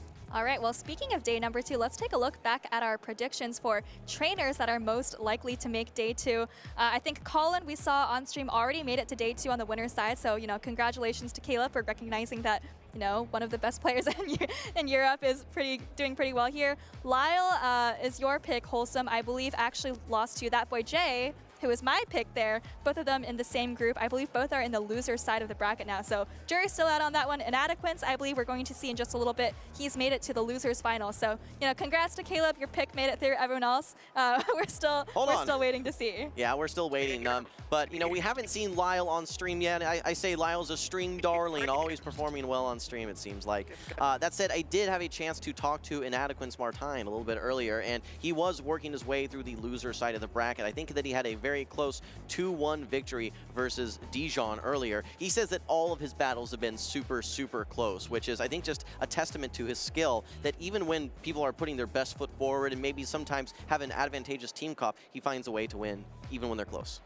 Well, Inadequance and Colin and, you know, even Tomahawk and Z's Wireless, all these super talented trainers from Europe are making their way over, and they're having a lot of success here as well. And it's, you know, no surprise after we've seen them, you know, Inadequance, second place at Worlds, Colin and Tomahawk also, and Z's Wireless, actually, they all made day 2 at Worlds. So really no surprise to see them all doing so well here in Toronto. To catch the stream up on the fate of Z's Wireless, he told me that he actually lost to Wadaj. So, I mean, that's the thing. You're coming to NA, you're going to have to take down the Titans, right? You have to take down the Wadages, the Doonbugs, etc. So, yeah, they're trying to defend home turf here. Not quite their country, but their region, we'll say.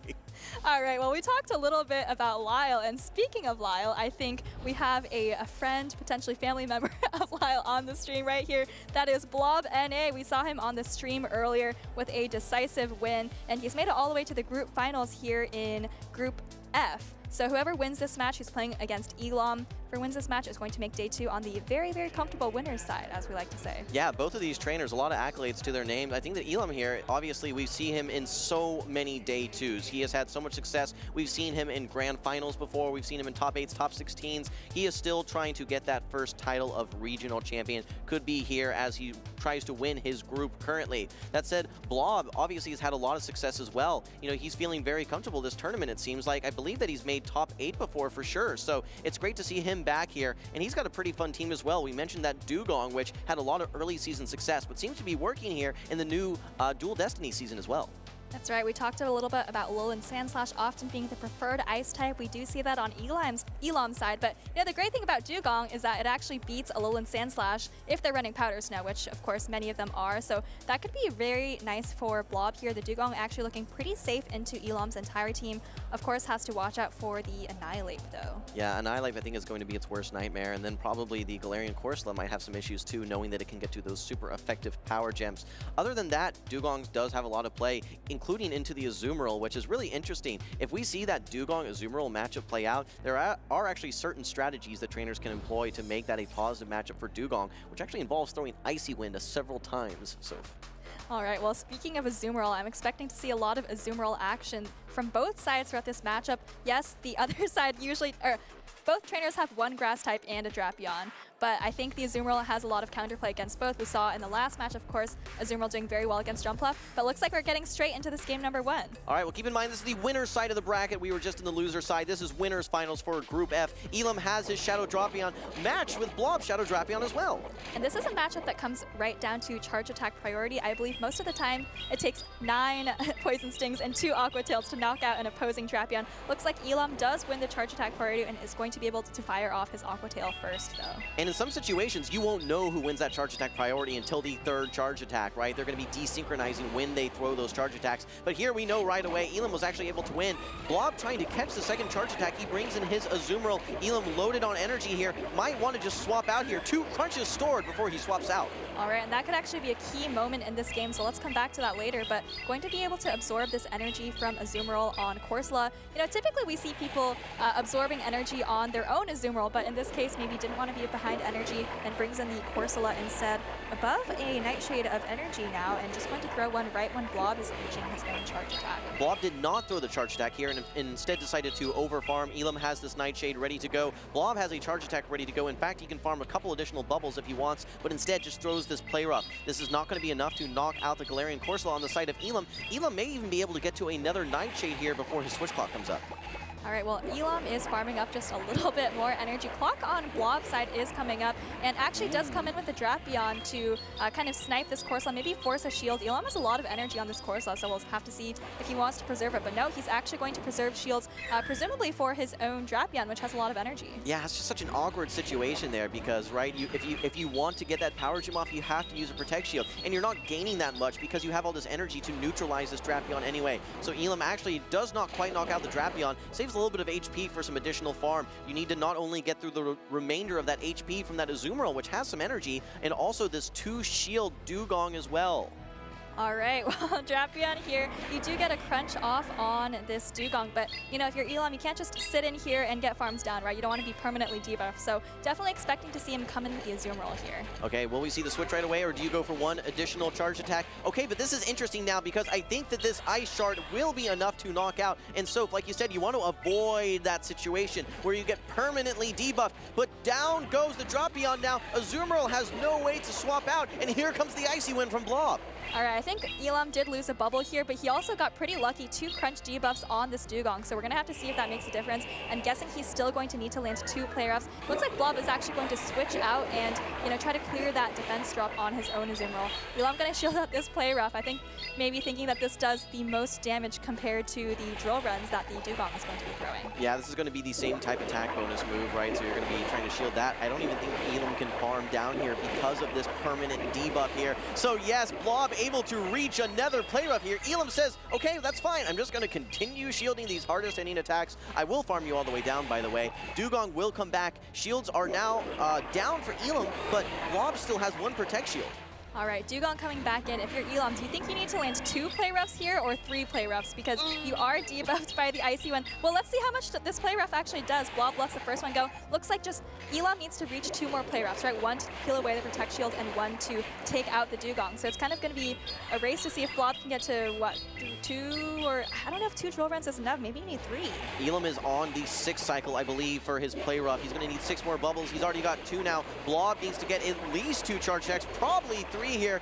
Okay, 1 bubble away now from the play rough. In fact, at the play rough, I think that Elam, all he has to do is just tap his move, and this should be a good game for him. All right, well, we'll see how much this drill run does. Looks like it does less than half of the remaining health, so I think you're right. Looks like Elam did tap the move here, so drill run going to come through, but I think the Azumarill is going to be able to hang on. Yeah, no, Elam got really far ahead there, despite the permanent debuff, which Soph told us that we needed to avoid. Still seems like that we were able to get the victory here as Elam, so you got to feel good if you're Elam there, knowing that you did have a little bit of an awkward situation there at the end game, but Azumarill proving why it is just so resilient here, able to withstand all of those fast and charge attacks, get to what seemed like 20,000 play roughs there to finally close out that matchup. I love the commitment to the farm down in the end against the opposing Azumarill, right? Like, it feels so uncomfortable letting your opponent get to, you know, play rough after play rough against you, but, you know, kind of just recognizing that he needs to get to 3 play roughs to close out this game, and you need all that energy. The energy from the opposing Azumarill isn't going to be what's threatening you. And then also that moment in the early game, I wanted to point out again that was so critical, right? Blob switching out into the Azumarill really gave Elam an opportunity to get ahead on energy on the Drapion. Another moment that I thought was worth highlighting was Blob actually bringing in his Drapion and throwing that Aqua Tail into Elam's Galarian Corsola, because keep in mind, he had a full power gem, I think, stored at that point. It forced him into a very awkward decision. Do I want to hang on to this Galarian Corsola and all of this energy, or do I simply let it go? And I think he made the right decision. All right, well, here is that crunch from the Drapion. Remember, he had tons of energy from before, and you know, this kind of actually forces Blob to swap out. He's very debuffed on the Dugong. Actually, I think he ended up getting double debuffed. And yeah, here is the swap out. Makes this play rough. I think he ended up making another play rough as well. But you know, Elam, you know, recognizing these play roughs from Blob's Azumarill, they're going to be the most heavy-hitting charge attacks left in the game. So actually put up both Protect Shields against those play roughs, which is kind of crazy. If energy didn't cap at 100, I think Elam would have had over 300 energy exiting that matchup, right? He got a devastating farm down there, but like you said, it was set up because of the crunch debuffs on the Drapion into the Dugong. You can't stick around with those double debuffs on you, so you know, it really forced his hand, and Elam, despite the debuff there, was able to take advantage. All right, well, game 1, we saw the Drapion Azumarill core from actually both sides of this matchup. Mentioned earlier that I think the Azumarill is pretty safe for both sides, as is the Drapion. You know, we've seen a lot of Mudslap users kind of vanish as of this tournament, so I feel like the Drapion is looking really safe in a lot of these matchups. But here we go. We're getting into game 2 right here. All right, well, we're going to see a mirror of game number 1. We already know that Elam wins the charge attack priority. It's the Shadow Drapion into the Shadow Drapion. I don't know that they're going to be throwing at the same timing, which was after 7 Poison Stings before. This time, Elam opting to throw after 5. Oh, good observation there, saving just 1 Poison Sting in case Blob decides to switch out again. And this is actually pretty interesting. We do see the Drapion and Azumarill core from both sides again, but it looks like Blob has actually adjusted the backline and now has Diggersby instead of Dugong. I think Diggersby has been the standout for this tournament for me. It's just been so flexible, and it's been able to find itself in good situations a lot as well, but it's one of the biggest benefactors of some of the seasonal move updates with that buff to Fire Punch. But for the time being, actually, these trainers willing to stick around and use Protect Shields. Elam using his first one, wanting to get this Shadow Drapion off the field, knowing that it actually does threaten his backline. All right, well, Aqua Tail coming through here. This is going to knock out the Drapion if it goes through, and it looks like it doesn't. Blob is actually going to shield it up. Is he going to throw this? No, actually goes for the catch, but Elam sees it coming. But now, okay, look at this, Wholesome. Whatever happens in this matchup is kind of important because there's a Corsola on Elam's side and definitely does not want to see the Diggersby. No, absolutely not. It's going to be double resisting the Astonishes, double resisting the Nightshades, and resisting the Power Gem. So that is a terrible situation for that Corsola. And the thing is, Elam does not have that information at this point. He does not know that that Diggersby is hanging out in the back. So there could be a situation where even if he, like, let's say, Soft loses this matchup and comes and farms down with his own Drapion, then it never gets to see the Diggersby. Is there any chance that one of these trainers switches out to preserve their own Azumarill instead of just letting this play out all the way? Because I think they simultaneously swapped, right? So nobody's like ahead on energy or anything? No one's ahead on energy, and the switch clocks are at the exact same pace here. That we could see a catch even, but no, Blob is going to be throwing this play rough right away. I think there's still even energy here, and switch clocks are up for both trainers, so. Curious if anyone's going to try to go back into the Drapion right here. Nobody does. Nobody's reaching for it. And they're both just staying, and I wonder if they're going to find out who wins Azumarill charge attack priority. And it looks like it is actually Blob NA who's going to win that. And now all of a sudden, if you're Elam, you have to figure out a way to take out this Azumarill. Like you can. Oh, actually, he does hang on, but now you're throwing the play rough into the Azumarill. Yeah, there are actually certain Azumarills that can hang on from that third play rough, and it may actually be both of these. An undercharge from Elam actually wants to soft lose. Okay, actually swaps in his own Drapion to get ahead on energy. Now has, I think, a 2 Poison Sting advantage versus Blob's Drapion. This could be impactful, but the question is going to become, how do you get rid of this Diggersby on the side of Blob? your Azumarill's not going to do it. All right, well, here's an Aqua Tail coming through, and this is going to be uncomfortable. Elam is using the last Protect Shield. I think actually that might be the last Protect Shield of the entire game. I believe Blob no, still Blob has still his, has yeah. one, right. So Elam's going to farm up a bit more. Here comes an Aqua Tail. I don't think you can shield this as Blob. There's 2 sword. Exactly, but I mean, you can come in with Corsola, and the question is, sorry, not Corsola, come in with Diggersby, and the question is, how many Aqua Tails can Elam get off before he gets quick attacks down? I think it's just going to be these 2. I think it's just the 2 because you're having to give away those fast attacks as you're throwing these, right? Every time you throw a charge attack, Blob is going to get another quick attack through, and I think that you're 3 away at this point for Elam. No, it might even be 4 away at this point. So he's only going to be able to get these 2 off, and now is his switch clock up? Can he get into that Corsola?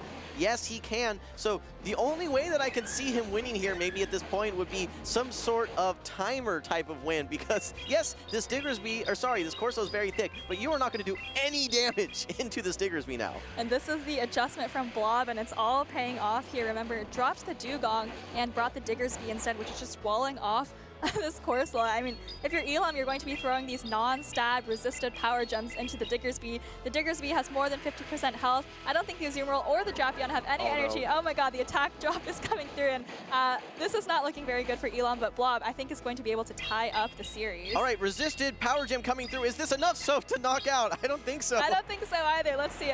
Maybe that's 10% health, maybe less.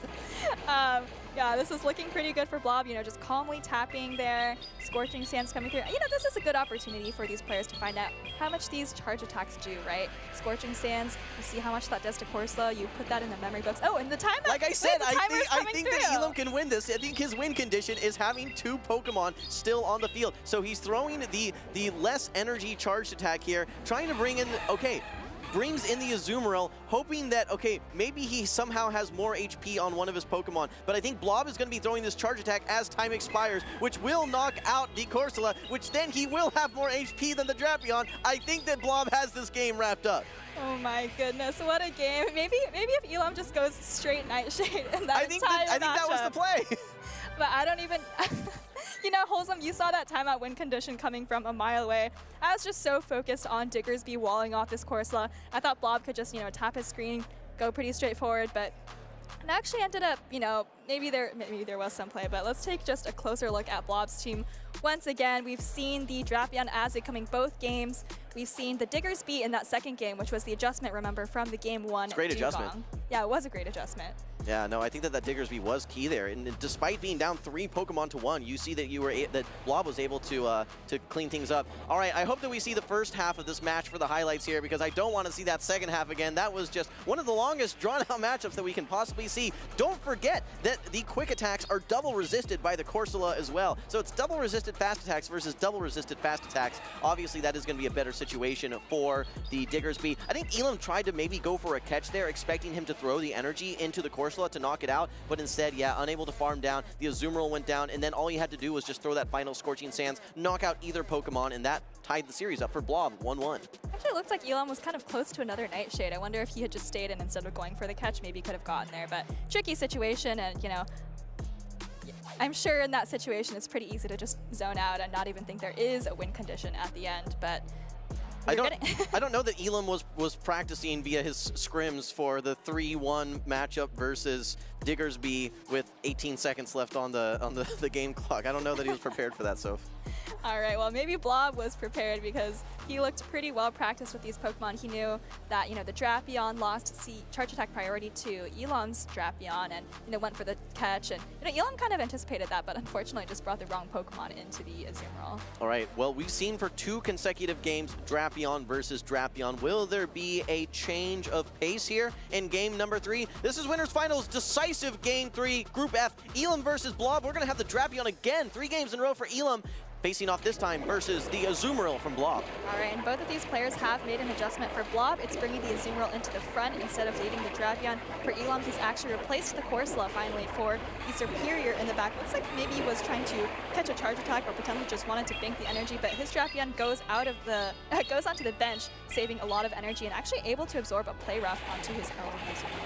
A lot of answers for this Diggersby now on the side of Elam. He has the Azumarill, he has the Superior, and even all that energy from the Drapion Drapion can do a lot of damage into that Diggersby as well. So Blob now brings in his own Drapion into Elam's Azumarill. So what we saw in the lead matchup has now been reversed here in the middle matchup. That's right, Drapion into Azumarill. I feel like we've seen this matchup so many times in the last couple of months, and it's always kind of uncomfortable, always kind of depends on these crunch debuffs, depends on the health, when you switch in, all of that. So a little bit complex, but looks like Blob is going to be able to take out Elam's Azumarill. Well, actually, I don't know if this crunch is enough to take out, but at least get it very, very low. With a debuff, I think it may have been enough, but it is going to put it very low, just like you said, enough that you can farm down if you really want. And actually, Elam not able to get to the move, does get the full farm down there. Okay, so we have a Aqua Tail already stored. Elam very close to 100 energy, does not want Blob to get any more damage into his own Drapion here, and Blob actually shields. He does shield. I have to wonder if he's going to switch out because he knows he loses charge attack That's priority. What I'm saying. But is he going to put in 2 protect shields now on this like 10% health Drapion? Looks like he doesn't, and now all of a sudden kind of just wasted a shield there. Maybe could have gotten a fast attack on something else, but here comes the Azumarill, and now Elam in a very commanding position. He has the Superior. It feels like each game is just a one Pokemon adjustment, and I think this is going to be looking very good for Elam. Does take the super effective Ice Beam there. He doesn't know what's in the back quite yet. Yeah, so you called that out, but Elam had 2 charge attacks ready to go. With Blob shielding that first one to try and get his own charge attack off, you know that you lose charge attack priority, so you either have to use 2 shields to neutralize it, or you just let it go. I would have liked to have seen him let it go, because now Elam has 2 shield Superior lined up versus Azumarill Diggersby, which is a great spot to be. In fact, I think Blob probably has to switch out at some point to try and get some quick attack damage in, because these bubbles are doing nothing.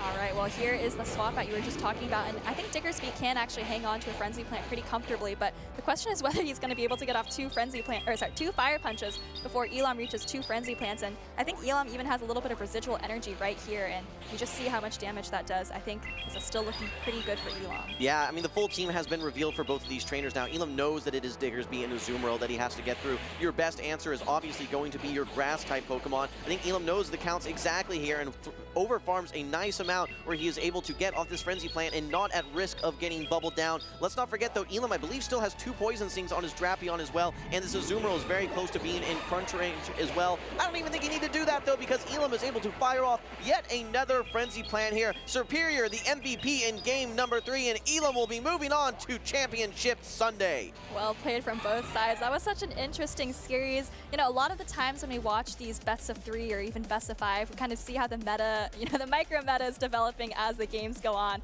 And it felt like each game, someone would make an adjustment, the other person keeps the same team, and actually both of the adjustments worked out there, right? The swap from Blob NA going from game 1 to game 2, and then Elam finally bringing the Superior into game 3. I have to say, Shadow Drapion is just so good. It's just so good, because even in situations like Azumarill, you can find win conditions there. And what I liked that Elam was doing in all those games is just farming up close to 100 energy and then just switching out and finding destinations for that energy, whether it's the Diggersby with Aqua Tail, whether it's throwing Crunch into something neutral. There was just so much effective play by that Drapion, and that's why he led it all 3 games. It worked out. Yeah, well, it's not just the Drapion. I do want to give some praise to Elam's Azumarill as well. If you look at how safe it is against Blob's team, it's kind of no question that he was doing what you were just saying just now, Wholesome, right? Bank up a ton of energy and then go into your bulky Pokemon to absorb whatever the opponent gained during that farm, right? Absolutely, yeah. And I like the adjustment in game 2 from Blob, though, because he brought in that Diggersby. It proved so impactful. It was a little bit dicey at the end game there, as you remember, but then Elam responding with the Superior. Yes, you're bringing that Azumarill every game. You want to get it aligned versus that Diggersby, but to have that backup with that Superior, and especially after you're able to draw out that Drapion, it looks so good. Up a shield into Diggersby and Azumarill, it was smooth sailing for Elam at that point. Exactly. I think what you're saying, right when the Drapion came out, right, then the Superior was pretty much clear to go for the rest of the game. So, exactly. Sometimes these games feel like they're decided so early, right? In game 2, I think when Elam brought the Azumarill into the opposing Azumarill, that to me felt like the end of the game. And in game 3, it felt to me when Blob brought the Drapion out, kind of, looked very good for Elam at that point. Well, we mentioned in that matchup when he brought the Drapion back into, or to throw into the Drapion, Elam, we know win that charge attack priority. So when you're 1 away and you don't cap tie, you know that you're then going to cap tie because Elam has that second charge attack stored. I think that was a little bit of a miscue. I know what he was trying to do. It just, given the fact that Elam wins that charge attack priority, that's not a play that I'd want to make. That's right. I mean, you could lose energy on how much energy Elam has, or potentially just be hoping that Elam has lost count and doesn't know that you're one away from an Aqua Tail. But regardless, it was a great set by both players. Elam, we're going to see tomorrow. Blah, we still might see tomorrow. Just has to win one more match to reach day 2. But in the meantime, let's take a look at what some of you guys have been saying about this tournament so far. Let's take a look at our social media posts. That's right. Earlier in the broadcast, we asked you to send in your tweets here. So hopefully that we have some folks here that have sent them in. We do have Virtually Marty watching the Play Pokemon Regionals. You can see a little fluffy pal right there hanging out on the couch. That's right. Looks very comfortable. Maybe also set up for Christmas. So, shout out to Marty. Hopefully you are enjoying the stream that you've seen so far. Yeah, absolutely. We need a casting desk dog here, so that'd make me feel a lot more comfortable. We have Felix here. Me right now at Toronto. We got the plushies here. We got the Jigglypuff and the Fue Coco as well. I don't think we see a lot of Skeledirge in the meta recently, but we have seen a couple Wigglytuffs. We've also seen a couple Talonflame, I think. So, Felix, those Pokemon are still viable in Pokemon Go. By the way, that profile picture looks like possibly a former champion there, so congratulations to you, Felix. That's right. All right, and then we have the Galarian Moltres. Go Hero Go from RT221. Looking very festive there with that lit up tree in the background as well. That's right. Get those AR photos while you can. And during the festive season, you'll get a lot of beautiful backgrounds. And wow, look at this. An entire gang of plushies is watching the Toronto Pokemon Regional Championships. You love to see it. You got those plushies in the profile picture as well. So shout out to Orion. Thank you so much for letting us know that you're enjoying the stream. Yeah, fan of the starters plus Pikachu there. They're hanging out. They're watching the regionals, having a good time there. Great photo there. Got the full gaming setup in the background there. All right. Well, we say it takes a village, don't we here? We've got Gaming Gen thanking all of our professors and staff here in Toronto this weekend. We couldn't do it without them, absolutely. Thank you to all of the professors, all of the judging staff here, everyone making this tournament possible. Shout out to all the production staff here as well that are putting on an excellent, excellent broadcast for all of you at home. I love these photos that I think Gaming Gen or someone usually tweets out with all of the staff. It just really makes it salient how much work goes into running this tournament. Oh, here's a tweet from Rock Paper Slark actually calling you out individually, Wholesome, maybe wanting to see you match up against Lil Winery, who I think was in Group A of this tournament. Yeah, Lil Winery able to take down Arrow 2-0 early in Group A there. Yeah, I think that Lil Winery and I, we've queued up a couple times in the Go Battle League. I think that there is a matchup to be had in the future here. Opting to go with the chin strap beard there instead of the full beard here. Very interesting interpretation there that we have on Rock Paper Slark. Well, they even have the green suit to match you, Wholesome. How do they know? Oh, here's one. Actually mentions both of us this time, I feel included. Thank you to 5SBR5 and congratulations on your shiny Galarian Moltres. Just as a reminder, folks, you see that little DAI symbol right next to the shiny symbol there. This is the only way you can get Galarian Moltres. So if you see one on stream, you see all those sucker punches and those brave birds, going on your daily 15-minute walk is actually the only way to get Galarian Moltres. But once you see a shiny, it's not going to flee from you at least. So hopefully you caught yours. And don't forget, you can extend that 15 minutes as well if you're willing to invest some Stardust and candies as well. That's something that I think any trainer that is invested in PvP, whether or not they want to be doing their daily adventure incense, they're saying, I need to. I got to get that Galarian Moltres, hopefully a shiny one as well. Yeah, the shiny, I think, it's nice that it's shiny, but the main thing is that with that incredibly low catch rate, I want to say it's like 1% or something. The shiny makes it so that if you have enough Ultra Balls, stored up, at least you'll know you'll get it. Yeah, I know we've done that segment in the past. Would you Master Ball that Pokemon? Pretty much the sole destination for all the PvPers now. Would you Master Ball it is it Galarian Moltres? Is it close to 1500 CP? That's right. Is it a sub 1500 Galarian Moltres? That's right. So, get your daily adventure incenses in if you're interested in using Galarian Moltres. If not, there's always Mandibuzz, as Wholesome might say, the worst version of Galarian Moltres. But let's get into this next matchup. Looks like neither of these players actually has a Galarian Moltres or a Mandibuzz. I don't think we've seen either of these trainers on stream, actually. This is winners finals of Group G, so another match where the winner is going to go to day 2 and the loser is going to have to fight through one more match to make it to day 2. Well, yet again, another winners finals featuring two trainers that have top cut before, both Athi as well as Sceptile Ice. No Galarian Moltres or the Mandibuzz, but we got flyers on both of these teams here. We have the Talonflame on the side of Athi, and then the Jumpluff on the side of Sceptile Ice, a Pokemon we have not seen featured today.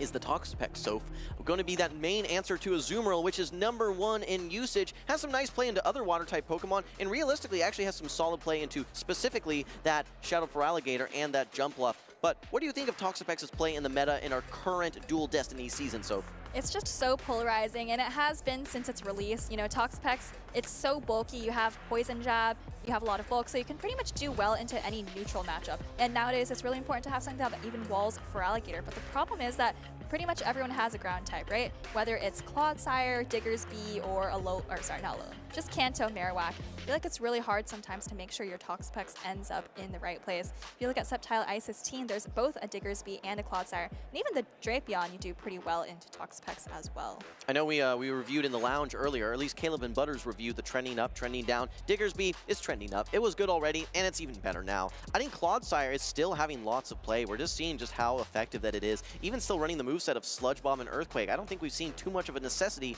for Stone Edge. The Pokemon to me that seems to have disappeared is Shadow Kanto Marowak. We saw it on the side of SS Thorn, and maybe we're seeing it more off the stream and at the tables, but haven't seen a lot of Shadow Kanto Marowak, which was seemingly a staple very recently in the meta. In fact, I think that we saw it on the top 3 teams very recently back in Sacramento.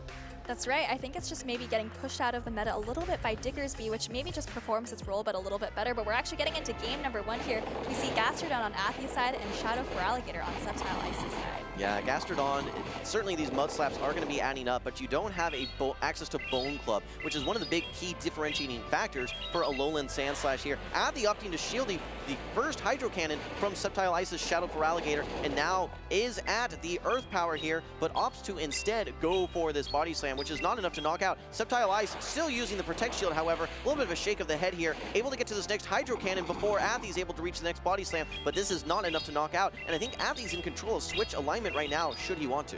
Well, this is the difference between, oh my goodness, actually it lets the Hydro Cannon go. I was going to say that Shadow Feraligatr, I believe, can get to 3 Hydro Cannons versus Gastrodon, but not against other Mud Slappers like Kanto Marowak. Anyways, Body Slam coming through. Sceptile Ice does choose to shield and probably try to farm down. Hopefully can get off a Hydro Cannon off on whatever comes in. Maybe even hoping for 2 Hydro Cannons. Looks like it is that Diggersby coming in though, and these quick attacks are adding up.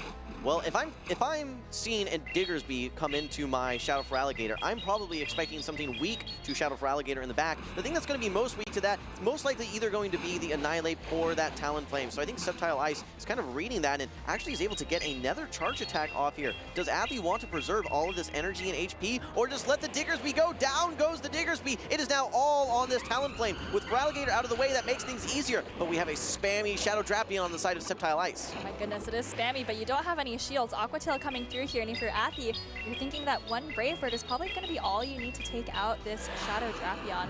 Does shield up the Aqua Tail. I don't think Athie has seen the Diggersby in the back yet. Going to be able to reach this Fly too. I think this actually might be enough to take out. Maybe didn't need the Brave Bird. I think at that HP range when you initially said it, probably needed the Brave Bird, but after the Incinerate perfectly puts this Drapion into Fly range. Now you don't have any debuff to worry about as Athie. Shields are down. You need to get through a full health Diggersby. Diggersby can only throw resisted energy in the form of Fire Punch and resisted Scorching Sands as well. Athie already has this next Fly ready to go. You're going to need at least 2 charge attacks to knock out, and with a clunky 5-turn charge attack, or sorry, fast attack, that leaves a lot of room for Sceptile Ice to try and get a switch and a sacrificial catch with that Shadow Feraligatr. That's right. It looks like Sceptile Ice is building up energy. Actually tries to go for the catch there. Maybe could have done 2 more quick attacks. Unfortunately, I even hear someone in the crowd saying, oh no, but oh, here comes the Scorching Sands from Diggersby. Maybe hoping that you get a debuff here and then potentially can hang on to the Brave Bird. That might be the win condition here, but the Talonflame has so much energy. Can even just go for double Fly. I think that was the exact win condition, is that hope for the Brave Bird here. Hope the Brave Bird doesn't knock out. We did see step #1, the attack debuff, go through, and it is enough to hang on. Will you be able to farm down? Yes! Oh my goodness, I think Athie had the double Fly there at the end if I'm not mistaken. Maybe could have thrown that instead of the Brave Bird. Maybe thought he had 100 energy and could actually get to both charge attacks, but unfortunately for Athie, not able to close that one out. And you know, it was looking pretty dire for Athie early on, but it ended up being so close with that Talonflame. I'm astounded, and I think both Athie and Sceptile Ice were in a state of shock after we saw that. No one was expecting that. You've got a full HP Diggersby. You just need to take out the Talonflame at half HP, right?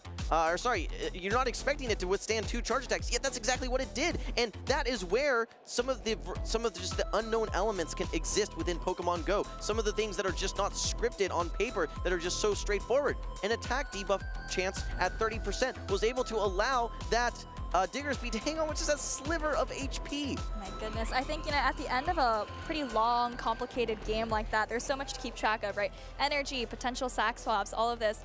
I mean, it's really easy to just kind of get locked in and say, hey, you know what?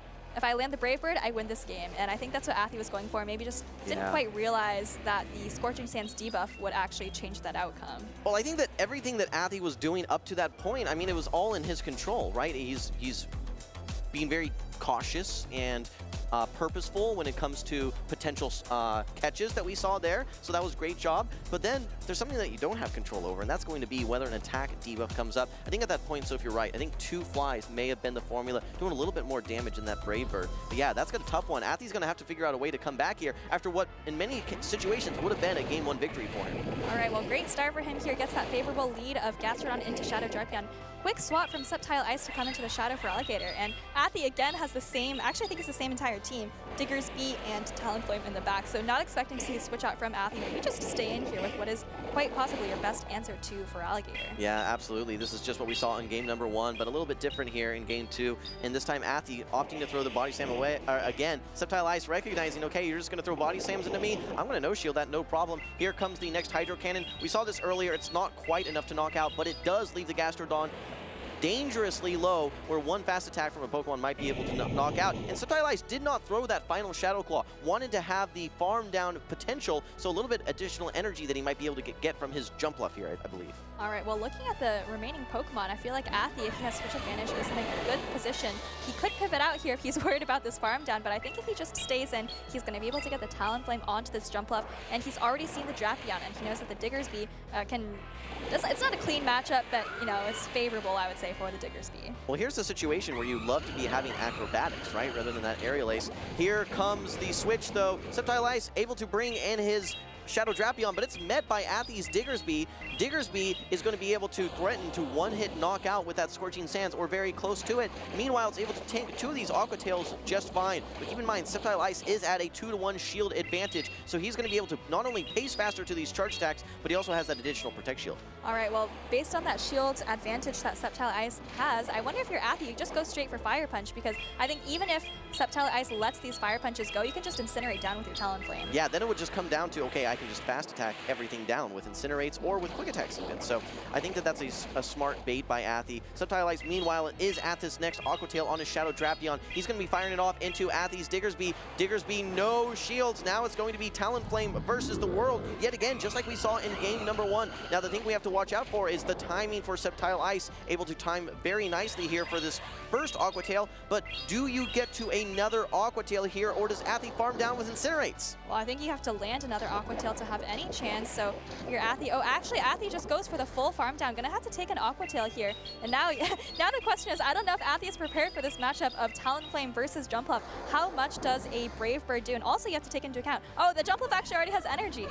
I think in this situation, there's really just no win cons. You're down shield. Sceptile Ice can shield anything. I don't even think one Brave Bird would be enough to knock out. It'd be very close. And yes, with this charge attack priority on the aerial ace, this is enough to knock out. So while the alignment was looking pretty tough there for Sceptile Ice, he had the Drapion into the Diggersby. He had the Jumpluff into the Talonflame. With good energy management and nice manipulation of the switch clock, was able to do just enough with that shield to take a 2-0 victory versus Athi. All right, well, Sceptile Ice takes the 2-0 victory and actually moves on to day number 2 on the winner's side. I believe in Baltimore was also in the top 8 there. I'm not sure if he came from the winner's side or the loser's side. I think it was also from the winner's side. Winner's side. Yeah, so no strange place for Sceptile Ice to be in. Certainly a very talented trainer. Athi, on the other hand, is going to be dropping to those losers finals. That's going to be such a tough moment there for Athi, because you have all that momentum on your side. You're coming in on the winner's side. You're in winner's finals. You feel like you have game number 1 wrapped up, and then the debuff hits you. You don't get the exact moves off that you want, and what looked like a win turns into a loss, and then that turns into a sweep, and now you're in losers finals. I think the story that's going to define Athi here here is how is he able to recuperate and move on from a little bit of some bad luck here and work his way through the loser side. He's going to move down into loser's final, so he's still one match away from making day 2, but he's got a long journey ahead of him if he's able to make it to day 2. Yeah, I think the score on paper looks like it was, pretty dominant, 2-0 for Subtile Ice. But if you actually look at the games, they were incredibly close. We talked about game 1, maybe just kind of cued the wrong charge attack. And then game 2, here is the kind of close to the end game, right? We've got Drapion taking out the Diggersby. I wonder if you can actually shield that as the Diggersby to get off your Fire Punch, but not super sure. But I mean, even here, you have so little health, but the game is pretty close. If Subtile Ice had one less Fairy Wind, I think you get off Fly, get the shield, Brave Bird, and I think a super effective Brave Bird would knock out the Jump Bluff from there. So really tough losses for Athi, but we're gonna have to see, like you said, how he recuperates in those losers finals. Well, nice job by Subtile Ice taking advantage of that 0-turn switch, so he's able to queue in that Aerial Ace, right? If you're in a situation where you do a 1-turn switch, that Fly gets loaded and then you charge attack priority, you never get that Aerial Ace off because you lose that charge attack priority. But like you said, super close games. I think Athi still has a lot of energy still in him that he's gonna exude in that losers finals. But for now, Subtile Ice punching his way to Championship Sunday. Very nicely played there. Now, I want to talk about Flyers in general. So we've been talking a lot about Jump Bluff and how it's won 3 out of the last 4 or 5 regionals. Talonflame seems to be doing quite well in this tournament. We didn't get to see it, really finish things off there, but it seems to actually be doing quite well for the most part. What are your thoughts? I think a lot of these teams have a grass. A lot of them have this, a lowland sand / superior core that I feel like trainers have been talking a lot about for, the last couple of tournaments actually has been giving them a lot of problems as the Fires have kind of dropped out of the meta. But for now, Wholesome, I think that's going to be it from us. Take a look at these highlights. We might get to see some of the Talonflame action in there, and we'll be back with some more battles in just a bit.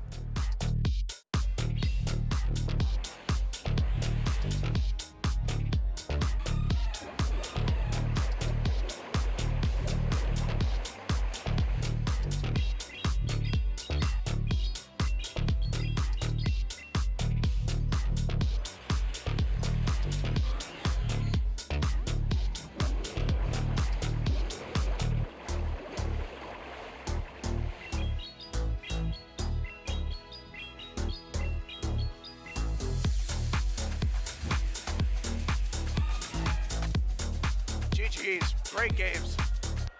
Good games, guys.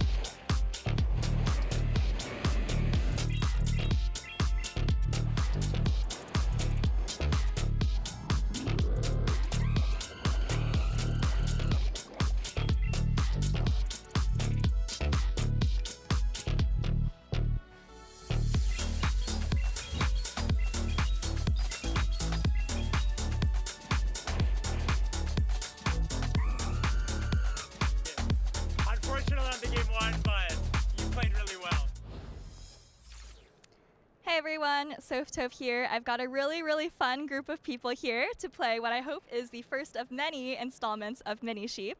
So we've got ZZ, Jaw, Heather, and Mally. And here are the rules of the game. I'm going to give these 4 lovely battlers a category, such as Best Player in North America. Then each of them is going to write down their answer on their whiteboards. And these questions have been pre-tested. I showed them to 100 people with the help of Mish. And the most common answer from those 100 people is going to be considered the right answer. So they will get 1 point. Every time they write down the answer, that is the same as the most common answer in our previous sample. So it's going to be really fun. Are you guys all ready? All right, okay, so the first category is Best Player in North America. All right, does everyone have their answer? Okay, show the camera. All right, I think the most common answer was actually Dunebug97. So So that's going to be 1 point for both of these two. And also just remember, the right answer here is just whatever is the most common opinion. These are not necessarily the objectively correct answers. All right, the next one is going to be very similar, so you'll have another shot at this, but it's best player in EU. Best player in EU. They may even be sitting at this table right now.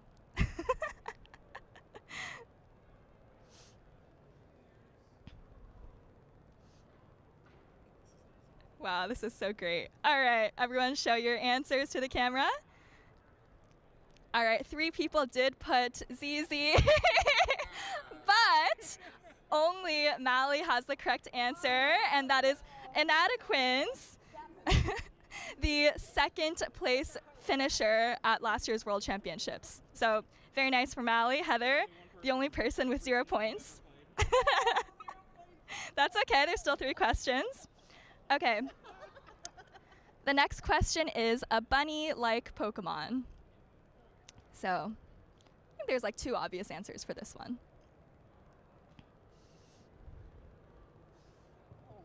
All right, I see everyone's answers. Show the camera. All right, the most common answer on this one is actually Diggersby. So that's so 1 point for Jaw, and the second most common answer is actually Zoomerl, which I thought more of you were gonna write. That's okay. All right, question number 4, a Pokemon that recently got buffed.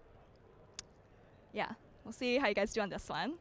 There were a couple move updates, you know, punches, fangs. So we'll see what you guys put. Okay. All right, this is looking great. Everyone show the camera. I think ZZ. Yes. All right, everyone got Starmie. That is the most common answer, so that's 1 point for everyone. Well done to all of you. And then the last question is going to be a cute Pokemon. A cute Pokemon. This one was pretty hard, I have to say, pretty split in that original sample of 100 people. What would people say? Yeah.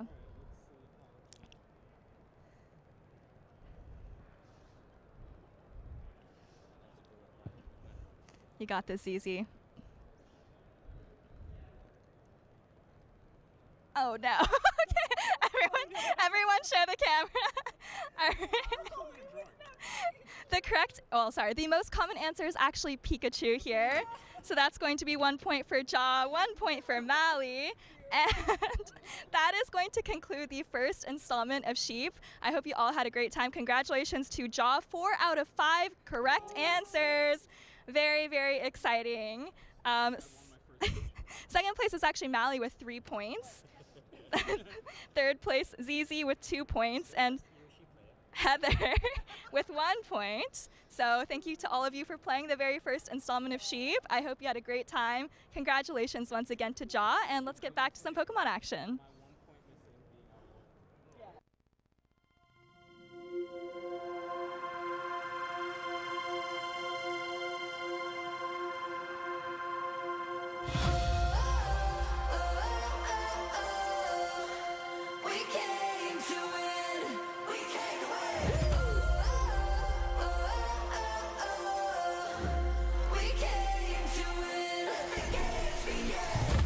And the crowds, the sights and the sounds, gonna make them say the best of the best, the ultimate test. But when we go all the way, here with our friends among champions, the best that we've ever known. Go for the gold, but everyone knows only one of us is gonna take it home. We share the same vision, we have the same mission, so let the games begin. Come on, travel from far to play, gonna give all it takes, 'cause we came to win.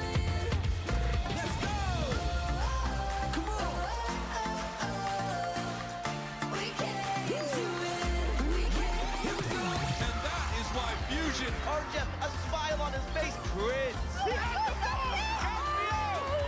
Bobby Amisakan, Robbie, Marco, Hafaka, Caladora Silva is your 2024 Latin America International Champion.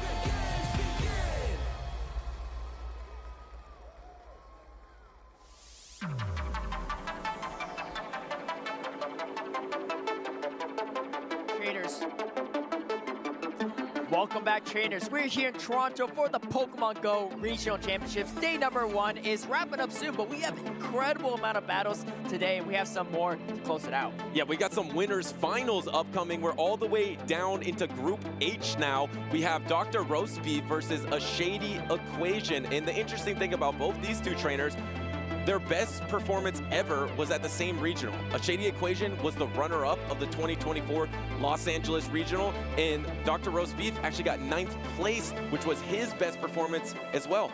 That's right, and you know, I don't think either Dr. Roastbeef playing a lot of these West Coast tournaments. I feel like definitely an underrated player, right? He's beaten a lot of top players throughout his runs, and he always seems to kind of come in on that winner's side in many respects. A Shady Equation too, doesn't play in a lot of tournaments, but very high performance rate, getting 3rd place, I believe, it was either Portland or Vancouver, losing only to the 1st and 2nd place finishers from Worlds that year, which was Ruix Master and Axon, and then getting 2nd place last year, losing to our co-caster Risecation in Los Angeles. So looking for his first championship title as well as Dr. Roastbeef, and very excited to see what they're running because yeah, these trainers tend to run some pretty interesting stuff. Dr. Roastbeef, I remember running Clodsire back in Los Angeles, and that was back when Clodsire wasn't even that good. Yeah, absolutely. I believe both of these trainers were eliminated by Rise to Occasion in that tournament, but you're not wrong when you said that Dr. Roastbeef brings some spice here because we got some Bibarel action. We saw that in the first matchup of the day, but it's back. This Pokemon has rollout now because of the Dual Destiny season, and I feel like in this meta, it has such strong typing. It's not as good as Dunsparce because it doesn't have the stat product, but in terms of typing, it is awesome. It's really carried in this meta by the ability to beat Feraligatr extremely hardly because it is normal water. So it's gonna literally resist everything that Feraligatr usually brings in its toolkit. And then also, it has key victories versus Azumarill. And if you get an energy advantage, you start outpacing against some of these Shadow Drapion and all of these faster paced Pokemon as well. That's right. I mean, I think it's definitely not the easiest Pokemon to pilot because it does lack that bulk, right? And it seems like a lot of our players are still leaning towards more bulkier types like that Clodsire, like Azumarill, like Dunsparce, you know, even Serperior and Jumpluff on the grass side of things. So we're going to have to see how Dr. Roastbeef pilots his Bibarel because I feel like the first debut tournament for Rollout Bibarel it's only fitting that it's happening in Canada, in Toronto. And let's see if we can get one in Top Cut, because I don't believe we have a single Bibarel in that top 16 so far. Definitely feels like a holiday type Pokemon, and it's going to have a decent matchup against the Shady Equation, against at least that Powder Snow Alolan Sandslash, which of course has been popularized by Marto Gaude, has dropped off a little bit, but another key matchup that Bibarel is really strong against. It's fantastic against that Alolan Sandslash matchup. It's really good against the water types here. It's going to be okay into Shadow Drapion. It really only has to worry about the Annihilate and the Serperior. So we actually might see a lot of Bibarel in Jumpluff core because those two Pokemon protect each other quite well. Yeah, I mean, the main answer to that Jumpluff will be that Drapion and the Alolan Sandslash. Alolan Sandslash is not terribly hard for Shady Equation to use, right? Because there's no fighter type on the side of Dr. Roastbeef, but the Bibarel is going to make that matchup a little bit harder. Quagsire as well. Rest of it is actually okay. So I think Jumpluff does have a lot of coverage for Dr. Roastbeef. Wins 4 out of the 6. But at the same time, too, it has a really bad matchup against that Alolan Sandslash. So let's see if he's willing to bring that or not. And of course, Shadow Drapion as well, pretty strong into that all day long. I mean, we've seen Shadow Drapion all day, and it just looks so strong in this current meta. And how about the Shadow Sableye from Dr. Roastbeef as well on the team? Of course, there is the Shadow Quagsire, and we got the leads in this is winners finals. Winner moves on to day number 2 in the Toronto Regionals. We got Quagsire swap into the Azumarill. Now it looks like this Quagsire is going to bank up some energy, maybe even throw a Stone Edge. And then where do you soak the energy? You're going to be taking super effective Ice Beams into the Clodsire or into the Jumpluff. I wonder if Dr. Roastbeef maybe just tanks the move and then swaps. No, actually decides to swap out for a little chip and dip action. I like this play a lot too because the Drapion is not great into the Clodsire, especially if Clodsire has energy residual, and you can't really poison this thing down, right? And with the Sludge Bomb variants on Dr. Roast Beef, it will probably put this Azumarill close to knockout range after one Sludge Bomb, if not maybe just 1 or 2 poison stings away. And if it doesn't knock out, that's going to be tough. And it doesn't knock out. Can you get to the Ice Beam before you get knocked out? And no, you actually don't. So that is huge for Dr. Roast Beef to secure that knockout instead of taking the super effective Ice Beam. And now you have an energy advantage into the Shadow Drapion. I don't think an Aqua Tail is enough. This is charge attack priority, but I don't think this knocks out the Clodsire. It doesn't, and the thing is, Dr. Roast Beef will get this Earthquake off. Does Shady Equation spend the shield or not is the real question, because here he has this tough matchup. I think he does. If he farms this down, that's also really, really good for a Shady Equation, because he's going to come out with a lot of energy, but he actually pivots over to that Feraligatr, and then now met by the jump up. Typically speaking, though, this is not a great matchup. However, Feraligatr landing Ice Beam is disastrous for Dr. Roast Beef. However, Dr. Roast Beef has 2 to 1 shield advantage. He can just double shield and win this matchup, and he's not going to take the risk, right? He's going to just play it smart, shield up, and see what happens. However, over the course of, you know, all these charge attacks and time, Shady Equation can also pivot out and try to catch a move. And does Shady try to call this? No, actually Protect shields the Energy Ball. Fantastic call. Like you mentioned, Dr. Roast Beef doesn't have to mess around because of that shield advantage here. This looks like charge attack priority onto the Ice Beam, Protect shield. It looks like the Energy Ball was registered, so that means that Feraligatr is going to have to take all of that damage. So it's going to be Shadow Drapion versus the world here. I do think the Shadow Quagsire is pretty energy dry, but the Shadow Drapion is going to need to get to 2 charge attacks to knock out the Quagsire. Can it do it before the Quagsire gets to anything? I don't think it can get there. Yeah, I don't think so either. I mean, on top of that too, you still have 2 other Pokemon on Dr. Roast Beef's side. Yeah, not a lot of health on the Clodsire, but you can't poison this thing down, and even the jump up at this range after this Aqua Tail could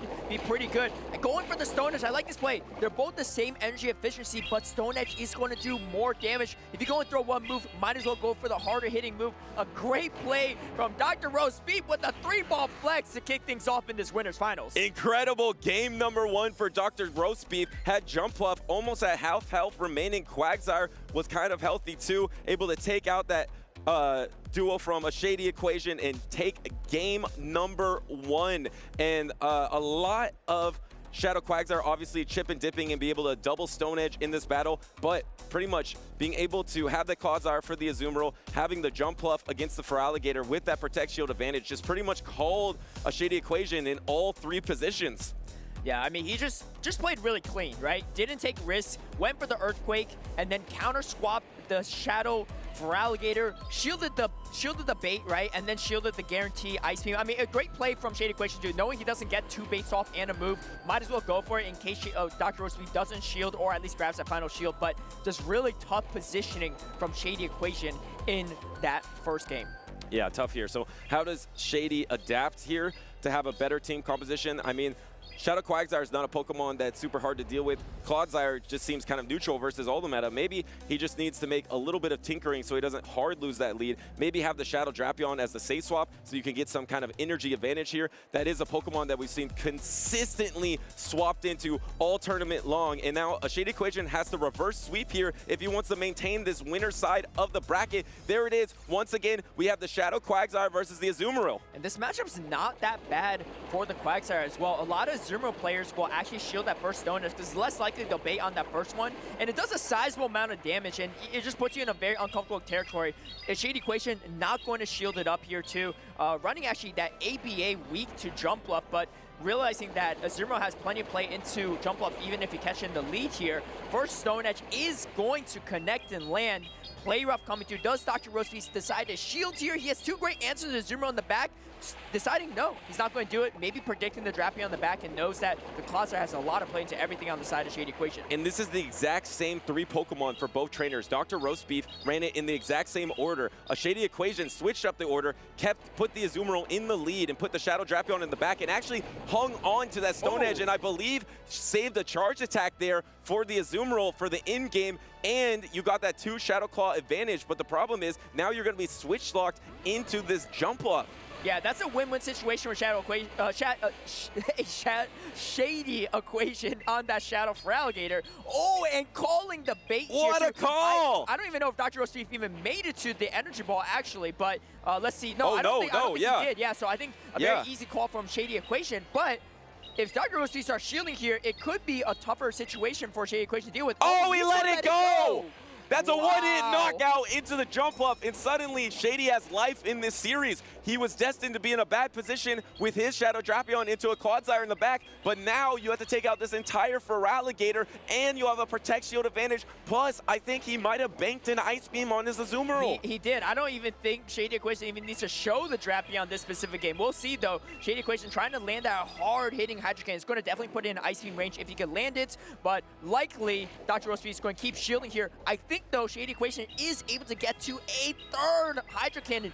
Energy advantage on a Feraligatr with shields on the side of Feraligatr is so disgustingly strong in this current meta. And you can see Shady Equation reaches another Hydro Cannon here.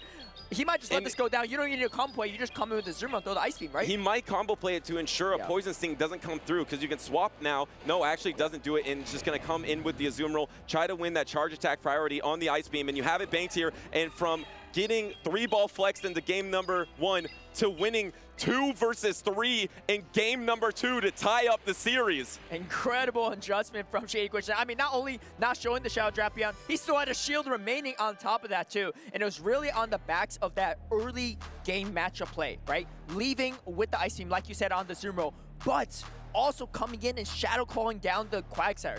Obviously, if Dr. Roast Beef lands the Aqua Tail, it's a different story, and he went for it, but unfortunately just short of it, and that difference just set up Shady Equation for such a huge advantage in the back-end matchup. I probably would have at least gone for the energy before throwing the baits, but I can see where Dr. Roast Beef just wants to soften up the Feraligatr, try to deal with it some other way, but you know, his team's not particularly strong into the Feraligatr outside the Bibarel, so if he doesn't have the Bibarel on the back end, you kind of have to, you know, make that kind of play to chip it down. A very subtle adjustment from Shady Equation, running the exact same 3 Pokemon, but switching the lead, bringing the Azumarill in the lead, and I thought it was a huge mistake actually to swap out, because he could have actually just thrown that Ice Beam into the Quagsire and got alignment or got shield advantage, but he decided to bank that, swap out, get the Shadow Claw down with Feraligatr, and Roast Beef tried to call a Hydro Cannon bait, and it did not work out, and also didn't get to Energy Ball himself. So Shady was easily able to no shield on that Aerial Ace to put him ahead in that in-game, and now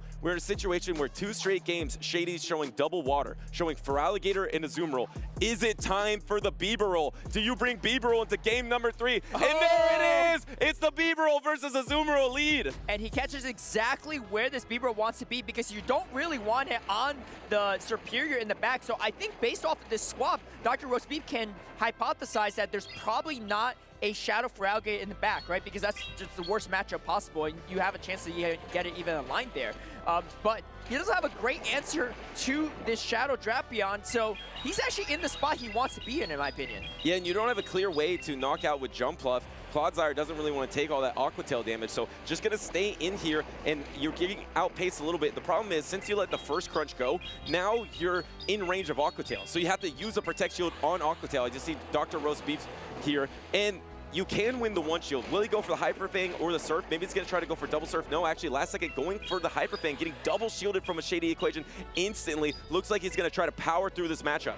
Yeah, this is going to be super interesting in the back end here too, because the backside matchup looks great for Dr. Roast Beef. However, this Drapion's not easy to take out. At this point too, I mean, I think the better play is actually bring in the Jump Up here, right? Because you're taking just neutral crunch. That's exactly what he does, right? And because here's the thing, even if you're weakened by the crunch, the Azumarill, generally speaking, can't bubble you down. So he knows that the Azumarill still has to commit energy if that's the case, or it could be a third Pokemon in the back that he brings in instead. And in comes the Aerial Ace. Crunch is going to trigger the charge attack priority first for Shady Equation, but Dr. Roast Beef feels comfortable. This Clodsire in the back looks really scary strong for Dr. Roast Beef. The positive is Dr. Roast Beef had a great team composition call, because Jump Puff and Clodsire is really good against the back line of Shady here. The Aerial Ace isn't enough. Swap into the Azumarill, but you're not going to get bubbled down. This is actually huge. Now you can get to the Energy Ball and then maybe swap into your own Clodsire here, but throwing the Energy Ball first, maybe you even try to go for a double Energy Ball. You're not going to get bubbled down. You can't get bubbled down. You could force Shady Equation to throw the energy.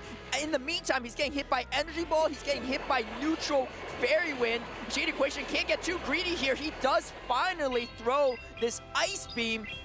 Does Dr. Rosebeef decide to shield this is the real question. He does shield it. This is great for him too, honestly, because you got the Clodsire with Sludge Bomb for the Superior in the back, and this is Azumarill just not going to get to another Ice Beam in time. We might even see a swap over. Yeah, quick swap over here. 2 Poison Stings worth of energy. Can he get it? No, yes, he does. Gets it down. That is a huge position for Dr. Rosebeef to be in.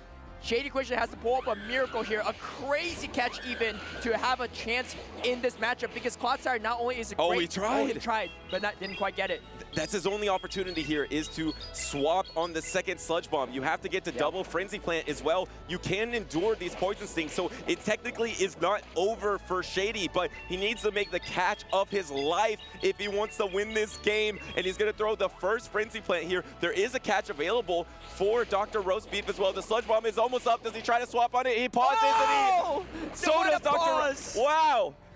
So does Dr. Roastbeef, and that pause was able to secure the knockout into Superior. He knew it was coming. He waited. He executed. He won game number 3. Great plays from both players. Shady Equation pausing there a little bit to anticipate it, but the counter pause from Dr. Roastbeef. If you're paging a Dr. tomorrow, Dr. Roastbeef ain't around. He's making the top cut in day number 2 here in Toronto. Congratulations to Dr. Roastbeef.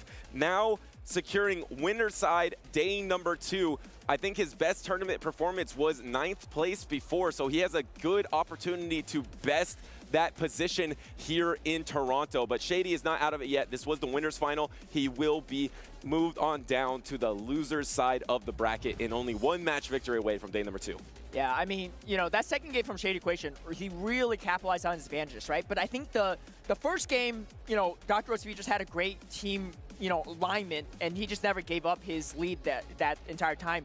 Third game, I feel like he just made a really good read, right? He said, you know what? This Drat Band's kind of hard for my backline. I'm just going to do what I can to weaken it, bring in the jump buff, not shielding, right? And then just decide to shield the jump buff in the end there, just knowing that the Azumarill can't bubble down. And honestly, I think jump buff is one of the stars in today's meta, right? I think it wasn't even that top 12 usage for day number 1. I'd be very curious to see if it makes the top 12 on day number 2, because it just core breaks so much. The fighters, the waters, the Superior, right? Winning the head-to-head matchup against the opposing grass type is huge in these situations. Yes, you're weak to ice, but like, ice is not easy to bring in a fighter in ground meta. Yeah, and I thought that team composition was perfect in game number 3 for Dr. Roastbeef, because you brought the Bibarel and that pause. And look at the pause from Dr. Roastbeef. He knew it was coming. Shady tried to go for it, and he just sniffed it out and is able to secure victory there. But able to protect your own Bibarel with that jump buff. Also, the Clodsire protects it quite well. The Drapion was forced to double shield in the Bibarel matchup, and then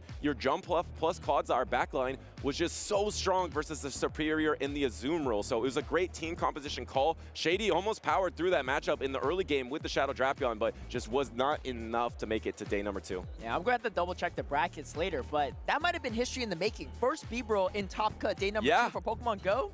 I think that might be the case. In Toronto as well, nothing less short of awesome. So big congrats to Dr. Roastbeef, and a Shady Equation still in it here, can still power his way through that losers finals. I don't know if he has opponent yet, but we'll find out soon. Yeah, and what a series that was. Like you said, Bibarel, I think it has to be the first one ever, because it's the first one ever today, and there's no way a Bibarel moved on to day number 2 before it had rollout. But you saw the pacing there, able to get 2 Protect Shields from the Shadow Drapion. Plus, you have that water type coverage, so you can resist the Aqua Tails. It kind of puts Drapion into a position where it needs to throw Crunch. So really well done by Dr. Roastbeef. We have another losers finals coming up, and this is an epic one, because we got Rocha Babyface versus Inadequates coming up next. Yeah, that's right. It's going to be a huge matchup here too.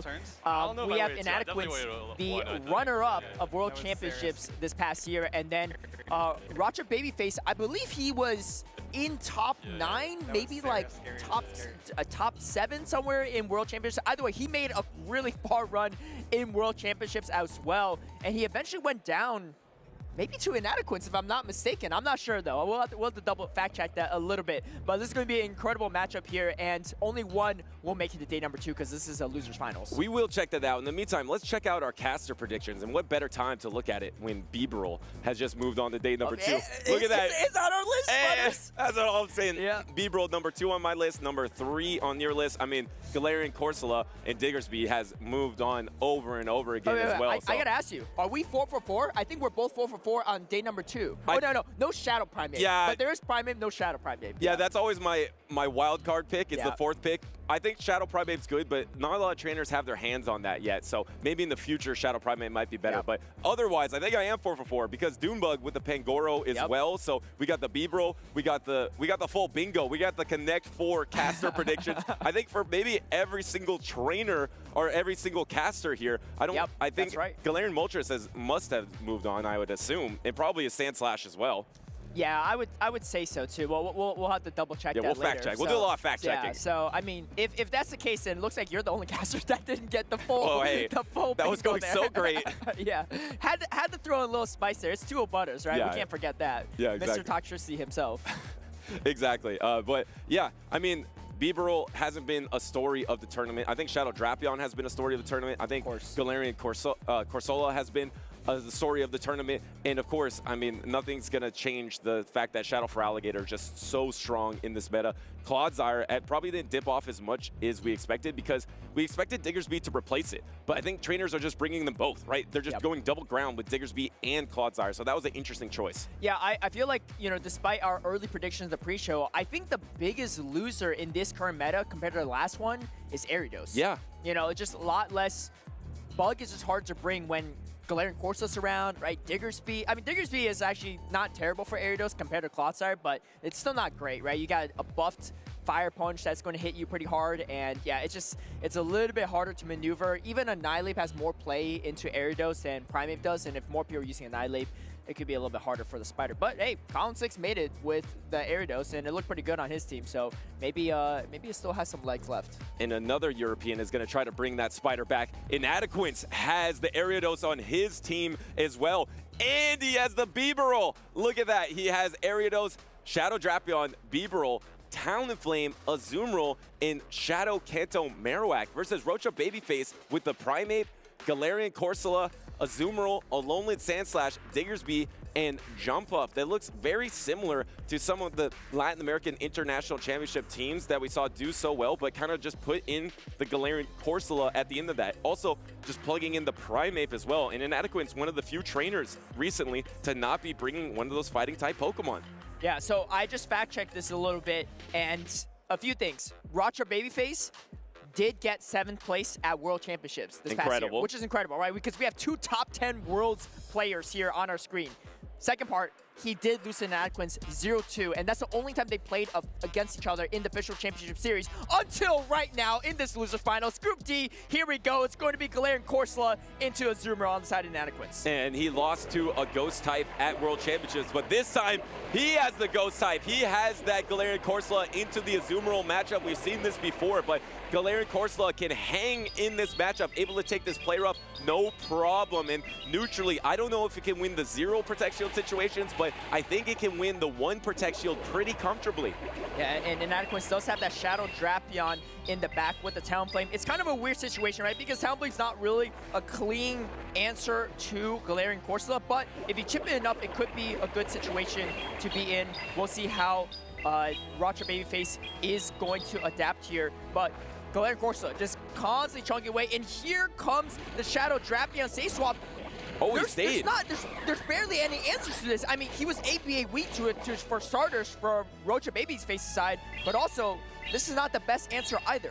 Yeah, and Rocha paused a little bit because I think he was thinking exactly what you said. There's not a great answer. So actually threw an Astonish, and now it's throwing on charge attack priority here. This is such a huge call from Inadequate. Does he try to call the bait, or does he let it through? No! He last second Protect Shields on the close combat.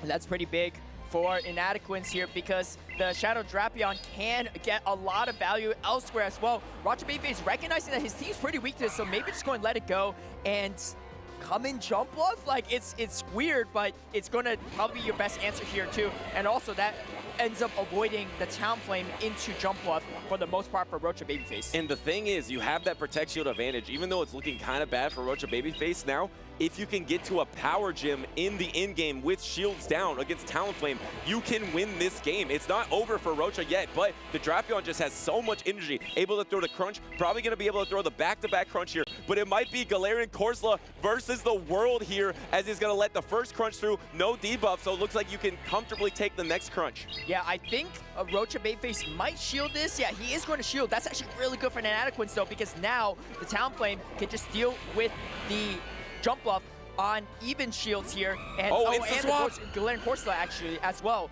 And this is going to be interesting here. Does Rocha Babyface go for the bait, or does he go straight for the power gem? The Nightshade is going to come through. We get the shield. That's huge.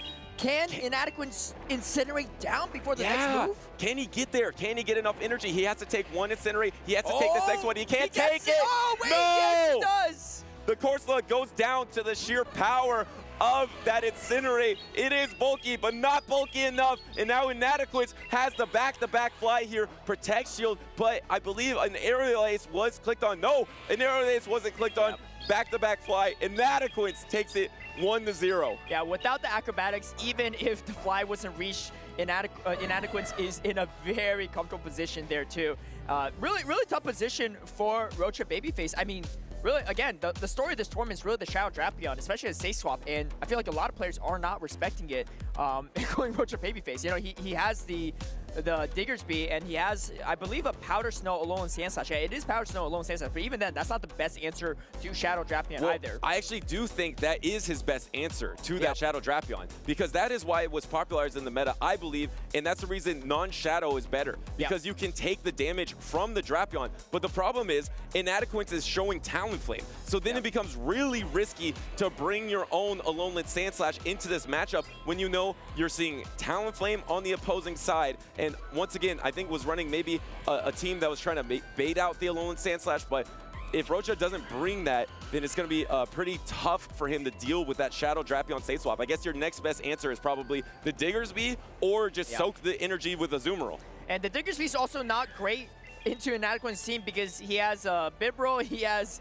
a Azumarill, he has a Talonflame. Like, it's not a great time. And even the Shadow Drapion has a lot of play. This is not a good matchup for Primeape.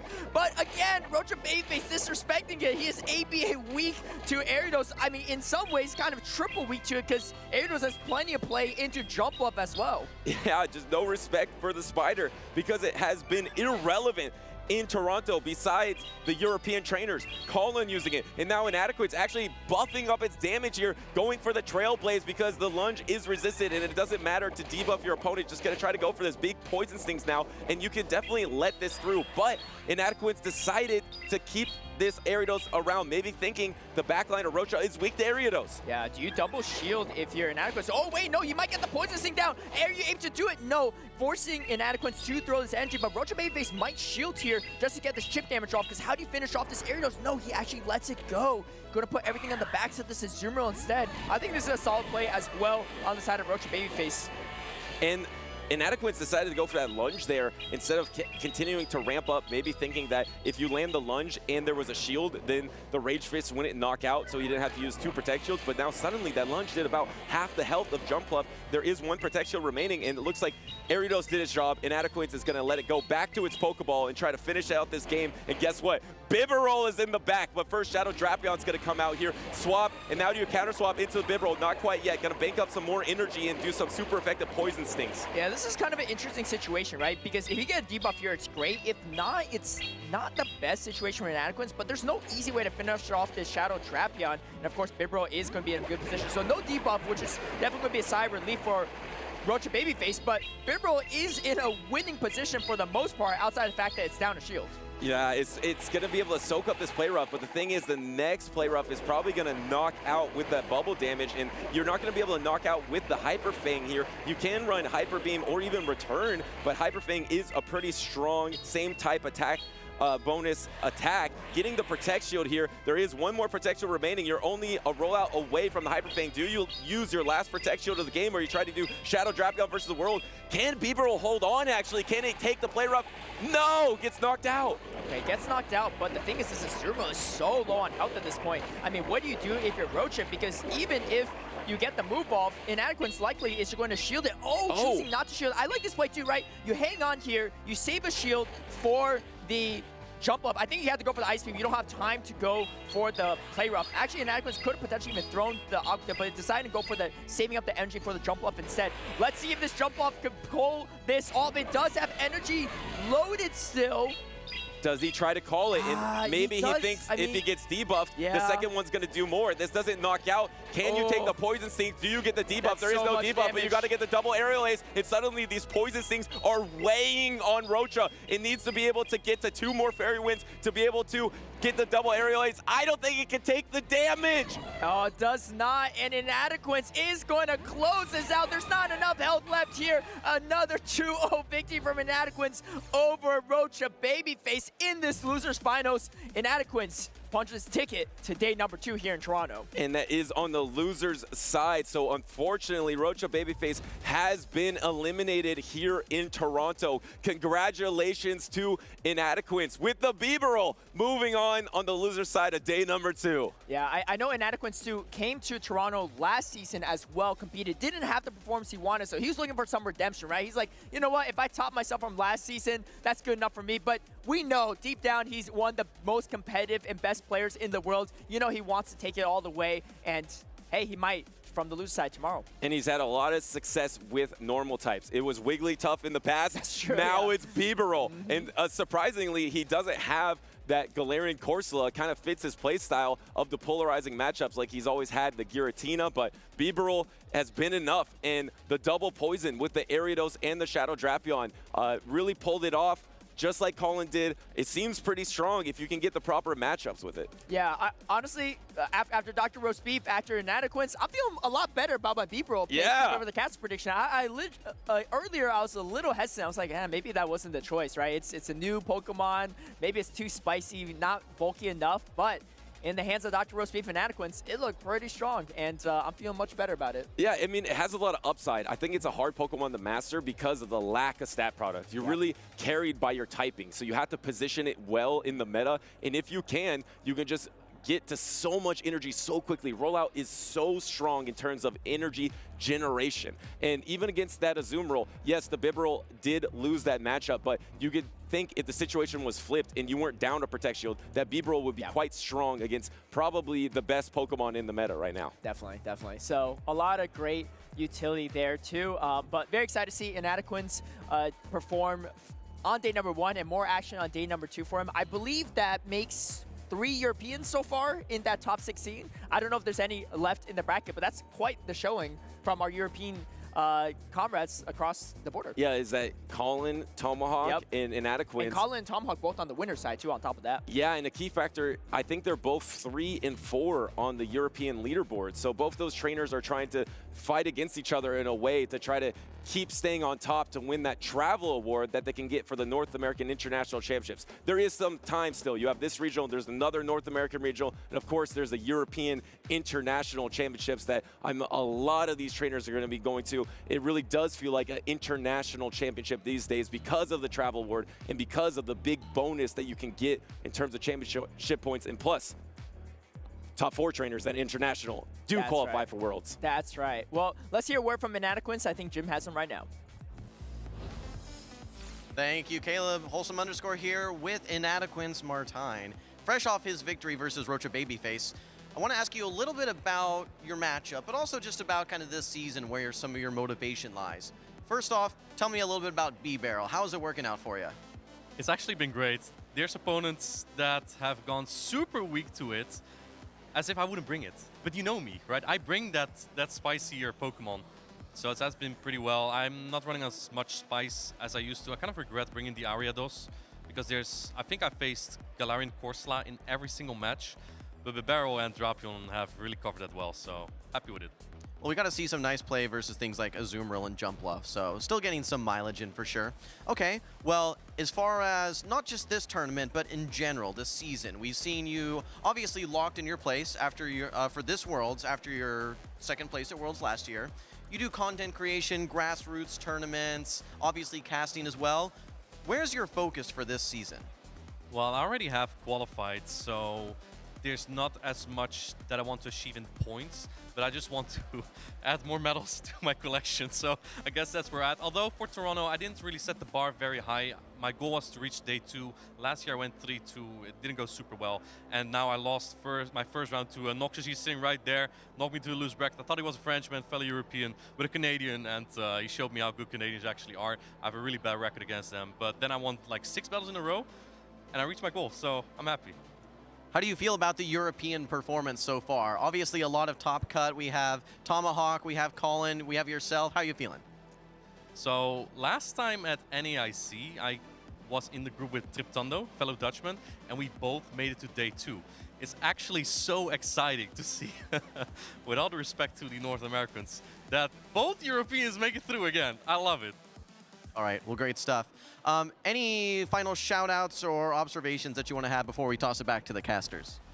Yeah, just everyone who always supports me, my team, of course. They're very wholesome. Pogo Ash sitting here, right? So, and my mom, of course, who's staying at home, my brother, my nephew, his wife, just everyone who's always watching me. Well, congratulations again on Championship Sunday. Always a pleasure. And Adequin Martine, casters, back to you. Martine making metal moves here, just trying to get some hardware at these regional championships on the back of Bieberl. Love to see it. Congratulations to him once again. And he's going to love the next trainer, because that next trainer is bringing the Wigglytuff that looked so strong in a previous matchup. And he's actually going to be facing Wadaj, the first regional champion of this season, is now on the loser's side of the bracket.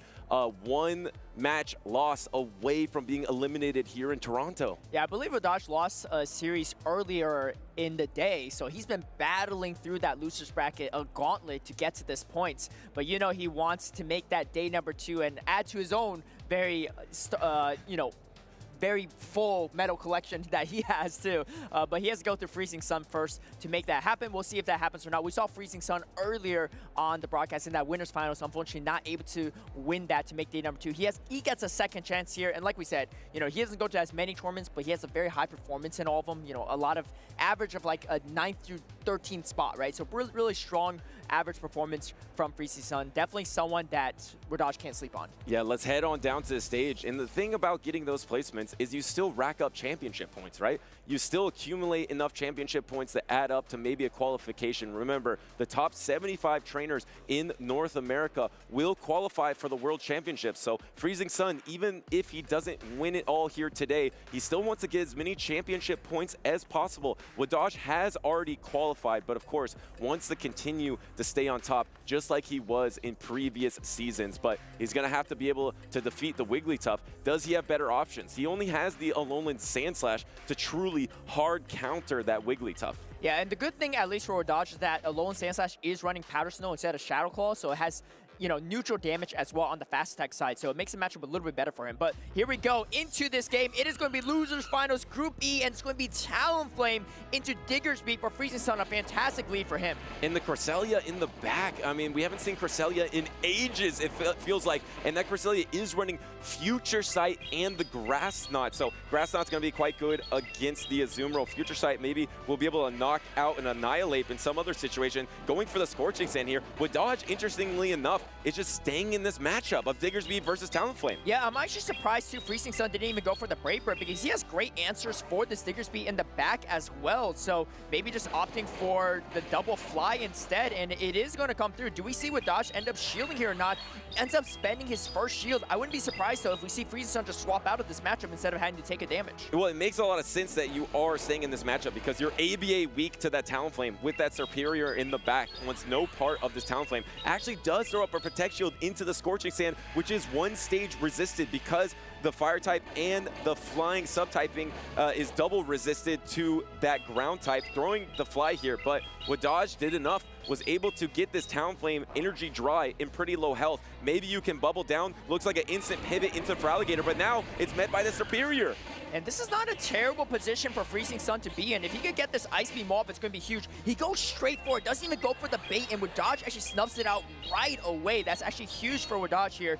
But the thing is that Azumarill doesn't have a lot of places to go against that backline Cresselia. However, there's a lot of health left still on this Superior. Yeah, the problem is, actually going for Aerial Ace. I don't think this knocks out. Yeah, I think you do get the Hydro Cannon. That is huge for Freezing Sun. Because that doesn't knock out, there comes the Hydro Cannon. There's no Protect Shields remaining. This is going to be not very effective into Wadaj, but it's a huge advantage for Freezing Sun because he needs to finish off this Superior some way, somehow. And do you come in with the Talonflame to try to soak this energy? Yes, the Talonflame is coming out, but it's probably an Aerial Ace range. And do we see a shield from Freezing Sun? Because it allows the Incinerate damage to actually come through. If not, it does, right? He wants this damage to make it easier for that Cresselia. And here comes the Azumarill, but it is met by the Cresselia. And this is such a tough matchup for the Azumarill. Azumarill can flip a lot of matchups, but this is not one of them. Yeah, and the problem is you banked the fly. Freezing Sun has it, and Talonflame's going to win the charge attack priority against Superior. Even though it's in range of Aerial Ace, Wadaj cannot win that charge attack priority. So Freezing Sun is really far ahead here. All you need to do is knock out this Azumarill before the timer is back up, and I think you secure victory. And the tough part is for Wadaj, even if you end up catching a move on the Superior, you can't really finish off the Talonflame with the Azumarill when it has that much energy, right? Because now you're in fly range as well, so even if you catch the move, it's still really tough for Wadaj. Yeah, and this is going to land, like you mentioned, puts it in fly range, but doesn't quite knock it out yet. You can throw an attack and get back to your timer here. There is a Grass Knot available. This will not knock out the Cresselia here. Do you try to make some cheeky swap, but you're in range of fly nonetheless? Wadaj is in a really tough position here as he's going to take the resisted Grass Knot. Yeah, I mean, here it is a great catch from Wadaj, but the problem is Talonflame is going to win charge attack priority against both the Superior and the Azumarill, and the Azumarill just has way too little health. I don't even know if it takes out the Cresselia. It does get to this final Ice Beam, but just not enough, and Wadaj recognized it too. He knows he had to leave with a move to have any small chance, but I mean, that chance is pretty much none if the Talonflame just gets the move off. And suddenly, one of the best trainers on the planet is one game away from elimination here in Toronto. Down 0-1 against Freezing Sun, not giving any respect to the Talonflame, which we saw Freezing Sun use really well in his previous matchups. ABA weak to it with the Diggersby and the Superior. That's right, and here's the Freezing Sun team. It is running that Future Sight Grass Knot combination. You have way more playing to Clodsire, but if you run into Galarian Moltres or Mandibuzz, you're in deep trouble, right? Because you're completely walled off by those two particular Pokemon. I think it's an interesting meta read, though, because there's not a lot of Mandibuzz and Galarian Moltres, at least so far we've seen on the tournament broadcast, but maybe even in tournament as well. I got fun trivia question for you, Two Butters. All right. In the 2025 season of the Championship Series, there's only been one person that's won an entire tournament with Cresselia on their team. Who is that? Oh, in the 2025 Yeah, so this current season. Okay. I'm going to guess Kazim. Did he have one? That was my guess. What's the answer? Well, if he did, I'm wrong. Yeah. There might be two people. But it's actually Wadaj. It's Wadaj. Baltimore. Yeah, he ran it in Baltimore. Yeah. Because I knew it was very early on that Cresselia was relevant. Yes. So I guess the first European champion, Kazim, we'll fact check that. I think he probably wasn't running it, and I think you are correct. Wadaj. I know Wadaj definitely did, but I guess there might be two. Yeah. Yeah. The first person to win it, I guess. The first and maybe the only. Well, now suddenly he's down 0-1 versus that same Cresselia that brought him victory. Now it just brought him defeat here in Toronto. He definitely doesn't want to be eliminated. He's a trainer with a lot of pride, wants to make it to day number 2. Even though he has qualified for the World Championships, he's a trainer that hasn't competed as much in a while. So I think he wants to get these reps in, maybe even try to compete for a travel award in North America. So this is actually a crucial series for him, even though it might not feel like it. And of course, Freezing Sun, a trainer who's been on the edge of top 8s over and over again, has an opportunity to take down one of the best trainers out there in Wadaj, and we're locked in to game number 2. We got the Diggersby versus the Wigglytuff, a double normal lead. And this is a pretty good spot for Wadaj to be in because he really wants to avoid this Wigglytuff with that Malamar in the back. So a great team read from Wadaj. And we saw it here earlier too, right? Diggersby's not terrible into Wigglytuff. It actually was, I think, Freezing Sun versus Lost and Cody earlier. So same player on the left-hand side running that Wigglytuff. I think this time around, choosing not to throw the energy and just comes in with the Feraligatr. Do you go for the bait here is the question. He does go for the bait. Does with Dodge call it is the bigger question. He's thinking about it. He does. And what a huge call from Wadaj. Wow, Wadaj with his tournament on the line lets through a not very effective attack where an Ice Beam would have knocked out and he would have lost this tournament. Now suddenly he has the opportunity to knock out with his Frenzy Plant, but Freezing Sun does put up a Protect Shield. And this is where Feraligatr is pretty disgusting because now you can just go straight Hydro Cannon and you're forcing Wadaj to spend a shield here. But the thing is, Freezing Sun really doesn't want this Clodsire on the Diggersby. So I'm trying to figure out what is he trying to fight for here, right? Because switch advantage is not necessarily even that important for him because he kind of already had the matchup he wanted with Wigglytuff on the Diggersby, avoiding that matchup into Clodsire, but Clodsire actually coming in instead, trying to farm up energy, and now comes the Diggersby, and he counter swaps with the Wigglytuff, but the Scorching Sands reach there first. Great pivot from Wadaj once he knows what all three Pokemon are for Freezing Sun. Once again, no respect for the Talonflame as Wigglytuff throws up a Protect Shield here. ABA weak to the Talonflame once again. Actually a crucial debuff for Wadaj on that Scorching Sand. Now the attack from Wigglytuff is one stage lower here. The Icy Wind is super effective, but not nearly enough to knock out this Diggersby, and the Diggersby can comfortably get to a Scorching Sand that will secure the knockout in the Freezing Sun. Yeah, I mean, this Diggersby is debuffed as well, but I think the Scorching Sand is going to be enough to KO. Not quite, but it's actually even worse because now he got an extra quick attack worth of energy without taking any damage, and this is just such a tough position for Freezing Sun to be in. He has to throw the double resisted Sludge Bomb, but at this point too, you still have the Malamar in the back, and Wadaj feeling pretty comfortable about his matchup. Yeah, you have Protect Shield advantage and a full health Malamar here. You had to use all that energy from Freezing Sun on that attack to knock out the Diggersby here. So Wadaj should be able to clean this up, no problem, going for the Sludge Bomb bait, but it doesn't matter because an Earthquake isn't going to one-hit knock out a Malamar anyway. Yeah, that's right.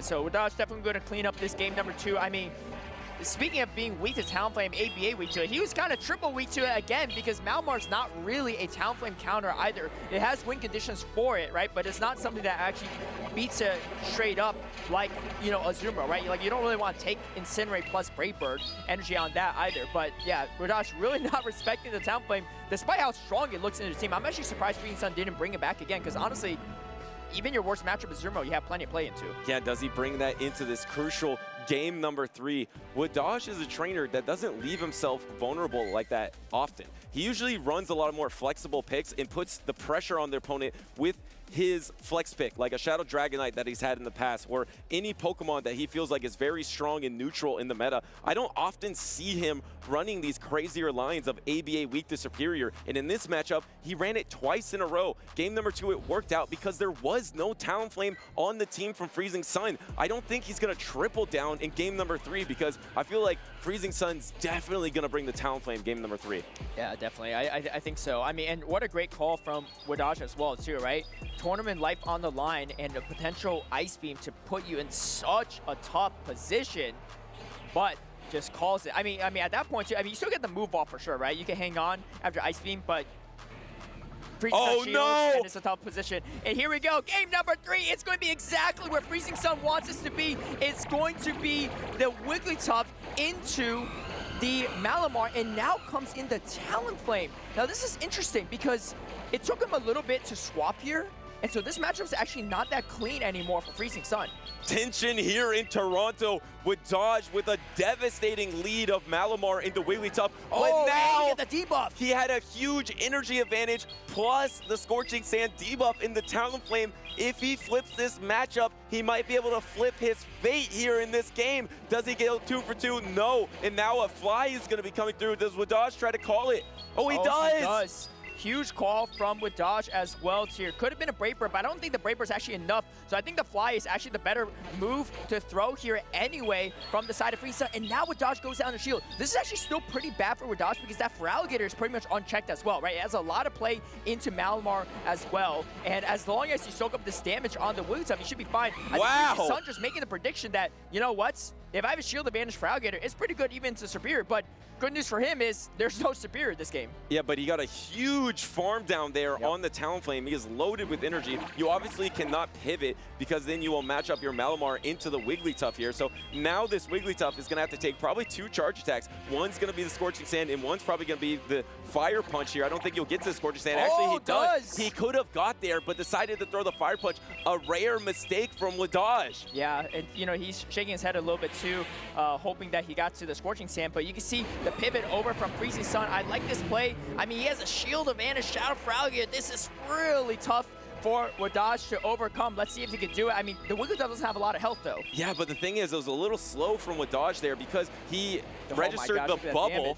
And so there was multiple Shadow Claws that went through. I don't even think you get the double superpower here. You have to get to double superpower, and it looks like he won't get it because that Shadow Claw will register on this charge attack and knock out the Malamar here. And now suddenly, Freezing Sun has a lot of opportunity with this loaded Feraligatr, but it's going to have to get through an entire Azumarill. I mean, honestly, if I was in this situation, I'd rather be the Feraligatr than Azumarill, because Feraligatr with this much energy is so hard to deal with. You can't bubble down. You still have to throw even 2 Ice Beams to take out this Feraligatr. And I think Wadaj recognizing as well, too. One of the most talented trainers has to recognize his win cons and lose cons in this situation. And unfortunately, it looks like it might be a lose con. Wait! But wait, there was a Swift. There was a Swift available. Do you ever Protect Shield here to get this charm through? No Protect Shield. Does the Ice Beam knock out? And does he hang on? No, wait, actually, suddenly, Wadaj is not out of it yet, but the problem is, if you take double Hydra Cannon, plus the Shadow Claw, that is pretty much going to knock out Wadaj. Is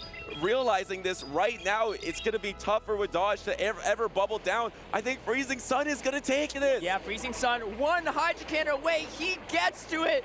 Great timing on top of that, and he is going to find himself in that top 16 here in Toronto. Well done to Freezing Sun, a trainer that has been so close to getting a top 8 performance, is now 1 step closer by taking out one of the best trainers in North America, the first regional champion of this season, defeating Wadaj 2-1. And like we said too earlier, right, Freezing Sun, a lot of top performances from him as well. Maybe not, you know, winning a championship, maybe not making that grand finals, but still knows how to hang with some of the best, right? And giving up switch advantage didn't matter, right? I feel like he just generally overall had a great team composition into Wadaj, and Wadaj is constantly trying to figure out like how to play around it, right? When you're at a team disadvantage like that, you have to go ABA weak to stuff, right? You have to take these risks. You have to no shield a potential Ice Beam because you already know that you're in a tougher position just on paper alone the moment you even matched up against his opponent. You can see here too, right? Even if he got the Scorching Sand off, I think it still wouldn't have changed anything, but that was definitely a nice position for Freezing Sun to be in. And of course, for Alligator with this much energy, I mean, this Gator's not going anywhere anytime soon. And how about the lead of the Wigglytuff for Freezing Sun? I think that was so smart because Wadaj kept showing ABA weak to Talonflame. And so Freezing Sun is invited to bring Talonflame in the game number 3. So you know there's no way Wadaj is going to bring in a Lowland Sandslash in the lead, knowing that he might face a Talonflame. So Freezing Sun brought the Wigglytuff, knowing there can't be a hard answer in the lead, and instead there was a Malamar. And even though Wadaj was able to chip away at that swap later versus the Talonflame, it was just too much to handle with that Feraligatr energy and shield advantage. Really well played by Freezing Sun. Definitely. I mean, recognizing the neutral value of that Wigglytuff, right? Because that alone Sandslash is way too hard for Wadaj to bring. It's too risky, right? So a player like that's not going to take a risk like that, especially on a game number 3. And Freezing Sun finding the position he needed to come away with the win. So big congrats to him. And a fun fact, Lawson Cody was actually the one person to beat both of them here today. So he beat Wadaj early on the winner's side, and then of course beat Freezing Sun on the winner's side as well in that winner's final. So quite a performance from Lawson Cody this tournament so far too. Yeah, well, don't go anywhere because we have another amazing matchup. Lyle Jeffs versus Arrow. Oh. That's coming up on the other side, but quick, some highlights for y'all.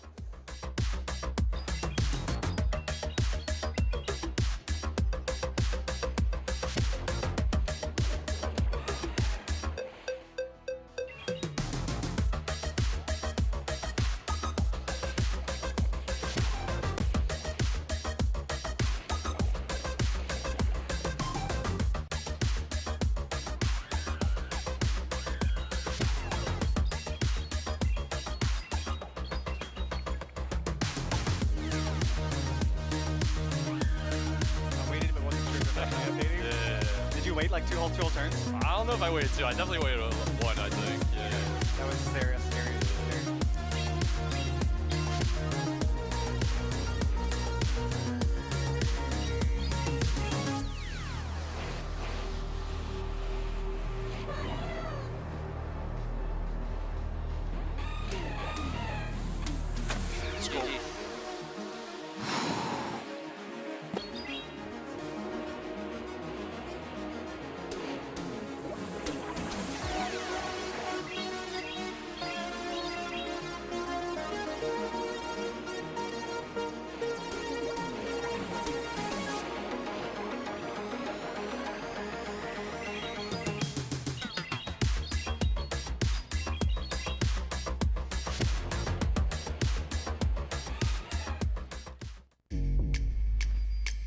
My name is Peyton Bingham, and I'm from Logan, Utah in the U.S.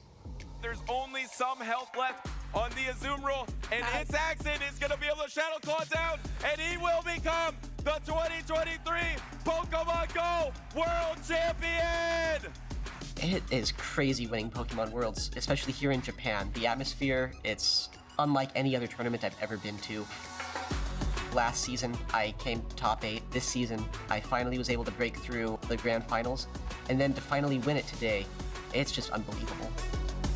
I'm just so overwhelmed and so just happy to be here right now. My favorite Pokemon to play with is probably Medicham. Obviously, it's one of the most used Pokemon out there, but that's for a reason. You know, it's so flexible. Basically, as long as you don't see like a Sableye, you got play. I'm still worried about Rubik's Master. He's very underrated. Deoxys defense is probably one of the things I really didn't want to see. I think that was a great call by Rubik's to bring the Deoxys. I think he has a bright future ahead of him. My advice to other trainers is to just put yourself out there, to go to these tournaments and just try. When you're here at these events, you know, you just have all these people around you who are just so supportive, so happy to be there, and it's just such an amazing experience. My family pushed me to keep on going, to keep competing, and I eventually was able to push and get the World Championships. I'm definitely going to be at Worlds next year.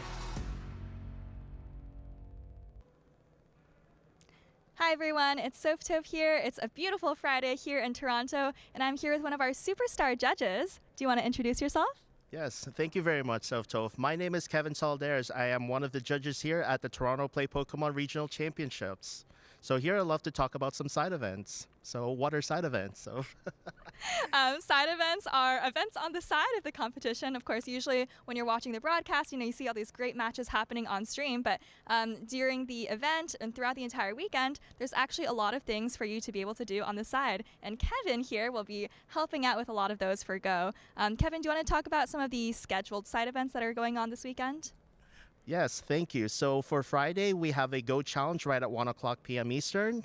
And on Saturday, we also have another Go Challenge at 4 o'clock p.m. Eastern. And especially on the Sunday, we have a Go Cup. This is different from the challenges that we have. That will take place at 12 noon on the Sunday.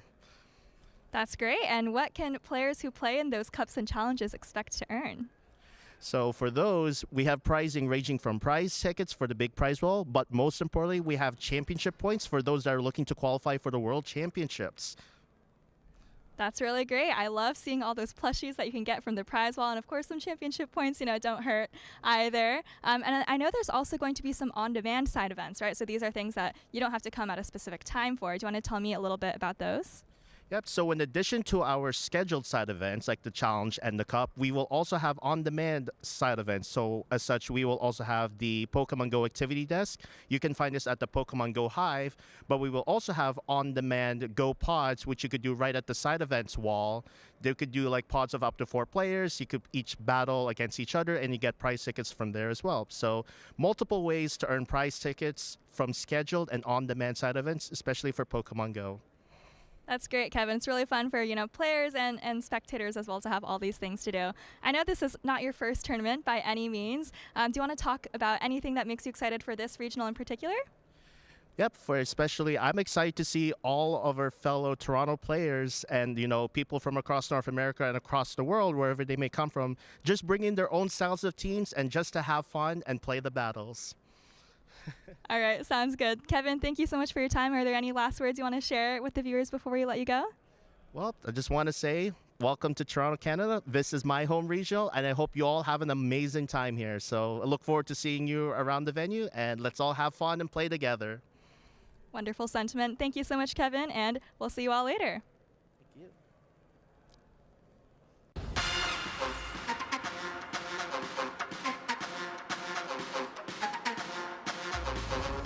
I would say a great trainer is someone who's like willing to work with other people and willing to like let other people help them be better, and also just someone who's nice to everyone, because I think it's really hard to be good at Pokemon if you're not willing to talk to other people and help them out. I would say being able to be humble in your defeats. You can't win them all, and how you handle your interactions with your opponent even during the match and after are very, very important. I think what makes a great trainer is someone who's passionate about it and motivated enough to learn. You gotta enjoy learning move sets, learning matchups, learning move counts and whatnot. And then the more you play and the more you do, the better you'll be. I think a good trainer is someone who is kind and open-minded and willing to share their experience with newer trainers so that the game can be more inclusive for others. I think what makes a great trainer is a combination of a lot of different qualities. I think it's about being honest with yourself when you maybe make mistakes, right? When you get unlucky, looking for parts of the game that are within your control.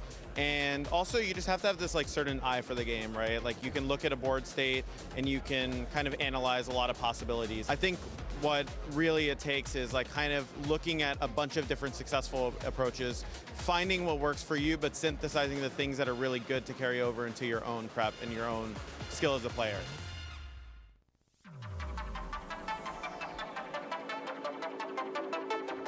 Welcome back to Toronto, Canada. There you can see the CN Tower, one of the 7 wonders of the world.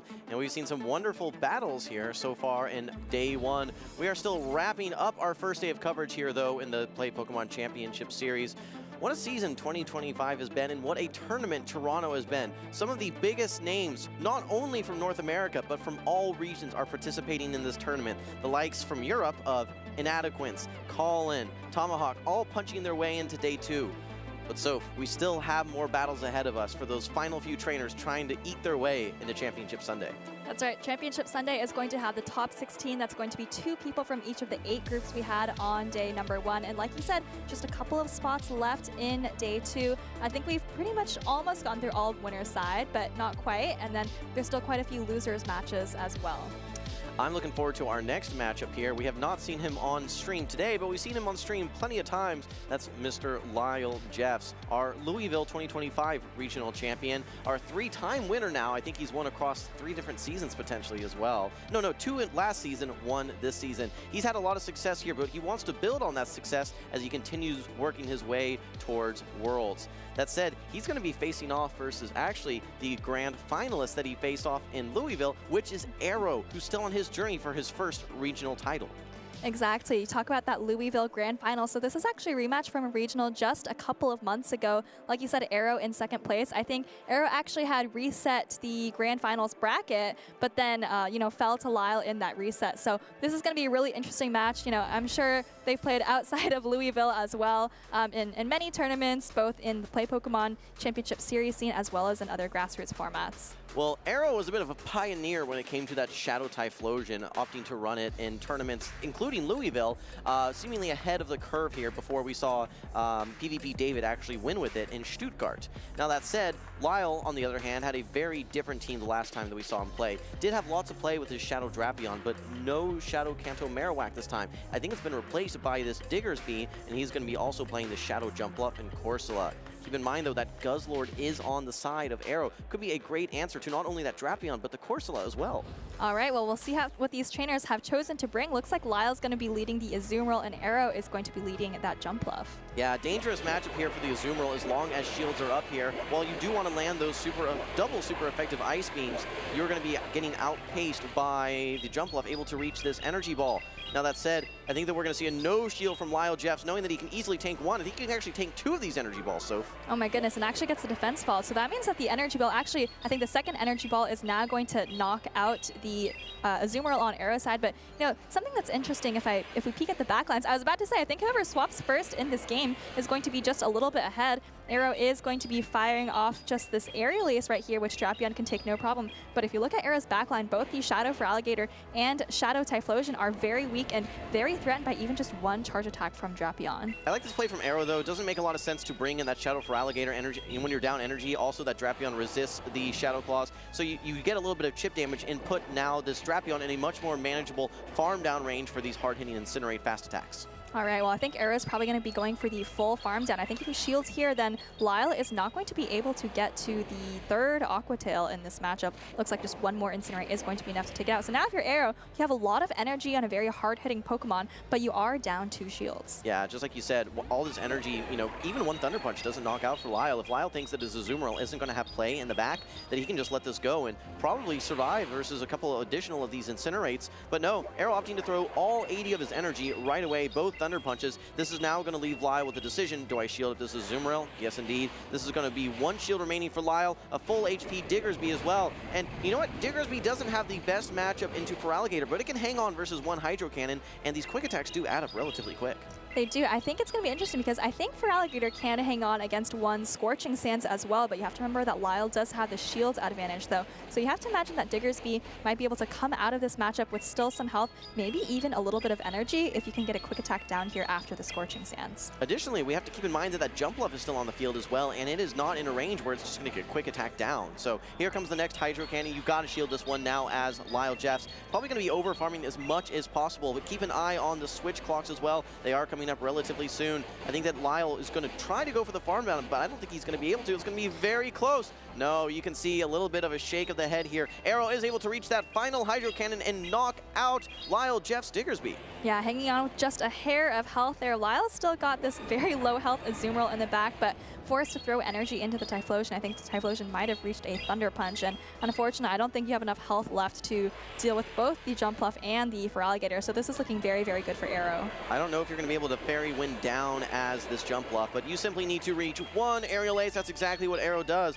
You can see him nodding, feeling good in this loser semis game number 1. Keep in mind, this is not our grand finals. No set of 5 games. This is a best of 3. Lyle now needs to win 2 consecutive games in order to make day 2. Meanwhile, Arrow's just 1 game away. All right, well, we've seen these two have some pretty streaky runs against each other before, as we saw in those Louisville Grand Finals. I want to say Arrow swept or maybe went 3-1 against Lyle, and then Lyle immediately came back with either, I think, also a sweep or a 3-1. So I think both trainers are no stranger to adversity, making comebacks in situations like this, and certainly 2 of the most experienced trainers on the Championship Series circuit. Yeah, absolutely. Both of these trainers have lots of success to their name, and you know, we heard SS Thorne earlier in his interview saying, you know, the trainer that he looks up to is Lyle, and Lyle's not even just in the conversation of best Canadian trainer, but best North American trainer. He's absolutely in that conversation as well. He's had so much success across multiple seasons. He's qualified for Worlds multiple seasons. I think that really the only thing he still needs to his name probably is you know, success at that world stage here. So, you know, I expect him to have some, you know, something that he's cooking up here for a comeback versus Arrow in game 2. I liked how he played with the Drapion, kind of aggressively switching it in out of the lead. If you look at Arrow's team, other than the Shadow Quagsire, the Drapion has a lot of play. I guess there's also the Guzzlord, but Arrow didn't bring it in that particular game. But I think Arrow also really great recognition that the Drapion was in range of just a full Incinerate down. So let's take a quick look at Arrow's team here. I think that Guzzlord is something he was kind of pioneering with in Louisville alongside the Registeel, which he seems to have dropped for this tournament. But and it was certainly an interesting pick, I'm guessing, like you mentioned, Jim, just there for the Drapion and maybe now the Corsola.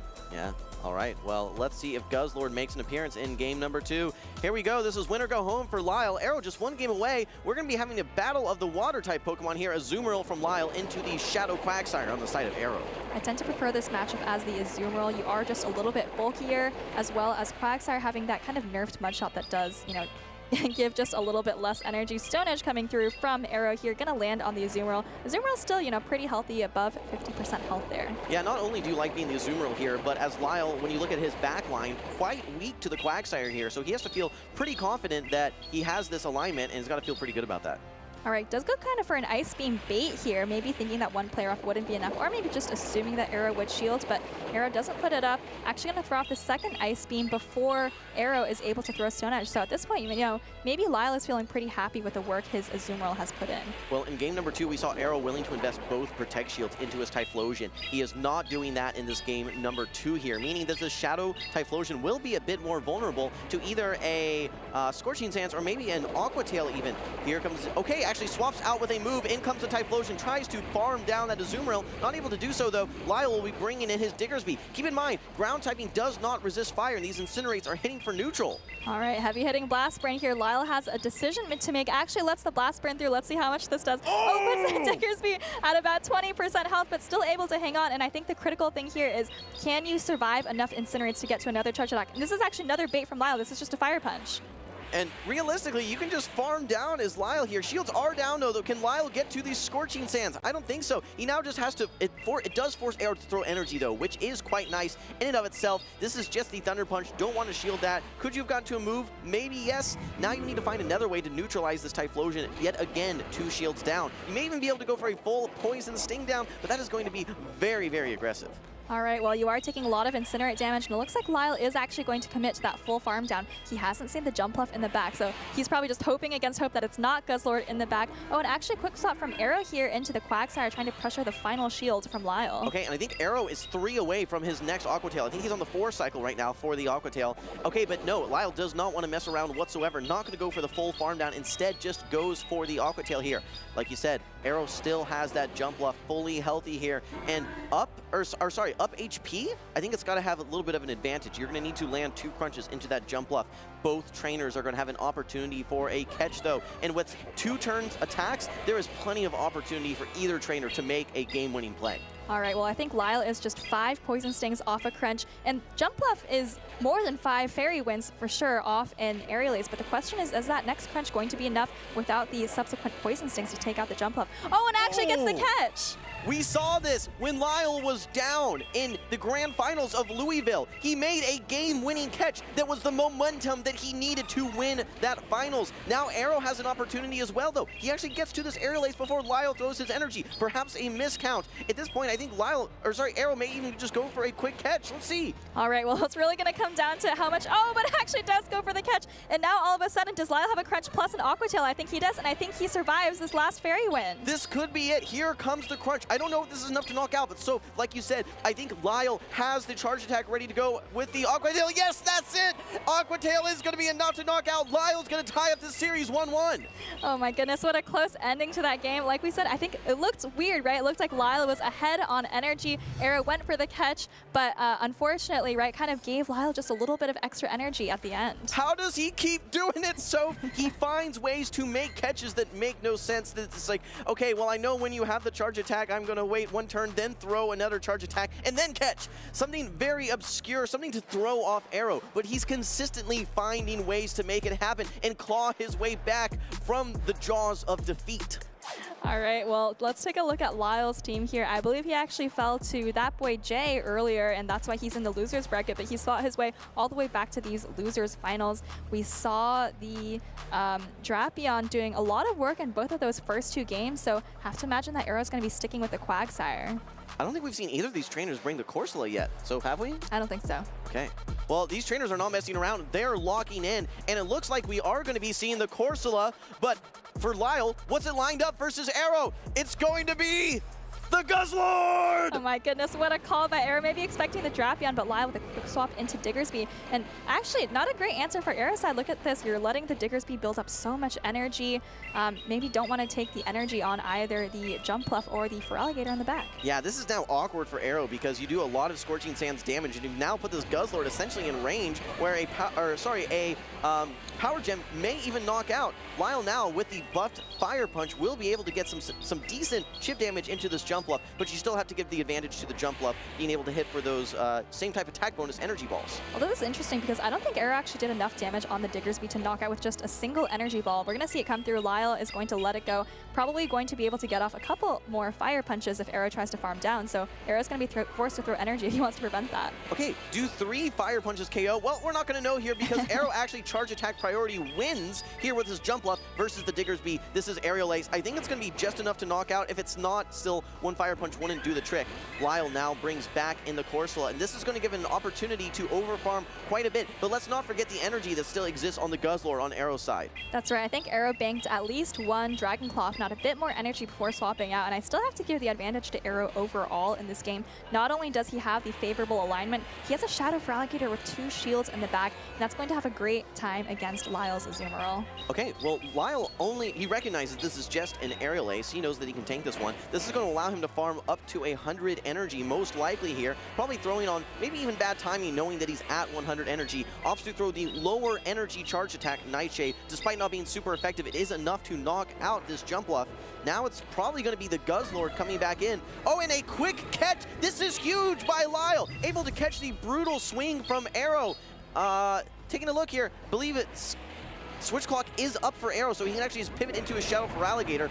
With shields, Shadow Feraligatr actually operates quite nicely into this Azumarill. Yeah, and the catch was great. Not only did you absorb the energy, you also desynchronized the Switch Clocks just a little bit, so potentially at the end, if you're able to switch out, maybe get a Nightshade off with your Corsola, that could be key for Lyle here, as he's kind of, you know, maybe behind, but maybe some doors opening up after that catch. I don't think that the Guzzlord can Dragon Tail down the Corsola at this range. I think that the Corsola would be able to reach into their charge attack, but it has a move stored. If Lyle can get both Protect Shields versus this Feraligatr here, then maybe land a Nightshade after this bubble chip damage, that could be the recipe for success. Okay, but here's a no-shield from Arrow, and actually going to let a play rough through from this Azumarill. This is going to do a lot of damage. Maybe even just a couple Astonishes are going to be enough to take it out. I see Lyle tapping very close to that switch button, but not quite reaching it. And at this point, if you're Lyle, you really just have to be thinking, okay, I've gotten most of this Feraligatr out of the way. How am I going to finish off this Guzzlord? Okay, well, we see a simultaneous swap now. Power Gem is loaded, ready to go for Arrow. Still has 2 Protect Shields. Guzzlord doesn't have a lot of play into the Azumarill, but if you can land 2 brutal swings, that should be enough to knock out.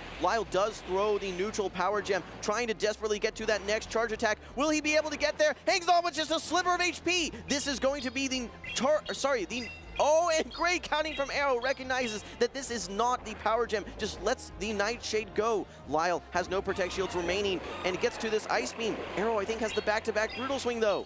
All right, tons of energy on Arrow's side. Like you said, it's going to come down to whether 2 brutal swings are enough to take out the Azumarill. There's the first, and it's going to be really, really close, but I think Arrow still has this one. A second brutal swing coming through. I think that after this, you probably need 1 Dragon Claw or a single Shadow Claw. Let's see. Lyle tries to maybe see if there's any way that he can win, but there's not. Arrow, great alignment in the lead, in the switch, and in the end game. Arrow takes the 2-1 victory versus Lyle Jeffs, and he will be moving on to Championship Sunday. A little bit of revenge for Arrow after that Louisville Grand Final. As for Lyle, he is going to end his tournament run in Toronto there in the losers finals, but you know, he actually played through quite a gauntlet of trainers, you know, dropped to the losers bracket relatively early and made it all the way to losers finals, and I think fought really well through that series, right? The last game, you know, he was in a really difficult position, but I think still kind of made it close, maybe looking for potential win conditions, even, you know, after leading Corsola into Guzzlord. That's the thing. Lyle, I think 2 consecutive games there had relatively bad alignment, but he was able to take game number 2, and he made a great catch there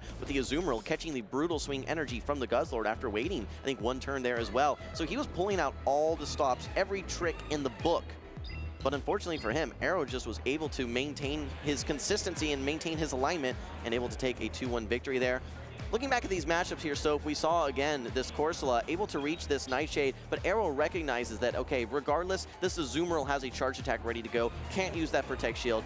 Very nice recognition by Arrow. That's a great point. I think in these endgame situations, you know, there's a lot to keep track of. So sometimes, even if you have lost count there, I think no shielding there is still like maybe the correct play if you know for sure that the Azumarill has a charge attack. Yeah, Azumarill I think had 5 bubbles. You know that a super effective Ice Beam is going to do more than any sort of Power Gem potential, right? So that was definitely the right play, regardless of whether it was the Power Gem or the Nightshade. But maybe Arrow just knew that it was a Nightshade and that he could just let it go.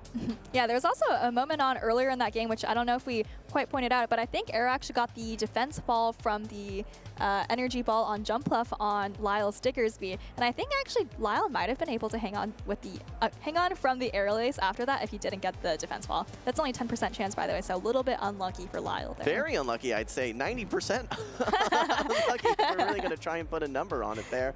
Yeah, but definitely some things not going in the way of Lyle. Again, trying to find a way that he can win even in these negative matchups. But Arrow just too poised, too consistent, had everything that he need. Didn't let any sort of catches distract him for what he needed to do to take home that Game 3 victory and punch his ticket for Day 2.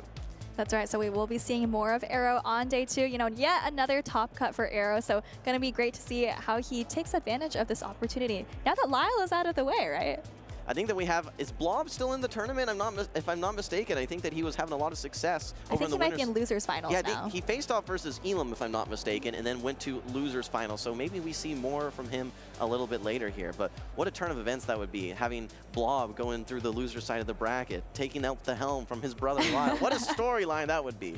Yeah, I'd love to see Blob. Actually, I'm going to check the schedule here quickly. He's going to be not this next match, but I believe the match after that, we're going to get a chance to see Blob on stage. So, you know, Blob, we're all waiting to see what you can do. That's right. A lot on his shoulders here. Before we get to the next matchup, though, let's go over to the stage. We have Caleb standing by with Arrow.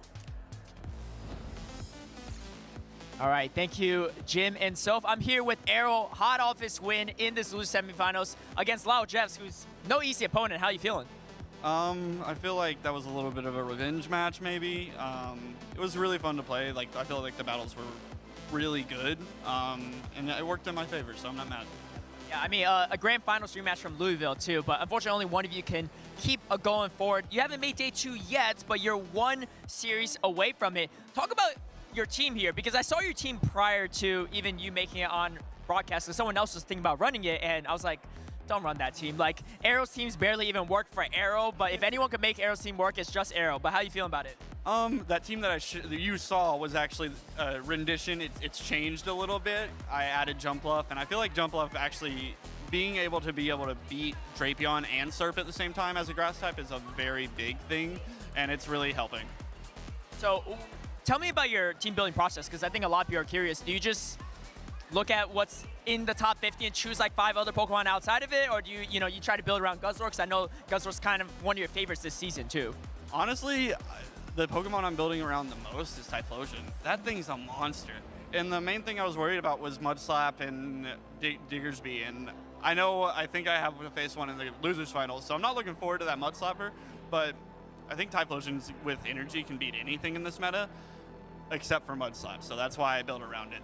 Well, with enough energy, maybe you can even overcome that too. So before we get you into your next matchup, any shout-outs, anything you'd like to say to the fans, to the supporters at home? Shout out everyone that helps with scrims, everyone who supports me at home. I'm not good at shout-outs, dude. You keep doing this to me. Shout out to Caleb. I'll take it. Well, anyway, best of luck to you, Arrow, on your next upcoming match. One away from day number 2, but either way, a fantastic performance, and I'm happy that you got your redemption against Lyle Jeffs, and hopefully we see some more incredible action from you. But back to Soph and Jim for more battles. Thanks so much, Caleb and Arrow. Yeah, thanks for the clarification. I think Jim and I were thinking it was actually losers finals, and Arrow had already punched his ticket to Day 2, but you are absolutely right. Arrow has one more match. I believe he's playing Athie in the Group G losers finals in just a little bit, so he'll have some time to kind of rest and recover before that match. But before that, we've still got one more match that is a losers semifinals match, and then after that, every match for the rest of the day is a losers finals. You know, it's a good tournament when the losers semis are feeling like grand finals. Yeah. Right? Absolutely. Well, it was great, and getting that perspective from Arrow is always really great. You can tell that it is personal to him, right? When he's in that grand championship moment, he just had a 3-0 versus Lyle, only to get 0-3 right after that. So, that's a very difficult position to be in. So, congratulations to Arrow for making it that next step, but he's still got a long road ahead of him too. Exactly. I know Arrow has been, I believe, a grand finalist 3 times in his career. So, a lot of players like him and Elam and Tomahawk, who I think are all actually, well, aside from Era, right? They're all making it to day 2, so they're all still kind of looking for that first championship win. But before we get to day 2, we still have a couple matches on the losers side of the bracket to get through. This is losers semis in Group H. We've got Mormon Matt versus Ash and Ash, and tons of accomplishments recently. Top 2 at NAIC at the end of last season. Top 4, I think, at just LAIC just a couple of weeks ago. And we're actually just getting straight into this match. And there's some more Pekka, Wholesome. More Pekka, really? I can't believe it. We've been waiting all stream, it feels like all season, to see this Pokemon in action here. Probably the most unique Pokemon in the meta right now due to its unique form change mid-battle. We're going to be seeing Mormon Matt immediately firing off this Aura Wheel, which will raise the attack of the Morpeko, but will also change its form as well so that it is now in hangry mode and will be now pacing to these probably another Aura Wheel here and probably 3 more fast attacks. All right, well, just an aerial is coming through, and actually a huge call by Mormon Matt to let that go. Morpeko, not the bulkiest Pokemon around, so being able to take any charge attack is quite a feat. Here comes the Psychic Fangs. You are buffed up. This is a Shadow Jumpluff, so I have to think it's going to take out the Shadow Jumpluff. And now Ash and Ash, I mean, you definitely just have to bring in the Diggersby here. Yeah, absolutely. We see a quick swap out. This is going to now be the Feraligatr. In the 2-shield matchup, this is going to be awkward for Ash and Ash. You really need to start stripping these Protect Shields if this Azumarill is going to find a way to win in the end game, but Azumarill does not want to see that Morpeko. One Aura Wheel doesn't quite knock out, but it does a significant sum of damage. Okay, actually this is step 1 for Ash and Ash. Does get the attack drop, 30% chance on the Shadow Feraligatr. So, you know, I think 2 Hydro Cannons do still knock out the Diggersby even after being debuffed, but definitely, you know, helps a bit, especially if you're thinking of switching into the Azumarill at some point. Yeah, it could actually really justify because seeing that switch, because Mormon Matt is locked in here. It's a little bit late in the game now to do that because we've already thrown 3 charge attacks. Switch clocks will be coming up very quickly now for Mormon Matt. So I think it's a little surprising, though, to not see this Azumarill eventually come in now, knowing that Switch Clocks have returned for Ash and Ash. That's right. Well, maybe Ash and Ash is enjoying the fact that these Shadow Claws are double resisted on the Diggersby, so really only have to worry about those super effective Hydro Cannons coming through. And actually, here comes the swap. It does catch the Hydro Cannon from Feraligatr onto the Azumarill, and that's actually going to be really nice to absorb all the energy here instead of being super effective on Diggersby. And it's debuffed Hydro Cannon as well, but this will bring Morpeko back to the field. Will you be able to bubble down? I think actually absorbed that bubble originally that was destined for the Feraligatr, but okay, this is a huge bait call. Will we see the shield? Yes, Ash and Ash uses it on the Psychic Fangs. Is the next charge attack loaded and ready to go? Let's find out here. Okay, no, it's just another Psychic Fangs. I don't dislike that for Ash and Ash because I think that the worst case scenario you can have is eating one of those Aura Wheels. I think it's game over at that point, but Mormon Matt knows that he can now lock in a double debuff into this Azumarill. That's right, but you do come in with a jump up. Actually, this jump up doesn't have Energy Ball, so you have to wonder if the double debuff is going to put it into Aerial Ace range. We'll have to find out, but for now, an Ice Beam is going to be coming through onto this Shadow Jumpluff. Double super effective and no shields up. Okay, Switch Clock is up though. Oh, and throws the Aerial Ace.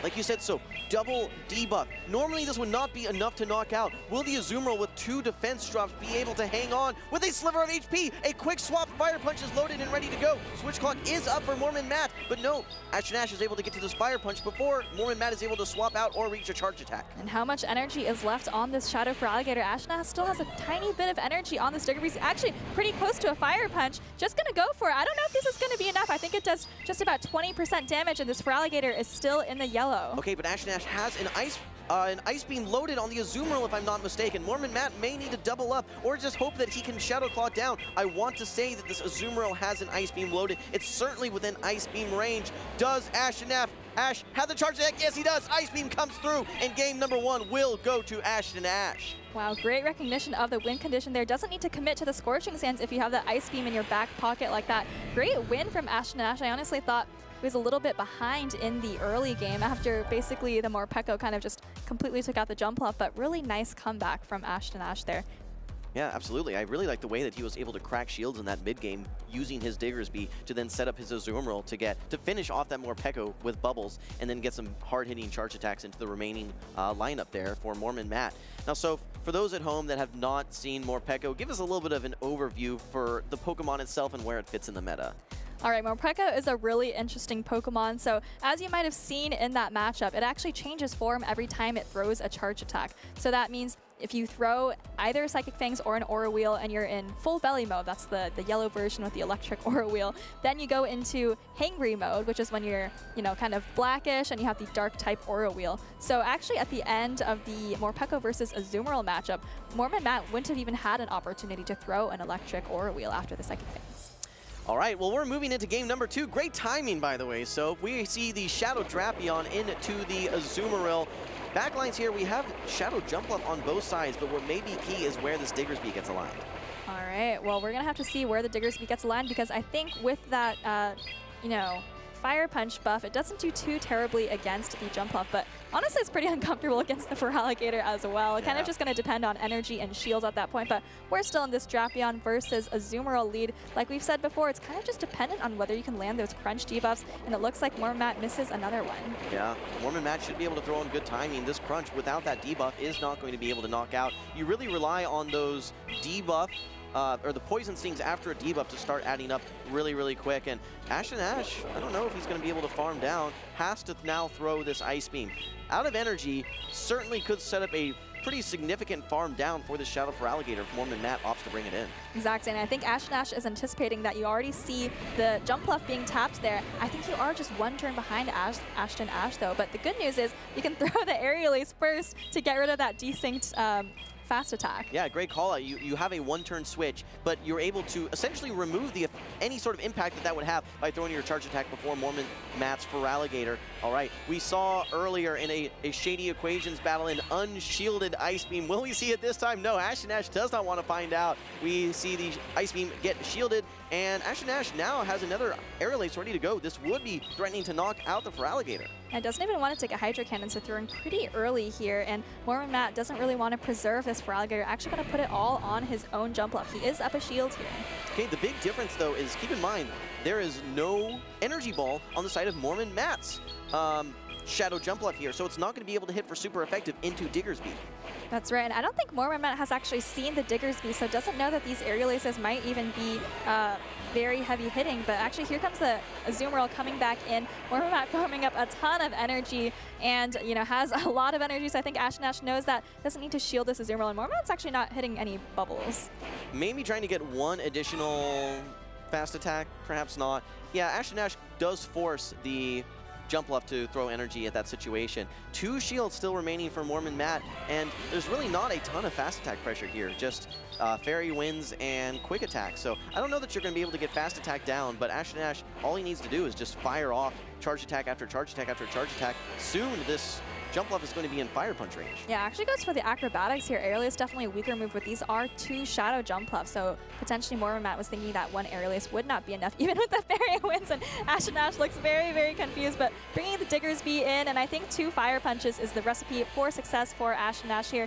Diggersby can definitely hang on through a charged attack and still has a shield to spare. You know what? We can't hear these trainers here, but I think Ash is saying, wait, you don't have Energy Ball? Are you serious? You don't have, I thought he had Energy Ball. He's looking at the judge. He didn't have Energy Ball? What are you talking about? I really hope we get to hear that audio in the highlights, Jim. Yeah, me too. Here comes the Aerial Ace, a shield from Ash. That's the final Protect shield in this matchup. One final charge attack will come through, but Mormon Matt will win charge attack priority here. No Energy Ball. Energy Ball wouldn't even knock out at this range. Ash has the buffed Fire Punch ready to go. Pretty cool animation, by the way, on that Community Day move, Acrobatics. It's a great call out. I love seeing that, but unfortunately that's going to be the last Acrobatics of the tournament for Mormon Matt's Jumpluff, and Ash is going to move on to the losers finals of Group H after taking down Mormon Matt in a 2-0 victory. Not day 2 yet, so we're not going to make that mistake again here, but yeah, Ash now will be facing off in the next round. I want to see in his losers finals. That's going to be a very, very exciting matchup, whether it's Arrow or someone else. You just know that we have a lot of very talented trainers, even on the loser side of this bracket, that are this close to making day 2.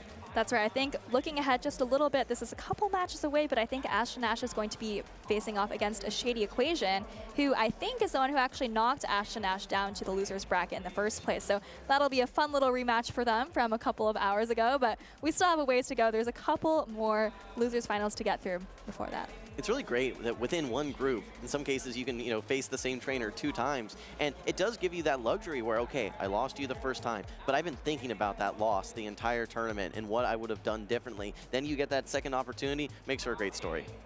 That's absolutely right. We see that happen so often, actually. A lot of trainers, you know, leave these tournaments having lost twice to the same person, even just on day one. So, you know, sometimes, though, of course, we do see, like you said, the adjustment being made by the person who lost. Yeah, absolutely. And just like you said, it's got to feel terrible when the person that defeats you, it's 2 times, right? Hey, I only lost to one person, but I lost to them twice, and I didn't make day 2 because of this one person.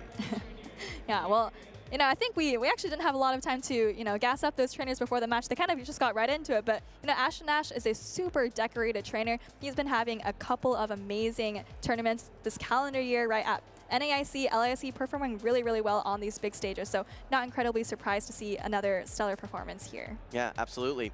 Well, I think we actually have some events that we've been looking at here throughout the weekend. I think that we actually have one that is ending today, if we can bring that one up here. Yes, that is going to be our Young and Wise event. Lots of cool shinies that you can go after, including that shiny Drampa. I don't think too many people have that one. I've actually played that Weird Deer in the Go Battle League as well, so it didn't work too well for me, I'm going to be honest. I haven't played it myself, so I can't comment on that, but based on the fact that I haven't seen many, I'd assume it doesn't perform particularly well. I'm personally a little excited about hatching a shiny Munchlax for myself, but like you said, event's going to be ending pretty soon, so not sure if I'll be walking enough eggs for that. Well, when one event ends, another one begins, and let's take a look at our holiday events here. I'm very excited for Holiday Part 1. If you're a fan of Little Mouse Pokemon, we've got the Dedenne there in a new outfit that has a new shiny form, and then also shiny Sandygast, a very interesting Pokemon that we've seen its evolution featured in cups like Halloween Cup, for instance, that certainly has some interesting play, but also the return of several of those holiday-themed Pokemon like Stantler, like Glaceon.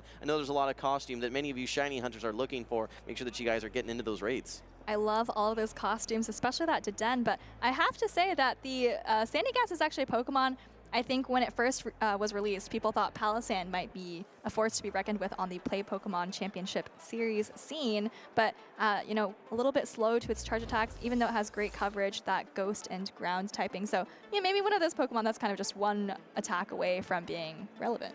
Absolutely. You know, funny story, I was actually doing some trades trying to get some XL candy for certain Pokemon, and I was training with House Stark of all people, and he was trying to get XL candies for Palossand in Ultra League, if you can believe that, Soph. All right, well, you heard it here first. You know, make sure you get those XL candy for Sandygast for Ultra League in the Go Battle League. And who knows, maybe it'll be relevant in the Open Great League one day as well. But looks like we're actually almost ready to get into, I believe it's going to kick off a series of losers finals. So these are actually matches where winning means you go to day 2. We've got Blob NA on the left. We've mentioned him a few times already. We've actually seen him play on stream at least 2 times, facing off against Kira Button. I believe both of these trainers might have lost to Elam in Group F. All right, well, we actually here at Kira Button goes by Marcus, a content creator that you may see on Twitch from time to time. Has a lot of familiarity actually collaborating with folks like Lyle, but actually he's now going to be facing off versus Lyle's brother here, Blob NA. So many connections here within our social network of Pokemon Go. So I'm very curious to see what team Marcus is going to be bringing here. He's running some very interesting Pokemon. The one that stands out to me the most is Dartrix here, the middle stage evolution. We've seen some other Pokemon with very similar typing like Tropius, like Jumpluff, but this is going to be the grass flying type middle evolution Dartrix. Oh my goodness, I had to look at our notes to see what attacks Dartrix even learns. It looks like this Dartrix will be rocking Leafage, Energy Ball, and Brave Bird. I believe Leafage is a...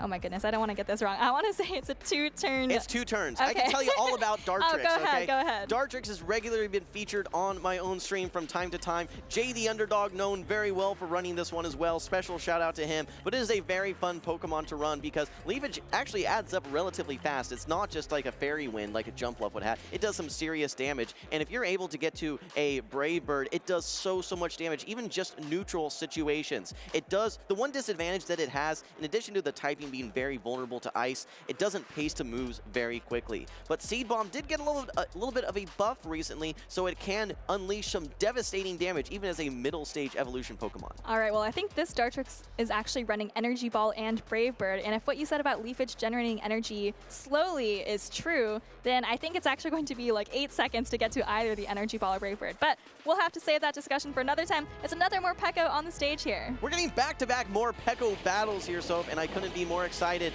All right, Marcus going to be building up to that first aura wheel, but not before Blob is able to throw the neutral Aqua Tail here. This is going to do some nice chip damage, but it does not knock out. However, I think if Blob really wants, he can 2-shield through this matchup and simply just farm down. All right, well, like you said, these Poison Stings are adding up very quickly after the Aqua Tail, and Blob does put up the first Protect Shield. That's a nice call because this was that harder hitting Aura Wheel, but now we're going to wait for this Morpeko to become hangry, I think, and Blob is throwing at just the perfect time just before Kira Button gets to the Dark type Aura Wheel. Okay, in comes the Aqua Tail. The Protect Shield does get used by Kira Button. And I think we're already at that Aura Wheel. Yes, indeed. Waits one turn. Very nice. This is resisted damage, but it's one stage attack boosted into a Shadow Drapion. I don't know if it's going to be able to hang on. So, and Blob does not want to find out. He uses the second Protect Shield. Just like we said earlier on, wants to go for that 2-shield farm down at this stage. All right, well, I think if you're Blob, you just farm all the way down here. But now this is kind of tricky. We've seen this before, right? Azumarill up a shield against Jumpluff and something else. And I think Kira, if the cards are played correctly here, might have a chance to win this with the Azumarill up a shield. Gonna bring in the Annihilate first, though. All right, well, Crunch certainly does a good chunk of damage. It is going to hit for neutral due to the Ghost fighting typing of this Annihilate here. This brings it just below half HP, and as Blob, you're actually able to get to this next Crunch as well before Kira Button is able to get to the close combat or just farm down. I think that Kira probably knows that this is just an Aqua Tail, does not need to shield this, and may even be able to farm down. All right, oh my goodness, it's actually very close, but comes out with an entire close combat. Maybe, okay, looks like, oh, actually just goes into the Azumarill, maybe doesn't want to risk throwing the wrong attack into something, but now, like we were saying earlier, Kira has the Azumarill against the Jumpluff. Up a shield, remember, you can take an Energy Ball, and then 2 Ice Beams are going to be the key to taking out this Jumpluff. We're seeing so much Jumpluff and so much more Peko in these recent battles here, but this Jumpluff has Energy Ball, and it looks like 2 may actually be able to knock out. A nice catch here. This is going to be only single super effective damage on the Diggersby. I think that Blob wants to save that Jumpluff for a little bit later, maybe be able to just no problem tank a single Rage Fist versus that Annihilate later on. All right, well, Ice Beam would have been the move that Kira wanted to throw into the Diggersby anyways, but you have to remember that Annihilate still has a full close combat of energy lurking in the back. Scorching Sands coming through here, and actually, Kira does put up the last Protect Shield, so I think what you want to do here, oh, it actually gets the attack drop too. Now I don't know how you take this, oh no, but switches on the fast attack. Yeah, that is a feels bad moment. A very tough moment there. You end up transferring that fast attack damage from Blob's Diggersby onto your Annihilate. If it was in range, that one double resisted quick attack was enough to knock out, and that close combat energy goes completely nowhere. Unfortunately for him, does feint the Annihilate. Now, as Blob, I think you're in the driver's seat here. You simply just need to fast attack it down. This is Azumarill. I don't even think that one Ice Beam would be enough to knock out here. No, it will not. And Blob should be taking game number 1 versus Kira Button. All right, well, that was quite an interesting game. I think it was kind of close. I was thinking that the Azumarill could put in a lot of work as Kira, but maybe not quite enough. Like you said, Jumpluff able to hang on through one Ice Beam anyway. So, you know, especially with that lost close combat, I think if you're the Azumarill there, you probably need to throw like one bubble and switch in order to take the quick attack onto the Azumarill instead of the Annihilate. Yeah, absolutely. Well, Morpeko is certainly an interesting pick that we're seeing. We've seen it being brought not only by Mormon Matt here, but by Marcus as well. And I would not be shocked to see it again. I think that it has decent play into a lot of these Pokemon, considering that there are Azumarill and Dugong on Blob's side of the field. And as long as you don't get it lined up versus Annihilate, it can typically hit something for at least neutral in almost every situation. Dartrix the Owl is the Pokemon that I want to see coming from Marcus, though. You know, I was looking at it before this game started, and I was like, you know, it actually looks decent into things that are not Jumpluff and Drapion, but Blob brought both of those things, maybe kind of fearing the Dartrix, maybe doesn't know those matchups particularly well, and just kind of hoping to scare off the Dartrix before anything bad happens. Maybe. This is definitely one of the spicier teams that I've seen so far in this tournament, which is a lot of fun to see here. These trainers are still locking in here. There's just a lot of, a lot of different options for both of these trainers here. I think it's a little bit more limited on the side of Kira Button, just because you have some Pokemon that do have very one-sided matchups. Pokemon like that Dartrix, for instance, that if you get it lined up versus a Dugong or even a Jumpluff, it's going to be really, really tough for you, just because of the pacing for that Jumpluff. And due to the fact that Fairy Winds are hitting neutral, meanwhile you are doing double resisted leafages and just getting significantly outpaced. Yeah, as much as I want to see the Dartrix, I do not know, or I really don't think this is actually the right matchup for it. But you know what, Wholesome, we've been proven wrong before. Maybe Marcus will decide to bring the Dartrix. I actually am curious about the B barrel. Obviously, you need to watch out for the Annihilate, but you have pretty okay play into Azumarill, Dugong, Drapion, and Diggersby. You do have to watch out for the Jump Left and the Annihilate, but I think B barrel could have a lot of play here. We saw it doing quite well earlier in the day as well. Made day 2 with Inadequates. All right, well, let's move, speaking of day 2, let's move into game number 2. This is going to be Blob versus Kira Button. Again, it is the Shadow Drapion into the Azumarill. So how many times have we seen this matchup today? At least 5, maybe 10. I haven't been counting, but not just today, but I feel like the entire season has been kind of the Drapion Azumarill show, not just against each other, but often they're paired on the same team, as we actually see on both of these trainers' teams of 3 right now. Okay, well, only fast attack damage that we've seen so far. Will we see a defense drop? Not this time. And actually a beautiful catch here.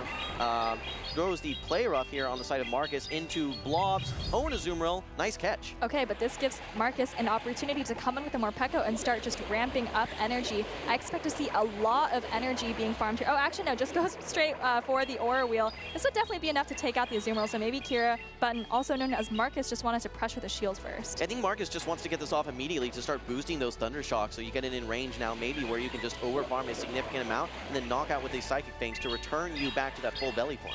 All right, that's a great call out. Well, here comes an Ice Beam from Azumarill as Morpeko. You pretty much need to shield any charge attack from any Pokemon, unless it's like a, resisted Aerial Ace from Jumpluff, let's say. Here's the Aura Wheel from Kira Button. This is resisted. Azumarill is very bulky, but Morpeko just has sky-high attack. It is single boosted as well. So Azumarill's going to hang on, but I don't know if you can get to another charge attack before getting Thunder Shock down. Okay, well, Blob has all this energy stored on the Shadow Drapion and brings it back in, launches the Aqua Tail now into the double attack stage boosted. Morpeko on the side of Marcus, but I think that he's actually going to be able to get to another Aqua Tail. I'm surprised that he hasn't thrown it already.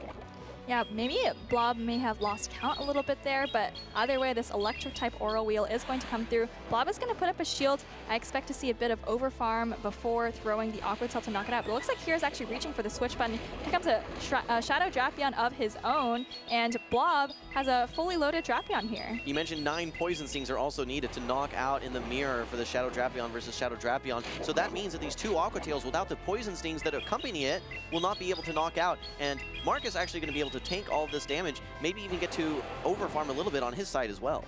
That's right. Well, I think it's going to be up to Blob's Jumpluff to close out this game. And actually, nice counting by Marcus there. Throws the Aqua Tail just before Blob is able to reach another one. And now, I think if you're Blob, maybe you just come in with Jumpluff, start farming energy, and but it's actually really tricky. You don't have any shields up either. Maybe you need to make a catch later on. Yeah, I think switch clocks are not going to be up, even after waiting perhaps for Kira Button. So it's going to be a little bit awkward here. Blob is going to take a significant sum of damage here, but still has his own catch attempt as well with the Azumarill. All right, well, here's the good news for Blob. I think both of these Pokemon remaining, Morpeko and Azumarill, are in range of a single energy ball. And if Blob has been counting, and it looks like he has, he's going to know that this Azumarill isn't quite at an Ice Beam. But actually, now that I'm looking at this Azumarill's health, I'm not sure if energy ball is enough. Yeah, ABC, always be counting, as they say. Make sure that you know your opponent's energy count. So in these late stage matchups, you can make sure that you can throw before your opponent does.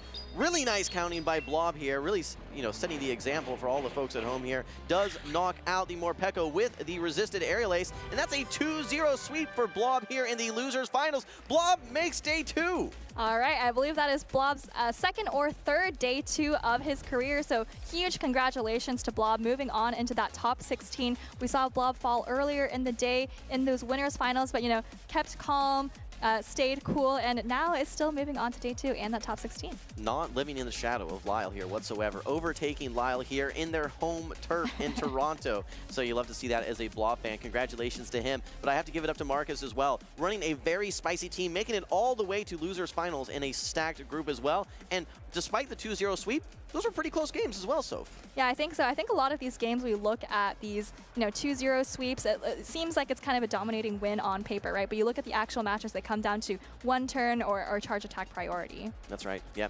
Well, at this point, we've seen Morpeko in regionals. Now, for a while, it was not eligible to be brought to these tournaments. It's been released for a while. Finally eligible.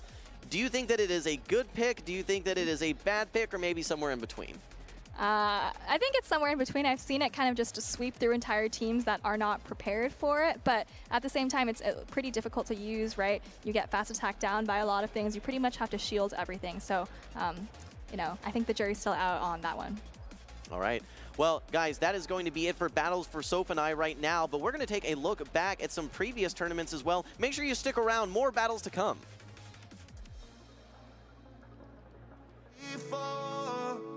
You showed the way, you opened up the door. Now we stand among legends and shout your names.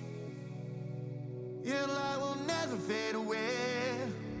Shout out to all the ones who came before.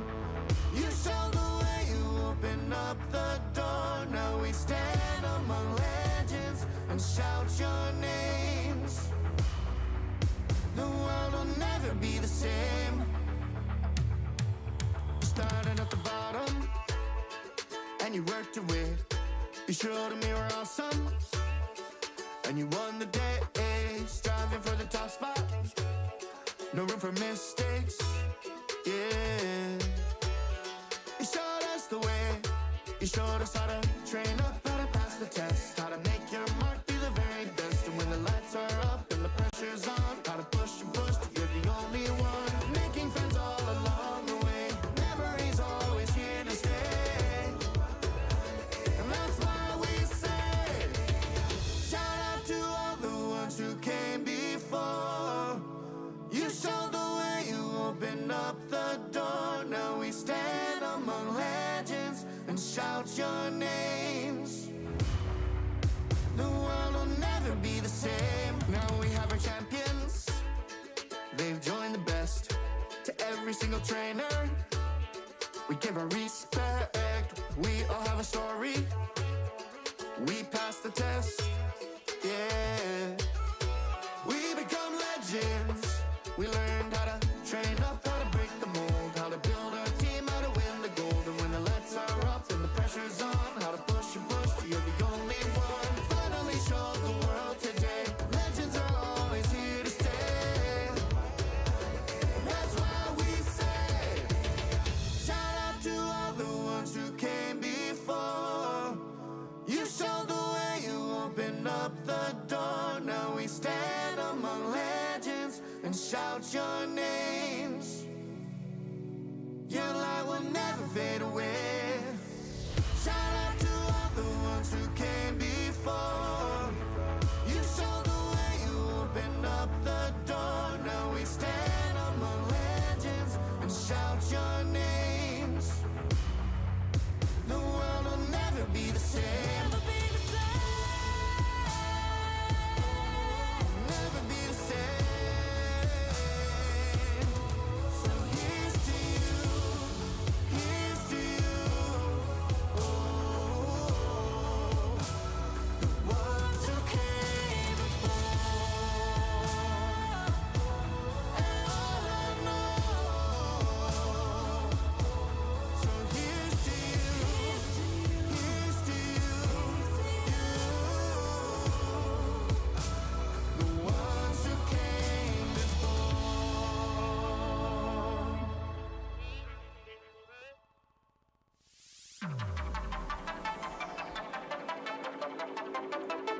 Welcome back to the Toronto Regionals, and while the Morpeko dreams of making day 2 are now over, there are still a couple trainers trying to make a last-minute effort to make it to Championship Sunday. We have 2 more losers finals remaining. Up next, we got Arrow versus Athi. I'm 2-0 Butters, joined by Caleb Pang. And I talked to Arrow briefly about this during his interview after that loser semifinals win against Lao Jeffs, and he said he's actually really not looking forward to facing Athi's team because there's that Mud Slapper, there's that Gastrodon that we predicted to be trending down. I think a lot of people did, and I think that is the case, but there is one on Athi's side, and it makes that Typhlosion way harder for Arrow to bring. But I mean, looking at Arrow's team, it is very strong. Like, outside of that jump bluff, it has play into everything, right? Of course, not amazing because the Bison does like very little, but you can always go for the Earth Power or unless he's water pulse too. Either way, those are better options, and you have plenty of win conditions even against Feraligatr. So if Arrow can't get that jump bluff on that Gastrodon, it could be a problem. And you know what's trending up on the loser side of the bracket? Wigglytuff. Wigglytuff has been causing problems for a lot of these trainers. No one's really prepared for it. No one expects a Charmer in this meta. And we see Arrow with the Guzzlord and the Galarian Corsola.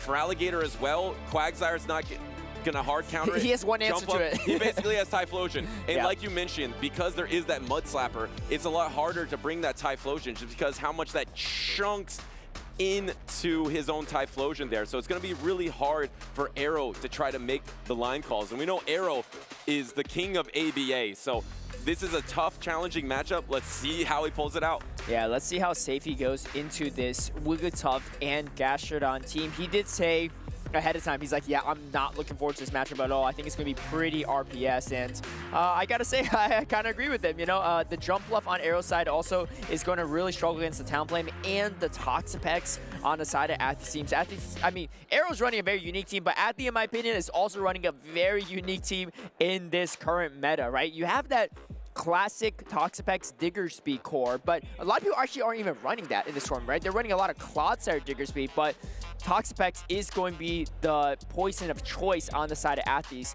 team. Meanwhile, Arrow running a wild team per usual, but for me, like, this is just a standard Arrow team at this point too, saying that he was trying to really leverage that Shadow Typhlosion, and let's see if he brings it into this team on the side of Athlete or not, because it is not going to be easy to bring. Yeah, we saw the success of Shadow Typhlosion with PvP David in Europe. I mean, it's just so strong. It's even technically stronger right now because of the Thunder Punch buff, but it's going to be tough to bring into this team, especially because Toxapex is looking pretty strong into Arrow's squad here, especially if you're so scared of the Wigglytuff, and we are locked in to game number 1. There is that Toxapex, and it's matched up into the Jumpluff. This is a negative matchup for Jumpluff, so instantly swapping out into the Shadow Quagsire. And you said it best, Butters.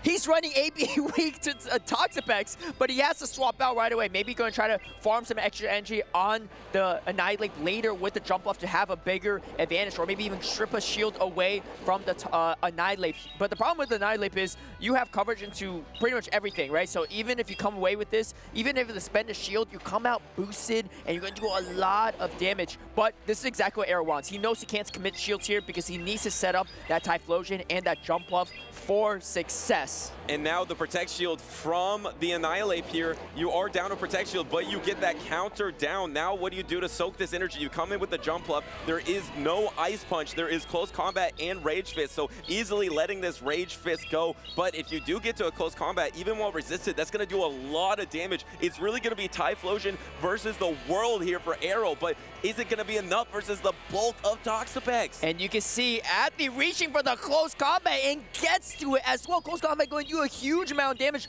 Double boosted Annihilate. Will this even knock out? I don't think so. No, not quite, but still puts it very, very low. And here, Arrows, you can see him hard pivoting over to the Typhlosion. Good call by Athlete not to swap in Wigglytuff, because sometimes you're like, especially in Go Battle League, right? You swap, I swap, and sometimes you swap yourself into a bad situation. But in this situation, Arrow is ABA weak to that Toxapex, and recognizing that Typhlosion is his best chance to win this, landing that super effective Thunder Punch. But he's going to take a lot of damage in response. Poison Jab, Brian is going to really add up. And now, does he try to swap on a Thunder Punch? Maybe there's going to be a 1 Incinerate and throw in the Thunder Punch. Do you try to swap into the Wigglytuff? Does Athlete go for the swap here? No, actually going to go for the Brine. You have another opportunity. Okay. If Arrow's going to continue to try to go for proper timing with the Incinerate, you still have a chance to maybe catch the Thunder Punch on the Wigglytuff. Here comes the Incinerate. Do you go for the swap here? No. Actually throws the Thunder Punch, but it's going to land into the Toxapex. This is not going to be enough damage. You are not at the double yet. Do you have your timer? Can you swap? Yes, you could maybe combo move. Yeah, and I think Athlete is actually pretty confident. There it is! Here comes the combo but the counter swap! Wait, that's crazy. Wow! Athlete predicting Arrow's prediction and catches the energy ball. Can Arrow get to another energy ball? It doesn't matter. It's not enough. There's no debuff. He's going to get the charm down. Energy ball is going to connect on the Wigglytuff, but it's not enough. And the thing is, the Typhlosion is really low. If you could incinerate this down, that's a different story. But I don't think that's possible here. Let's see if Arrow can do it. And no, the charm is going to come through. And yeah, he knows. What a call! It's a tough match. What a call by Athlete. Arrow was trying to bank a charge attack, bank a Blast Burn to throw into the Wigglytuff, and then swap out combo move, throw the energy ball into the Toxapex to secure the knockout. Athie knew that was happening, instantly swapped into his Wigglytuff, was able to soak that damage and take game number 1. That is high level play from Athie there. And this team for Aero is definitely hard for him to deal with, which is why I can see why he went with that ABA strategy. And I feel like, you know, people make jokes about it a lot, but a lot of you have really taken up Aero's strategy of running ABA weak to stuff because it could just really surprise your opponents. Or if you get that shield advantage, you can make matchups close, right? And Aero made that matchup super close, just unfortunately not close enough for him to come back with this. And here we see that Simul swap from both players. Really great anticipation from Athie as well to avoid getting hit by that energy ball. Because if he gets hit by the energy ball, he gets taken out. And then, you know, he could just, Aero could just throw the Thunder Punch and take it out, right? Aero had to go for farm down because he knew the Toxic was still in the back. Can't throw the energy there. What a counter swap by Athie. Maybe Aero had the opportunity to, after the Thunder Punch, just swap and combo play before Athie could react, but he wanted to try to bank up that Blast Burn. But I think you would be able to hold on to the charm damage and get to that Blast Burn in the in-game. So that might have been a possibility there, but it would have been really close because Shadow Typhlosion is not going to be able to take that many charms at that health, especially while resisted. Yeah, and let's not forget too, Aero didn't even know what was in the back at that point, right? He didn't even see the Wigglytuff until Athie anticipated that combo play. He'll probably make a prediction that's probably not Gastrodon, right? But the thing is, he doesn't fully know what it was, so he needs to save that Blast Burn worth of energy because, you know, he knew that just one Thunder Punch isn't really enough to take out anything on the side of Athie's team. And we know Aero is a trainer that doubles down with his strategies. He is in an 0-1 hole with his tournament dreams on the line, but he is no stranger to these moments. He is no stranger to having these wild teams that sometimes run into core breakers. He has been able to succeed in these situations. Can he do it one more time and reverse sweep his way into day number 2? This is not what he wants to see here. It's the Galarian Corsola versus the Wigglytuff in the lead. Save swap into the Shadow Quagsire, met by the Annihilate once again. And this is the tough part for Aero, right? Unlike last game, energy on this Annihilate is going to go a lot further if he comes back into it with the Corsa, because you're taking boosted, super effective Rage Fist instead of just neutral Rage Fist like the Jump Up did. So I wouldn't actually even be surprised if Aero even comes in with the Jump Up to try to soak up some energy, but like the tough part is the Corsa has not a lot of play into the Wigglytuff, so you kind of have to use it somehow. Caleb, there's double normal on Athie's team. That's he true. Has That Corsola has nowhere to go. And Diggersby. There is absolutely nowhere for this Corsola to go in the back line. It is a useless Pokemon. If he calls that out, he actually does bring it in. So at least now he has a small chance with his own Jump Bluff with a shield advantage here, because this Corsola is pretty much useless the rest of this battle. Yeah, and Athie is going to get that super effective boosted Rage Fist. You can see Aero trying to swap over as soon as possible. And I like this way from Athie, right? He comes in with the Wigglytuff still. Aero going to do some chip damage. There's no way Athie shields and spends his final shield here. But it's actually not bad for Athie. He gets a little bit energy lead so that he can start debuffing this Jump Bluff. And you got to save the shield for the Jump Bluff at this point too. He is going to show it. Again, ABA weak to it. But the ABA strategies is also very uncomfortable for Athie because now he knows his third Pokemon is usually not as useful in these situations. That's exactly going to be the case here. It looks like there's going to be a no-shield. Does this knock out? No, the Wigglytuff does hang on here, and you can get to an Icy Wind, absorbing those Fairy Winds. And the trouble for Aero here is now he's going to be debuffed, and he can't really swap out to clear that debuff, because if he swaps out to clear that debuff, that gives a ramp way for this Diggersby to get energy. So now it's going to be a one shield versus one shield. Diggersby in the Jump Up. Jump Up is a little bit over 60% health, but is one stage debuffed. And Athie, with that dual destiny buff to Fire Punch, it is going to make this matchup way better for that Diggersby. On top of that, you're running Quick Attack, right? Old school Diggersby was running Mud Shot, but with Quick Attack being the better moveset of choice, especially in these situations, it's going to be super useful for Athie here. He is going to go for that second Fire Punch as well. Athie just comfortable letting it go. No shield here. This is super effective Energy Ball. It is debuffed, but it's going to chunk, and suddenly, I don't actually think it's over for Aero. Yes, everything is going to be double resisted or single resisted, but this Diggersby is energy dry, and this Corsola can come back in. Remember, you're also going to resist the quick attacks. Now, you're not out of this game yet if you're Aero.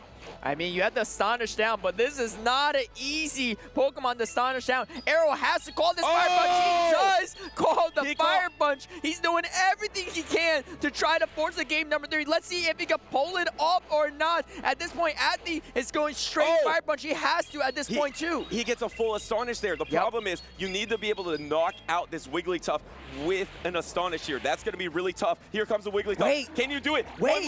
One more Astonish. No! He can't do it. If Athy was in range of one Astonish, I think he would have done it, but Athy is able to 2-0 Arrow and move on into Championship Sunday here in Toronto. Athy with the buffed up Fire Punch on Diggersby in Dual Destiny. He finds himself a Destiny into day number 2 here in Toronto. What a performance from him with a wild team there, but calling all of Arrow's lines. And I gotta agree with Arrow, right? Looking at that team composition, that's not a fun time for Arrow to be in. Yeah, I mean, double normal into your Galarian Corsola and almost pulling it out there. Able to get to that double Nightshade, which I believe would have knocked out that Diggersby at that range. The problem was, even with a speck of health on that Wigglytuff, it was enough to double charm the Corsola, get the knockout. Athy making the perfect reads and Arrow leaving himself a little bit vulnerable in that last matchup. Yeah, and sometimes that just happens, right? I think, you know, no matter what, there's going to be something that core breaks your team, and unfortunately, Arrow faced every core breaker in ABA fashion as well, too, which was just a little bit unfortunate. And this, again, was a debuffed energy ball that really hurt Arrow in this matchup versus Diggersby, because Athy comfortably could just no shield. He knows that's not going to be enough to KO the Diggersby, and meanwhile, he's doing full damage into this jump up as well. And, you know, it's a non-normal, it's a non-shadow jump up, but even non-shadow jump up is not going to be able to tank this much damage even from the Diggersby. Yeah, this is so tough here. And here comes the energy ball, and then the Corsola had an opportunity here. I wonder after you threw one of those Astonish, if you actually throw the Nightshade, and if you get a Protect Shield, was it at 1 health? And it could have got knocked out by the Protect Shield. Maybe that was a win con in the in-game, but that would have been so close, and it would rely on literally 1 health from the Wigglytuff. Let's see if Wigglytuff was actually at 1 health after the first one. I think that was 1 health. I think if he threw the Nightshade, if you let it go, you get knocked out. If you shield, you get knocked out. That actually might have been a win con to force a Protect Shield knockout on the opponent, but it's so tough in that scenario. I think in that situation, too, Athy just doesn't shield there, right? He just lets it go and tries to clean up with Diggersby. But, you know, I think you're right, though. That's maybe the slightest of win conditions, is hoping that Athy makes that misplay. But as Athy's been playing great the entire weekend, and he is going to find himself in that top 16. We have one more series left here for you all, and this is going to be an incredible one. It's a Shady Equation versus Ash and Ash, 2 very talented players, and the fact that both of them are in the losers finals just shows how stacked this tournament is. Well, because this is a rematch. Shady was actually the trainer to knock down Ash and Ash to the loser side of the bracket. And when I was talking to him, he said the biggest problem for his team was the Shadow Drapion, but he felt confident that he knows his matchup. That's a bad problem to have in this tournament. Yes, it is a very bad problem to have, but he feels confident that he can make the proper adjustments to move on to day number 2. Can Shady keep it up? The positive matchup. He was able to knock him down earlier. Can he do it 2 times to move on to day number 2? We saw him so much earlier in the day, so that means there's been a huge gap in when he has been battling. So maybe it's a little bit of advantage for Ash because he just got off the stage recently. Yeah, that's right. And I got a 2-part trivia question for you, Tio Butter. I know you love these from me. This is the easy one, right? Okay. First part, there's one player on the current stage right now that has 2 international trophies under their belt in the Masters division. That's Ash and Ash at North American International Championships and the Latin American International Championships. All right, here's the hard part. Okay. Out of everyone in the world, of course, only Masters, right? Because, you know, we had 1 season of seniors.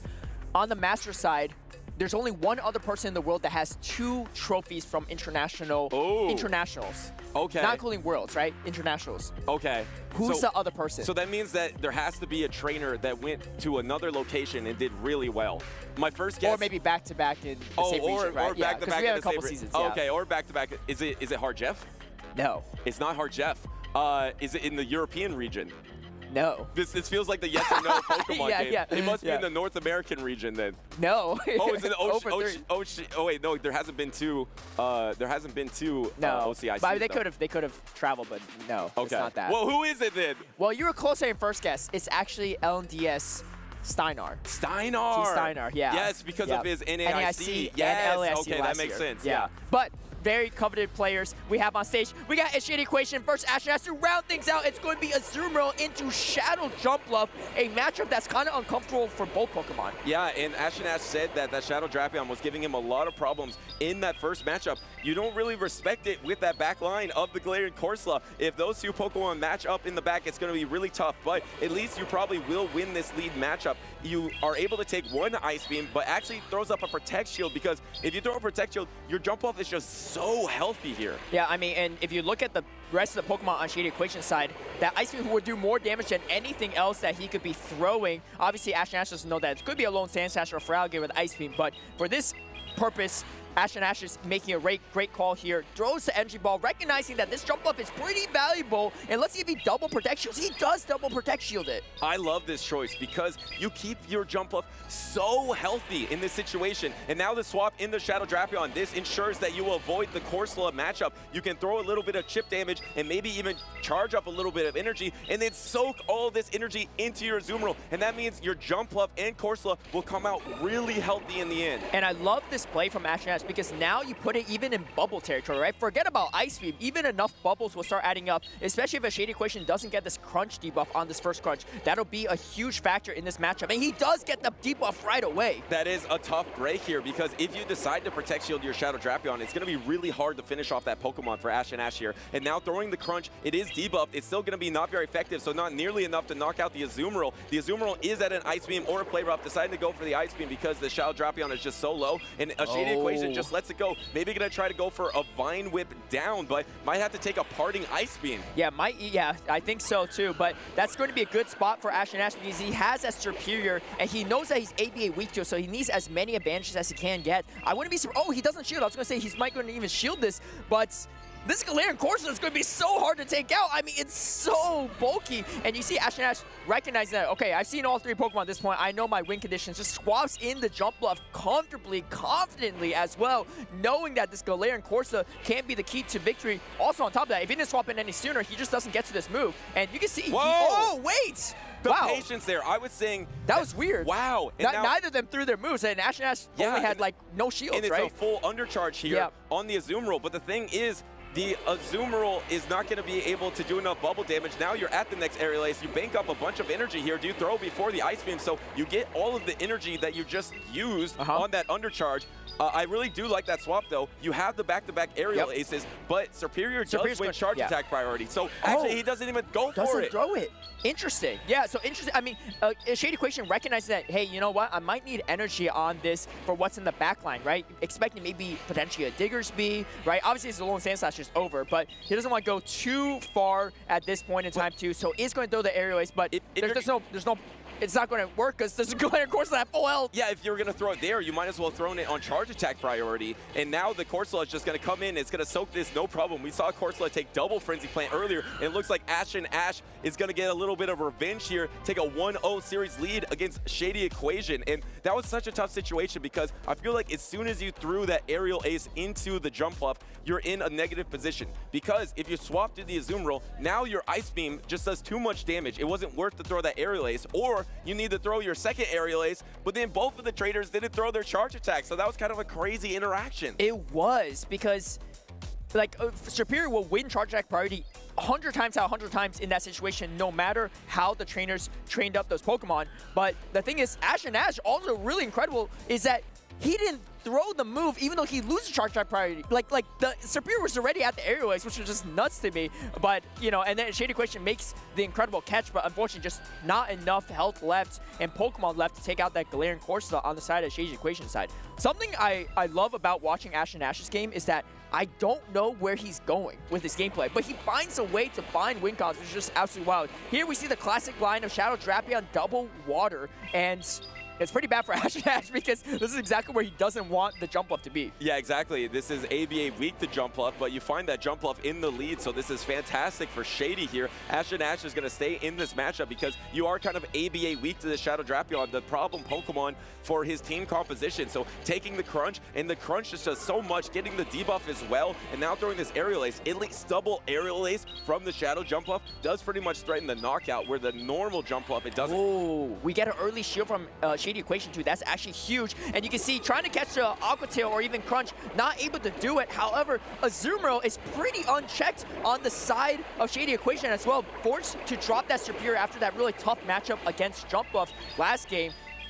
Ash and Ash in a pretty commanding position, I gotta say, but there's a lot of energy on that Drapion. Yeah, that's the reason that it's so brutal for Ash and Ash here. He has to be so careful with his Protect Shields because he knows he has the Corsola in the back. If he drops his Protect Shields, he can just get double crunched at any point in the back line versus that Shadow Drapion. So he has to be extremely cautious knowing that those crunches are lurking in the back for Shady. Yeah, and we're going to have to see how this plays out, too, because the Azumarill on Ash and Ash's side did come in with extra energy. However, it was chunked a bit from that Poison Sting from the Drapion. It's going to be close. There's a chance that Ash and Ash can actually even take out this Azumarill. Oh, and here comes the jump up. I like this play, too, because you have to force the energy from Shady Equation, right? There's no way he's going to shield here, and because of that, Shady Equation now is forced to throw this energy. Ash and Ash still has energy banked on the Azumarill. The timers are super misaligned at this point, too. Ash and Ash probably going to try to wait it out and maybe come in with the Corsola, I would say, as a potential option to try to Astonish down. But no, Ash comes in with Azumarill. I think this is a solid play, too, because if you come in with the Corsola, you might just get combo play from the Drapion, right? You have to spend both shields. And losing charge attack priority here, this is actually crucial. Now you're going to be so much lower health. You're going to be in range of Crunch from that Shadow Drapion. If you won charge attack priority, you would have been able to knock out the Azumarill and stayed pretty healthy. But I guess the Feraligatr is probably going to be the Pokemon coming in either way to try to go for a Shadow Claw down. I like this play, too. Shady Equation recognizing timer's not up. He's going for the aggressive farm down. It's going to be huge. Ash and Ash trying to swap out, but not doing it. I love those plays, right? High-level players will recognize that situation, right? On standard, you know, common terms, you're like, oh, you usually want to wait out the switch time, but sometimes you don't want to wait it out on purpose to punish your opponents in that situation. And look at how far Shady Equation is ahead now against Ash and Ash. Even though Ash and Ash has a shield advantage, it don't matter. Yeah, it's like 2 crunches on the Drapion still. He just lets it go, takes the Hydro Cannon, and the Hydro Cannon is going to be knocking out Ash and Ash. Shady ties it up 1-1 in dominant fashion, able to bank that energy on Shadow Drapion. Ash and Ash was just in such a pickle all game, not being able to use any Protect Shields, knowing his backline Pokemon of Corsola was so vulnerable to the Shadow Drapion. And suddenly, we got a decisive game number 3. Winner moves on the championship Sunday. And these two trainers, man, they bring in their A game here in Toronto for sure. A Shady Equation leading on that Shadow Drapion, leaving with so much energy, right? Anyone I'm watching at home, they're like, why didn't Ash just shield? He has 2 shields, he has shield advantage. But a player that good knows when there is no win con, right? He already knew. If I shield here, I get hit by 2 crunches no matter what. There's no way I Astonish down the Drapion from that health. I'm going to lose either way, right? So really good recognition. I mean, he pretty much, I think, knew it was over the moment that Azumarill got farmed down. Great recognition from Shady Equation to not wait out that timer. If he waited it out, gives Ash and Ash a slight chance to come back. And does Ash and Ash make a change here to team composition? Does he become stronger into that Shadow Drapion? That has been the Pokemon that defeated him earlier on in the tournament. When he was up 1-0 in this series, that was the Pokemon that put the most pressure on him. Does he bring a team of 3 in this decisive game number 3 that is strong against that Shadow Drapion? Because if you don't, if you're stuck in Jump Pluff matchups, if you bring the Galarian Corsola again, you might have a really hard time advancing.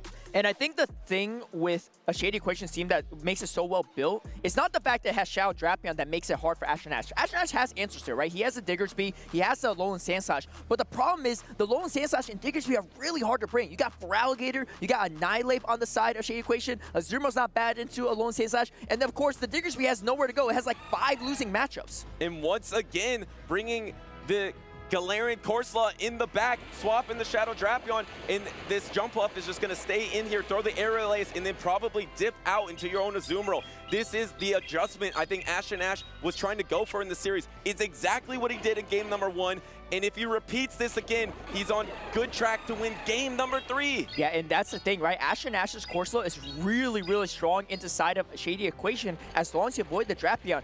And Feraligatr, not great either for the Corsa, but there is no Feraligatr in this line of 3 from Shady Equation. So Corsa already setting up for success here. Let's see what Shady Equation does at this point, because Ash is pretty comfortable even without Switch Advantage. However, Switch Advantage for Shady Equation would be massive, because then he gets the Alolan Sand Slash on that jump bluff. And can you even get it? And now the Ice Beam is going to be coming in here for Shady Equation. Does he decide to use the Protect Shield, try to line up that Alolan Sand Slash? He's going to try to catch that jump bluff. He knows jump bluff is in the game. If he can get the alignment here, that could just be game over for Ash.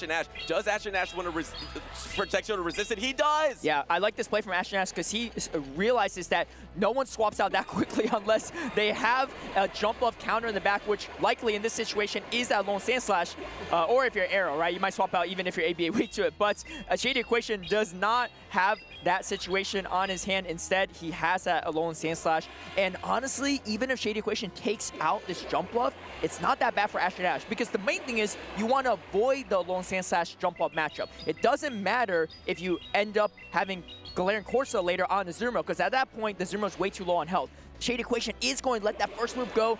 Ash going to get to the second entry ball right on Charge Attack prior to really great play from Ash. Now, Shady Equation putting everything on the backs of this Alolan Sand Slash. Can he pull it off? But can he even get through the Corsa here? And here comes the jump bluff. He is switch locked, so he can't swap out of this matchup yet. But if you get to throw a departing energy ball, that is quite strong here. That is going to be not very effective, but at least it's going to do a chunk, so maybe you can even Astonish down on your Galarian Corsa. Remember, there is some health on the Azumarill as well, but there is some health on Shadow Drapion. Even at low health, you can get to a charge attack versus this Corsa, so be mindful of that. Definitely. This is not over yet for sure. Shady Equation still has a shield on top of all that too. Let's see how he plays it out. He is going for the Ice Punch instead. You can see Ash a little stressed here too, right? We're trying to figure out, does he have enough in the tank here? The Galarian Corsa is very bulky, but it's not bulky enough to withstand all the spam attacks from this Alolan Sand Slash. And pretty much it's in range of Drill Run here, but you have to still knock out the Azumarill with resisted damage.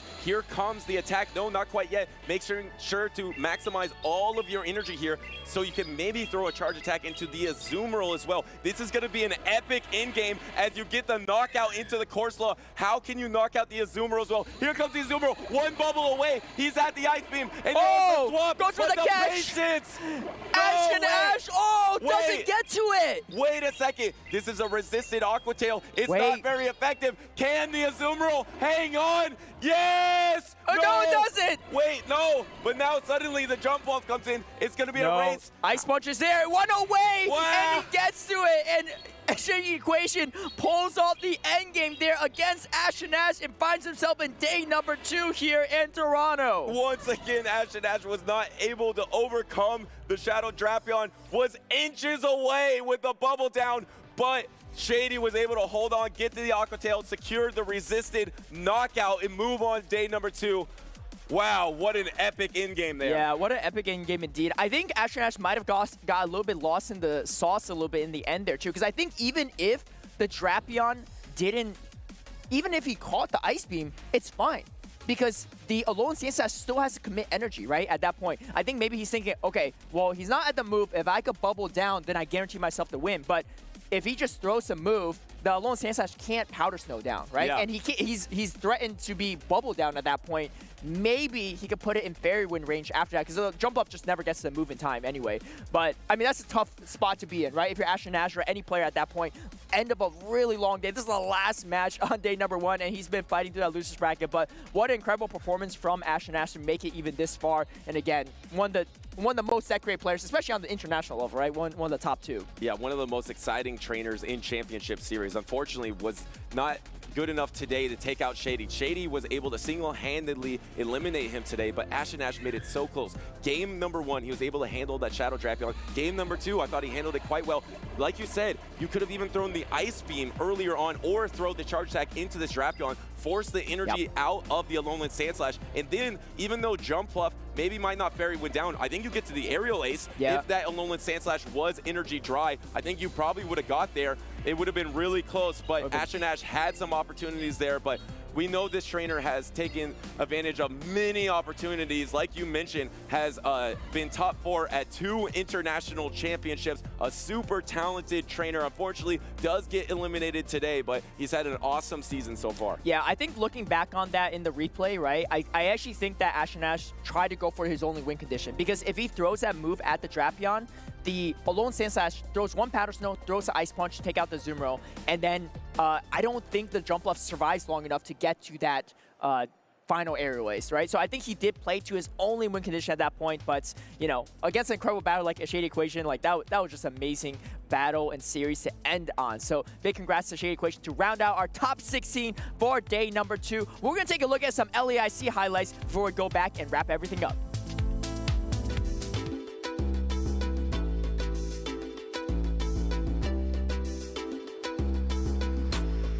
So I think what makes the difference between a great trainer and other trainers is consistency and persistence. I think the amount of time you put into the game makes a lot of difference. And actually today that's reflecting on my score. So I didn't put as much time as needed. So now I'm out of the day 2. So persistence throughout the years, and sometimes there's some setbacks that will happen and we will feel pretty down. But to keep at it and to not give up, I think that's the way, and that's what makes a difference. I would say that making a great Pokemon trainer would be someone who practice with friends, help build and everything. Just practice, practice, practice. I think the good Pokemon trainer is someone who really knows their Pokemon, really gets around with them. He's also in VGC. Just by practicing a lot with my Pokemon, I know them through and through, and that's how I win the games. Para ser un buen entrenador tienes que estudiar mucho, mantenerte constante en el meta y divertirte con tus amigos, que es lo principal. I think the most important thing is practice, because without practice you cannot go anywhere. And of course, I think second comes passion, because even though you're the best player, if you don't have passion for the game, if you don't train every day, you will not win. So that's what it takes for winning. Yo pienso que para ser un buen entrenador, la habilidad de adaptarse a cualquier situación es muy importante. Para ser un buen entrenador Pokémon, considero que es importante la resiliencia y ser constante. Aunque hayan días malos, días buenos, seguir intentándolo, nunca rendirse. Solamente así se consigue el éxito. I think if you just like play with the things that you like, play with the friends that you like, use like strategies that work for you and you think is the best, no matter what anyone tells you, I think that's what makes you a good Pokemon trainer. Para ser bom treinador, precisa treinar seu Pokémon e pegar muitos Pokémons muito raros, até os míticos, e cuidar do seu Pokémon muito bem.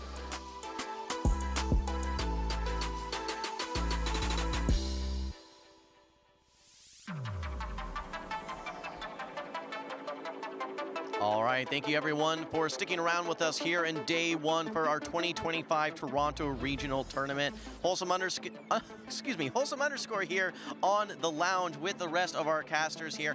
Very electric day number 1. We saw a lot of familiar names, a couple new names as well, punch their ticket to day number 2. I want to go around the horn here real quick though and get some observations as we take a look at how did things look on day number 1? Let's start on the other side though. Butters, what stood out to you in day 1 here in the Toronto Regional? Shadow Drapion. It was just such a force all tournament. It's so safe, it's pacing, it's dynamic. And in this last matchup, Ash said that was the #1 problem Pokemon for him in this series. And 2 times, he was not able to overcome that. And as such a talented trainer, to not be able to overcome a Pokemon like that when you know it's coming, that's how you know a Pokemon is really strong in the meta. All right, Soph, any observations from you? Yeah, I think Pokemon-wise, I'm going to say Diggersby was kind of the standout for me. Like you said, it was already good before, and then with that Fire Punch buff, I feel like a lot of trainers started using it. It had a lot of great counterplay against Pokemon, even like Mandibuzz, that usually wall it. So I think Diggersby for me is going to be the standout pick. All right, well, Caleb, Butters and Soph taking all the good Pokemon. Any other ones that you thought stood out? You know, the good part is there's plenty of good Pokemon as well. I didn't really see this coming myself, but I think Talonflame actually looked like a standout fire type as well. Just really great typing, has great coverage even to a lot of his counters. You just don't really want to eat any of that flying damage. So, and I know a lot of our European correspondents are in Top Cut with that Talonflame, so very excited to see what they do with it tomorrow. Yeah, absolutely. Well, it was interesting to see the Pokemon that didn't do so hot as well. Shadow Kanto, Marowak, Ariados. We saw a little bit of representation, but a lot of drop-offs there for sure. All right, well, what did do well? Yeah, we got the winner's side of the bracket. Let's take a look here, guys. Soph, walk us through our winner's side. Yeah, we got a Deepcon versus Sceptile Ice there. And Valor Ash, I think you mentioned it, Caleb, his second time ever, or maybe his third time on that winner's side of the bracket. Often he's coming on that loser side. Huge advantage to come on that winner's side of the bracket. That's right. I think it might be his first time, but we'll have to double check with that. We got Coin 6, or Colin 6, as most people know him as, and Dr. Rose Beef, who probably one of the most underrated players here in this winter side. And of course, Tomahawk UK versus Elam. We got two of our very frequent European players in Colin 6 and Tomahawk there, but also a lot of other familiar names too. Well, make sure you guys tune in tomorrow morning, though, because we will be kicking off at 9:45 a.m. local time. That's Eastern U.S. time for those folks over on the Pacific side. Better wake up early. It's going to be 6:45 a.m. for you, but lots of good battles to come. Make sure that you guys tune in tomorrow. All right, well, that said, we do still have a lot of regionals on the schedule. In fact, we actually wrapped up a couple last weekend as well. We had our Bogota as well as our Perth regionals. It was great to see that. So take us through the remainder of the schedule, though. Yeah, plenty of great battles today, but still plenty of great battles coming for the rest of the season. We've got San Antonio as the last regional tournament before EUIC, and then we've got actually 4 more regionals in North America before New Orleans, which is going to wrap up the North American circuit, as that is the North American International Championships in June. Thank you, Soph. And you know, we're doing something a little special here on this weekend's broadcast. For those of you that tuned into San Antonio last year, I know Soph and I were there. I think Butters was there as well. Yeah. We had our cookie decorating contest. We've all been spending time today and also probably a little bit tomorrow where we are decorating cookies, Pokemon themed, of course. You guys will actually be able to vote tomorrow for who you think has the best cookie. So make sure that you guys not only watch the tournament, but participate in the cookie voting contest as well. I got robbed last year, so I'm looking forward to redemption on Championship Sunday. Yeah, I have a sense that you might be robbed again this year, but we'll see. All right, well, there's still a lot of work to be done. I did get a little bit of a head start here with my cookie. I think we're going to put the final touches on it tomorrow, but make sure that you guys do participate. All right, well, that said, make sure that you guys also visit Pokemon.com/broadcast, where you guys can find all sorts of information around where you can tune in, Twitch, YouTube, etc. And make sure that you guys also do follow the channels as well. There's all sorts of ways that you guys can interact with us on X with hashtag #PlayPokemon, @PlayPokemon, YouTube /Pokemon, Facebook /Pokemon, as well as Instagram as well. Make sure that you guys are interacting with us. We can actually feature your posts on the broadcast as well. All right, well, guys, we're going to wrap up here, but any final thoughts that you guys wanted to articulate before we move into day 2 tomorrow? Caleb, we'll start with you this time. Bring your Shadow Drapion counters. Okay. It's too late. Your team's already locked in, Caleb. Be ready for Shadow Drapion. Okay. All right. So, anything from you? Nothing in particular. I'm just really excited to see how these battles pan out. I know we had a lot of really top trainers with Dodge, Lyle, Ash and Ash, a lot of big names that are actually no longer in the tournament. So really exciting to see if someone new is able to take the crown tomorrow. That's right. We even have some hometown heroes that could have the opportunity to win as well. But that said, guys, we will find out tomorrow. Make sure that you guys tune in bright and early. That's all for now, though. We will see you on the next one.